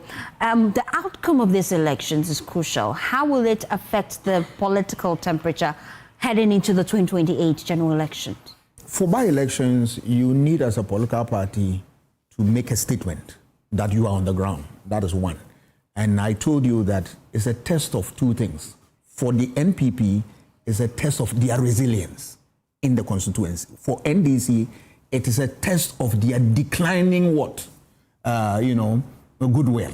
That in spite of all the goodwill you have, you couldn't wrestle this seat from the NPP. Are you still having the goodwill? It gives the NPP, if that is going to be the score, it will give the NPP a boost, saying that, look, all is not well. Look at all their strength, just one constituency. We're able to beat them up to it. It gives them a certain energy to be able to fight on. Above all, if it goes in the way of the NDC, what you're going to see is that you're going to get what? In addition to Tamale, Central, 184. It gives you an idea that now they have what it takes, minus even independent candidates, they can take important decisions in Parliament, including what? Amending entrenched provisions in the Constitution and other taking important decisions without any other party in there. So they tell you that, look, they have what? Their hand on the situation. And that, look, once you have that type of majority in Parliament, it gives you opportunity to be able to rule and rule effectively. And remember, they do all these things to build a record so that in event that they lose election, when you are in opposition, you can't do anything. You rely on your past records to be able to make sense to your voters, to appeal to them, to give you the nod the next time. Thank you so much, Dr. Asante, political scientist, joined me in the studio. And we are still bringing you detailed coverage of the Akwatia by-election. My colleague Evan Spencer in the studio. Evan, slowly but surely, we know that the results are breaking the cover now, trickling in. We're crunching the numbers. What should we expect? Ominous signs for the MPP tonight, but we're going to be getting the clarity from the Electoral Commission pretty shortly. They are preparing to get the rest of the results from the polling stations, and we're going to have that here on your election headquarters for you, because Brace is on the ground there.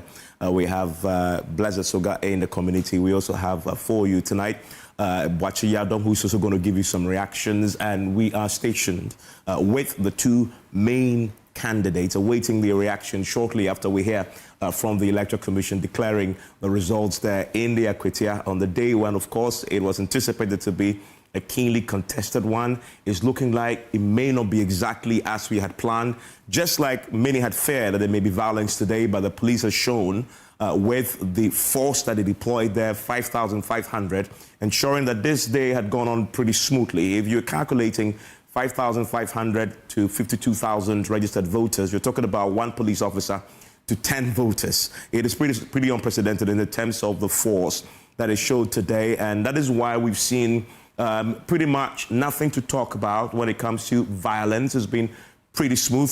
For the first time, we've had opposition party applaud the police. And I'm quoting here the Deputy General Secretary, who was on the election headquarters just about an hour ago, saying to us that coming into this, they were resolved to use this as a test case, whether to work with the police, to trust it going forward, and that he can say that on the back of what has happened today with the police's conduct, they are now in the position to say that this police administration is trustworthy. It's a big statement coming from the opposition party, and we will hear more from the party. But one thing that is curious is we cannot find the MPP rep at the collation center. And Brace will join me pretty shortly to give me some clarity on that. The last time we spoke to him a few minutes ago, where Fossey did, he was still scanning the room to see if he can find one prominent MPP collation officer at the collation center. Let's hope that we can get some clarity from him, and then we can get a sense of where the MPP is tonight, because trust me, they've set up their own collation arrangements, and they should know by now where they stand as far as the by-election there is concerned. My guests are joining me, a whole fresh panel who will join me. The regular suspect, Winston Amwa, is with me here on your election headquarters. Also joining me pretty shortly is Musa Dankwa with the Global Info Analytics. He had predicted an NDC victory in the by-elections. Will that pan out exactly? He is here with me on the election headquarters. We'll also be joined by Inusha Fuseni, former Member of Parliament for Tamale Central, will join me. He's also former chair of the Constitutional Affairs Committee in Parliament, will be my guest. Gary Nimako, very known, astute lawyer with the MPP, will also join me. This is where to be on your election headquarters on election night.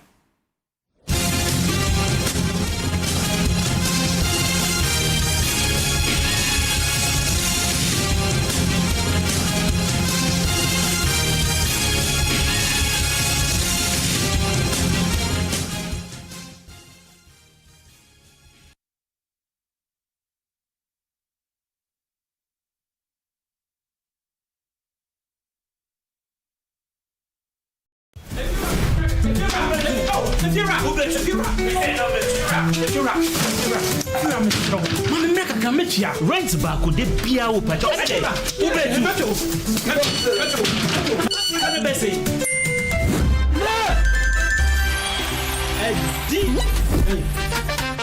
come on, come see you.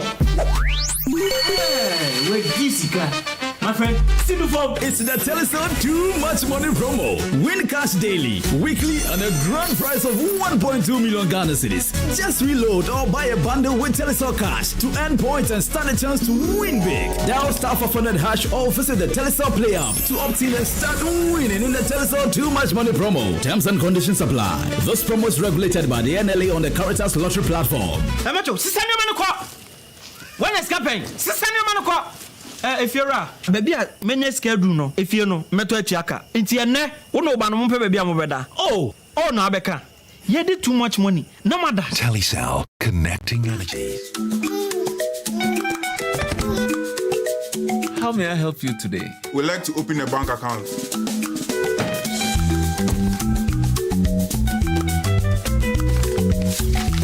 Sign here, sign here, sign here, and here. And now you draw direction to your house. I need your thumbprint. And I'll need your birth certificate too. No, I need the original. A lot has changed since you banked like this. So have we. We've made it easier than ever to open an account online and bank on the go through our mobile app, online banking, and more. EcoBank, a better way to bank your way. Sign here, and here.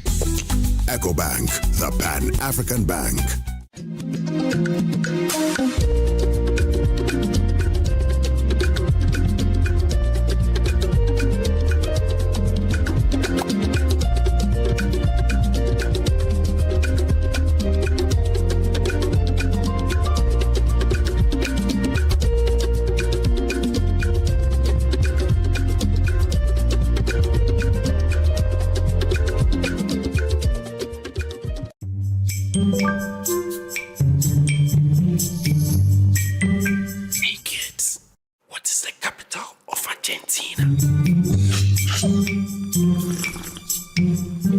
Sarah's dad. Do you know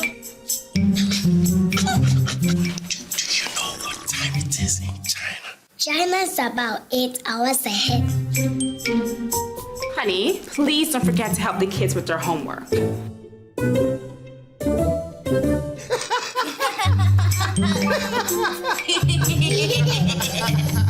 Who should help who? Abi, no, Dada. Calipo, fruit juice drink. This advert is FDA approved.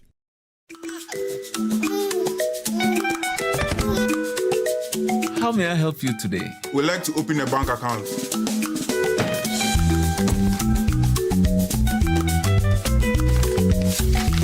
Sign here, sign here, sign here, and here.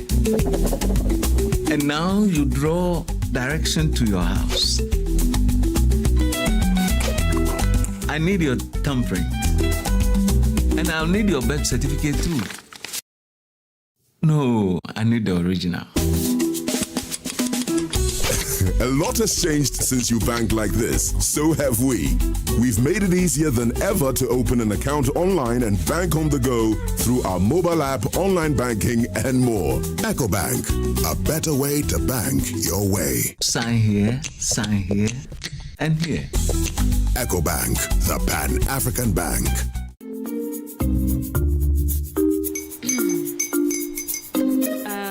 Kwame and his uncle are almost here. Wait a minute. This one too, your friend Kwame. Wait, Kwame. As in the same Kwame again? Yes, Mommy. I'm the second coming. Into all this tension just to reintroduce that broke boy from Kaswa. Why would you deceive the family like this again? Now I understand the whole delay. Troll from Kaswa. Why wouldn't he be late? Or being late, of course.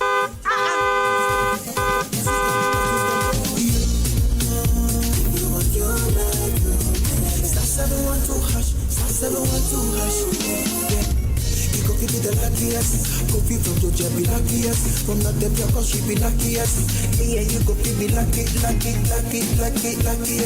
No matter why you're lucky, everybody go be that luckiest. That's Kwame! Send your God down for boom. If you're poor, what's that to you? So would the coming of the Son of Man be. Hey! Is that his car? Everywhere. Dial *712#. Choose your ticket. Enter your lucky number. Follow the prompts and let destiny handle the rest. This promotion is regulated by the NLA on the Caritas platform. Hey, Charlie, what number? The malaria really knocked you down, eh? Charlie, no joke. Fever, headache, vomiting, loss of appetite. I couldn't even eat my usual fufu. You and your fufu. But I hope you got tested before the malaria treatment. Yes, I did. And thanks to Malatu, I kicked out malaria one time. When malaria strikes, take Mala 2, containing artemether and lumefantrine. Comes in tablets and suspension for effective treatment of malaria. Great to have you back. Thank you. No problem. Mala 2 is suitable for adults and children. Manufactured and distributed by NS Chemist Limited. This advertisement has been vetted and approved by the FDA.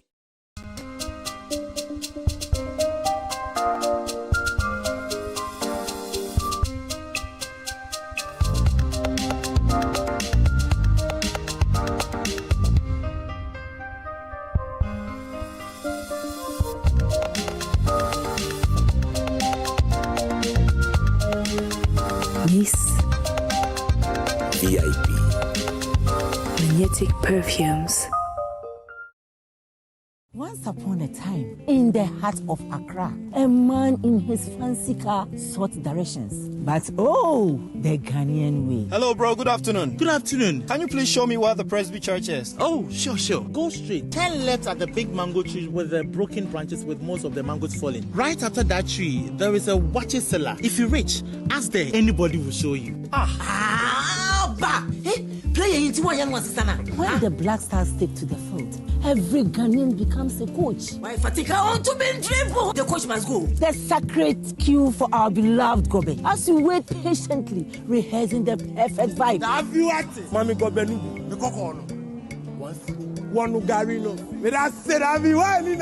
These, my dear ones, are some few moments that makes our Ghana truly special. And as we share these stories, let us also remember a plate of lily rice, connecting our hearts through the flavors of our culture. Lily rice, ye nimno free tete. This advert is FDA approved. Hey! Is your tech holding you back? Feeling lost in the maze of outdated gadgets? Relax. Come with me to Configure.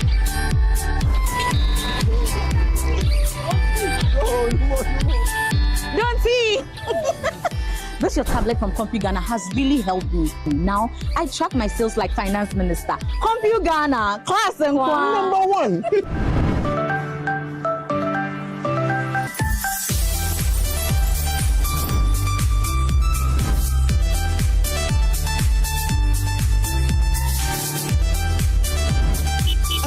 Ghana, we don't just sell electronics, we transform your life.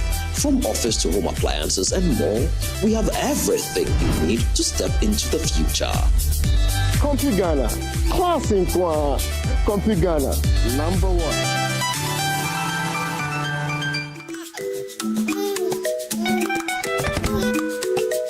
How may I help you today? We'd like to open a bank account.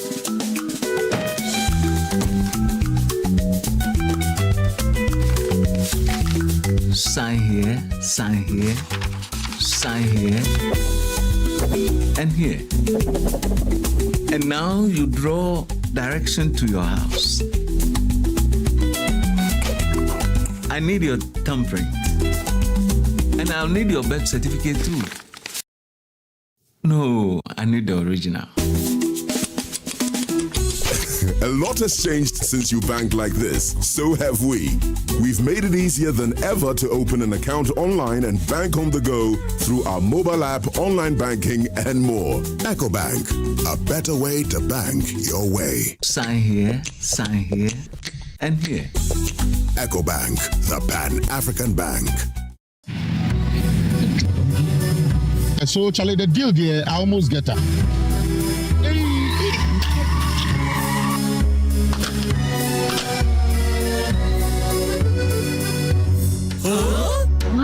Syntax pipe, as tough as it can get. You get so sorry with your back, sorry.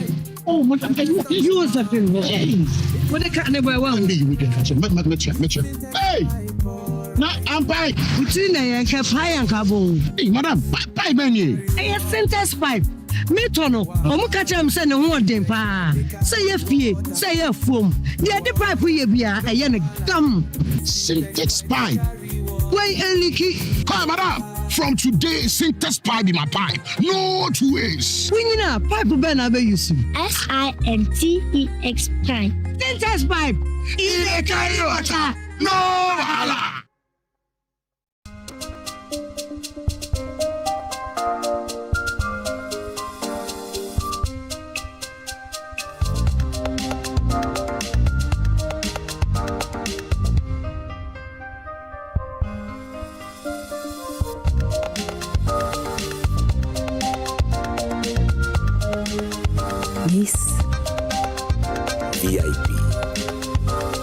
magnetic perfumes. You are welcome to two of Ghana's finest addresses, Willow Lane and Alphabet City, located at Sakumono. Alphabet City is a premier gated community with 24/7 security. Willow Lane, where luxury meets comfort. Spacious 4-bedroom homes with walk-in closet, elevators, and gourmet kitchens. 2 lifestyles, 1 trusted developer at Waylead. Our buildings are ready for you to move in right now. So visit waylead.org or call 0240 111119 to book a private tour today. Waylead, your trusted home builder.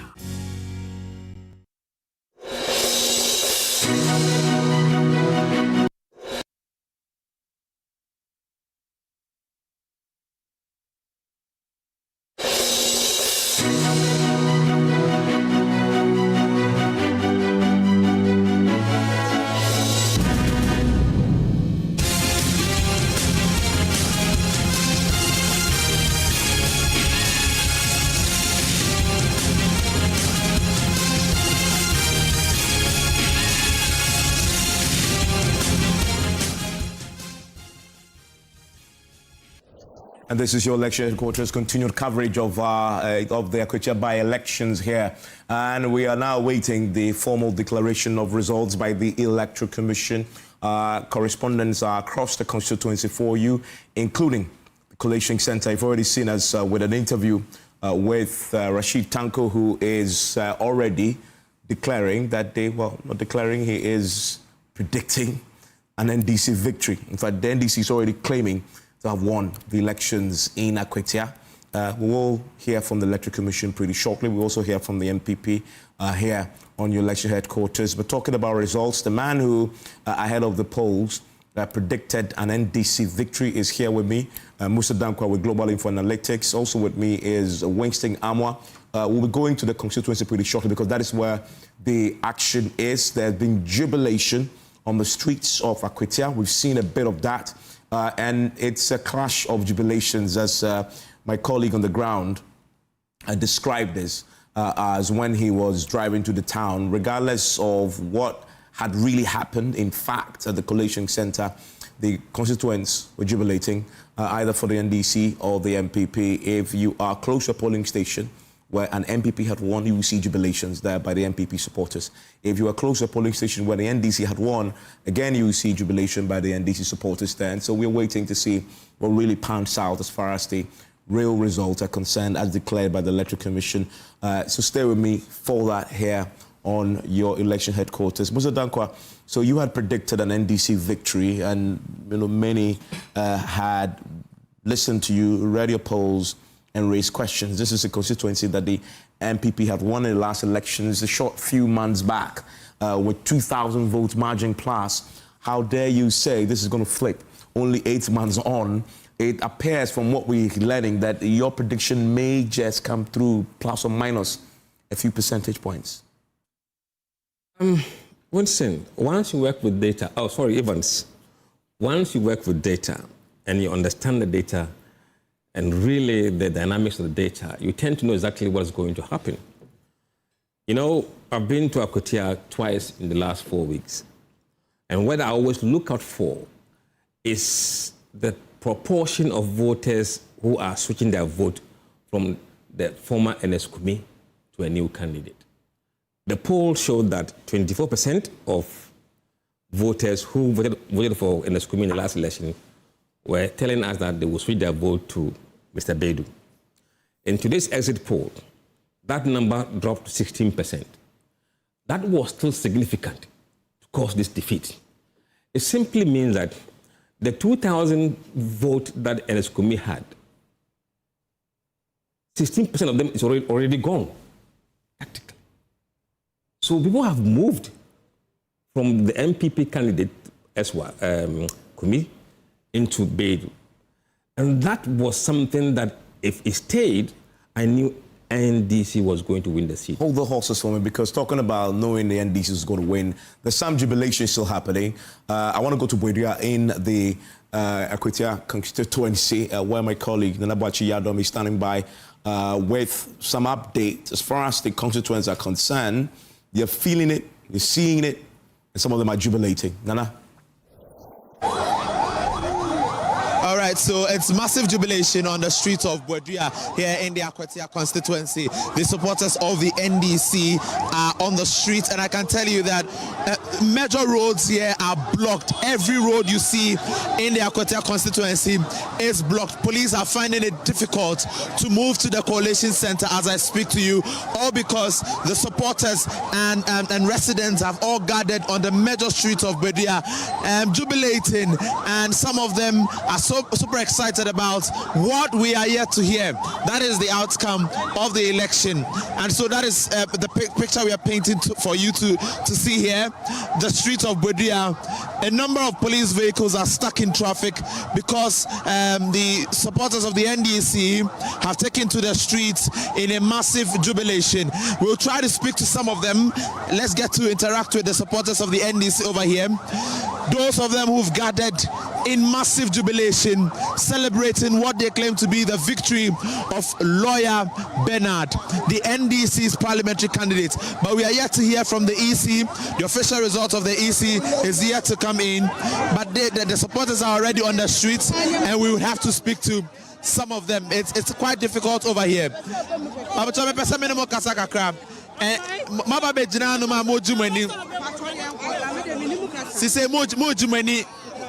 All right.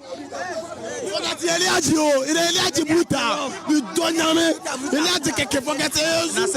in far resource and buy.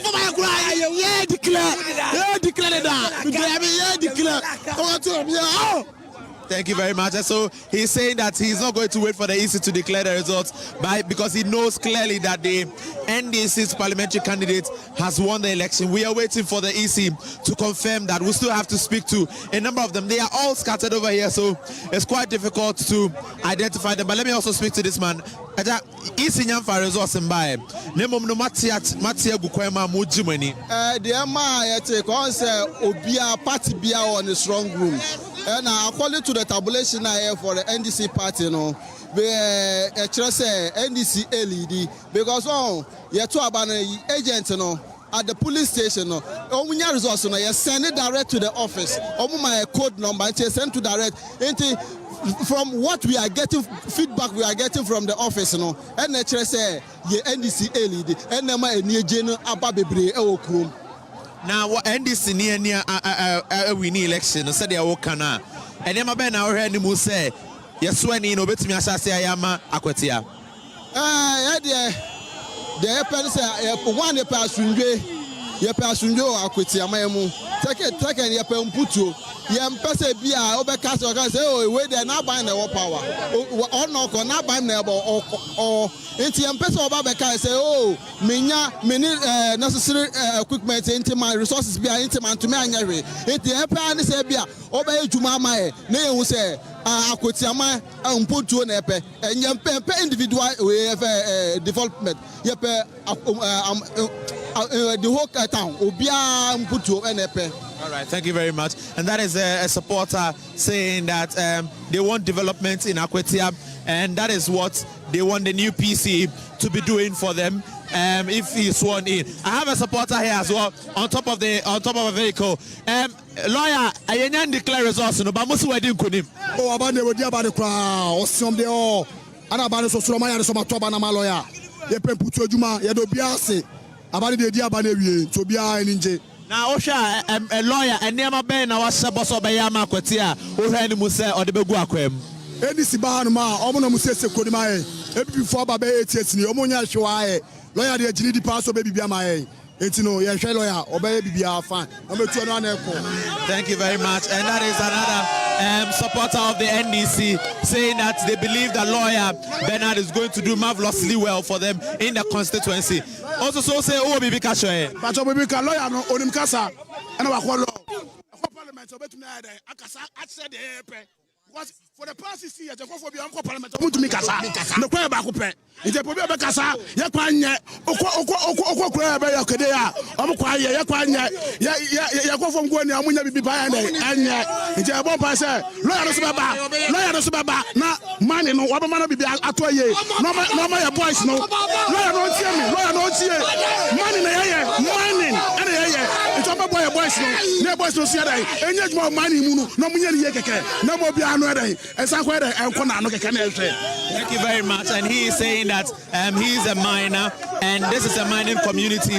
They want the NDC's parliamentary candidate, if officially declared winner of the election, to prioritize mining and make sure that the residents who are engaged in mining in the community also get proper jobs to do. And so these are some of the responses that we are getting on the streets of Budgetary here in the Akwatia constituency, as a number of NDC supporters have taken to the streets jubilating what they say is the victory of the NDC's parliamentary candidate, Lawyer Bernard.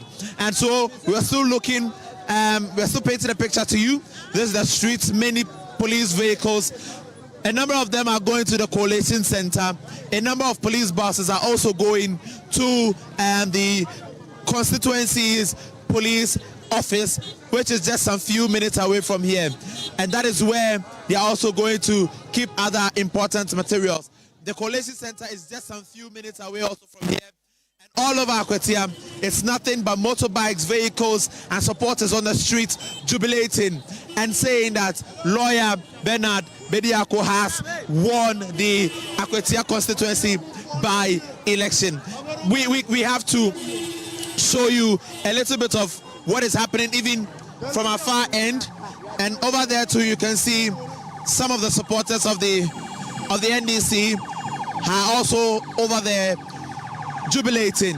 Now what they are waiting for is the official declaration, which will be made by the Electoral Commissioner. And when that is done, a number of people will continue to come and then jubilate on the street. I must tell you that Budgetary is not exceptional. Other areas are also jubilating. This is the live scenes on the street of Budgetary, where we have a number of NDC supporters on the street jubilating the victory of Lawyer Bernard Bediako, that is the NDC's parliamentary candidate, even as we await the EC to make that official declaration. You can take over now.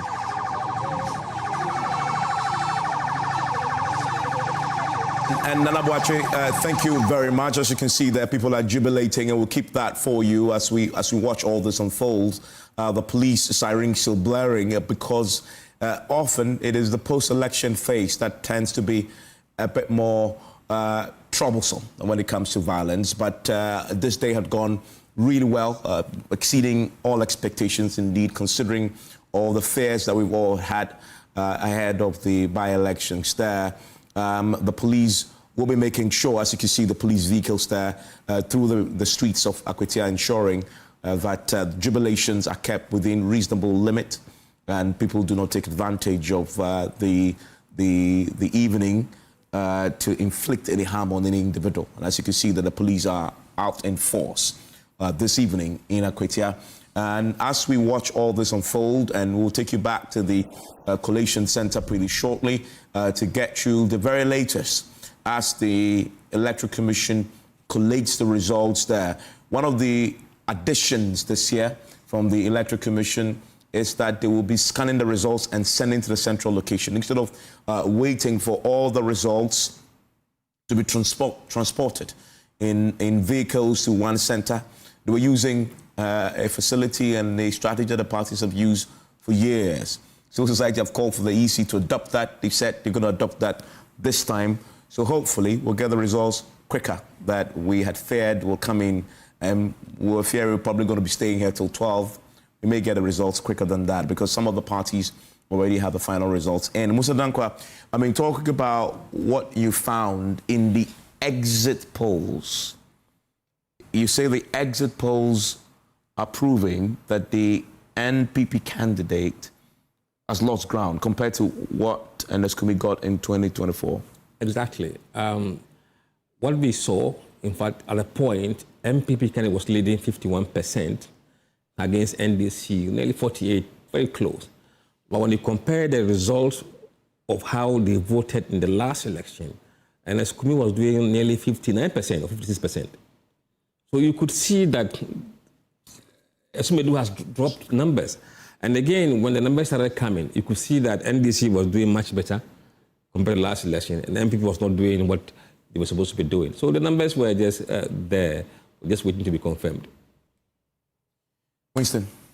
Yes, I mean, Evans, Musa makes the point, and if you look at the results, for instance, you know, the NPP in choosing somebody like Solomon Asumedu, the general feeling was that this is a party that was going in for somebody who's a minor, and a lot of the young people say is one who's been helping them. So you're probably thinking, okay, so the NPP wants to get somebody in who probably may, you know, depict the general mood of the Akwatia constituency.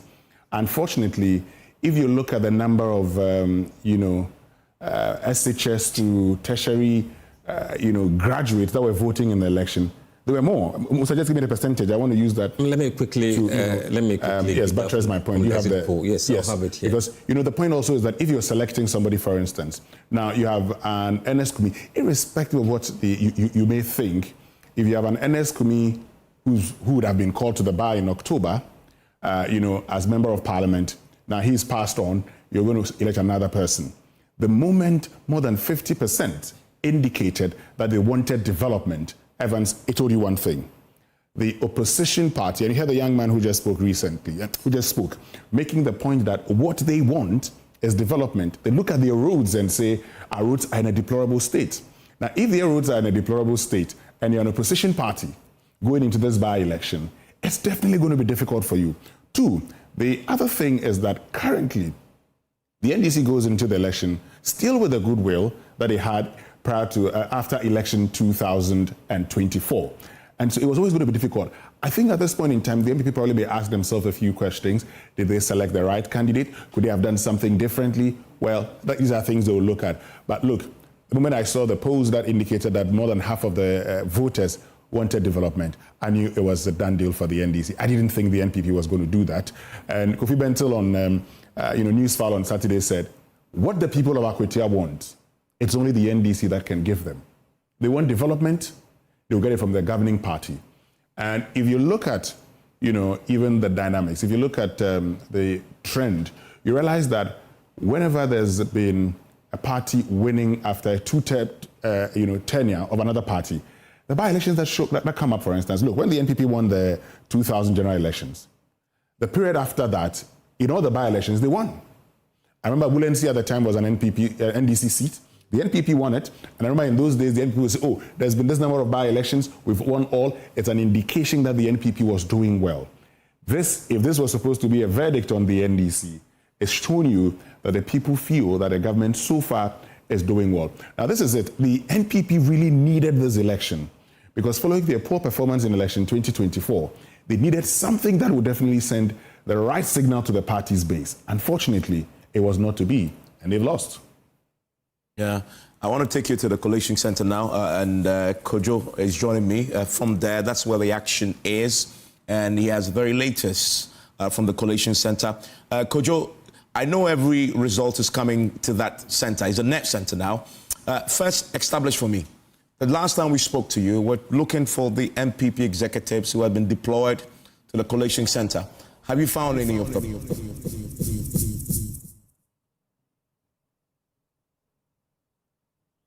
Evans, as we speak, I've still not been able to find any of the executives here. I mean, I've tried my best to see whether or not I'll locate one of those notable faces, but no, I haven't been successful. So we can say on the face value that they are not here at the coalition center. Let's talk about the results. Can you update us how many polling stations are in at the collation center as we speak, and do we know where both parties stand?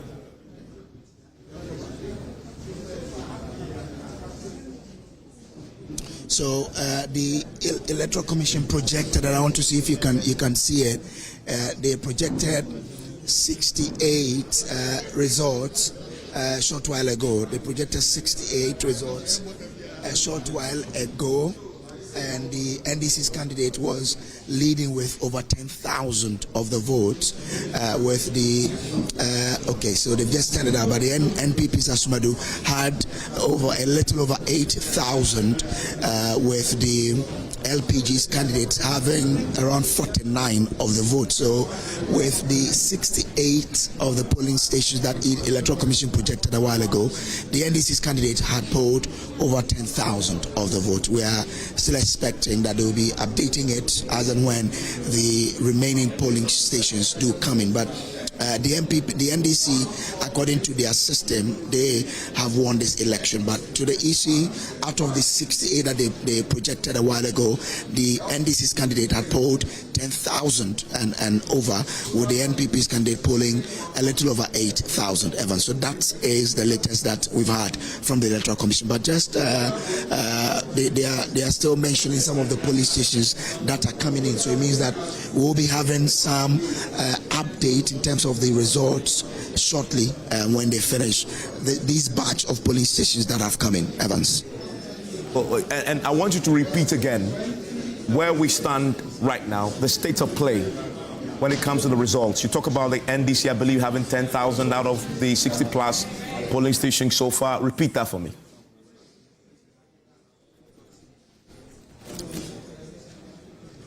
Okay, so out of the 68 polling stations that the EC projected a while ago, the NDC's candidate, Bernard Beidou, had amassed over 10,000 of the votes that had come in. The NPP's candidate, Asumadu, had also amassed a little over 8,000. The LPG's candidate had gotten 49 of the vote. So that's the latest from the Electoral Commission. We are waiting to see what they update us again with. Their system was up on the screen, but they just turned it off. So when it does, we'll get those updates for our viewers. Of course, we are here, which is the center of action now, and we'll update our viewers with all the latest that will be coming in from the Electoral Commission. The NDC claim that their system, they've won it, but we are still waiting to see what the Electoral Commission will be telling us, and the votes keep coming in little by little. They've done 68. We're expecting to see how many they will project when the projector comes up again very shortly. NDC, they're out there at the Collation Center in force. It would be good to get a word from them where they are right now, but also give me a sense of the security arrangement both within the Collation Center and in the immediate external perimeter of the center, because that obviously is a nerve center.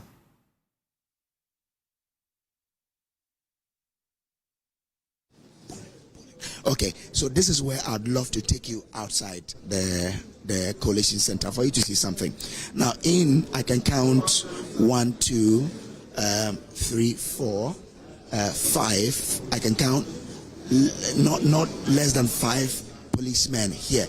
But I'm going to take you out shortly for you to see for yourself how the police has determined to ensure that this particular, elections is one that really stands out in terms of how the police goes about, handling elections in Ghana. Look, Evans, this is outside the Collation Center. Just see for yourself how the police have arranged themselves in ready for anything that will come here. When I saw it, I said this was an absolute protection they are giving to this Collation Center. In your screens now, on your screens, you can see how the police have got this place totally covered. And I have to add that there's a stadium on our left-hand side when you come outside of the Collation Center, and men and women have massed up there as well. So the police are not leaving anything to chance. This is what the police is using to communicate to us that when it comes to election protection and they say they want to do the work, this is it. So Evans, if you ask about a police presence, what we are showing you on your screens now is the answer to you. And I'm sure those of you who are watching us from your homes would deduce your own conclusions from what you see here. The police are here when you get outside from the last car that you see there on your left hand side, they have lined up all the way to about 200 meters down. So, and even before you get access to this area, you are stopped about 500 meters down on your left, and you are checked whether or not your name is on a certain list to be allowed to the collation center. So, Evans, the police from yesterday till today, till this time, they've done an incredible job, and it gives you that assurance when you enter the collation center that nothing can break the barrier that these guys have mounted here. So, Evans, that's the answer to the question you asked me. And when you look beyond the police barricade, and this looks really impressive. If you look beyond the police barrier, do you see a crowd waiting to hear the results beyond the police barrier? It's just because I see a lot of police officers flooding the center, both inner and outside the perimeter. Yes. So, Evans, you have very good eyes. So, outside the perimeter, behind the perimeter, you see a group of people massing up there. I mean, if your name is not on a certain list, you won't be allowed here. So, I guess that these are party supporters who, because they cannot be allowed inside the perimeter, are waiting behind it to see who has won eventually. So, there are party supporters who are massing up there. I think the police have allowed them that space to mass up there, and that includes also some journalists, because not every journalist got accreditation to enter here. So, some people are also out there ready to hear what the result from the Electoral Commission will be. But indeed, some people, I see some mothers with their babies strapped to their backs, standing there in the cold, also willing to hear the outcome of this election. So, I mean, and I see a lot more people also coming in, and mind you, all these people who are here, you'll be subjected to screening, some screening before you are even passed to walk here. So you can tell that if anybody has a chance to stand behind the perimeter, then of course this person will not be any danger to the police. That's why he's been allowed, or she's been allowed to be there. I see some of the observers as well standing behind. I don't know why they are there, but it could be for some reasons of trying to gauge the mood of those who are coming in to stand behind the perimeter to watch the proceedings in here. So, Evans, I mean, lots of stakeholders with interest in this particular election. If you can have access here, they will be made to stand behind there to watch how the proceedings, are going inside the coalition center. Brace, thank you very much. And Brace will stay with us throughout this, and we'll be hearing Brace shortly from the NDC reps there at the coalition center. But also, let's get a sense of the Electoral Commission's own take on where they are tonight with the collation.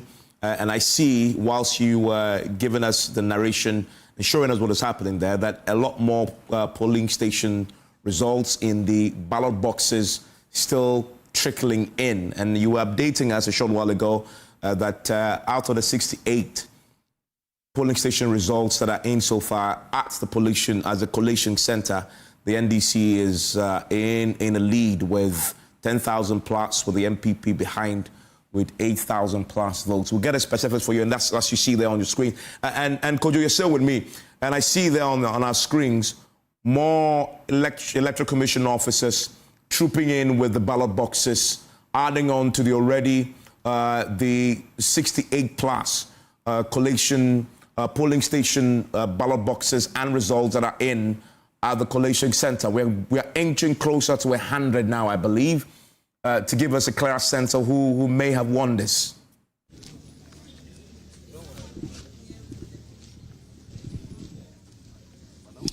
Well, yes, Evans.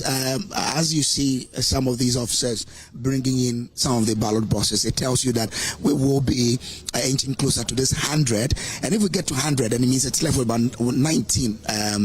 Yes, about 19 of the polling stations for us to know who has won this election. So gradually, we were expecting that we'll be leaving here at 12, but I guess that we'll not be leaving here at 12. We'll be leaving here very, very soon because of where we are. At the last count, we were 68, but I guess guess that by the time they project they bring up the projector again, we'll be doing 70 plus, getting to 80. So it tells you the speed at which this coalition is going, and therefore you can say that we will be concluding this process very, very shortly, so that everybody would know where he or she stands, and then all of us too can determine that we're going to sleep on our beds or we'll be hanging around. But I guess that the party for the political party that will be winning will run deep into the night because of how close this particular contest was from the beginning. So whoever will win this contest will be partying deep into the night, and that I can tell because of the feeling we got from the street earlier.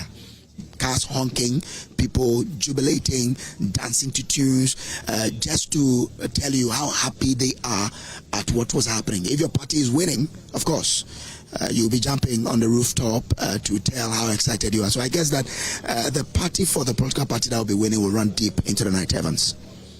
And Kojo, give me what you've observed yourself when it comes to the Electoral Commission's new approach to this by-election, which was that they will be scanning some of the results from the polling station straight to the collation center ahead of the arrival of the physical ballot papers and the pink sheets. Have you seen that in practice right now at the collation center?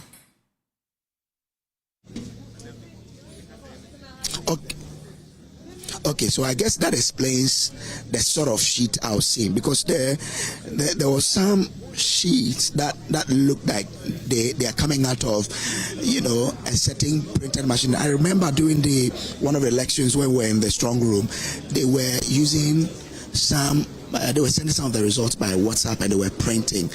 I guess that is what we're seeing there. Let me just get closer to them and see what I can. Okay, Chief, can I have some sort of education here? Can you help me with some sort of education? I mean, we understand that some of the polling stations are now coming in, but are you having some of these results even before they bring in the ballot boxes through your new system that you've implemented? Yes. Okay, so what is the system? We are supposed to send it to our main platform. So they've already sent it, but that's not what we are using over here. They're supposed to bring the statement of pool. That's what we're going to use for the collation. So those that they have sent will be on the platform, but they need to bring the statement of pool. So it is until the statement comes? Yes, we cannot declare anything now. Okay. So you are not using anything by WhatsApp, or you're not sending a document by WhatsApp, but you're not using it to collate? Yes, we are not using it to collate. Okay. Yes. So what is the purpose of that? For information purposes. We keep them in a... Okay. Will we come in? Okay, so let me try and get some education from here. So I guess that you sent some information to your WhatsApp platforms, and I wanted to understand, what is that for? When the information are sent to the WhatsApp, what do you use them for? What WhatsApp platform are you asking? Oh, I guess that the education we had earlier was that the Electoral Commission was adopting a system where it would even stay ahead of time to ensure that the results are collated even before the fiscal result sheet come from the polling stations. And I'm asking, when they send to the WhatsApp platforms, what do you use those for? The WhatsApp platform one is for head office. Okay. And we are not supposed to use that to do collation at the collation center. Okay. What we use, the source document we use for collation at the collation center is the statement of poll from the polling station. So we are now collating the polling station center results for the figures on them. We are collating them together before we can declare. Yeah, until we are done with the 119 centers, we can't make any declaration. Okay. So do you wait for them to get to you physically, or those sheets can be scanned by phone and sent to you? No, we don't accept the phone one. Okay. We want the physical statement of poll. As you can see, they are supposed to be here. The party agents the coalition agents are here. We take them one after the other. Then they cross-check the figures from the field for the various candidates. Yeah, then after that, we compute them together. So the last time you projected, you were around 68. Where are we now? Approximately, we'll be around 70 plus, because we've gotten about 10 extra. Yeah, so we're getting about now, if I'm not mistaken, we'll be having 70 plus. Okay. Yeah. Interesting. But you're waiting for the rest. And I learned their car is in the queue coming. They're in the traffic over there. So when they get here, we'll finish on time. So we'll finish on time and then we can all go home and sleep. But you mentioned party agent, but I can see the MPP agent here. Yeah, they're all here. The guy over there is an MPP agent, the first guy, and this man is also for NDC. Oh, okay. And this man is for LPG. Oh, okay. Yeah, so they're all here. So the other guy, he's a constituency officer, right? Who? The MPP guy. The one he's the director of elections. For the constituency? Yeah. And Mr. Yaro is the director of election for NDC. For the constituency. Yeah. Interesting. Thank you for the clarification, sir. So, Evans, there you have it. By the time they project this, he says they've had some 10 more polling stations. So, if you add it to 68, we're expecting to have some 78 polling stations the next time they turn on the projector. And he's been clarifying that the MPP indeed have agent here, but this is the constituency elections officer or director of the NPP who is representing the MPP at this particular table. So, yes, it means that the MPP is also part of the process of validating the results coming in from the several polling stations that are trickling. But like you said, all the others, they understand, are in the queues because there's a huge traffic that has built up from Buedua coming into Akwatia because of the outcome of the results. Some people were jubilating already, and that really also added on to the traffic situation. So I guess that, but for that, we probably may have had all the 119 polling stations coming in. But from the way we are going, if we are around 78, it means that we'll be completing this process quite faster than we had all imagined.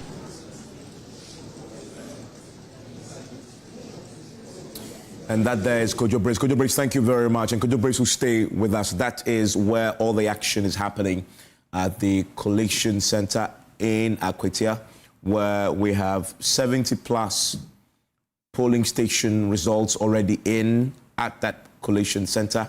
We will give you, as we stand currently,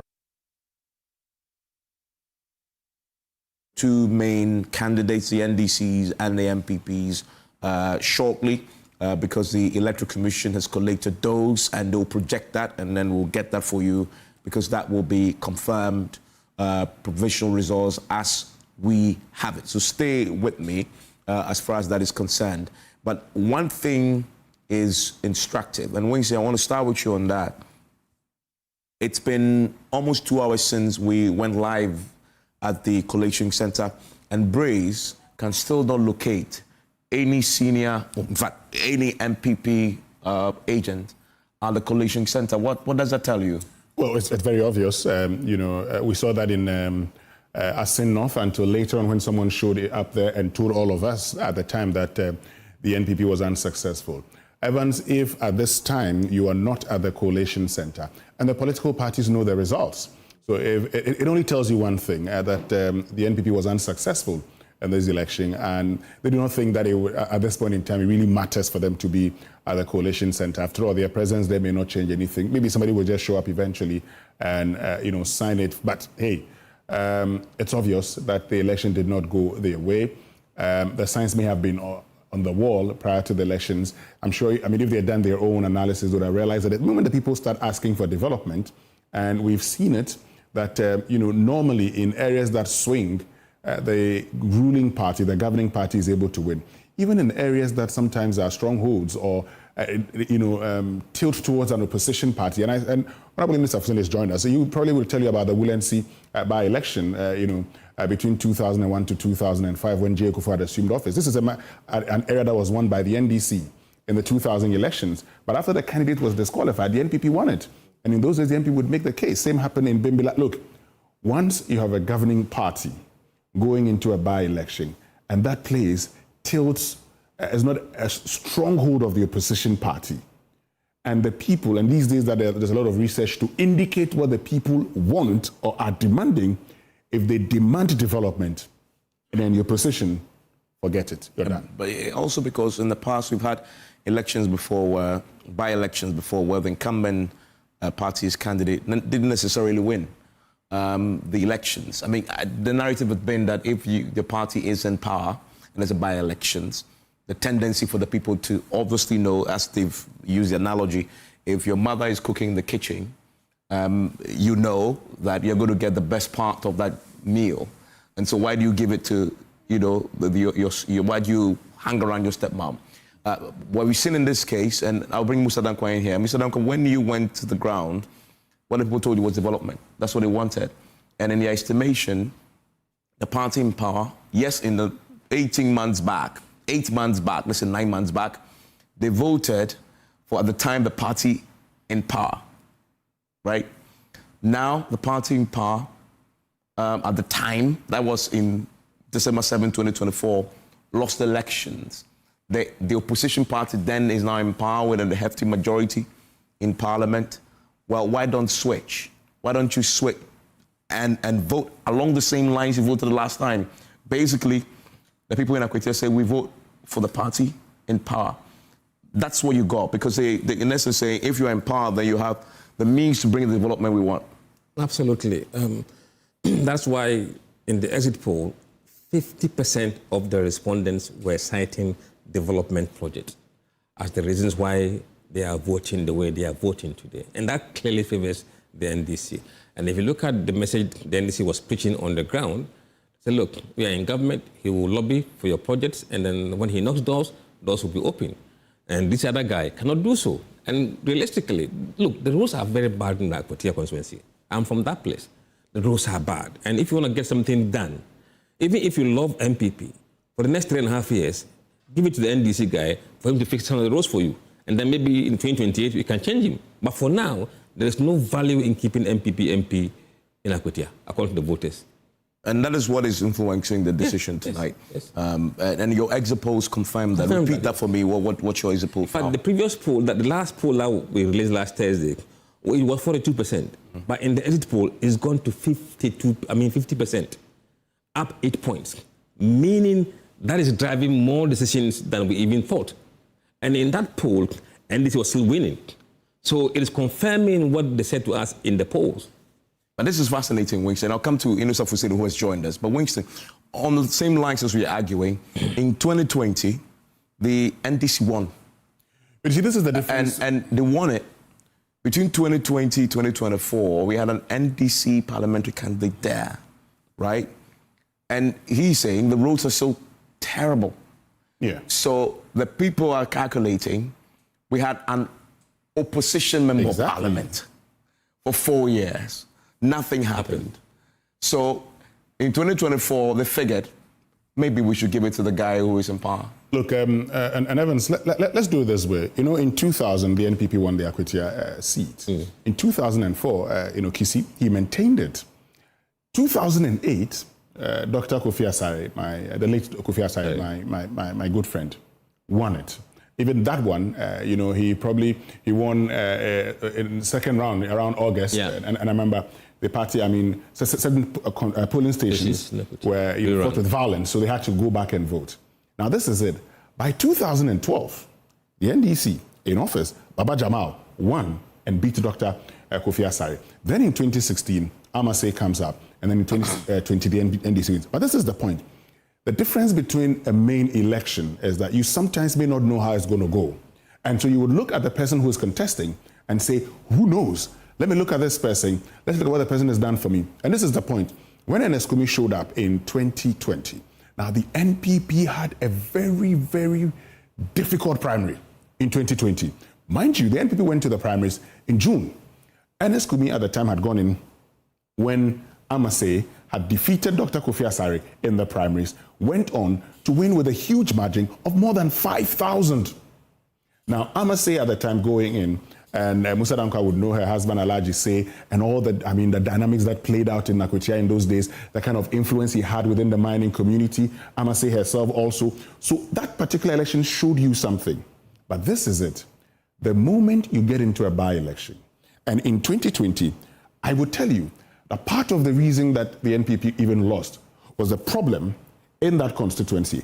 And this is what actually influenced the NPP's choice of Asumedu and the decision not to open it up for even a primary in Akwatia. they did not want to have a situation where the internal election could actually jeopardize their chances in the main election, because they saw what happened in 2020 between Ernest Yakumi and Amase. At the time in June when they went into the primaries, and Amase said, look, she actually wanted to go as an independent candidate.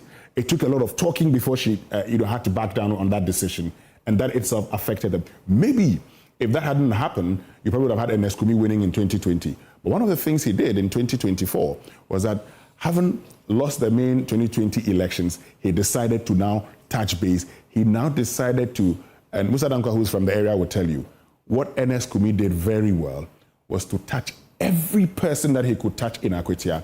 So the feelings that the people had for him was better than they had in the 2020 general elections. But when it gets to a by-election, my brother, you can see what is happening. You know that this is the government in power. And look, you heard the guy say that, and it's on your screen, at the time that we interviewed him. He said that what they are looking for is development. You go to Kade, their roads are better than the roads in Akwatia. Yep. So what they are looking for is development. This is not whether you belong to Party A or Party B. Now, what that tells you, and that would confirm Musa Dankwa's exit poll, is that the people, even though you had a lot of people, about 50% of them saying they are NPP members, you had about 16 of them who had actually switched from Ernest Yakumi. What does that tell you? What that really tells you is that, unlike 2024, where you were not sure who was going to win the main election, or you're probably looking at Ernest Yakumi, hoping that he could probably do something for you, man, now there is certainty. It's an NDC government. If you want to get something, you join them. And for the benefit of those who are listening to us on Joy 99.7 FM, the results as we have it so far from the collation center, and they're circulating, out of the 68 polling station results that the Electoral Commission has collated so far, the NPP candidate has 8,101. You see it on your screens there if you're watching this on television on the Joynews channel. And the NDC has 10,461 of the votes so far from 68. And currently, that number of polling stations that the EC had used to calculate this has shot up quite significantly. We'll get you the update. But let me bring in Musa Fusedi into this conversation. I don't know whether you were also in Akwatia at all in the last few days. Have you been? No? No. Okay, but at least you have the inside knowledge. First of all, we've had your agents at the collation center say that your internal collation shows that you won this. Exactly. And we have it on the phone, and it's been projected to all the members of the party who are on a platform. And our internal election shows that we have won by close to 54.1%. Okay. And that obviously is key. One thing that struck me is the gentleman, Henry Boachi, who was your candidate in the 2024 election just 9 months back. You changed him. And he didn't do badly at all, actually, because if you look at historically, he is the third best performer in percentage terms, and so you still changed him. And you have improved your margins. Is this simply because of the personality or a combination of that and the fact that you are incumbent? We didn't change him. When you are going for elections, you allow the delegates to choose who they think will best win the elections for you. That is the essence of democracy. That's the essence of the people working for you. I remember when I won the primaries in the by-elections in Tamale, there were many people who simply said, well, they thought that somebody else should have won the primaries. Asodun Katia, who was then the General Secretary, simply answered them. The people who are going to work for Inusa to emerge as winner of the elections are those who selected him to be the candidate. But Honorable Minister, except that you didn't say that in 2004, you were persuaded to step down for Dr. Wayuseni. 2004. Yes, 2004. Yes, you were persuaded to step down for Dr. Wayuseni. Yes. At the time when he had crossed carpet to join the yes, they thought that NDC because of the crisis. So yes. in your case, you were actually in line, but you were persuaded to step down. Yes. So the moment Dr. Wayuseni crossed carpet in Parliament and there was a by-election, everybody knew it was yours. Okay, so you need to understand that we opened up the process for competitive elections, primaries, and it threw out Baden. Yeah. Now, Bedu or Bedu, yes. Bedu, yes. Yes. So clearly, the delegates who voted him were not prepared to work for him. Two, the dynamics are different. This particular election, the odds were stuck against the MPP. Now, these are reasonable people going to exercise their votes. No one will tell you that the people of Akwatia do not see any future presently with the MPP in view of the numbers in parliament. They can't affect anything. So if you are a voter and you know that if you vote a particular party party's candidate to parliament, there's no way that party can affect anything. What do you do? If you're a rational, reasonable person. Rational human being. Stay with me. I want to go to Nana Boakye, who is with a lot of the folks on the streets, and they're giving us the first indications of what it is like to hear the results in real time. And if it confirms who you voted for, you express a certain reaction, either joy or sadness. Nana, what are you picking? Evans, on the street of Budgetary is where I am currently in the Akwatia constituency. The excitement and celebration from the NDC have subsided a little bit because a number of them are moving to the coalition center. We've had several NDC branded vehicles picking up a number of their supporters. They are all moving to the coalition center, wait for the EC to declare the results. But even as we have a number of them moving to the coalition center, it's still a busy road. You can see on my left and on my right, there are a number of people who have taken to the streets still here. And this is where they say the excitement is all going to happen. Right after the declaration of the results, they're all coming to Budgetary, where I am currently. And you can see that on the park, on the lorry park, that happened to be, which happened to be a polling center this morning for the election. The supporters have taken hostage of that place, and they are over there, and they tell us that this place is going to host the celebration of the victory for the NDC's parliamentary candidate, lawyer Bernard Bediako, something that we are waiting for the EC officials to clearly confirm. But as I said earlier, major roads have been blocked here at Akwatia. Coming to Budgetary, where I am now, will take you more than 20 minutes if you're moving from Ampere Chrome and then you're coming all the way to this place. It will take you more than 20 minutes because of the heavy traffic that has been caused by some supporters who've taken over the other streets on the other side. But here is a little bit okay because they are all moving to the coalition center, which is quite closer. But then I still have some people here I would want to speak to. They've been on the street for some time now.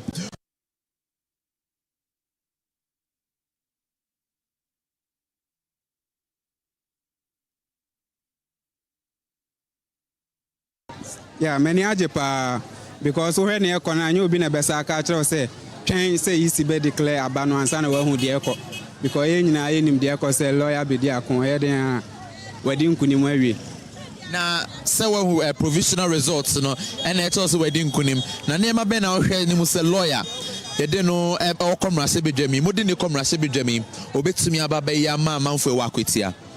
Oh, yeah, bompa say obaba be bampuntu nyuma ne ya kwan ne ade asese nyina obeboa na sa ne mani nyina ye firo no na migidi nso say oye abesiriwa na ne afinti no ye den a bibia be koso tote say na ye hwehwe no high mining community him say youth no dodo na mining wa Akwatia hanum say e kwan ben so na wo say obetimi aboa miners amwo ha na wankasa kwa adwuma be na wo ye.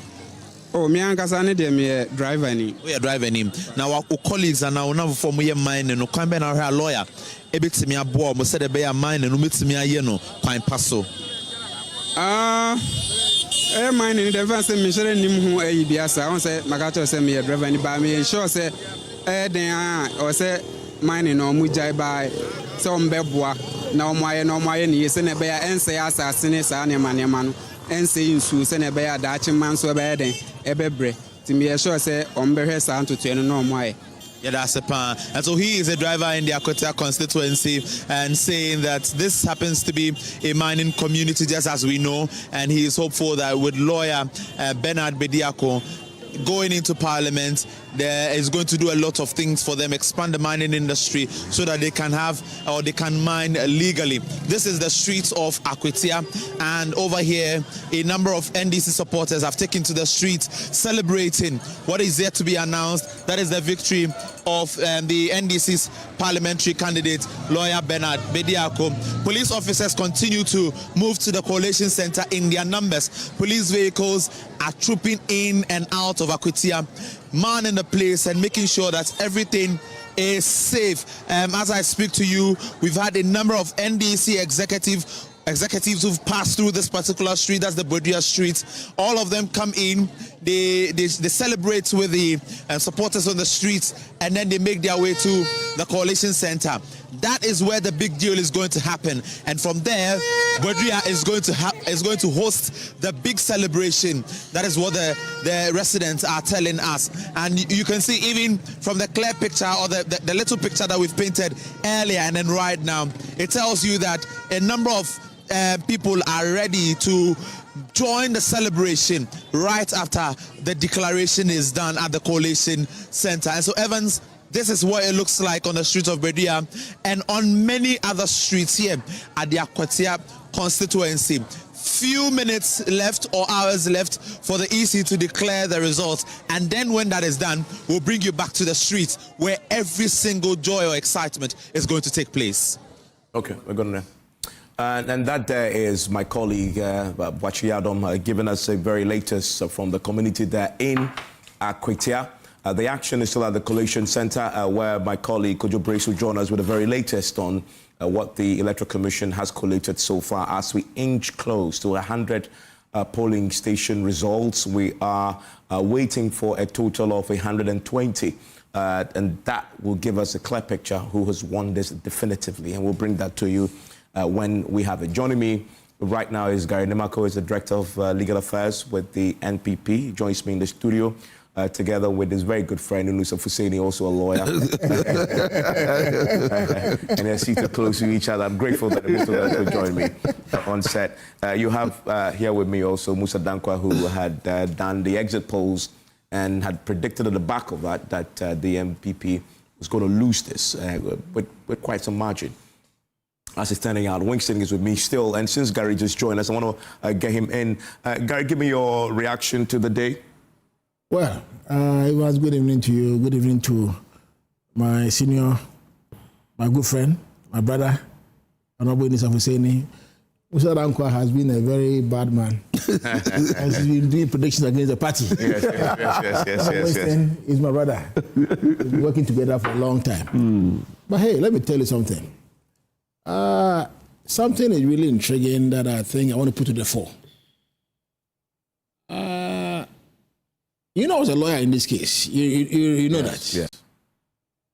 And a lawyer on the other side, that is Bernard Bediako, is the one who is said to have won the elections. This is a lawyer that came to court, vindicating his client's grievances that he has won the elections, even though the client lost by over 2,000 votes. This is a lawyer, the same lawyer, that came to court in Koforodia. Yeah. In fact, if you come to my office, this is the single biggest case, apart from the 2010 case, 2011 case of Methodist University. You will find huge files in the office. Akwatia case. Because you have to Koforodia, you have Supreme Court 1, Supreme Court 2. There were times I was sending a lot of information to my good friend, Honorable University, who look, he's my best friend. I will not lie about it. You can go to hell if you want to lie. I should lie about it. No. I was sending information about the case whilst he was on City TV. Yeah. And this man came to court, Bernard Bediako, MP elect. Has he won the elections anyway? Has he won the elections? He's won. Okay, but not officially. Not officially. The Electoral Commission hasn't declared it yet. Yeah. We're still waiting for that. Fine, but you know this studio is a studio that from Kaba days. Yeah. We come here and we spend all night here and we'll know who has won, who has lost in this studio. Yes, we'll know that. So me, I know the credibility of the studio. Absolutely. I know. Yeah. So if you have lost, we have lost. Yeah. And you should know by now because of the party. Oh, internal I will not make any comment. So if you have lost, we have lost. We'll take but that. the point I want to make is simple. That the lawyer had come to court, went to court, filed a petition. On the back of the petition, filed an ex parte application for injunction application to injunct my client Ernest Yakumi from going to Parliament without notice to him, and then secure the ex parte injunction. Post securing the injunction, he was never served. All we heard on the news that there was a matter in the public domain, WhatsApp and all that he has been. There's an injunction ordered by a judge in Koforodia. I said, well, it brought my attention. I went to court to Koforodia. Let's try and see whether we can set the order aside. We went to court, tried to set the order aside. Then the court and the lawyer was now saying that, oh, they heard Bosma Asari making media interview. Listen to me carefully. That they have gazetted XYZ and Akwatia was part of it. And so therefore, Akwatia has been gazetted. Okay. Without showing any gazette. Any gazette. And the judge says that the mere fact that they are showing publication is as good as citing the gazette. And so therefore, you granted the injunction. Justice Amadehe of the High Court now elevated to the Court of Appeal. Fast track forward. This person now dies. The Supreme Court, upon series of applications that went to the High Court to stop what you are doing, it never stopped. Dishonoring, prohibition, whatever, they were never stopped. But the Supreme Court said, please, you ought to have adhered to at least a single application that filed by Gary Mako and then quash everything that was happening at the court. And then now the lawyer who was now fighting for the client, all we hear is that the lawyer now is now going to now contest the seat with his own client, the petitioner in the case. Evans, the petitioner in the case. So the lawyer was fighting for himself or the client's interest. Because I knew at a point in time that the client itself was tired because I'm a procedural lawyer. So I'll keep on filing papers in court and you make mistakes. And the only side he knows, I'll file and you make mistake and I'll get you. Then now the client says that I'm tired. The lawyer said, no, let's keep on pushing. Supreme Court, when they lost Supreme Court on the contempt. The prohibition too was granted to us. Less than 6 days, 7 days, the guy had died. Somebody said, I don't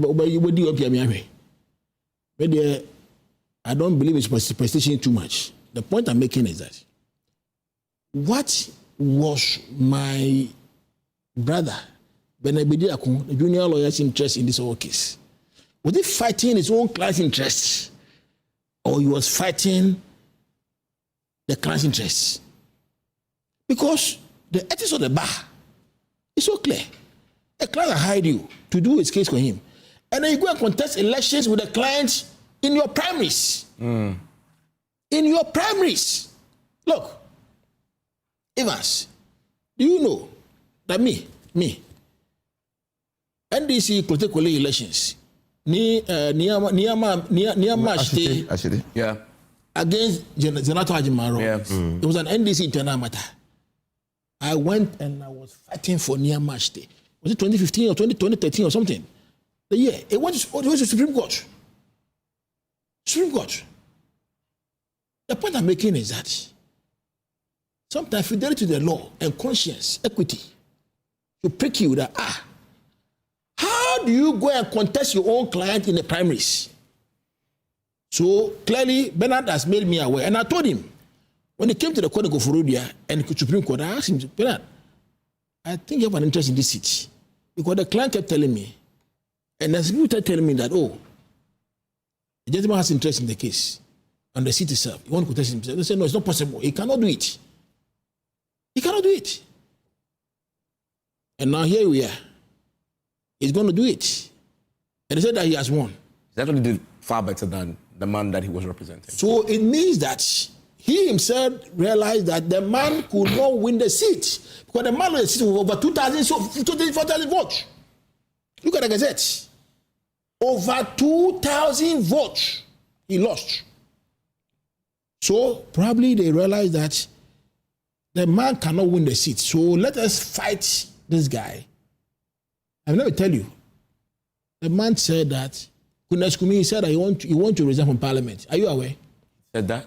Yes. He told you that? Said he was tired. Because of the harassment they were doing to him at the constituency. He was tired. He wants to resign from parliament and go and stay at home. Look, let me tell you.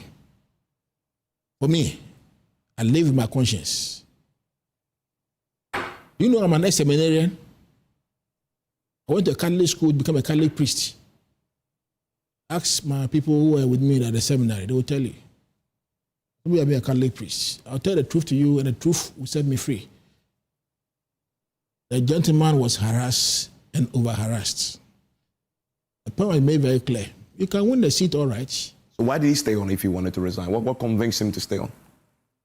6 days he died. After he had wanted to resign? Yes. After he had expressed the wish to resign? 6 days he died. He died. 6 days he died. So he died before he could actualize his wish to resign? Yes, 6 days he died. 6 days he died. He said he was tired. Look, my brother, what has happened to me is a very serious matter. And all that I want us all to reflect about is that these worldly things, where are we taking them to?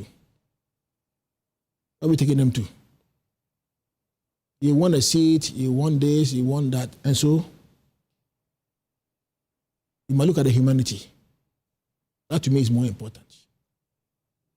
Okay, and there's a lot more we're going to unpacking once we get the real results on the Electoral Commission. But Inusa Fuseniki, give me your quick thoughts on that. I mean, the dynamics are obviously interesting. The lawyer who represented the former... I sympathize with the Gary Numaku and the sentiments he has expressed. I also think that it's proper for us to extend our condolence to the family of Ernest Kumi.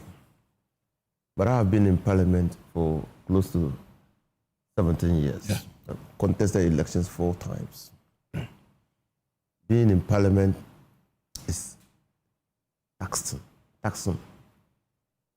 It's exhausting. And for yesterday, I was commenting to you that you look very relaxed. Yes. After all this, you are now done you with court cases, High Court, Supreme Court, High Court, Supreme Court. And so, when a person loses his life in circumstances such as Ernest Kumi, a former member of Parliament will immediately think that it's the pressure of Parliament that has gotten to him. That's why and you were reporting from Parliament. Yeah. That's why when you go to Parliament today and subject the people to medical examination, most of them will be suffering from high blood pressure. You're right. It's not easy. And added to this matter is a challenge to an election. You go through an election process. Itself very challenging. You are declared winner, and the declaration is still challenged, and you have to look for resources, retain a lawyer, continue to spend money. You definitely ask yourself whether it is worth it to continue to be in Parliament. So I sympathize, and I agree with you. But the election 2024, Gary, was a different set of ball game. If Ernest Kumi had not died, there was no way Bediako, or what's his name?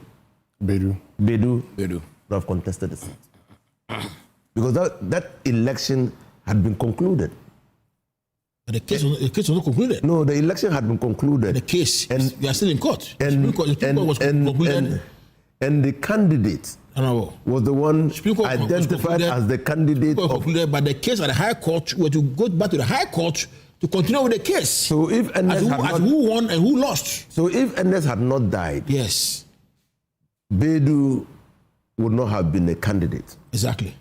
So why do you Bedu contest his own client? Now, so immediately you bring in the matter of death, you know that is regulated in terms of of Parliament. That is regulated by the Constitution.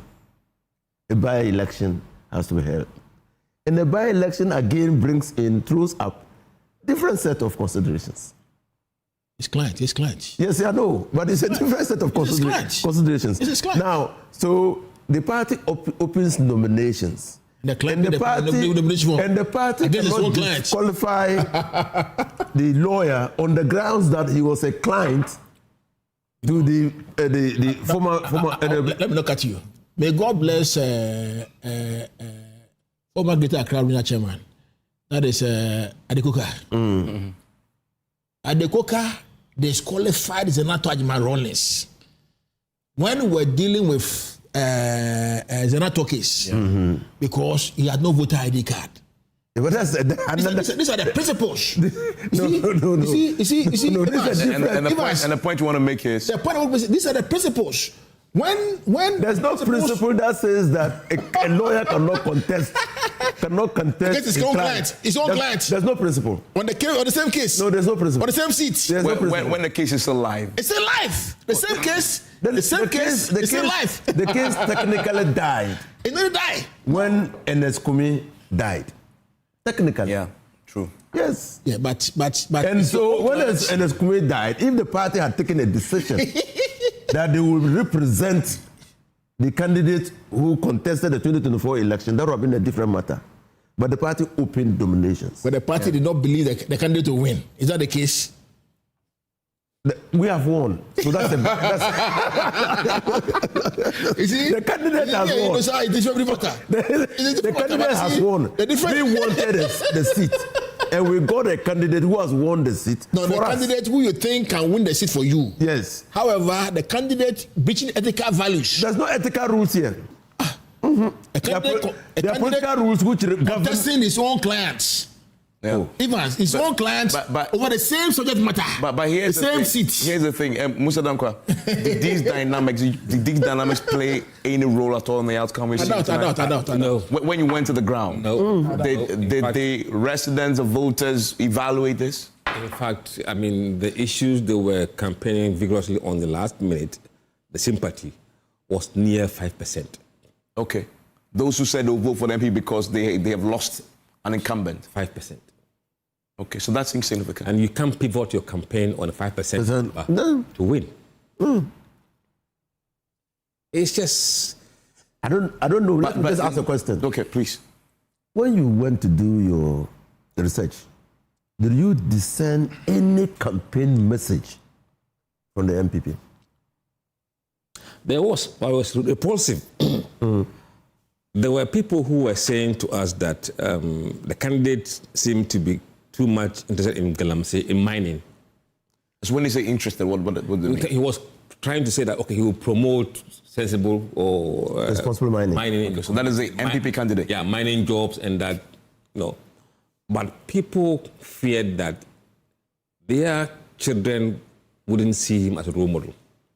Akwatia is almost 62% senior high graduate and tertiary graduate. So the constituency physically, it's not illiterate or those who are in the miniature job of mining. In fact, just to be clear, the Ghana Statistical Service puts the literacy rate at 77.2%. It's high. That's significant. Yeah. So they actually gave Akwatia something that doesn't represent them. Okay. Yeah. So he didn't represent that. He didn't. So if I may ask you, are you saying that the candidate was projecting irresponsible mining? No.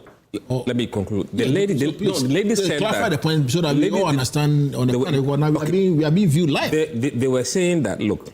Yes. Ernest Kumi was potential lawyer. Okay. he passed. Then they gave them somebody who is into mining. MPP got him appointed much earlier. Then NDC presented a lawyer.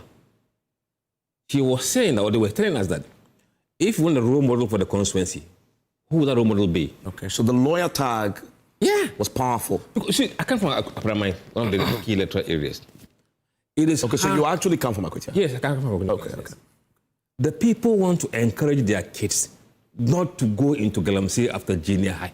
What about mining? Because Galamsey is different from mining. Look, in that area, they're all the same there. But actually, my question, Winston. Hold on. But Akwatia, what do you say Akwatia? But I must say, was from Akwatia. He was not a lawyer.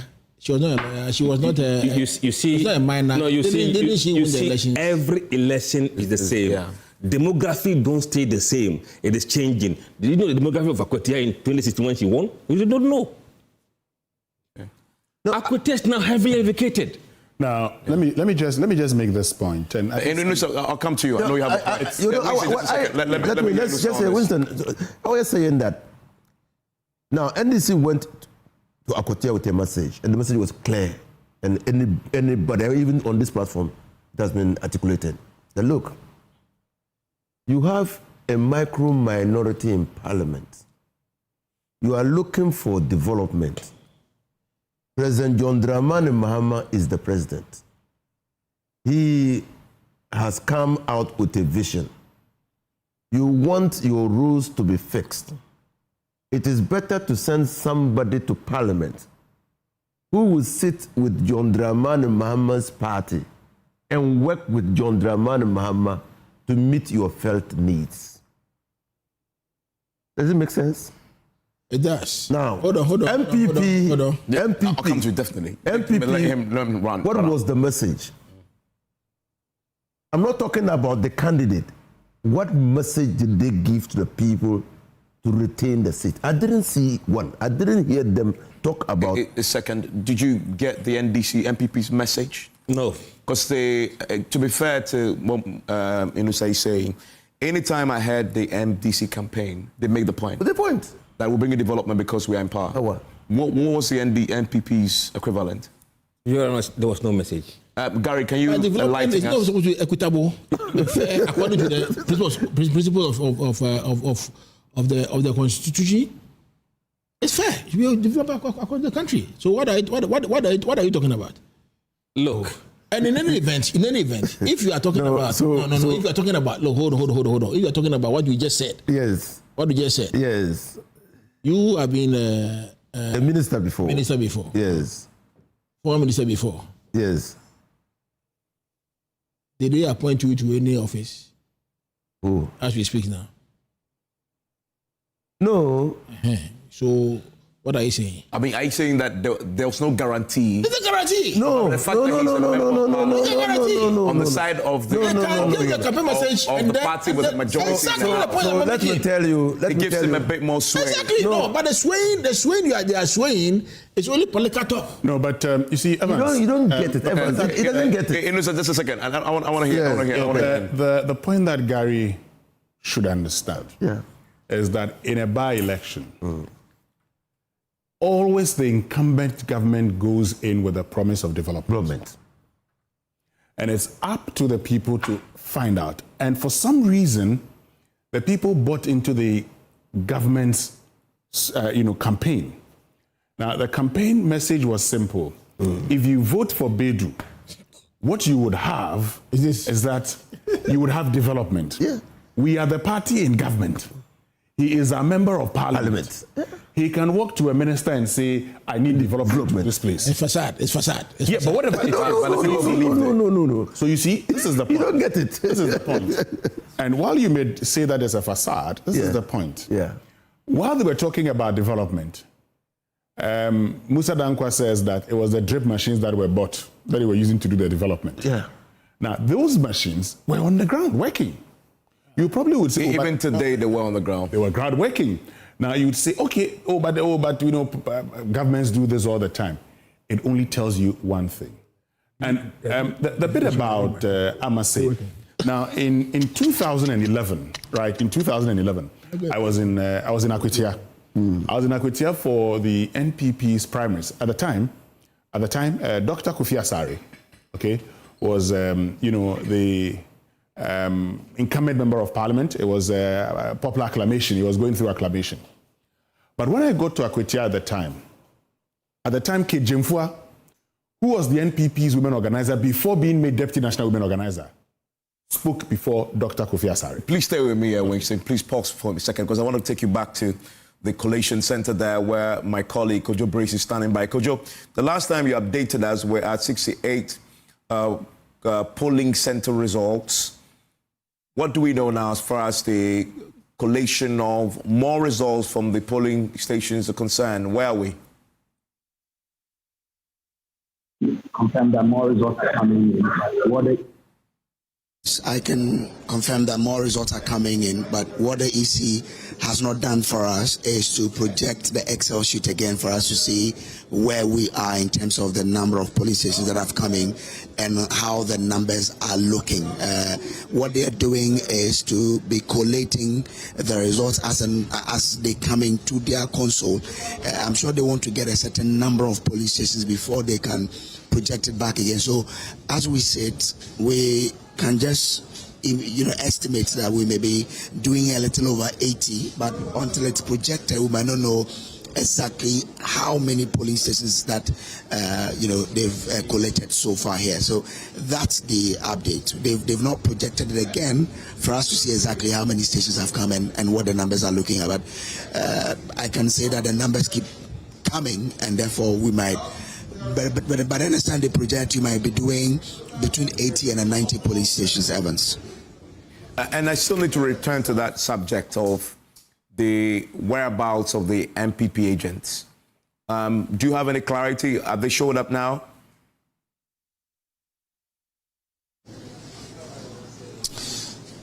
So, earlier we were shown one guy. If the camera can capture this guy here in this white, we understand is the agent for the MPP. This guy, I'm told that he is the director of elections for the constituency, and he is standing in for the MPP at this collation. We were told earlier that Yao Befi was here, but he left, and we've not seen any national figure being at this present collation. But you can, we've been pointed to one person who we are told is their constituency elections director here. But the NDC had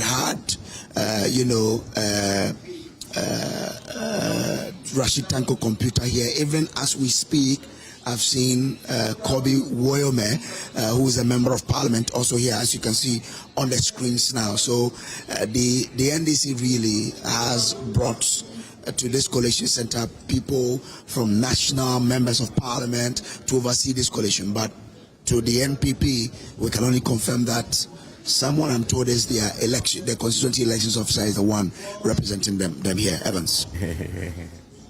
And let's hear from the NPP's member of parliament who is there with you. Clearly, they've deployed the big guns to the collation center, and of course, going into this, the NPP also deployed big guns to the constituency to campaign. And you think that collation center policing is the ultimate.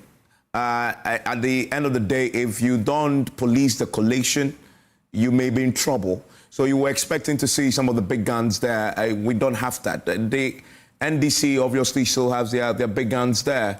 They are still policing this, although we know that their own internal collation suggests that they've won this pretty comfortably.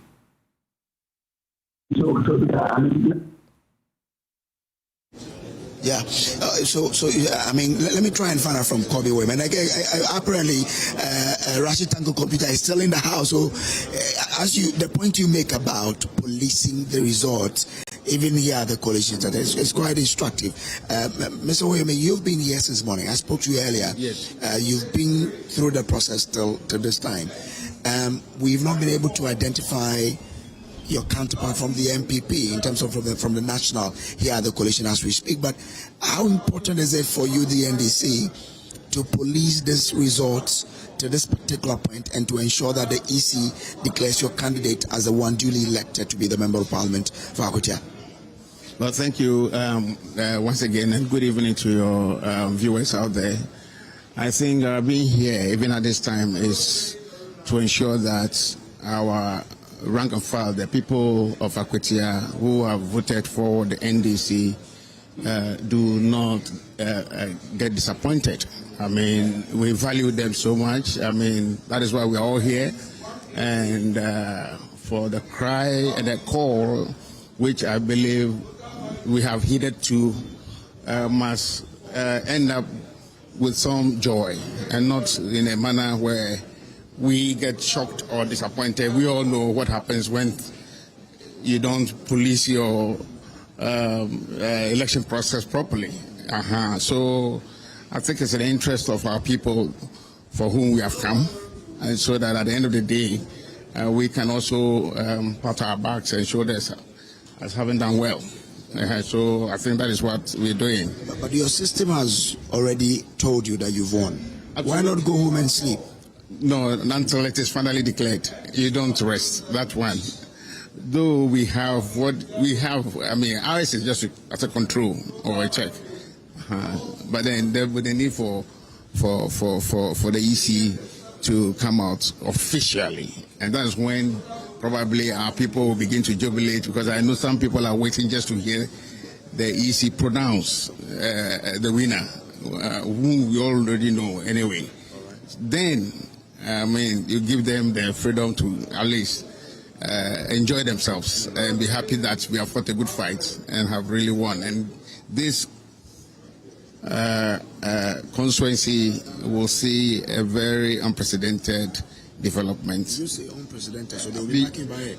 Because the truth of the matter is that if you have watched carefully how the common fund used to be disbursed this time around, you realize that His Excellency the President has ordered that no deduction of source anymore. Every money due every assembly be sent to the assembly. So then it gives them that room for them to decide how to go about their projects, prioritize what they want, and all that. That's applicable to all assemblies. Absolutely. Not because that of alone. No, that alone should tell you that there will be much to be expected so far as the assemblies work this time around. But my argument is that even if they had voted for, if they vote for an MPP person, they will still get those sort of development coming in. There's nothing special about it. In addition to that, if you had allowed me to learn that, in addition to that, this man that has been elected now has the ears, of his colleagues, ministers. All right, his colleagues, party faithfuls who are in various positions, and you know the importance of lobbying, and lobbying in itself is an art. And then your position or your stature also adds to how you are able to. Okay, so all of that come to play, and so per the position and who he is currently after the pronunciation of the EC gives him that leverage. How many times have you done in Parliament? I've been in Parliament for 16 years. So are you saying that for the past 8 years when you were in opposition, there was no single project that you could get to your people from government? In fact, that's a very good and very useful question. In fact, I had to do a lot by myself and lobby through a lot of other NGOs. Now, letters were written, for instance, the roads in my constituency that I needed to be done for my people. Anytime it rains, it becomes difficult for my constituents to really go about their normal, chores and activities, farm, markets, and all that. Even for students to be able to go to school and back are quite challenging. And so after a while, I included some chiefs and some key opinion leaders have traveled several times to the minister then of roads and highways. He receives us And anytime we go, he receives us, promises, and nothing gets done. We've even been to the seat of government to speak about some of the challenges confronting us. They will receive you all right, but nothing gets done. So you're saying all it is that personally, if I compare the situation of 8 years in opposition to when I was or when my government was in power, clearly I will tell you that I did so much, and the bulk of all the developments that are taking place in my place were the first 8 years.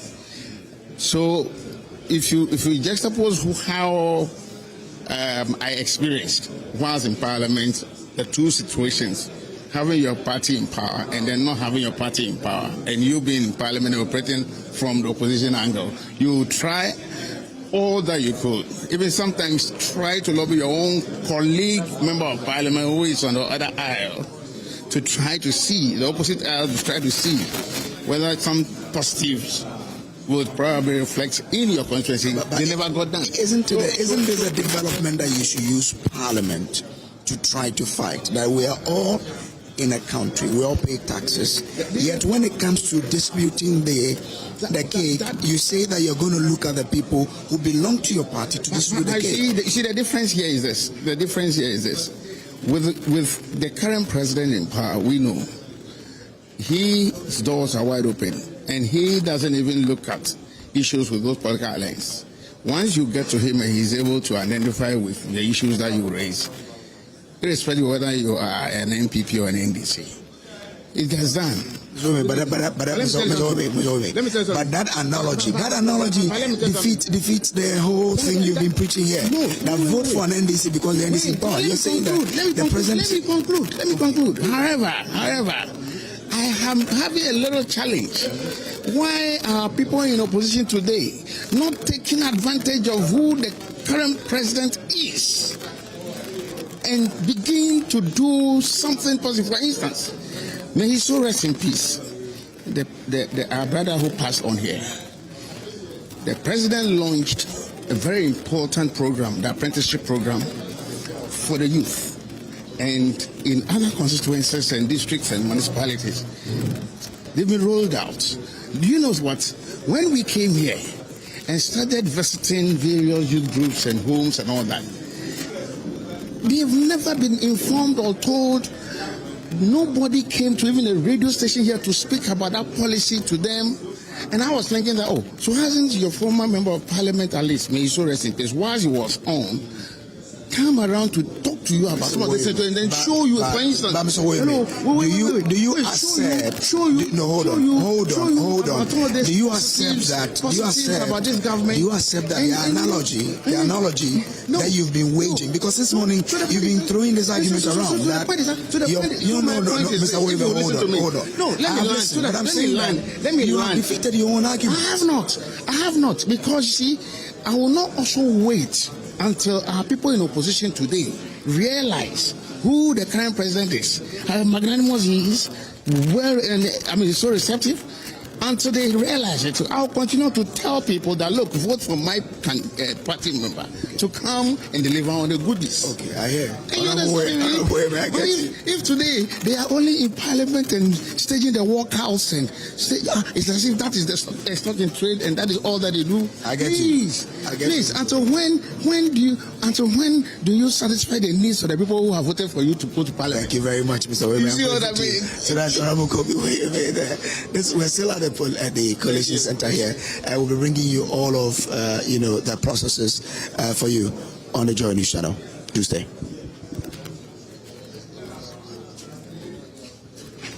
And that is the latest from the Coalition Center there at Akwatia.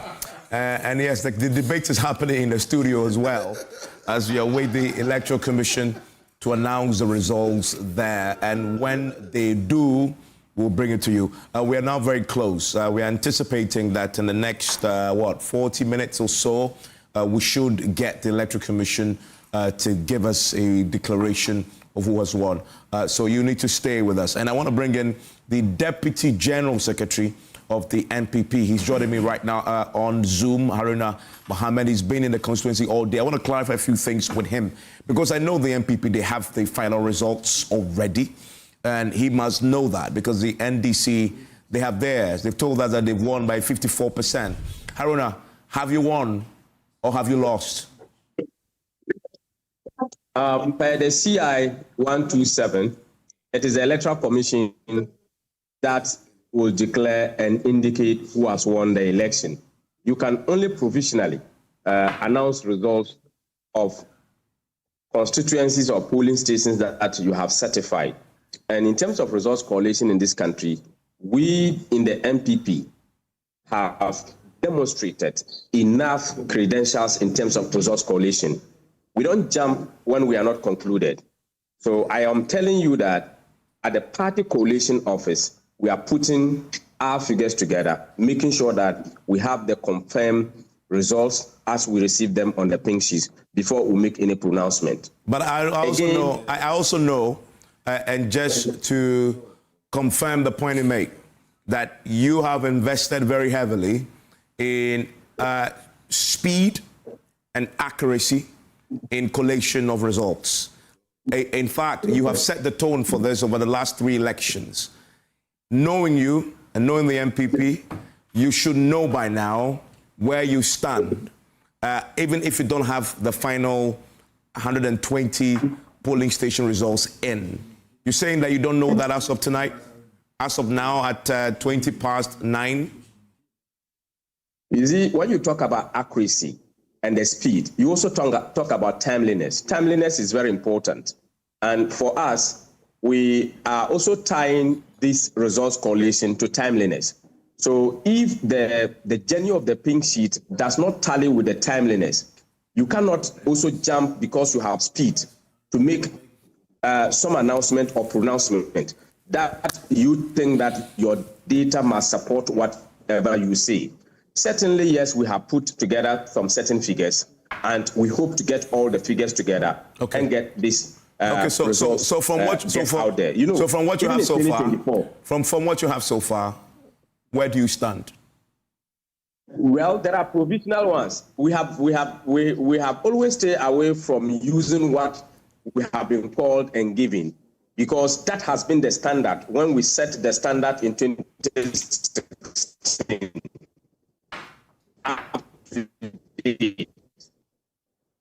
Okay. We frown on collating resource being called to give. Always make sure she's your pink sheet. We don't use somebody mentions the person confirms after and also pick the paper and confirm before an approval is made by the IT director. So it takes a longer process. Even though we have always worked with speed, but also the journey of the pink sheet, it also contributes to your final declaration or making certain provisions in terms of what you have garnered in the elections. Where are your senior agents at the Coalition Center in Akwatia? I don't know. The CI 127 did not define senior agent. The CI 127 defines agent. Well, so let me rephrase. Where are your agents at the Coalition Center in Akwatia? Thank you very much. We have the Eastern Regional Secretary in the room. Okay. The Eastern Regional Secretary of our party is in the room. And then the Nasara coordinator of our party is also in the room. And let me correct this misconception. Right from beginning, when we were asked to submit our agents for collation, we submitted the Eastern Regional Secretary and we submitted the Director of IT. 3 days to the elections, the Director of IT reported to the Director of Elections of his unavailability to be part. So a change was made and the Nasara coordinator was presented. We have a different strategy as to how we are going about the Akwatia by-election. And we are doing it homegrown. And that is why we are picking our agents from the region or from the constituency. But in this coalition, I challenge your reporter to get back in the room and ask for the Eastern Regional Secretary and the Eastern Regional Nasara Coordinator, who are representing us from onset 3 days before the elections, that we have done this particular selection. In fact, just to confirm, he found one of them. He found one of them. If you look for the other one, you will find him. Still on the ground. Are you still in the constituency yourself? Ivan. Are you still? I am in the constituency. Okay. In the constituency. And yes, I'm very confident. Okay. I am very, very confident. You're confident of what exactly? Confident of winning the seat. Okay. And does your candidate share your confidence? Why not? There's no declaration. Okay. Is there any declaration? No. So we are very confident. Okay. Until declaration is done, you cannot say somebody has won elections. Okay. So you're confident of winning?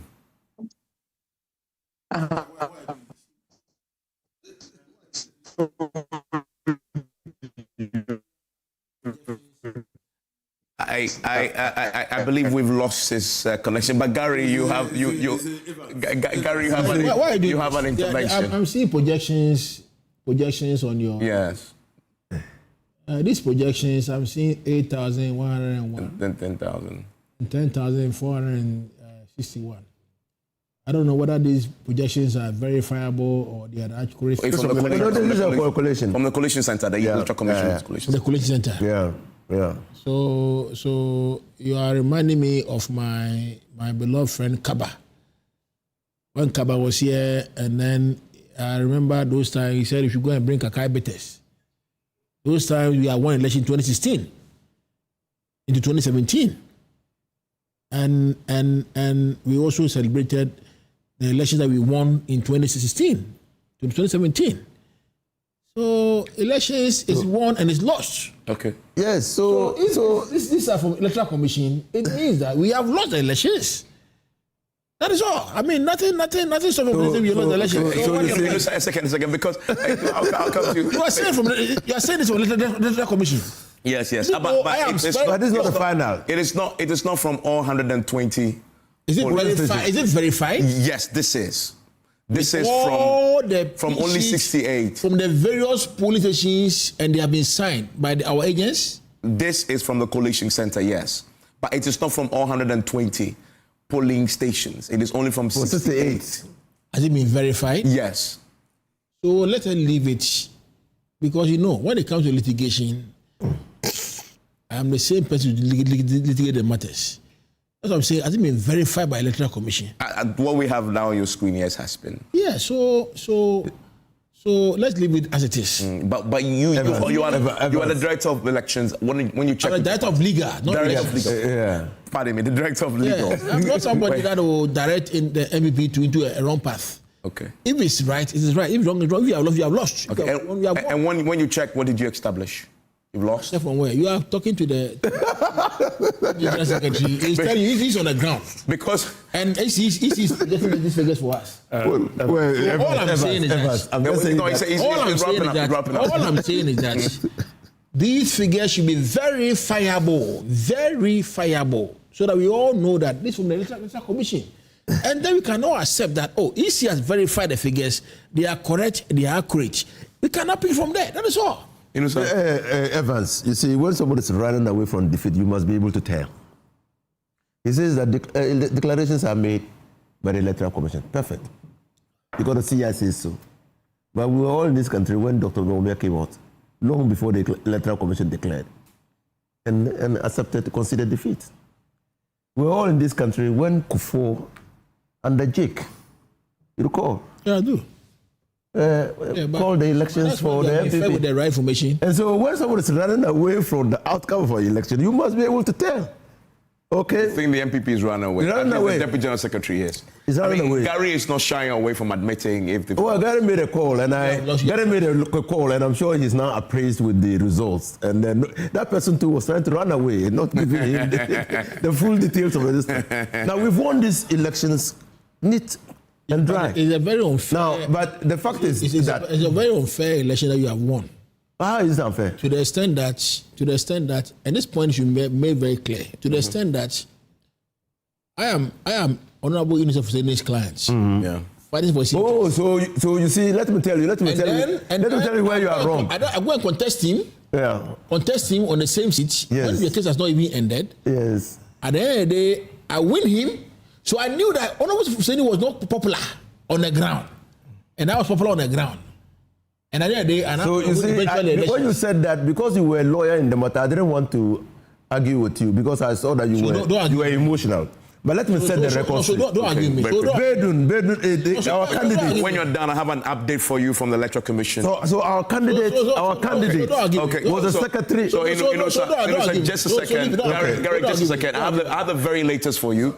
Very latest. It's not going to argue. Very latest. Hold on for me, gentlemen. So we currently have 117 polling station results from the Electoral Commission. The NDC candidate has 17,708 votes. The MPP candidate has 14,966. I just want to repeat for the benefit of our audience on radio, Joy 99.7 FM. The NDC candidate, out of the 117, only 3 polling stations left to go. The NDC candidate currently has 17,708, and the MPP candidate has 14,966. And you can see the jubilation on your screen there from the NDC supporters who are excited that they've won.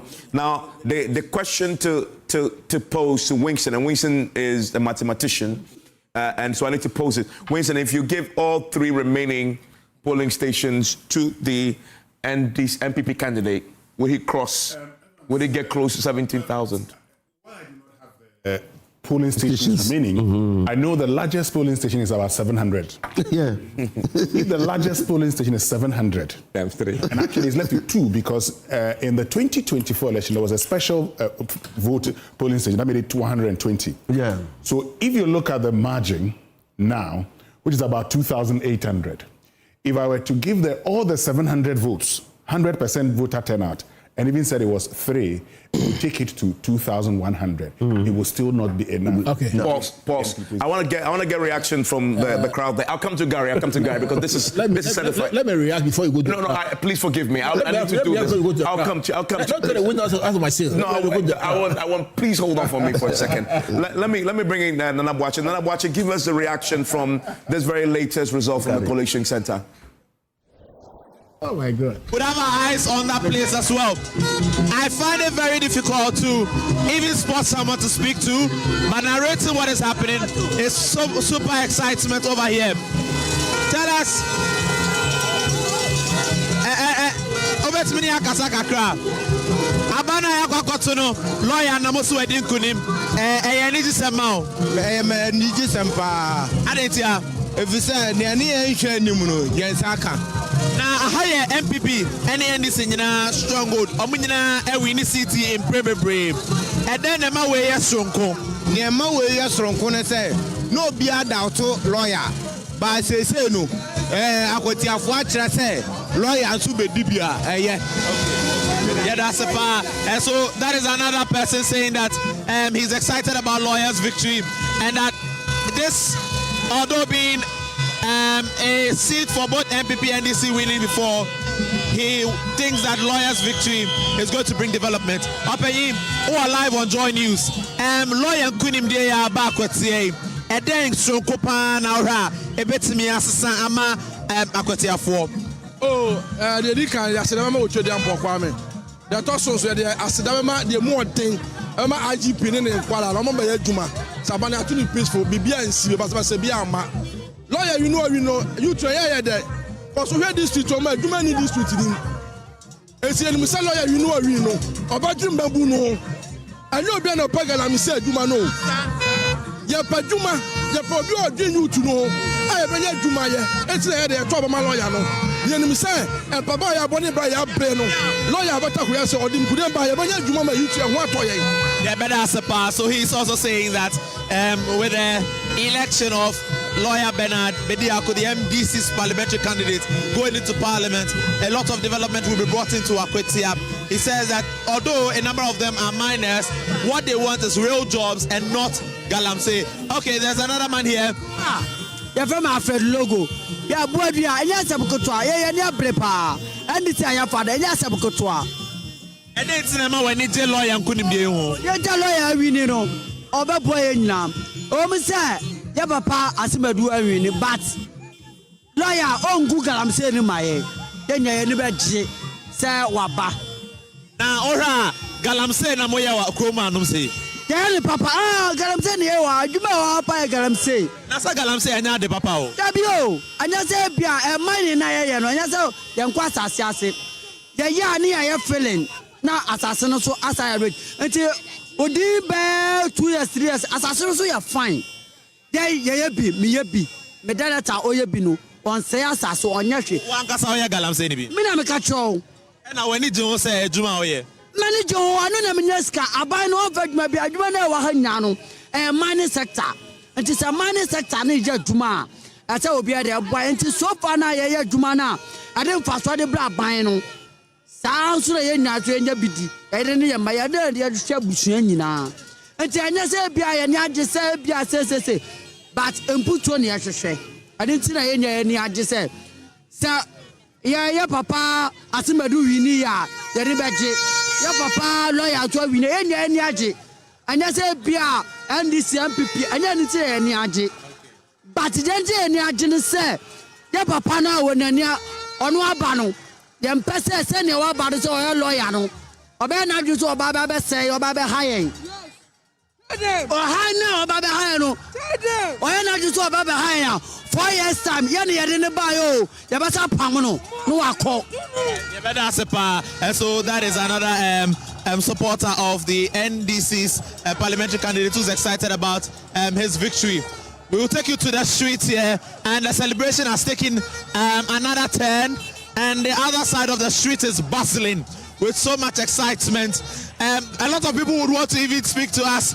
They are volunteering themselves, but I want to go into the crowd where the celebration is ongoing, so that I have a feel of it. Right now, they are chanting to Nasir's Queen Queen song, and as addictive as that song is, I would want you to join me. Let's go to the street. Mama Day. Yamo showdown, man. Bobby Rich, me na make us say. Yamo showdown. Why is Omo Kasa terms the Amomo? Yamo showdown. Showdown no mo kano. Okay, so he's saying that they've given NPP a showdown, and so this is another part of the street where the celebration is happening here at the Budgetary community in Akwatia, and the celebration is still ongoing. Ekonimdie na aba mamuno e ni gisem ya ni gisem pa ma wo showdown ye trust unity ya wo showdown ye charity ezu eza Akwatia all the way yeah that's a pa. So he's saying that they have cut the head of the elephant. That is a symbol of the new patriotic party. So that is Nasir's Queen Queen song. You can hear over here, and they are here in their numbers celebrating with the Queen Queen song, the popular NDC song, on the street of Budgetary.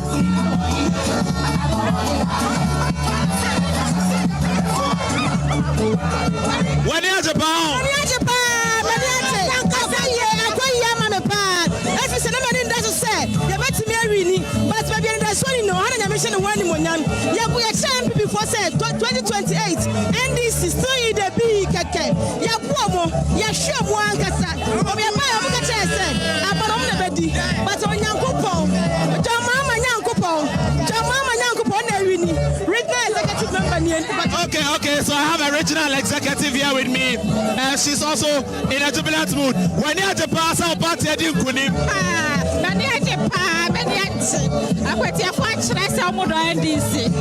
wow. Now, lawyer, everybody who saw about street so. Electoral Commission for declare anywhere. Okay. And you to also do asa. And so, the people of Akwatia, but they are on the streets jubilating in their numbers to their popular Honorable Warrior song. I don't know who they say this to, but that is the song that they are dancing to right now. The mood of a number of people from Budgetary. When you're Japan, you're Katakakra. And couldn't be away, and then Kwama Akwatia for. Akwatia for, and couldn't be away, and Putu couldn't be near Pe. And Tinamia Adom, Bernard Bedia Kwaba, Akwatia for, Akwatia Constituency, Adaroma, Yebenya Puntu, Nenya Koso. na yɛn so yɛ kwan ɛne yɛ hospitals a nneɛma nketenkete bi a ɛnkɔ so yie na yɛso nya mutu madaroma bɛna abɛde atukwa na ɛkɔ. Yeah, that's a bar. And so he's also saying that victory has come and now it's time for development. And that's what they are going to focus on. I have one man here on a motorbike. To say lawyer and I just say ECB declares we win the provisional results no chair say honor odikaim. And Yama Benamo animal say Bobetimi Ayama Akwatia constituency no. Lawyer no ono ofri aha. Enti yenim say ye hear some bia ono no betumi ayama ye. Bibia Akwatia man here bia no. Lawyer betumi ayama ye. Wako school onimu di. Enu di na ya to abama no. Enti Akwatia de yani John Mahama ne lawyer ya wie bibia be koso pepepe yani problem that's it. And he's also saying that with the election of lawyer Bernard Bediako, which we are waiting for the EC to officially declare, though he's saying that this means a lot to them, and as people of Akwatia, development is going to come into their constituency. He says that a lot of them are miners, and they're also expecting that their mining industry would expand and grow with the election.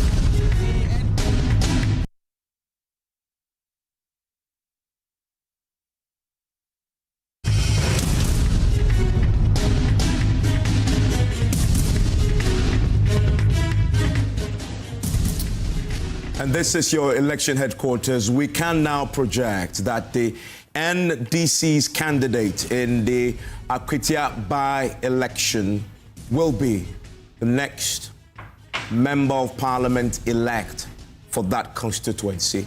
We can project from our figures that we have collated from what our colleagues there are confirming for us that he has swept this in the Akwatia by-election, winning this by at least 2,964 votes.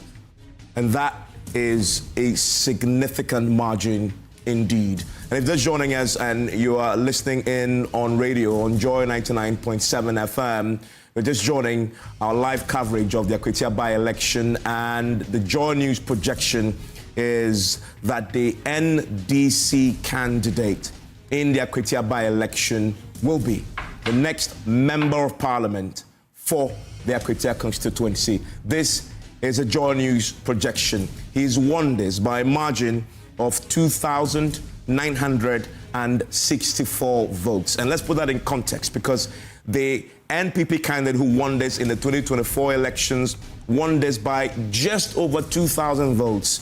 The NDC has overturned that and increased it by more than 800 votes. That is significant indeed.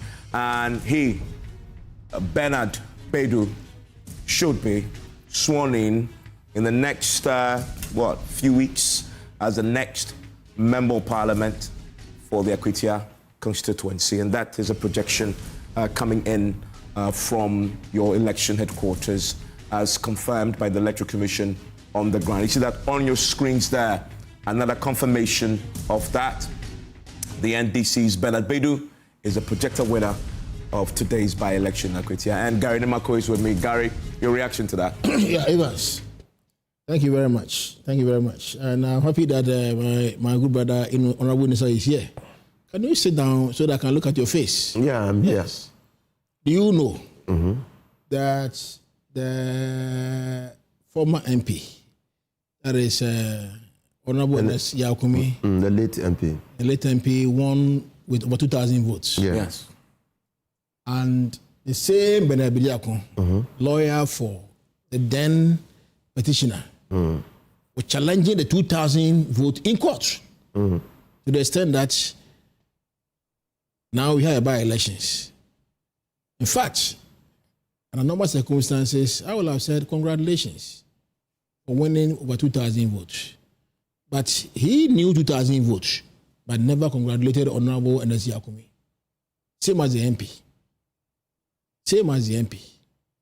So now, I must now look whether there were any infractions, irregularities, unsigned pin sheets, whatever there is to it, look at the whole legal... Are you preparing to go to court? I am not saying I'm preparing to go to... I have to now call for the documentation on the Akwatia by-elections. Assess the whole situation, and then now I can make a determination whether or not, indeed, the elections is worth challenging or otherwise. Because the same character, the same lawyer, was the same person who was challenging the case on behalf of his clients in court. Okay, you see. In court. You see. Hold on. Let's let him land and you don't have a strategy. That's why you are beating about it. Mr. Fuseni, don't worry. I'll come to you. Hold on. No, come back. Okay, I'm coming back. Come back. In court. Ordinarily, what I would have thought, when my late client had won the city with over 2,000 votes, when you know that parliamentary primaries or parliamentary elections is first past the post, which simply means that you must just win by one seat or one person, you have won. One person, you have won. It's not like presidential where you must win 50% plus one. 1%, just over one, you have won. However, they were challenging a seat won by over 2,000 votes. So how do I sit here and now say I'm going to admit that Benabede Akon has won with over 2,000 something, and so therefore, if now I'm presented with... But you just said the NPP had lost. If the NPP has lost, they've lost, not long ago. So why the change in position all of a sudden? Not that they've said they lost. Maybe there are infractions they are going to present to me. Because I'm sitting here, I'm getting messages on my phone. What are the infractions? Of infractions, which I'm here to assess. And so therefore, I should not be too quick to determine or make a determination. The reason is simple. If these infractions come to me and I make the assessment and I determine that they are frivolous, they are vexatious, they have no merit in it, I would inform the party that, please, these ones, I have overruled them and so be it. And your capacity as the director of legal? Yes. And Honorable knows that he knows me and what I can do. There are a lot of things I've done and I do it on the quiet. It doesn't come out. I talk less. I talk very less. On this platform, you have not spoken less. No, because on this platform... Let me tell you, because he's bitter because we have won. Oh, no. But you see, he's bitter, but we have won. We won because you didn't have a strategy.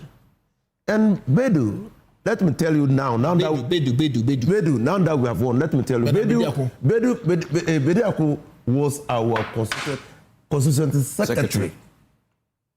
NDC, it is not the former candidate of the NDC who hired Bedu Akun as a lawyer. Bedu as a lawyer. Bedu was assigned by the party as a lawyer. That's why I say MPP, they don't have the present default status of MPP. Hold on. Is disarray. Hold on. We'll come to that. We'll come to that. So let me tell you. So it's just bitter. And thirdly, you know, the jurisdiction of the court is not raised to make his point. It's not raised by speculation. Hardcore facts, no speculation. So now that you are sitting on this platform and speculating that there might be infractions, does not raise the jurisdiction of a court in an election petition. I'm getting messages. For us, it's important for you to congratulate this man and to appreciate that we have a superior strategy, which you don't have. No. And that's resulted in us presenting a candidate who has won the seat for us. Because we have a strategy. You don't have. See, my good friend, Honorable Fuseni, you know that.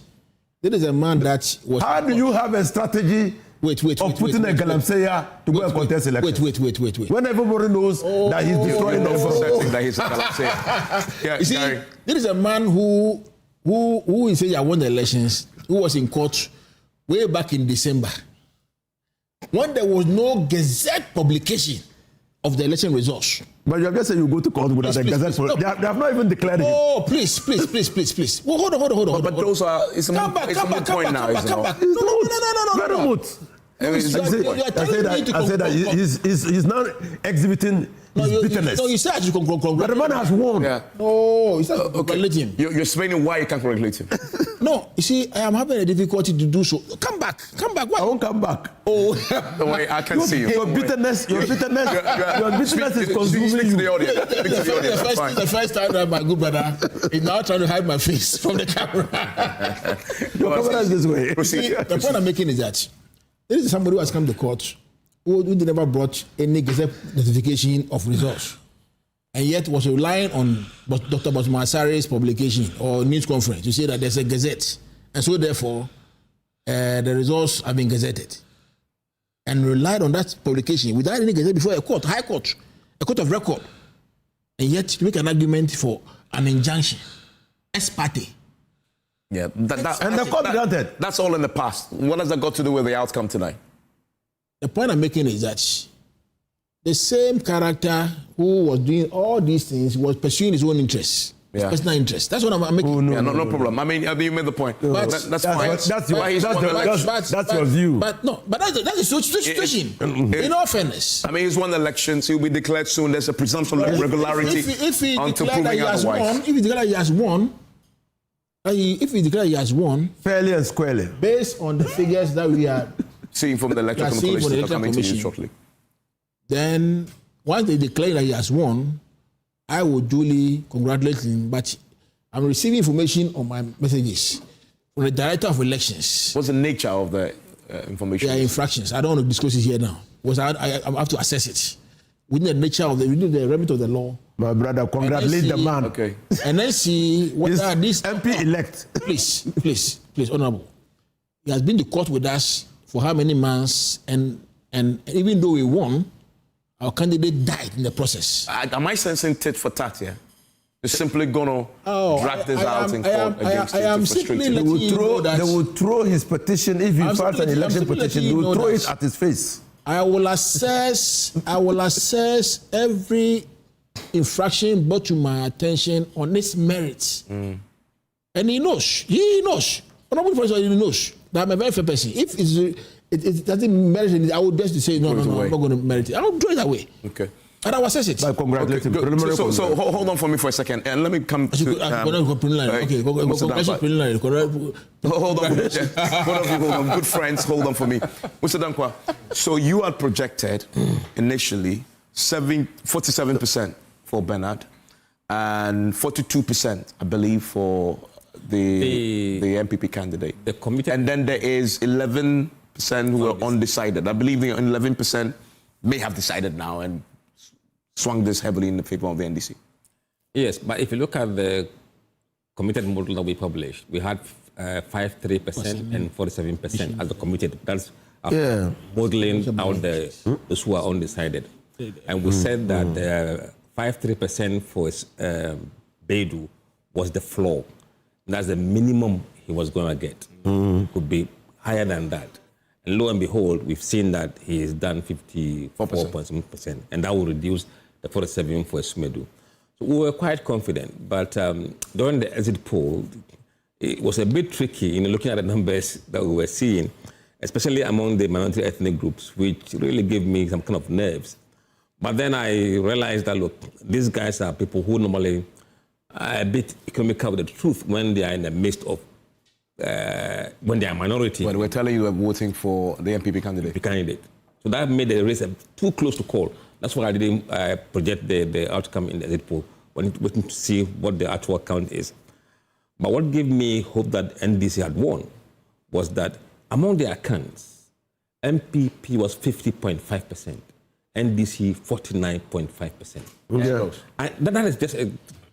The gap had narrowed. There was no way they would win without having won the ethnic account. So I want to take you live because the Electoral Commission is about to declare now. Let's take you live to the collation center there where the Electoral Commission, I believe, is ready to give us the formal declaration of results. Going to declare what his name is Eric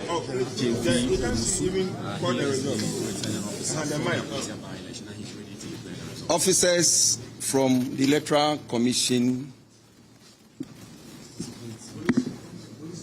security services, political party leaders here present, the media, ladies and gentlemen, good evening. By the grace of God, we are done collating the parliamentary results of Akwatia Constituency by-election. Here are the vote cast. Solomon Asumedu had 15,235 votes.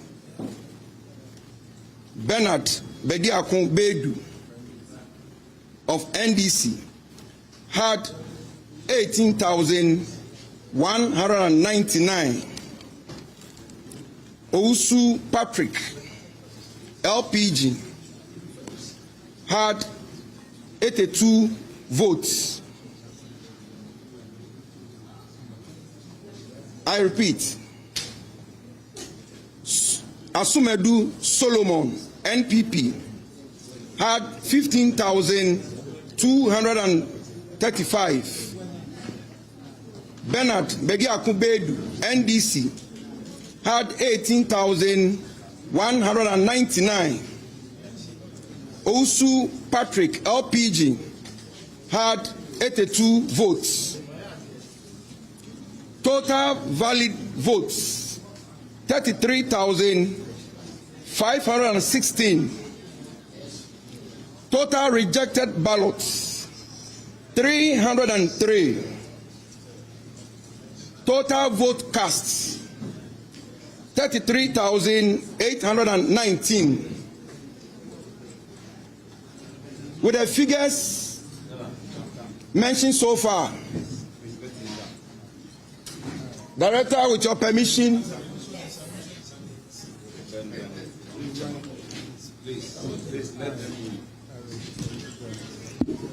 I, Eric Osu Jemfi, the returning officer of Akwatia Constituency, declare Bernard Bediaku Bedu as the parliamentary candidate elect, MP elect for Akwatia Constituency. Thank you very much. So it's now confirmed.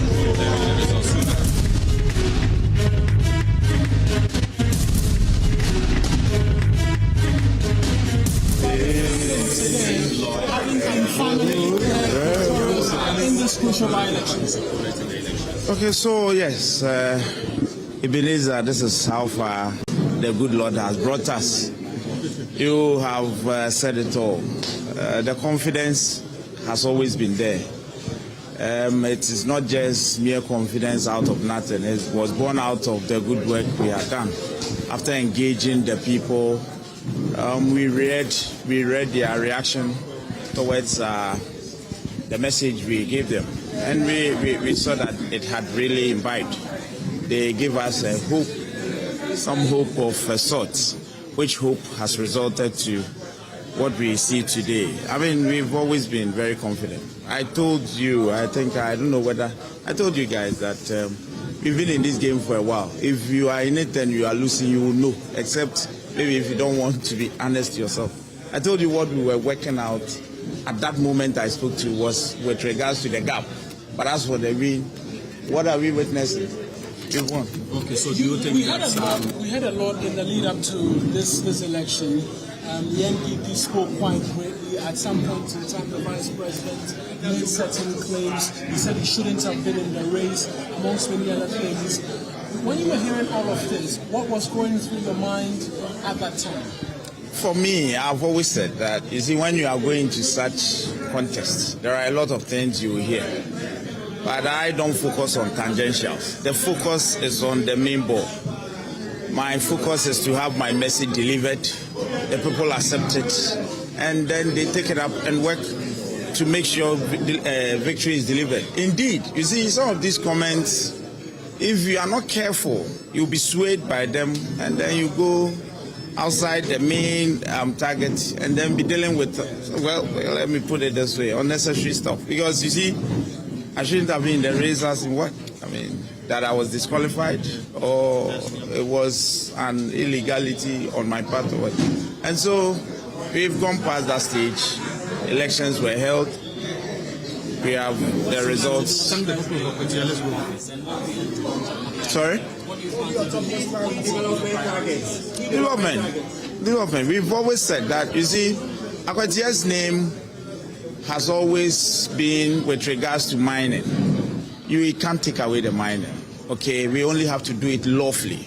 That's what we're going to work on. Where we are now is a GCD property. Hitherto, just before John Dramani Mahama came to power, the place was in darkness. If you recall, we did the same coalition here, and we had to put on some solar panels and all the lamps and all that. Today, and it wasn't because of the by-elections, it was even done before. Today, we have electricity. It is the first step towards getting GCD back on track, which can employ thousands of people. There are other things we are looking at. Essentially, it is about development, and we will make sure we deliver. Yes, we've made that promise. It didn't come from, it came from the president. Of course, it's a central government policy, and we need to remind them and then make sure that they do the needful. I'm grateful. We would have an opportunity to talk more about some of these things. We are grateful for the opportunity the people of Akwatia has given us. It is a clear mandate, and we would not take it for granted. We will make sure we give them the best of representation and serve them well. We are grateful for. Thank you. It was nothing like that. You can talk. Let's hear from you. We've seen it all play out now. Projection was talk to us about. Is that what you got? Well, that was what the exit poll projected, 53. But we said we're going to work and make sure that we get more than that. Please, out. Bernard, out. Please. So, out. Okay, so Rashid Tako Computer was asking that yes. The projection was 53, but you got 54. Of course, we worked towards it. We told you that we are going to get 54%, more than that. That was projected. The projection was 53, but we finally got 54 plus. And you can look at the difference as projected. There's no difference between our own coalition and that of the EC coalition. The same. It came to the same. No difference. That tells you that we are on top of issues, and you saw what happened. We have worked for it. We have a credible candidate, and we have good message, and the people bought our message. And so we are not surprised. People thought we were just binding figures around, but the figures actually show that we worked according to the figures that was given. Are these votes organic? Damn organic. Are they organic? Damn organic. I mean, you saw it. We worked for it. For the past 2 weeks, we've been crisscrossing the constituency, talking to the people, went to churches, mosques, and marketplaces to make sure that our messages go down to the people. And they bought the messages. They've seen the good work of His Excellency John Dramani Mahama, and they've returned the verdict. And they've joined the ruling party. Of course, who doesn't want to join the ruling party? They've seen it. I told you they rigged the election in the 2024 election. Today, the results has exposed it, that clearly MPP didn't win the election. So what about allegations about the fact that you used some national security personnel to intimidate them, especially with the deployment of heavy police personnel here? It also indicates that is the reason why some of the people did not come out. I'm happy you said allegations. It's an allegation, so we keep it as allegations. You saw what happened. It was the police who handled all the polling stations. Nobody was intimidated. Nobody was prevented from voting. People went out there. He's a director of special duty at the National Security Secretariat. This election is a national security issue. You heard utterances from remnants of our opponents threatening hellfire, saying that there was going to be showdown between them and the police. And you think the national security should fold their arms? Then tomorrow, the new media will be asking that we arrest people so and so, like Howard Kumsin style. We didn't want to have any Howard Kumsin style here. And that is why there was a top notch in terms of... We didn't see any show of the NPP. In fact, they've not congratulated your candidates. There could be a legal showdown. They signed the pink sheets. their coalition agent was here with me. Which means they've accepted the result? Yes, they accepted the results. I can give you a copy. They've signed it. They've accepted it. In fact, they have graciously accepted defeat. And they've seen that the NDC deserves to win because we've worked for it. And the people realize that you don't vote for a party that will only deliver you press conference. You vote for a party that will bring you development, employment for your youth. And that is what we have done.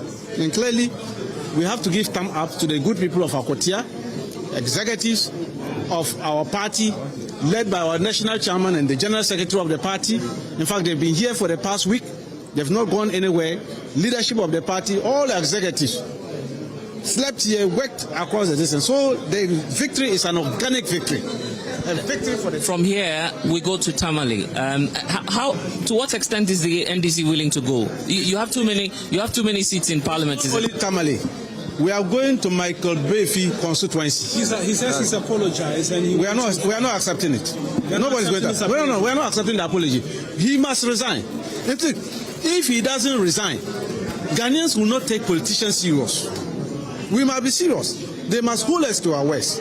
Whatever comes out from my mouth, they must take me serious. I can't just stand here and make allegations, say certain things, and then within 24 hours, do you know that he came in here when we were about to start the coalition, beaming smile, telling me that we were winning the thing, until I showed him on my phone that, my friend, you have lost the election, I'm coming to your constituency for by-election. Then he started perspiring. That's the time he got to know that things have changed. I mean, don't you have too many seats in parliament? I mean, some are saying it will become a rubber stamp parliament if care is not taken. The framers of the 1992 Constitution saw the need to put in what is known as Representation of the People Act. What does that mean? Representation. Every constituency must get a proper representation in parliament, not numbers. We are not talking about numbers. We are talking of representation. Who is to represent you in parliament? And that is why independent who can represent without political party. And so if a constituency deem it fit to have a candidate standing on the ticket of a political party, why not? Do you deny them that opportunity and say because we have numbers, so they shouldn't send such a person to represent them? Michael Befi will come to his constituency. We are going to test that one. Is also to apologize, and he has apologized. So Ghanaians, now you go and cause trouble and apologize. Is that what we are saying? Honorable members, when you are called honorable, everything of you must be honorable. But the General Secretary I spoke to also says that some of your members, including members of Parliament and ministers, have made worse statements than that of Michael. And Ghanaians have not told them to resign from their positions. I'm saying the gentleman made a categorical statement. I will resign. Let us go and test their strength in that constituency and see whether that's a strong hold of the MPP. That's why you could stand and say he will resign. He was here with us. We are going to hold him. If he doesn't resign, we will write to the Speaker of Parliament. And he must apologize in the floor of Parliament so that the whole public will see who he is, so that they know that certain activities of people like that should not be countenanced by Ghanaians. They must allow decency in our politicking so that Ghanaians will respect us. Thank you so much. And that's the Deputy Director of Elections for the National Democratic Congress.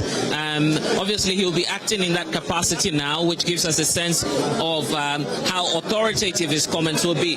Not a good day for the LPG, which has less votes than the entire spoils ballots for tonight. But the bigger victory is about the National Democratic Congress, which is now going home, and knowing that Lawyer Bernard will definitely be returning or coming to Parliament for the very first time, and of course doing that on a ticket of the National Democratic Congress.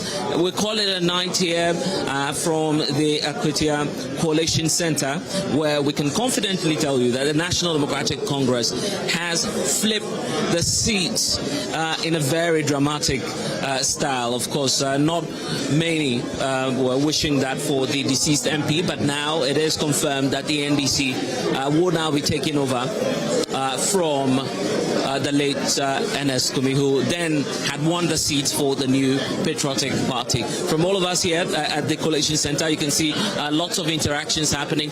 Probably let's see if we can chip in a few words from Mr. Jakpa. Good evening to you, sir. You're live on Joynews. Rashid Tanko was just okay. Well, no comments from him. He doesn't want to make any comments, but of course, Jakpa is here, and you've all seen him. What a night it has been, and of course, we couldn't get any words from him. But that's all we can tell you about what's happening for now. Until then, of course, it will be the same story about an electoral victory and the expectation of the populace waiting to see what the next member of parliament will deliver for the Akwatia constituency. Blessed Sugan reporting for Joynews, Akwatia. Thank you very much. Mr. Nankwa, put this victory in context for me. It's a very massive one. If you look at the margin the NDC lost the last election with, officially, 2060. So Bernard Badu needed to claw that deficit of 2,000, which he did, and he added another 4,000 on top of that. That is a swing of about 6,000 votes. For Akwatia, that is massive. Okay. That is massive. What is the significance of that for the NDC first and then for the MPP? What does it gives mean? them chance to consolidate their position in that constituency. That is NDC? Yeah. And likely to retain it in 2028. Okay. Yeah. And what does it mean for the MPP? They have to strategize, look at what they can do, what best can they do, who can they bring to really take the seat. This was an opportunity which they missed big time by giving them the wrong candidate. Because I believe if they had given them a better candidate, we would have seen a much closer race, much tighter race than we have seen now. Even Budgetary, where the gentleman comes from. So where it comes from, Budgetary? Yeah, it was shambolic performance, to say the least. So it means the guy was not even accepted by his own people. So a lot of work needs to be done by these political parties in selecting candidates. Before you push someone, especially when there's no election, even those unopposed things, you have to really do very good work to ensure that you're not digging the grave for your own self. For MPP, we've seen that in Akwatia. Okay. Musa Namka, thank you very much. Musa will take leave of us now, and I'll come back to Gary. I'll come back to Inusa, and then I'll hear from Winston before we wrap up. But very, very quickly, let's get a reaction from the community, because they voted tonight. And before we end, we need to hear from them. Boachiyado, my colleague, is on the streets of Akwatia tonight.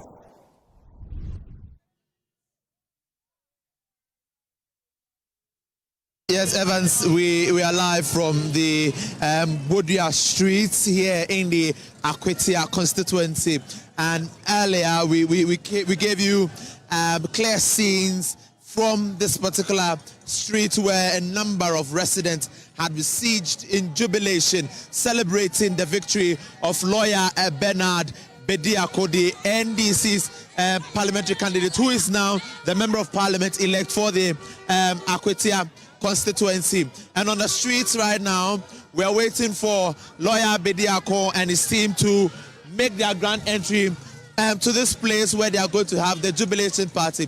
That is what we are waiting for now. We are told that they are all at the Collation Center and making their way to this place, and we'll still have our eyes on that. But then you can see on the sideways of the street, a number of people, supporters from Akwatia, are here. They are celebrating.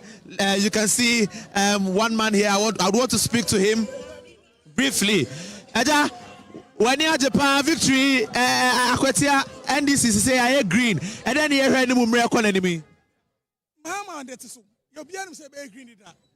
You can put to up chroma, input to onti in your chroma, and I'm showing you, Mama's ways honey now. That's the reason why we know the green, and everything has been possible for us. Now you have the seat to yourself. You have taken it away from the NPP, so to say. What should the people of Akwatia expect from lawyer Bernard Bediako? I'm telling the people of Akwatia to expect better things coming to the Akwatia constituency. And I'm assuring them that with the help of President John Mahama, everything is going to be possible. You are making a sign right now. Can you do that again for us to see? Oh, we'll kill them one time. What does that mean? Oh, we are killing them one time. And you've done that? We've done that. But this election shows that they're all stealing us. And we prove to them that if we vote free and fair, we are going to win the election. Thank you very much. We are seeing that you are already enjoying inside your car. And so that is an NDC member and his team members in the car enjoying Assis Kwenkwe, celebrating the victory of lawyer Bernard Bediako, the NDC's PC, who is now the member of parliament elect for the Akwatia constituency. And Evans, as I was saying earlier, on my left and my right, a number of people have gathered over here. They are all waiting for lawyer Bernard Bediako to come to the spot to begin with a jubilation. And then if possible, they can hear a word or two from him. This is Bodria, the street of Akwatia. And let me speak to one party agent. You are a party agent for lawyer Bernard Bediako.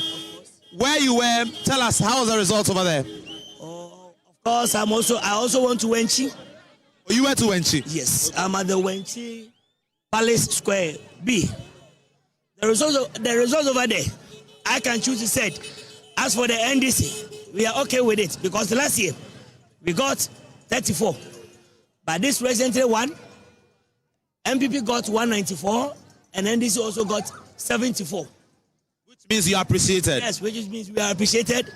I can choose to say the both A and B, when you combine it to it, NDC get 150 votes from that sector. So lawyer is here. We have lawyer also. Okay, that is the NDC's parliamentary candidate. You see him, and then they are following him all the way to his residence. That was very brief, Evans. That was very, very brief. He just moved out of his vehicle just to wave the NDC supporters who've gathered over here. We have been told that he's made a stop. Let's try and see if we can catch up with lawyer Bernard Bediako, the NDC's parliamentary candidate, or the parliamentary candidate for the Akwatia constituency, the the MP elect for the constituency. Lawyer Bediako just made a very brief stop at Bodria, a very, very brief stop at Bodria, and the crowd are chasing him. Everybody is chasing him right now. They are all chasing him. We are also doing same. If we can spot him, then we get a word or two from lawyer Bediako. But that was very fast, Evans. And I can't even see his vehicle anymore. But then let's keep talking to his agent. It's, you know, now say, baby, I now want now results, you know, the results were okay for you because you appreciated. We've seen lawyer swiftly moving. Where is he going now? Do you know where he's heading to? Yeah, from here he's going to his he's going to the place where the national chairman is. Okay. That's our the constituency chairman's house. Okay. Well, Chairman Bibi's house. From here, that's the place where our MP elect is going now. So if you don't mind, you can even take car. Then when you come to Akwatia, when you ask the place where our constituency chairman is, they will direct you to that area. So that you come there and you see him. My name is Isaac Anaman. I am NDC National Communication Team member. And of course, I am a polling agent over here. Thank you very much. Thank you very much. And he has told us about where he was as polling agent at Wenchi. Although the numbers weren't good for them at Wenchi, they've been able to win the seat for the NDC.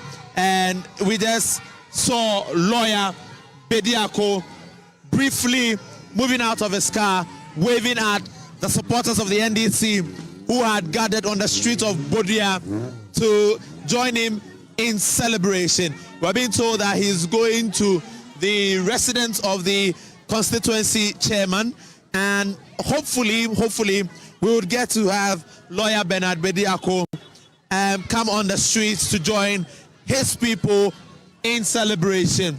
And as I said earlier, Evans, if we go to the other edges of the streets, it's well crowded because almost every party vehicle belonging to the NDC and every single V8 you see here is moving towards the direction that lawyer Bediako went to, and that is why this place is starting to get choked.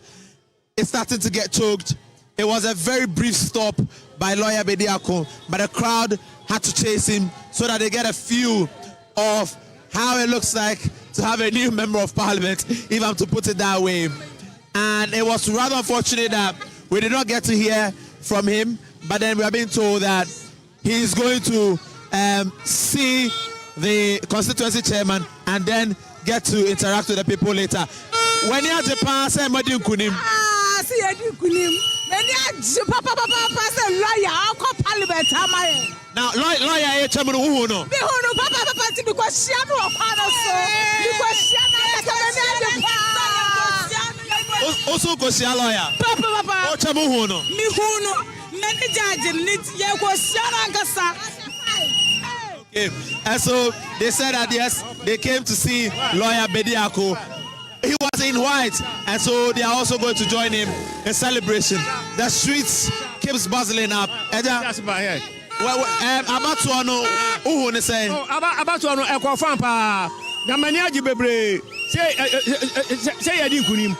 Now, Radi Akan, boy, Aviam Sunyano, Inya Anyajma. I am a Kojadaqua, boss.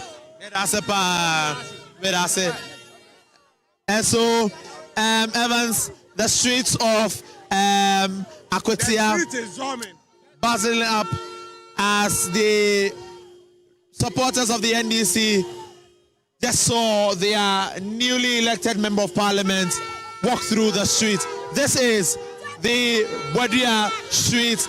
What is happening here?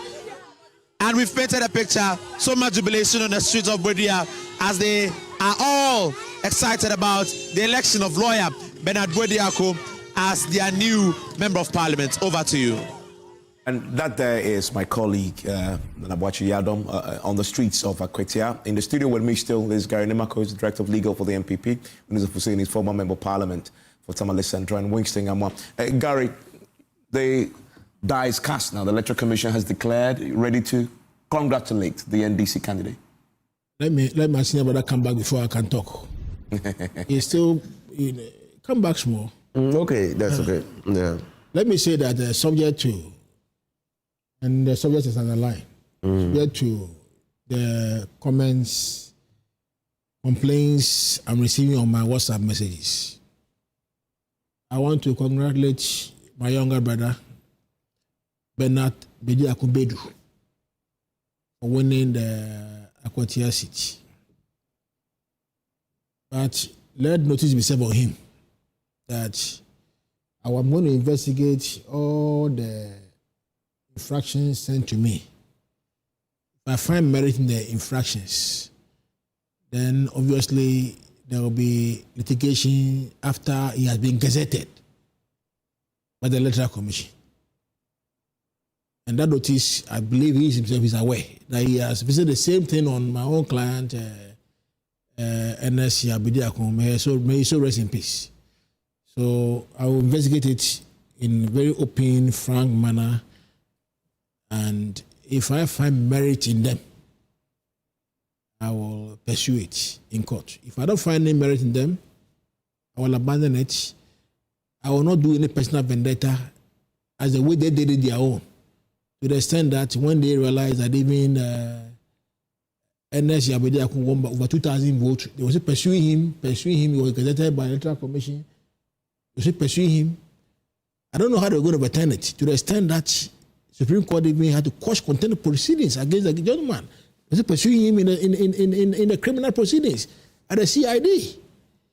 That notwithstanding, I still congratulate him as a spokesperson and as somebody who is a very fair-minded character. I think he won for election. He has won.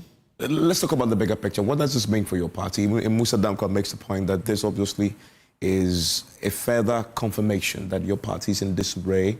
And considering the fact that he had taken clawback 6,000 votes in total, that is quite significant, isn't it? I don't believe so. I don't believe so. You see, every election, the dynamics are different dynamics. I don't believe so. What I don't believe so is that, you see, for instance, Black North, people didn't even go and vote because of security and insecurity in the area. Here in Akwatia, the security presence also prevent people from voting. Some say they don't go and vote. We were intimidated. They don't go and vote. Yeah, we have here only 33,000. Who didn't vote? 33,819 voted out of a total voter population of 52,000. Exactly. So you see, for me, and now I'm going to have a discussion with the Constitutional Committee review. I think that they have to seriously reconsider this by-election thing and revoke it in the Constitution. So that a party that is already in Parliament will have the opportunity to replace a member who has resigned, a member who has died, a member who for some reason doesn't want to be part of the party again. The party will do its internal primaries and replace the person out of in curiosity, Parliament. would you have suggested this if you had won this? Say it again? Would you have suggested the same if you had won this? Yes. Still? Yes. Even if you won this, you would have suggested the same? Yes, because at the end of the day, because you see, for instance, we say Tamale Central will not even go. In memory of my own brother and my junior at the university, Murtala Mohammed, doctor. I remember very well Murtala came to the University of Ghana. He was very activist in Legon Hall. And I knew how enthusiastic Murtala was, so activist. I knew how he was doing his business. And I said, Murtala, you're going to be a politician one day. He said, oh, senior. I said, yes. And lo and behold, he rose through the ranks and became a minister in this country. And then he dies. And then the party says they're going to contest Murtala. But how do you recover from this, though? I mean, because the optics aren't good. The signaling that 2024 was a disaster. 8 months on, you are still limping. In fact, it's worse now, as far as Akwatia is concerned, than it was in 2024. When Mama lost elections, in fact, I'm telling you, there have been times that MPP has said that NDC was going to be in limbo, they will never recover. We are in this country. Look, October 30, I'm 50 years. So I've lived enough in this country to know what has happened in this country. All right? We said the NDC will never recover. But what happened? NDC recovered. And Mama came back and now won elections and now is the president of the Republic of Ghana. So please, let no one delude himself that, because we are now in a turbulent situation, MPP is down. So you agree you are in turmoil as you speak? Of course. I mean, nobody will tell you that a party that has gone for election and got 38% or whatever, 41% is not in turmoil. We are in turmoil. It never happened before. And you have to admit it. And you think that after 8 months, you would have begun to see some fixing of the problem? Even in politics, what do you need in politics is sober reflection. You see, when I was in the seminary, as a university seminary, there were times that we go into what they call recollection. Recollection is a period that you sit down to go back into your life, your own life. You sit down and then see whether what you have gone through, what you have been through, it was right, it was wrong, and you correct your own mistakes. A life without recollection is no life.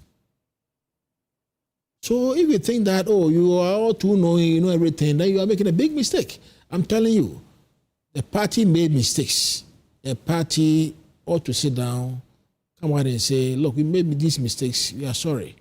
Ghanaians, forgive us. Let's correct these our mistakes and move on. And be humble enough to approach Ghanaian people with that sobriety and that humility. A final question on that. 8 months on, the evidence tonight suggests that the people, at least in Akwatia, they don't believe that you've begun on this journey of sobriety.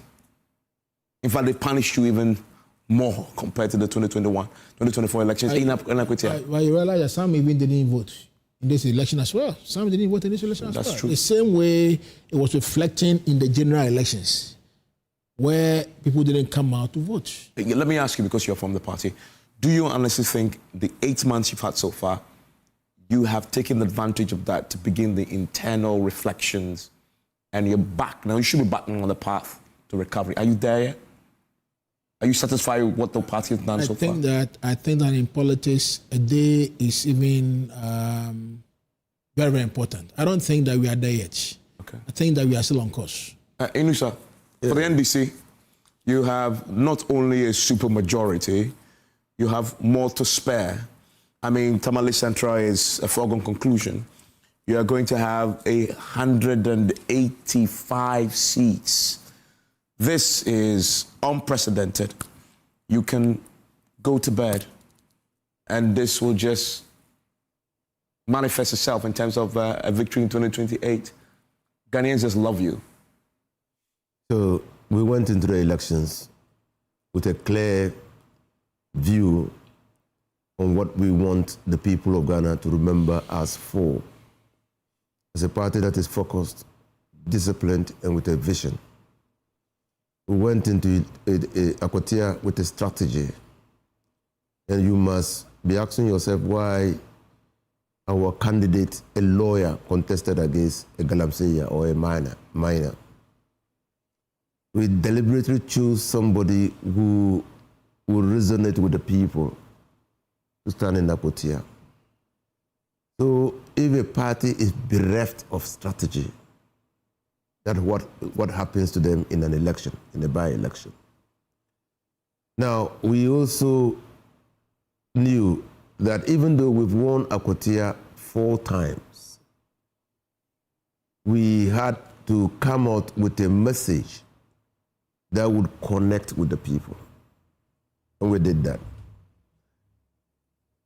The 100, we now have 100, about 185, but in total we have 189 seats in Parliament because all the independent candidates are sitting, independent MPs are sitting with us. We do not intend to misuse our strength in Parliament. We promise the people of this country good governance. We will ensure that we push our policies through. We will not muzzle out MPP, but we will always, when the opportunity presents itself, demonstrate to the people of this country that we are a party that is interested in their welfare. So we will contest any by-election that comes. You see, if we had lost this by-election, the narrative would have been different. So we knew that. We knew that. And so that's why we went into the election full force. Now, NDC, and it's exactly the same thing that animated the 2024 elections. A party that loses an election, or a party that is coming from opposition into government, ought to put certain things in place to assure the people of this country that when they are given the mandate to rule, they will do things in a certain way.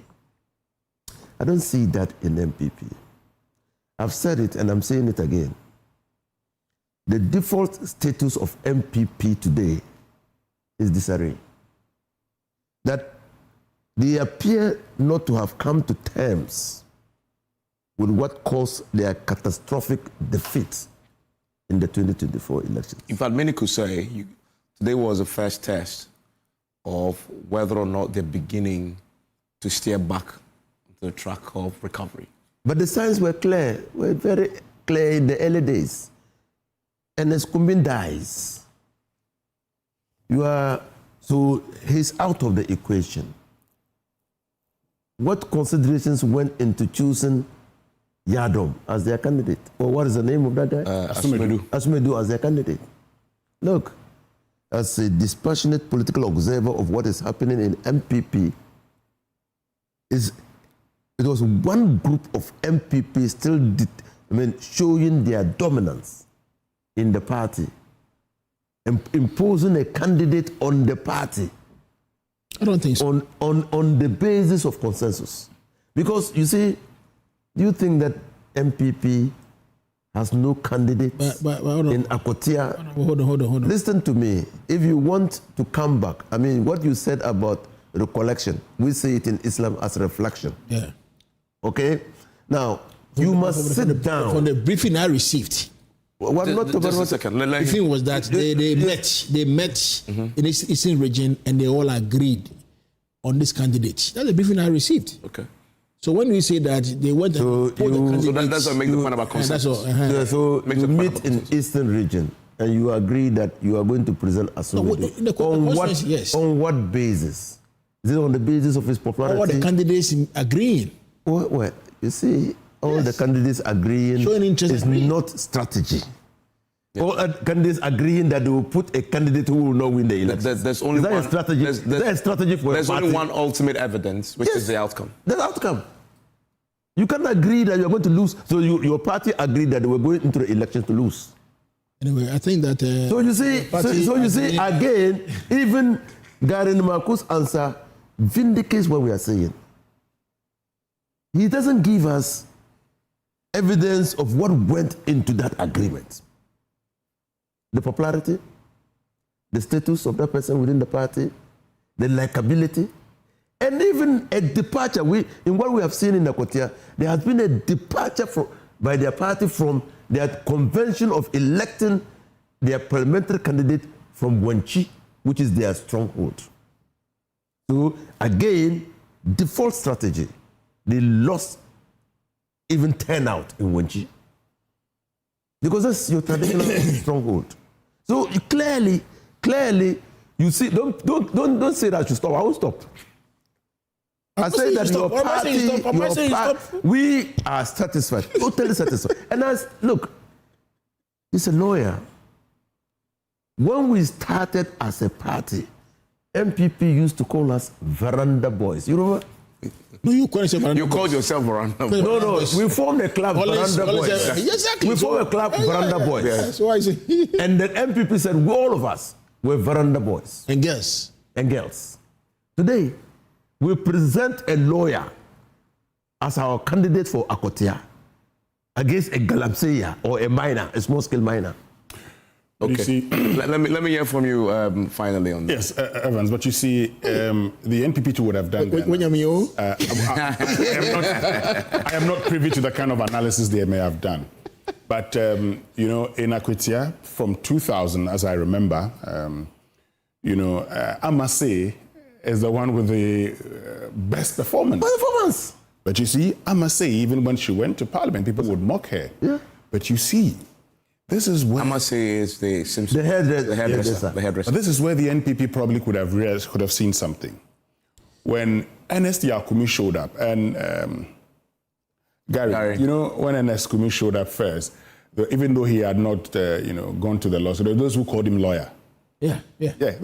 And I've known him even before he showed up in Akwatia. So I know those were calling him lawyer. We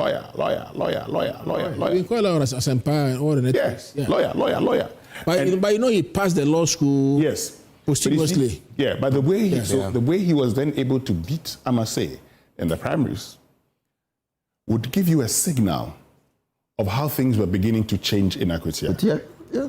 So that would have probably told the NPP, okay, how about you continue there? But also, look, again, I do not have, but I'm looking at it from this way, and qualitatively, based on my own analysis, I'd say the NPP could have said, no, let's get somebody to go and match the NDC.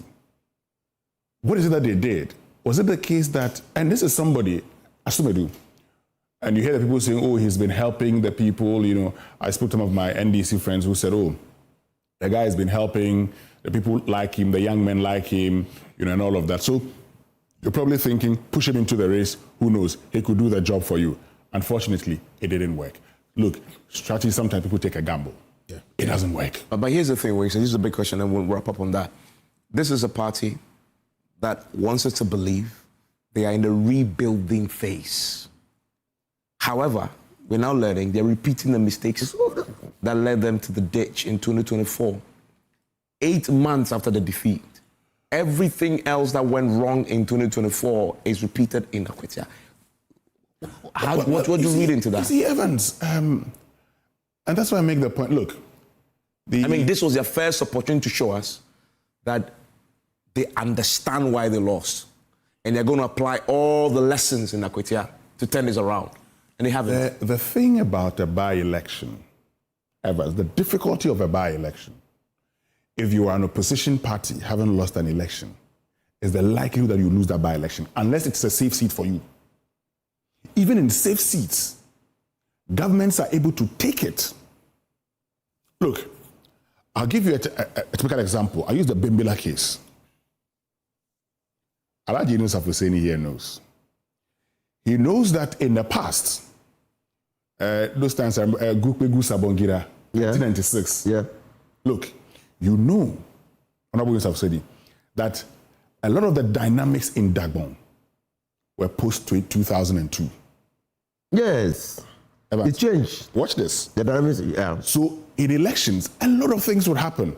So sometimes you go into it, and in post-2002, a lot of things changed in Dagbon. But Winston, you didn't complete Bimbila. Let me tell you what. Let's again, I'll wrap up with you. Okay. Second, I'll wrap up with you. We just have a minute to wrap up. Like, let me tell you, Bimbila, so that I can. That was when MPP had thinkers. Yes. That was when MPP had strategy. But you also. Let me come. Nituwul was not MPP. Okay. Was not MPP. Nituwul had contested the elections on the ticket of PNC. But when Chambers went to ECOWAS and the by-election was called, there was thinking within the MPP. So they did they looked at the dynamics of the constituency and thought that they needed a particular person or somebody from a particular ethnic group to be able to snatch the constituency. Okay. So they went for Nituwul. That is strategy. Now, the point I was wrap up for me. Yeah, but just make that point. That is strategy. But what strategy did they employ? Where's the wrap up?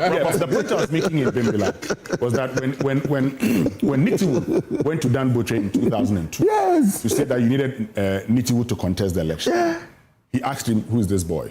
When the PNC and CPP had then selected Nituwul to contest on joined this thing, then he realized and brought him to the MPP fold. But then I make a point.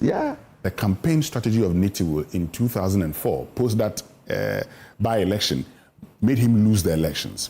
He came back and ran a certain campaign in 2008, which you know, I'm not going to repeat that here, and that's made him. So the point I'm making, Evans, is that look, sometimes you go into an election believing, and I make the Nituwul point that Ibn Chambers, NDC, the MPP was able to take that seat. In Woolensey, they took it. Also because they had incumbency advantage.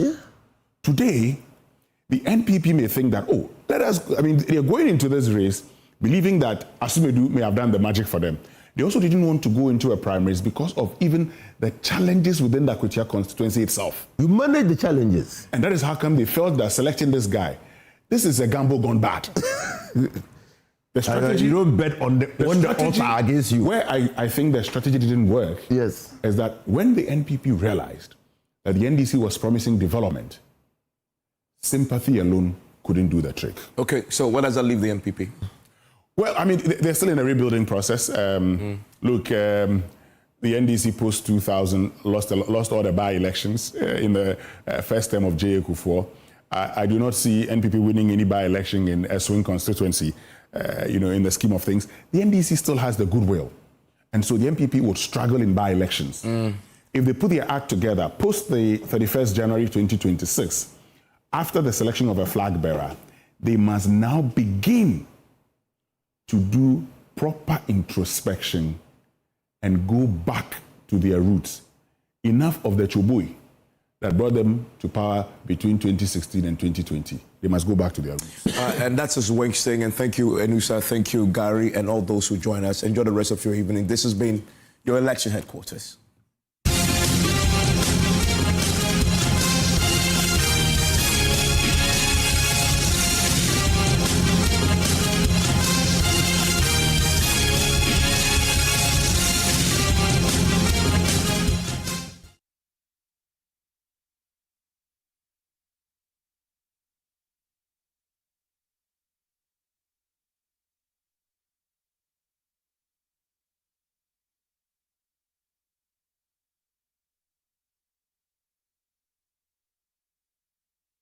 Once upon a time, in the heart of Accra, a man in his fancy car sought directions. But oh, the Ghanaian way. Hello, bro. Good afternoon. Good afternoon. Can you please show me where the Presby Church is? Oh, sure. Go straight. 10 left at the big mango tree with the broken branches with most of the mangoes falling. Right after that tree, there is a watch cellar. If you reach, ask there. Anybody will show you. When the Black Stars take to the field, every Ghanaian becomes a coach. Why Fatika on to be dribble? The coach must go. The sacred cue for our beloved Gobe. As we wait patiently, rehearsing the perfect vibe. Have you at it? Mami Gobe, the cocono. One Garino. These, my dear ones, are some few moments that makes our Ghana truly special. And as we share these stories, let us also remember a plate of lele rice, connecting our hearts through the flavors of our culture. Lele rice, ye nimno free tete. This advert is FDA approved. As a young mom, you're not always sure that you're doing it right. Choosing a baby care product for your child can sometimes be difficult. I choose BabyMed hypoallergenic skincare products, specially formulated to suit my baby's fragile and sensitive skin. A complete range of products that makes every bath time a moment of tenderness and well-being. BabyMed, baby-specific care products.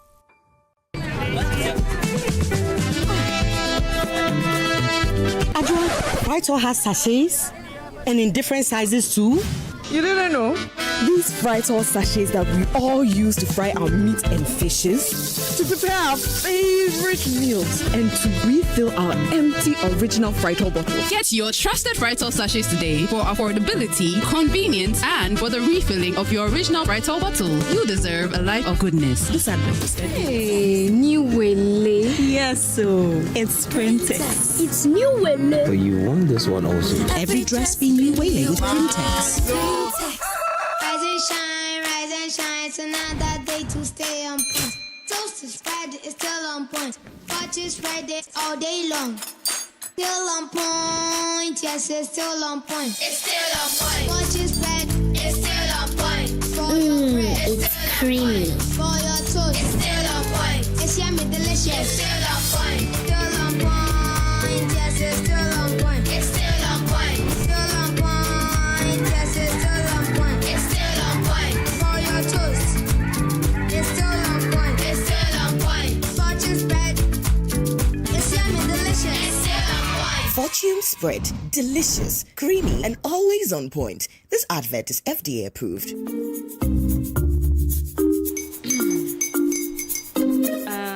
Kwame and his uncle are almost here. Wait a minute. This one too, your friend Kwame. Wait, Kwame. As in the same Kwame again? Yes, mommy. I'm the second coming. Into all this tension just to reintroduce that broke boy from Kaswa. Why would you deceive the family like this again? Now I understand the whole delay. Troll from Kaswa. Why wouldn't he be late? Or being late, of course.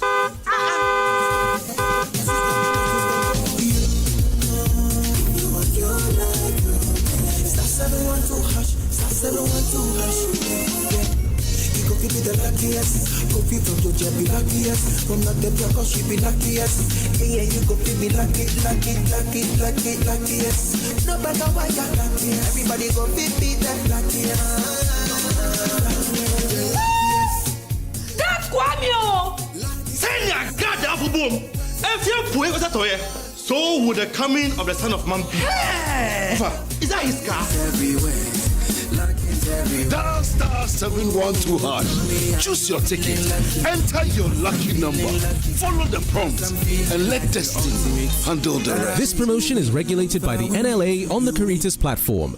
Bills mama official po afisa say na sika bebre abamo bia botoma ye de bills aka ne hu biomo ye say 2025 idie eni da so wo homo bia wote wo kwa oni adwuma ye fa wani kire bills na beje loan na wo betini dia ye wa wadwuma we eye loan don komi wo hia hwe ye wo hia ne wo Ghana card e wa na wo zaka wo sika na se we obi nso a wo ye wa wadwuma wo pesa wo mu ana odwuma ye ni a wo je busumi aketua Any bill se bre. Na beji lona. Ufa bibia nsiawa. Collateral anase deposit. Ane uihie mubia. Enti afidie. Yesi ubia wuni ejume bia ye. Ubetumi abeji loan. Enti sa wutine fie na sa wenye sika no bidia. Eya wow. Fra bills is esia. Na wetumi etua o bills. Nemo. It's say kakao. As a young mom, you're not always sure that you're doing it right. Choosing a baby care product for your child can sometimes be difficult. I choose BabyMed hypoallergenic skincare products, specially formulated to suit my baby's fragile and sensitive skin. A complete range of products that makes every bath time a moment of tenderness and well-being. BabyMed, baby-specific care products. Hey, new Wele. But you won this so many times before. Every dress be new Wele with Printex. Every dress. Hey, it's new Wele. When it's quality, it always looks new. Every dress be new Wele with Printex.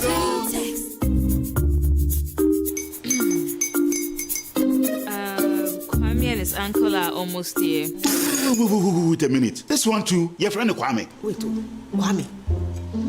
As in the same Kwame again? Yes, mommy. I'm the second coming. Into all this tension just to reintroduce that broke boy from Kaswa. Why would you deceive the family like this again? Now I understand the whole delay. Troll from Kaswa. Why wouldn't he be late? Or be late, of course.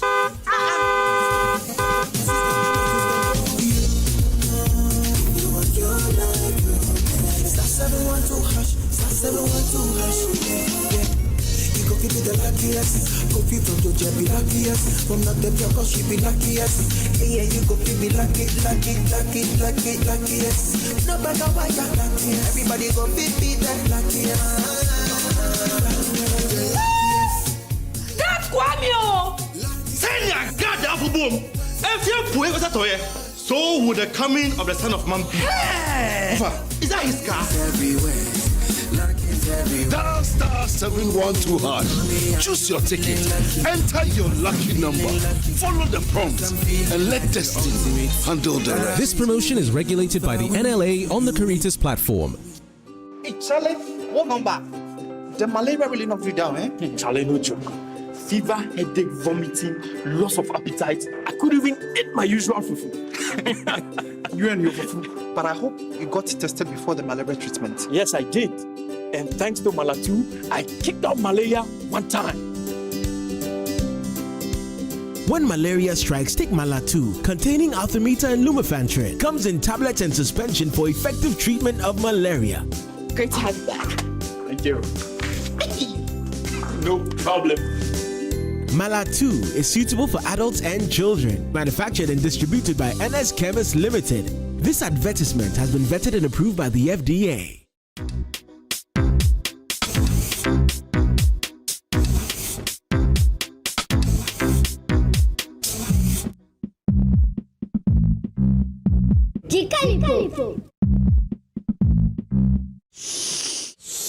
Mommy too, so refreshing. Mommy too, hey then, too much. Mommy too, so refreshing. Mommy too, calipo, hey then, too much. Mommy too, calipo, you feel I'm Mommy too, calipo, so refreshing. Mommy too, hey then, too much. Mommy too, Calipo. This advert is FDA approved.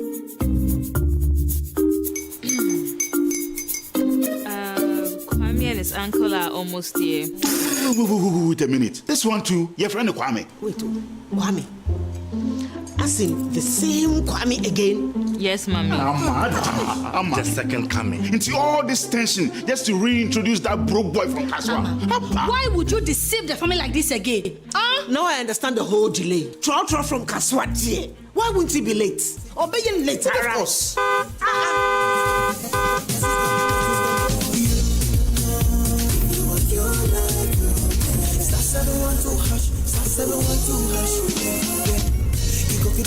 luckiest. Go fit on your be luckiest. From not the because she be luckiest. Yeah, you go fit be luckiest. No matter why you're lucky, everybody go fit be that lucky.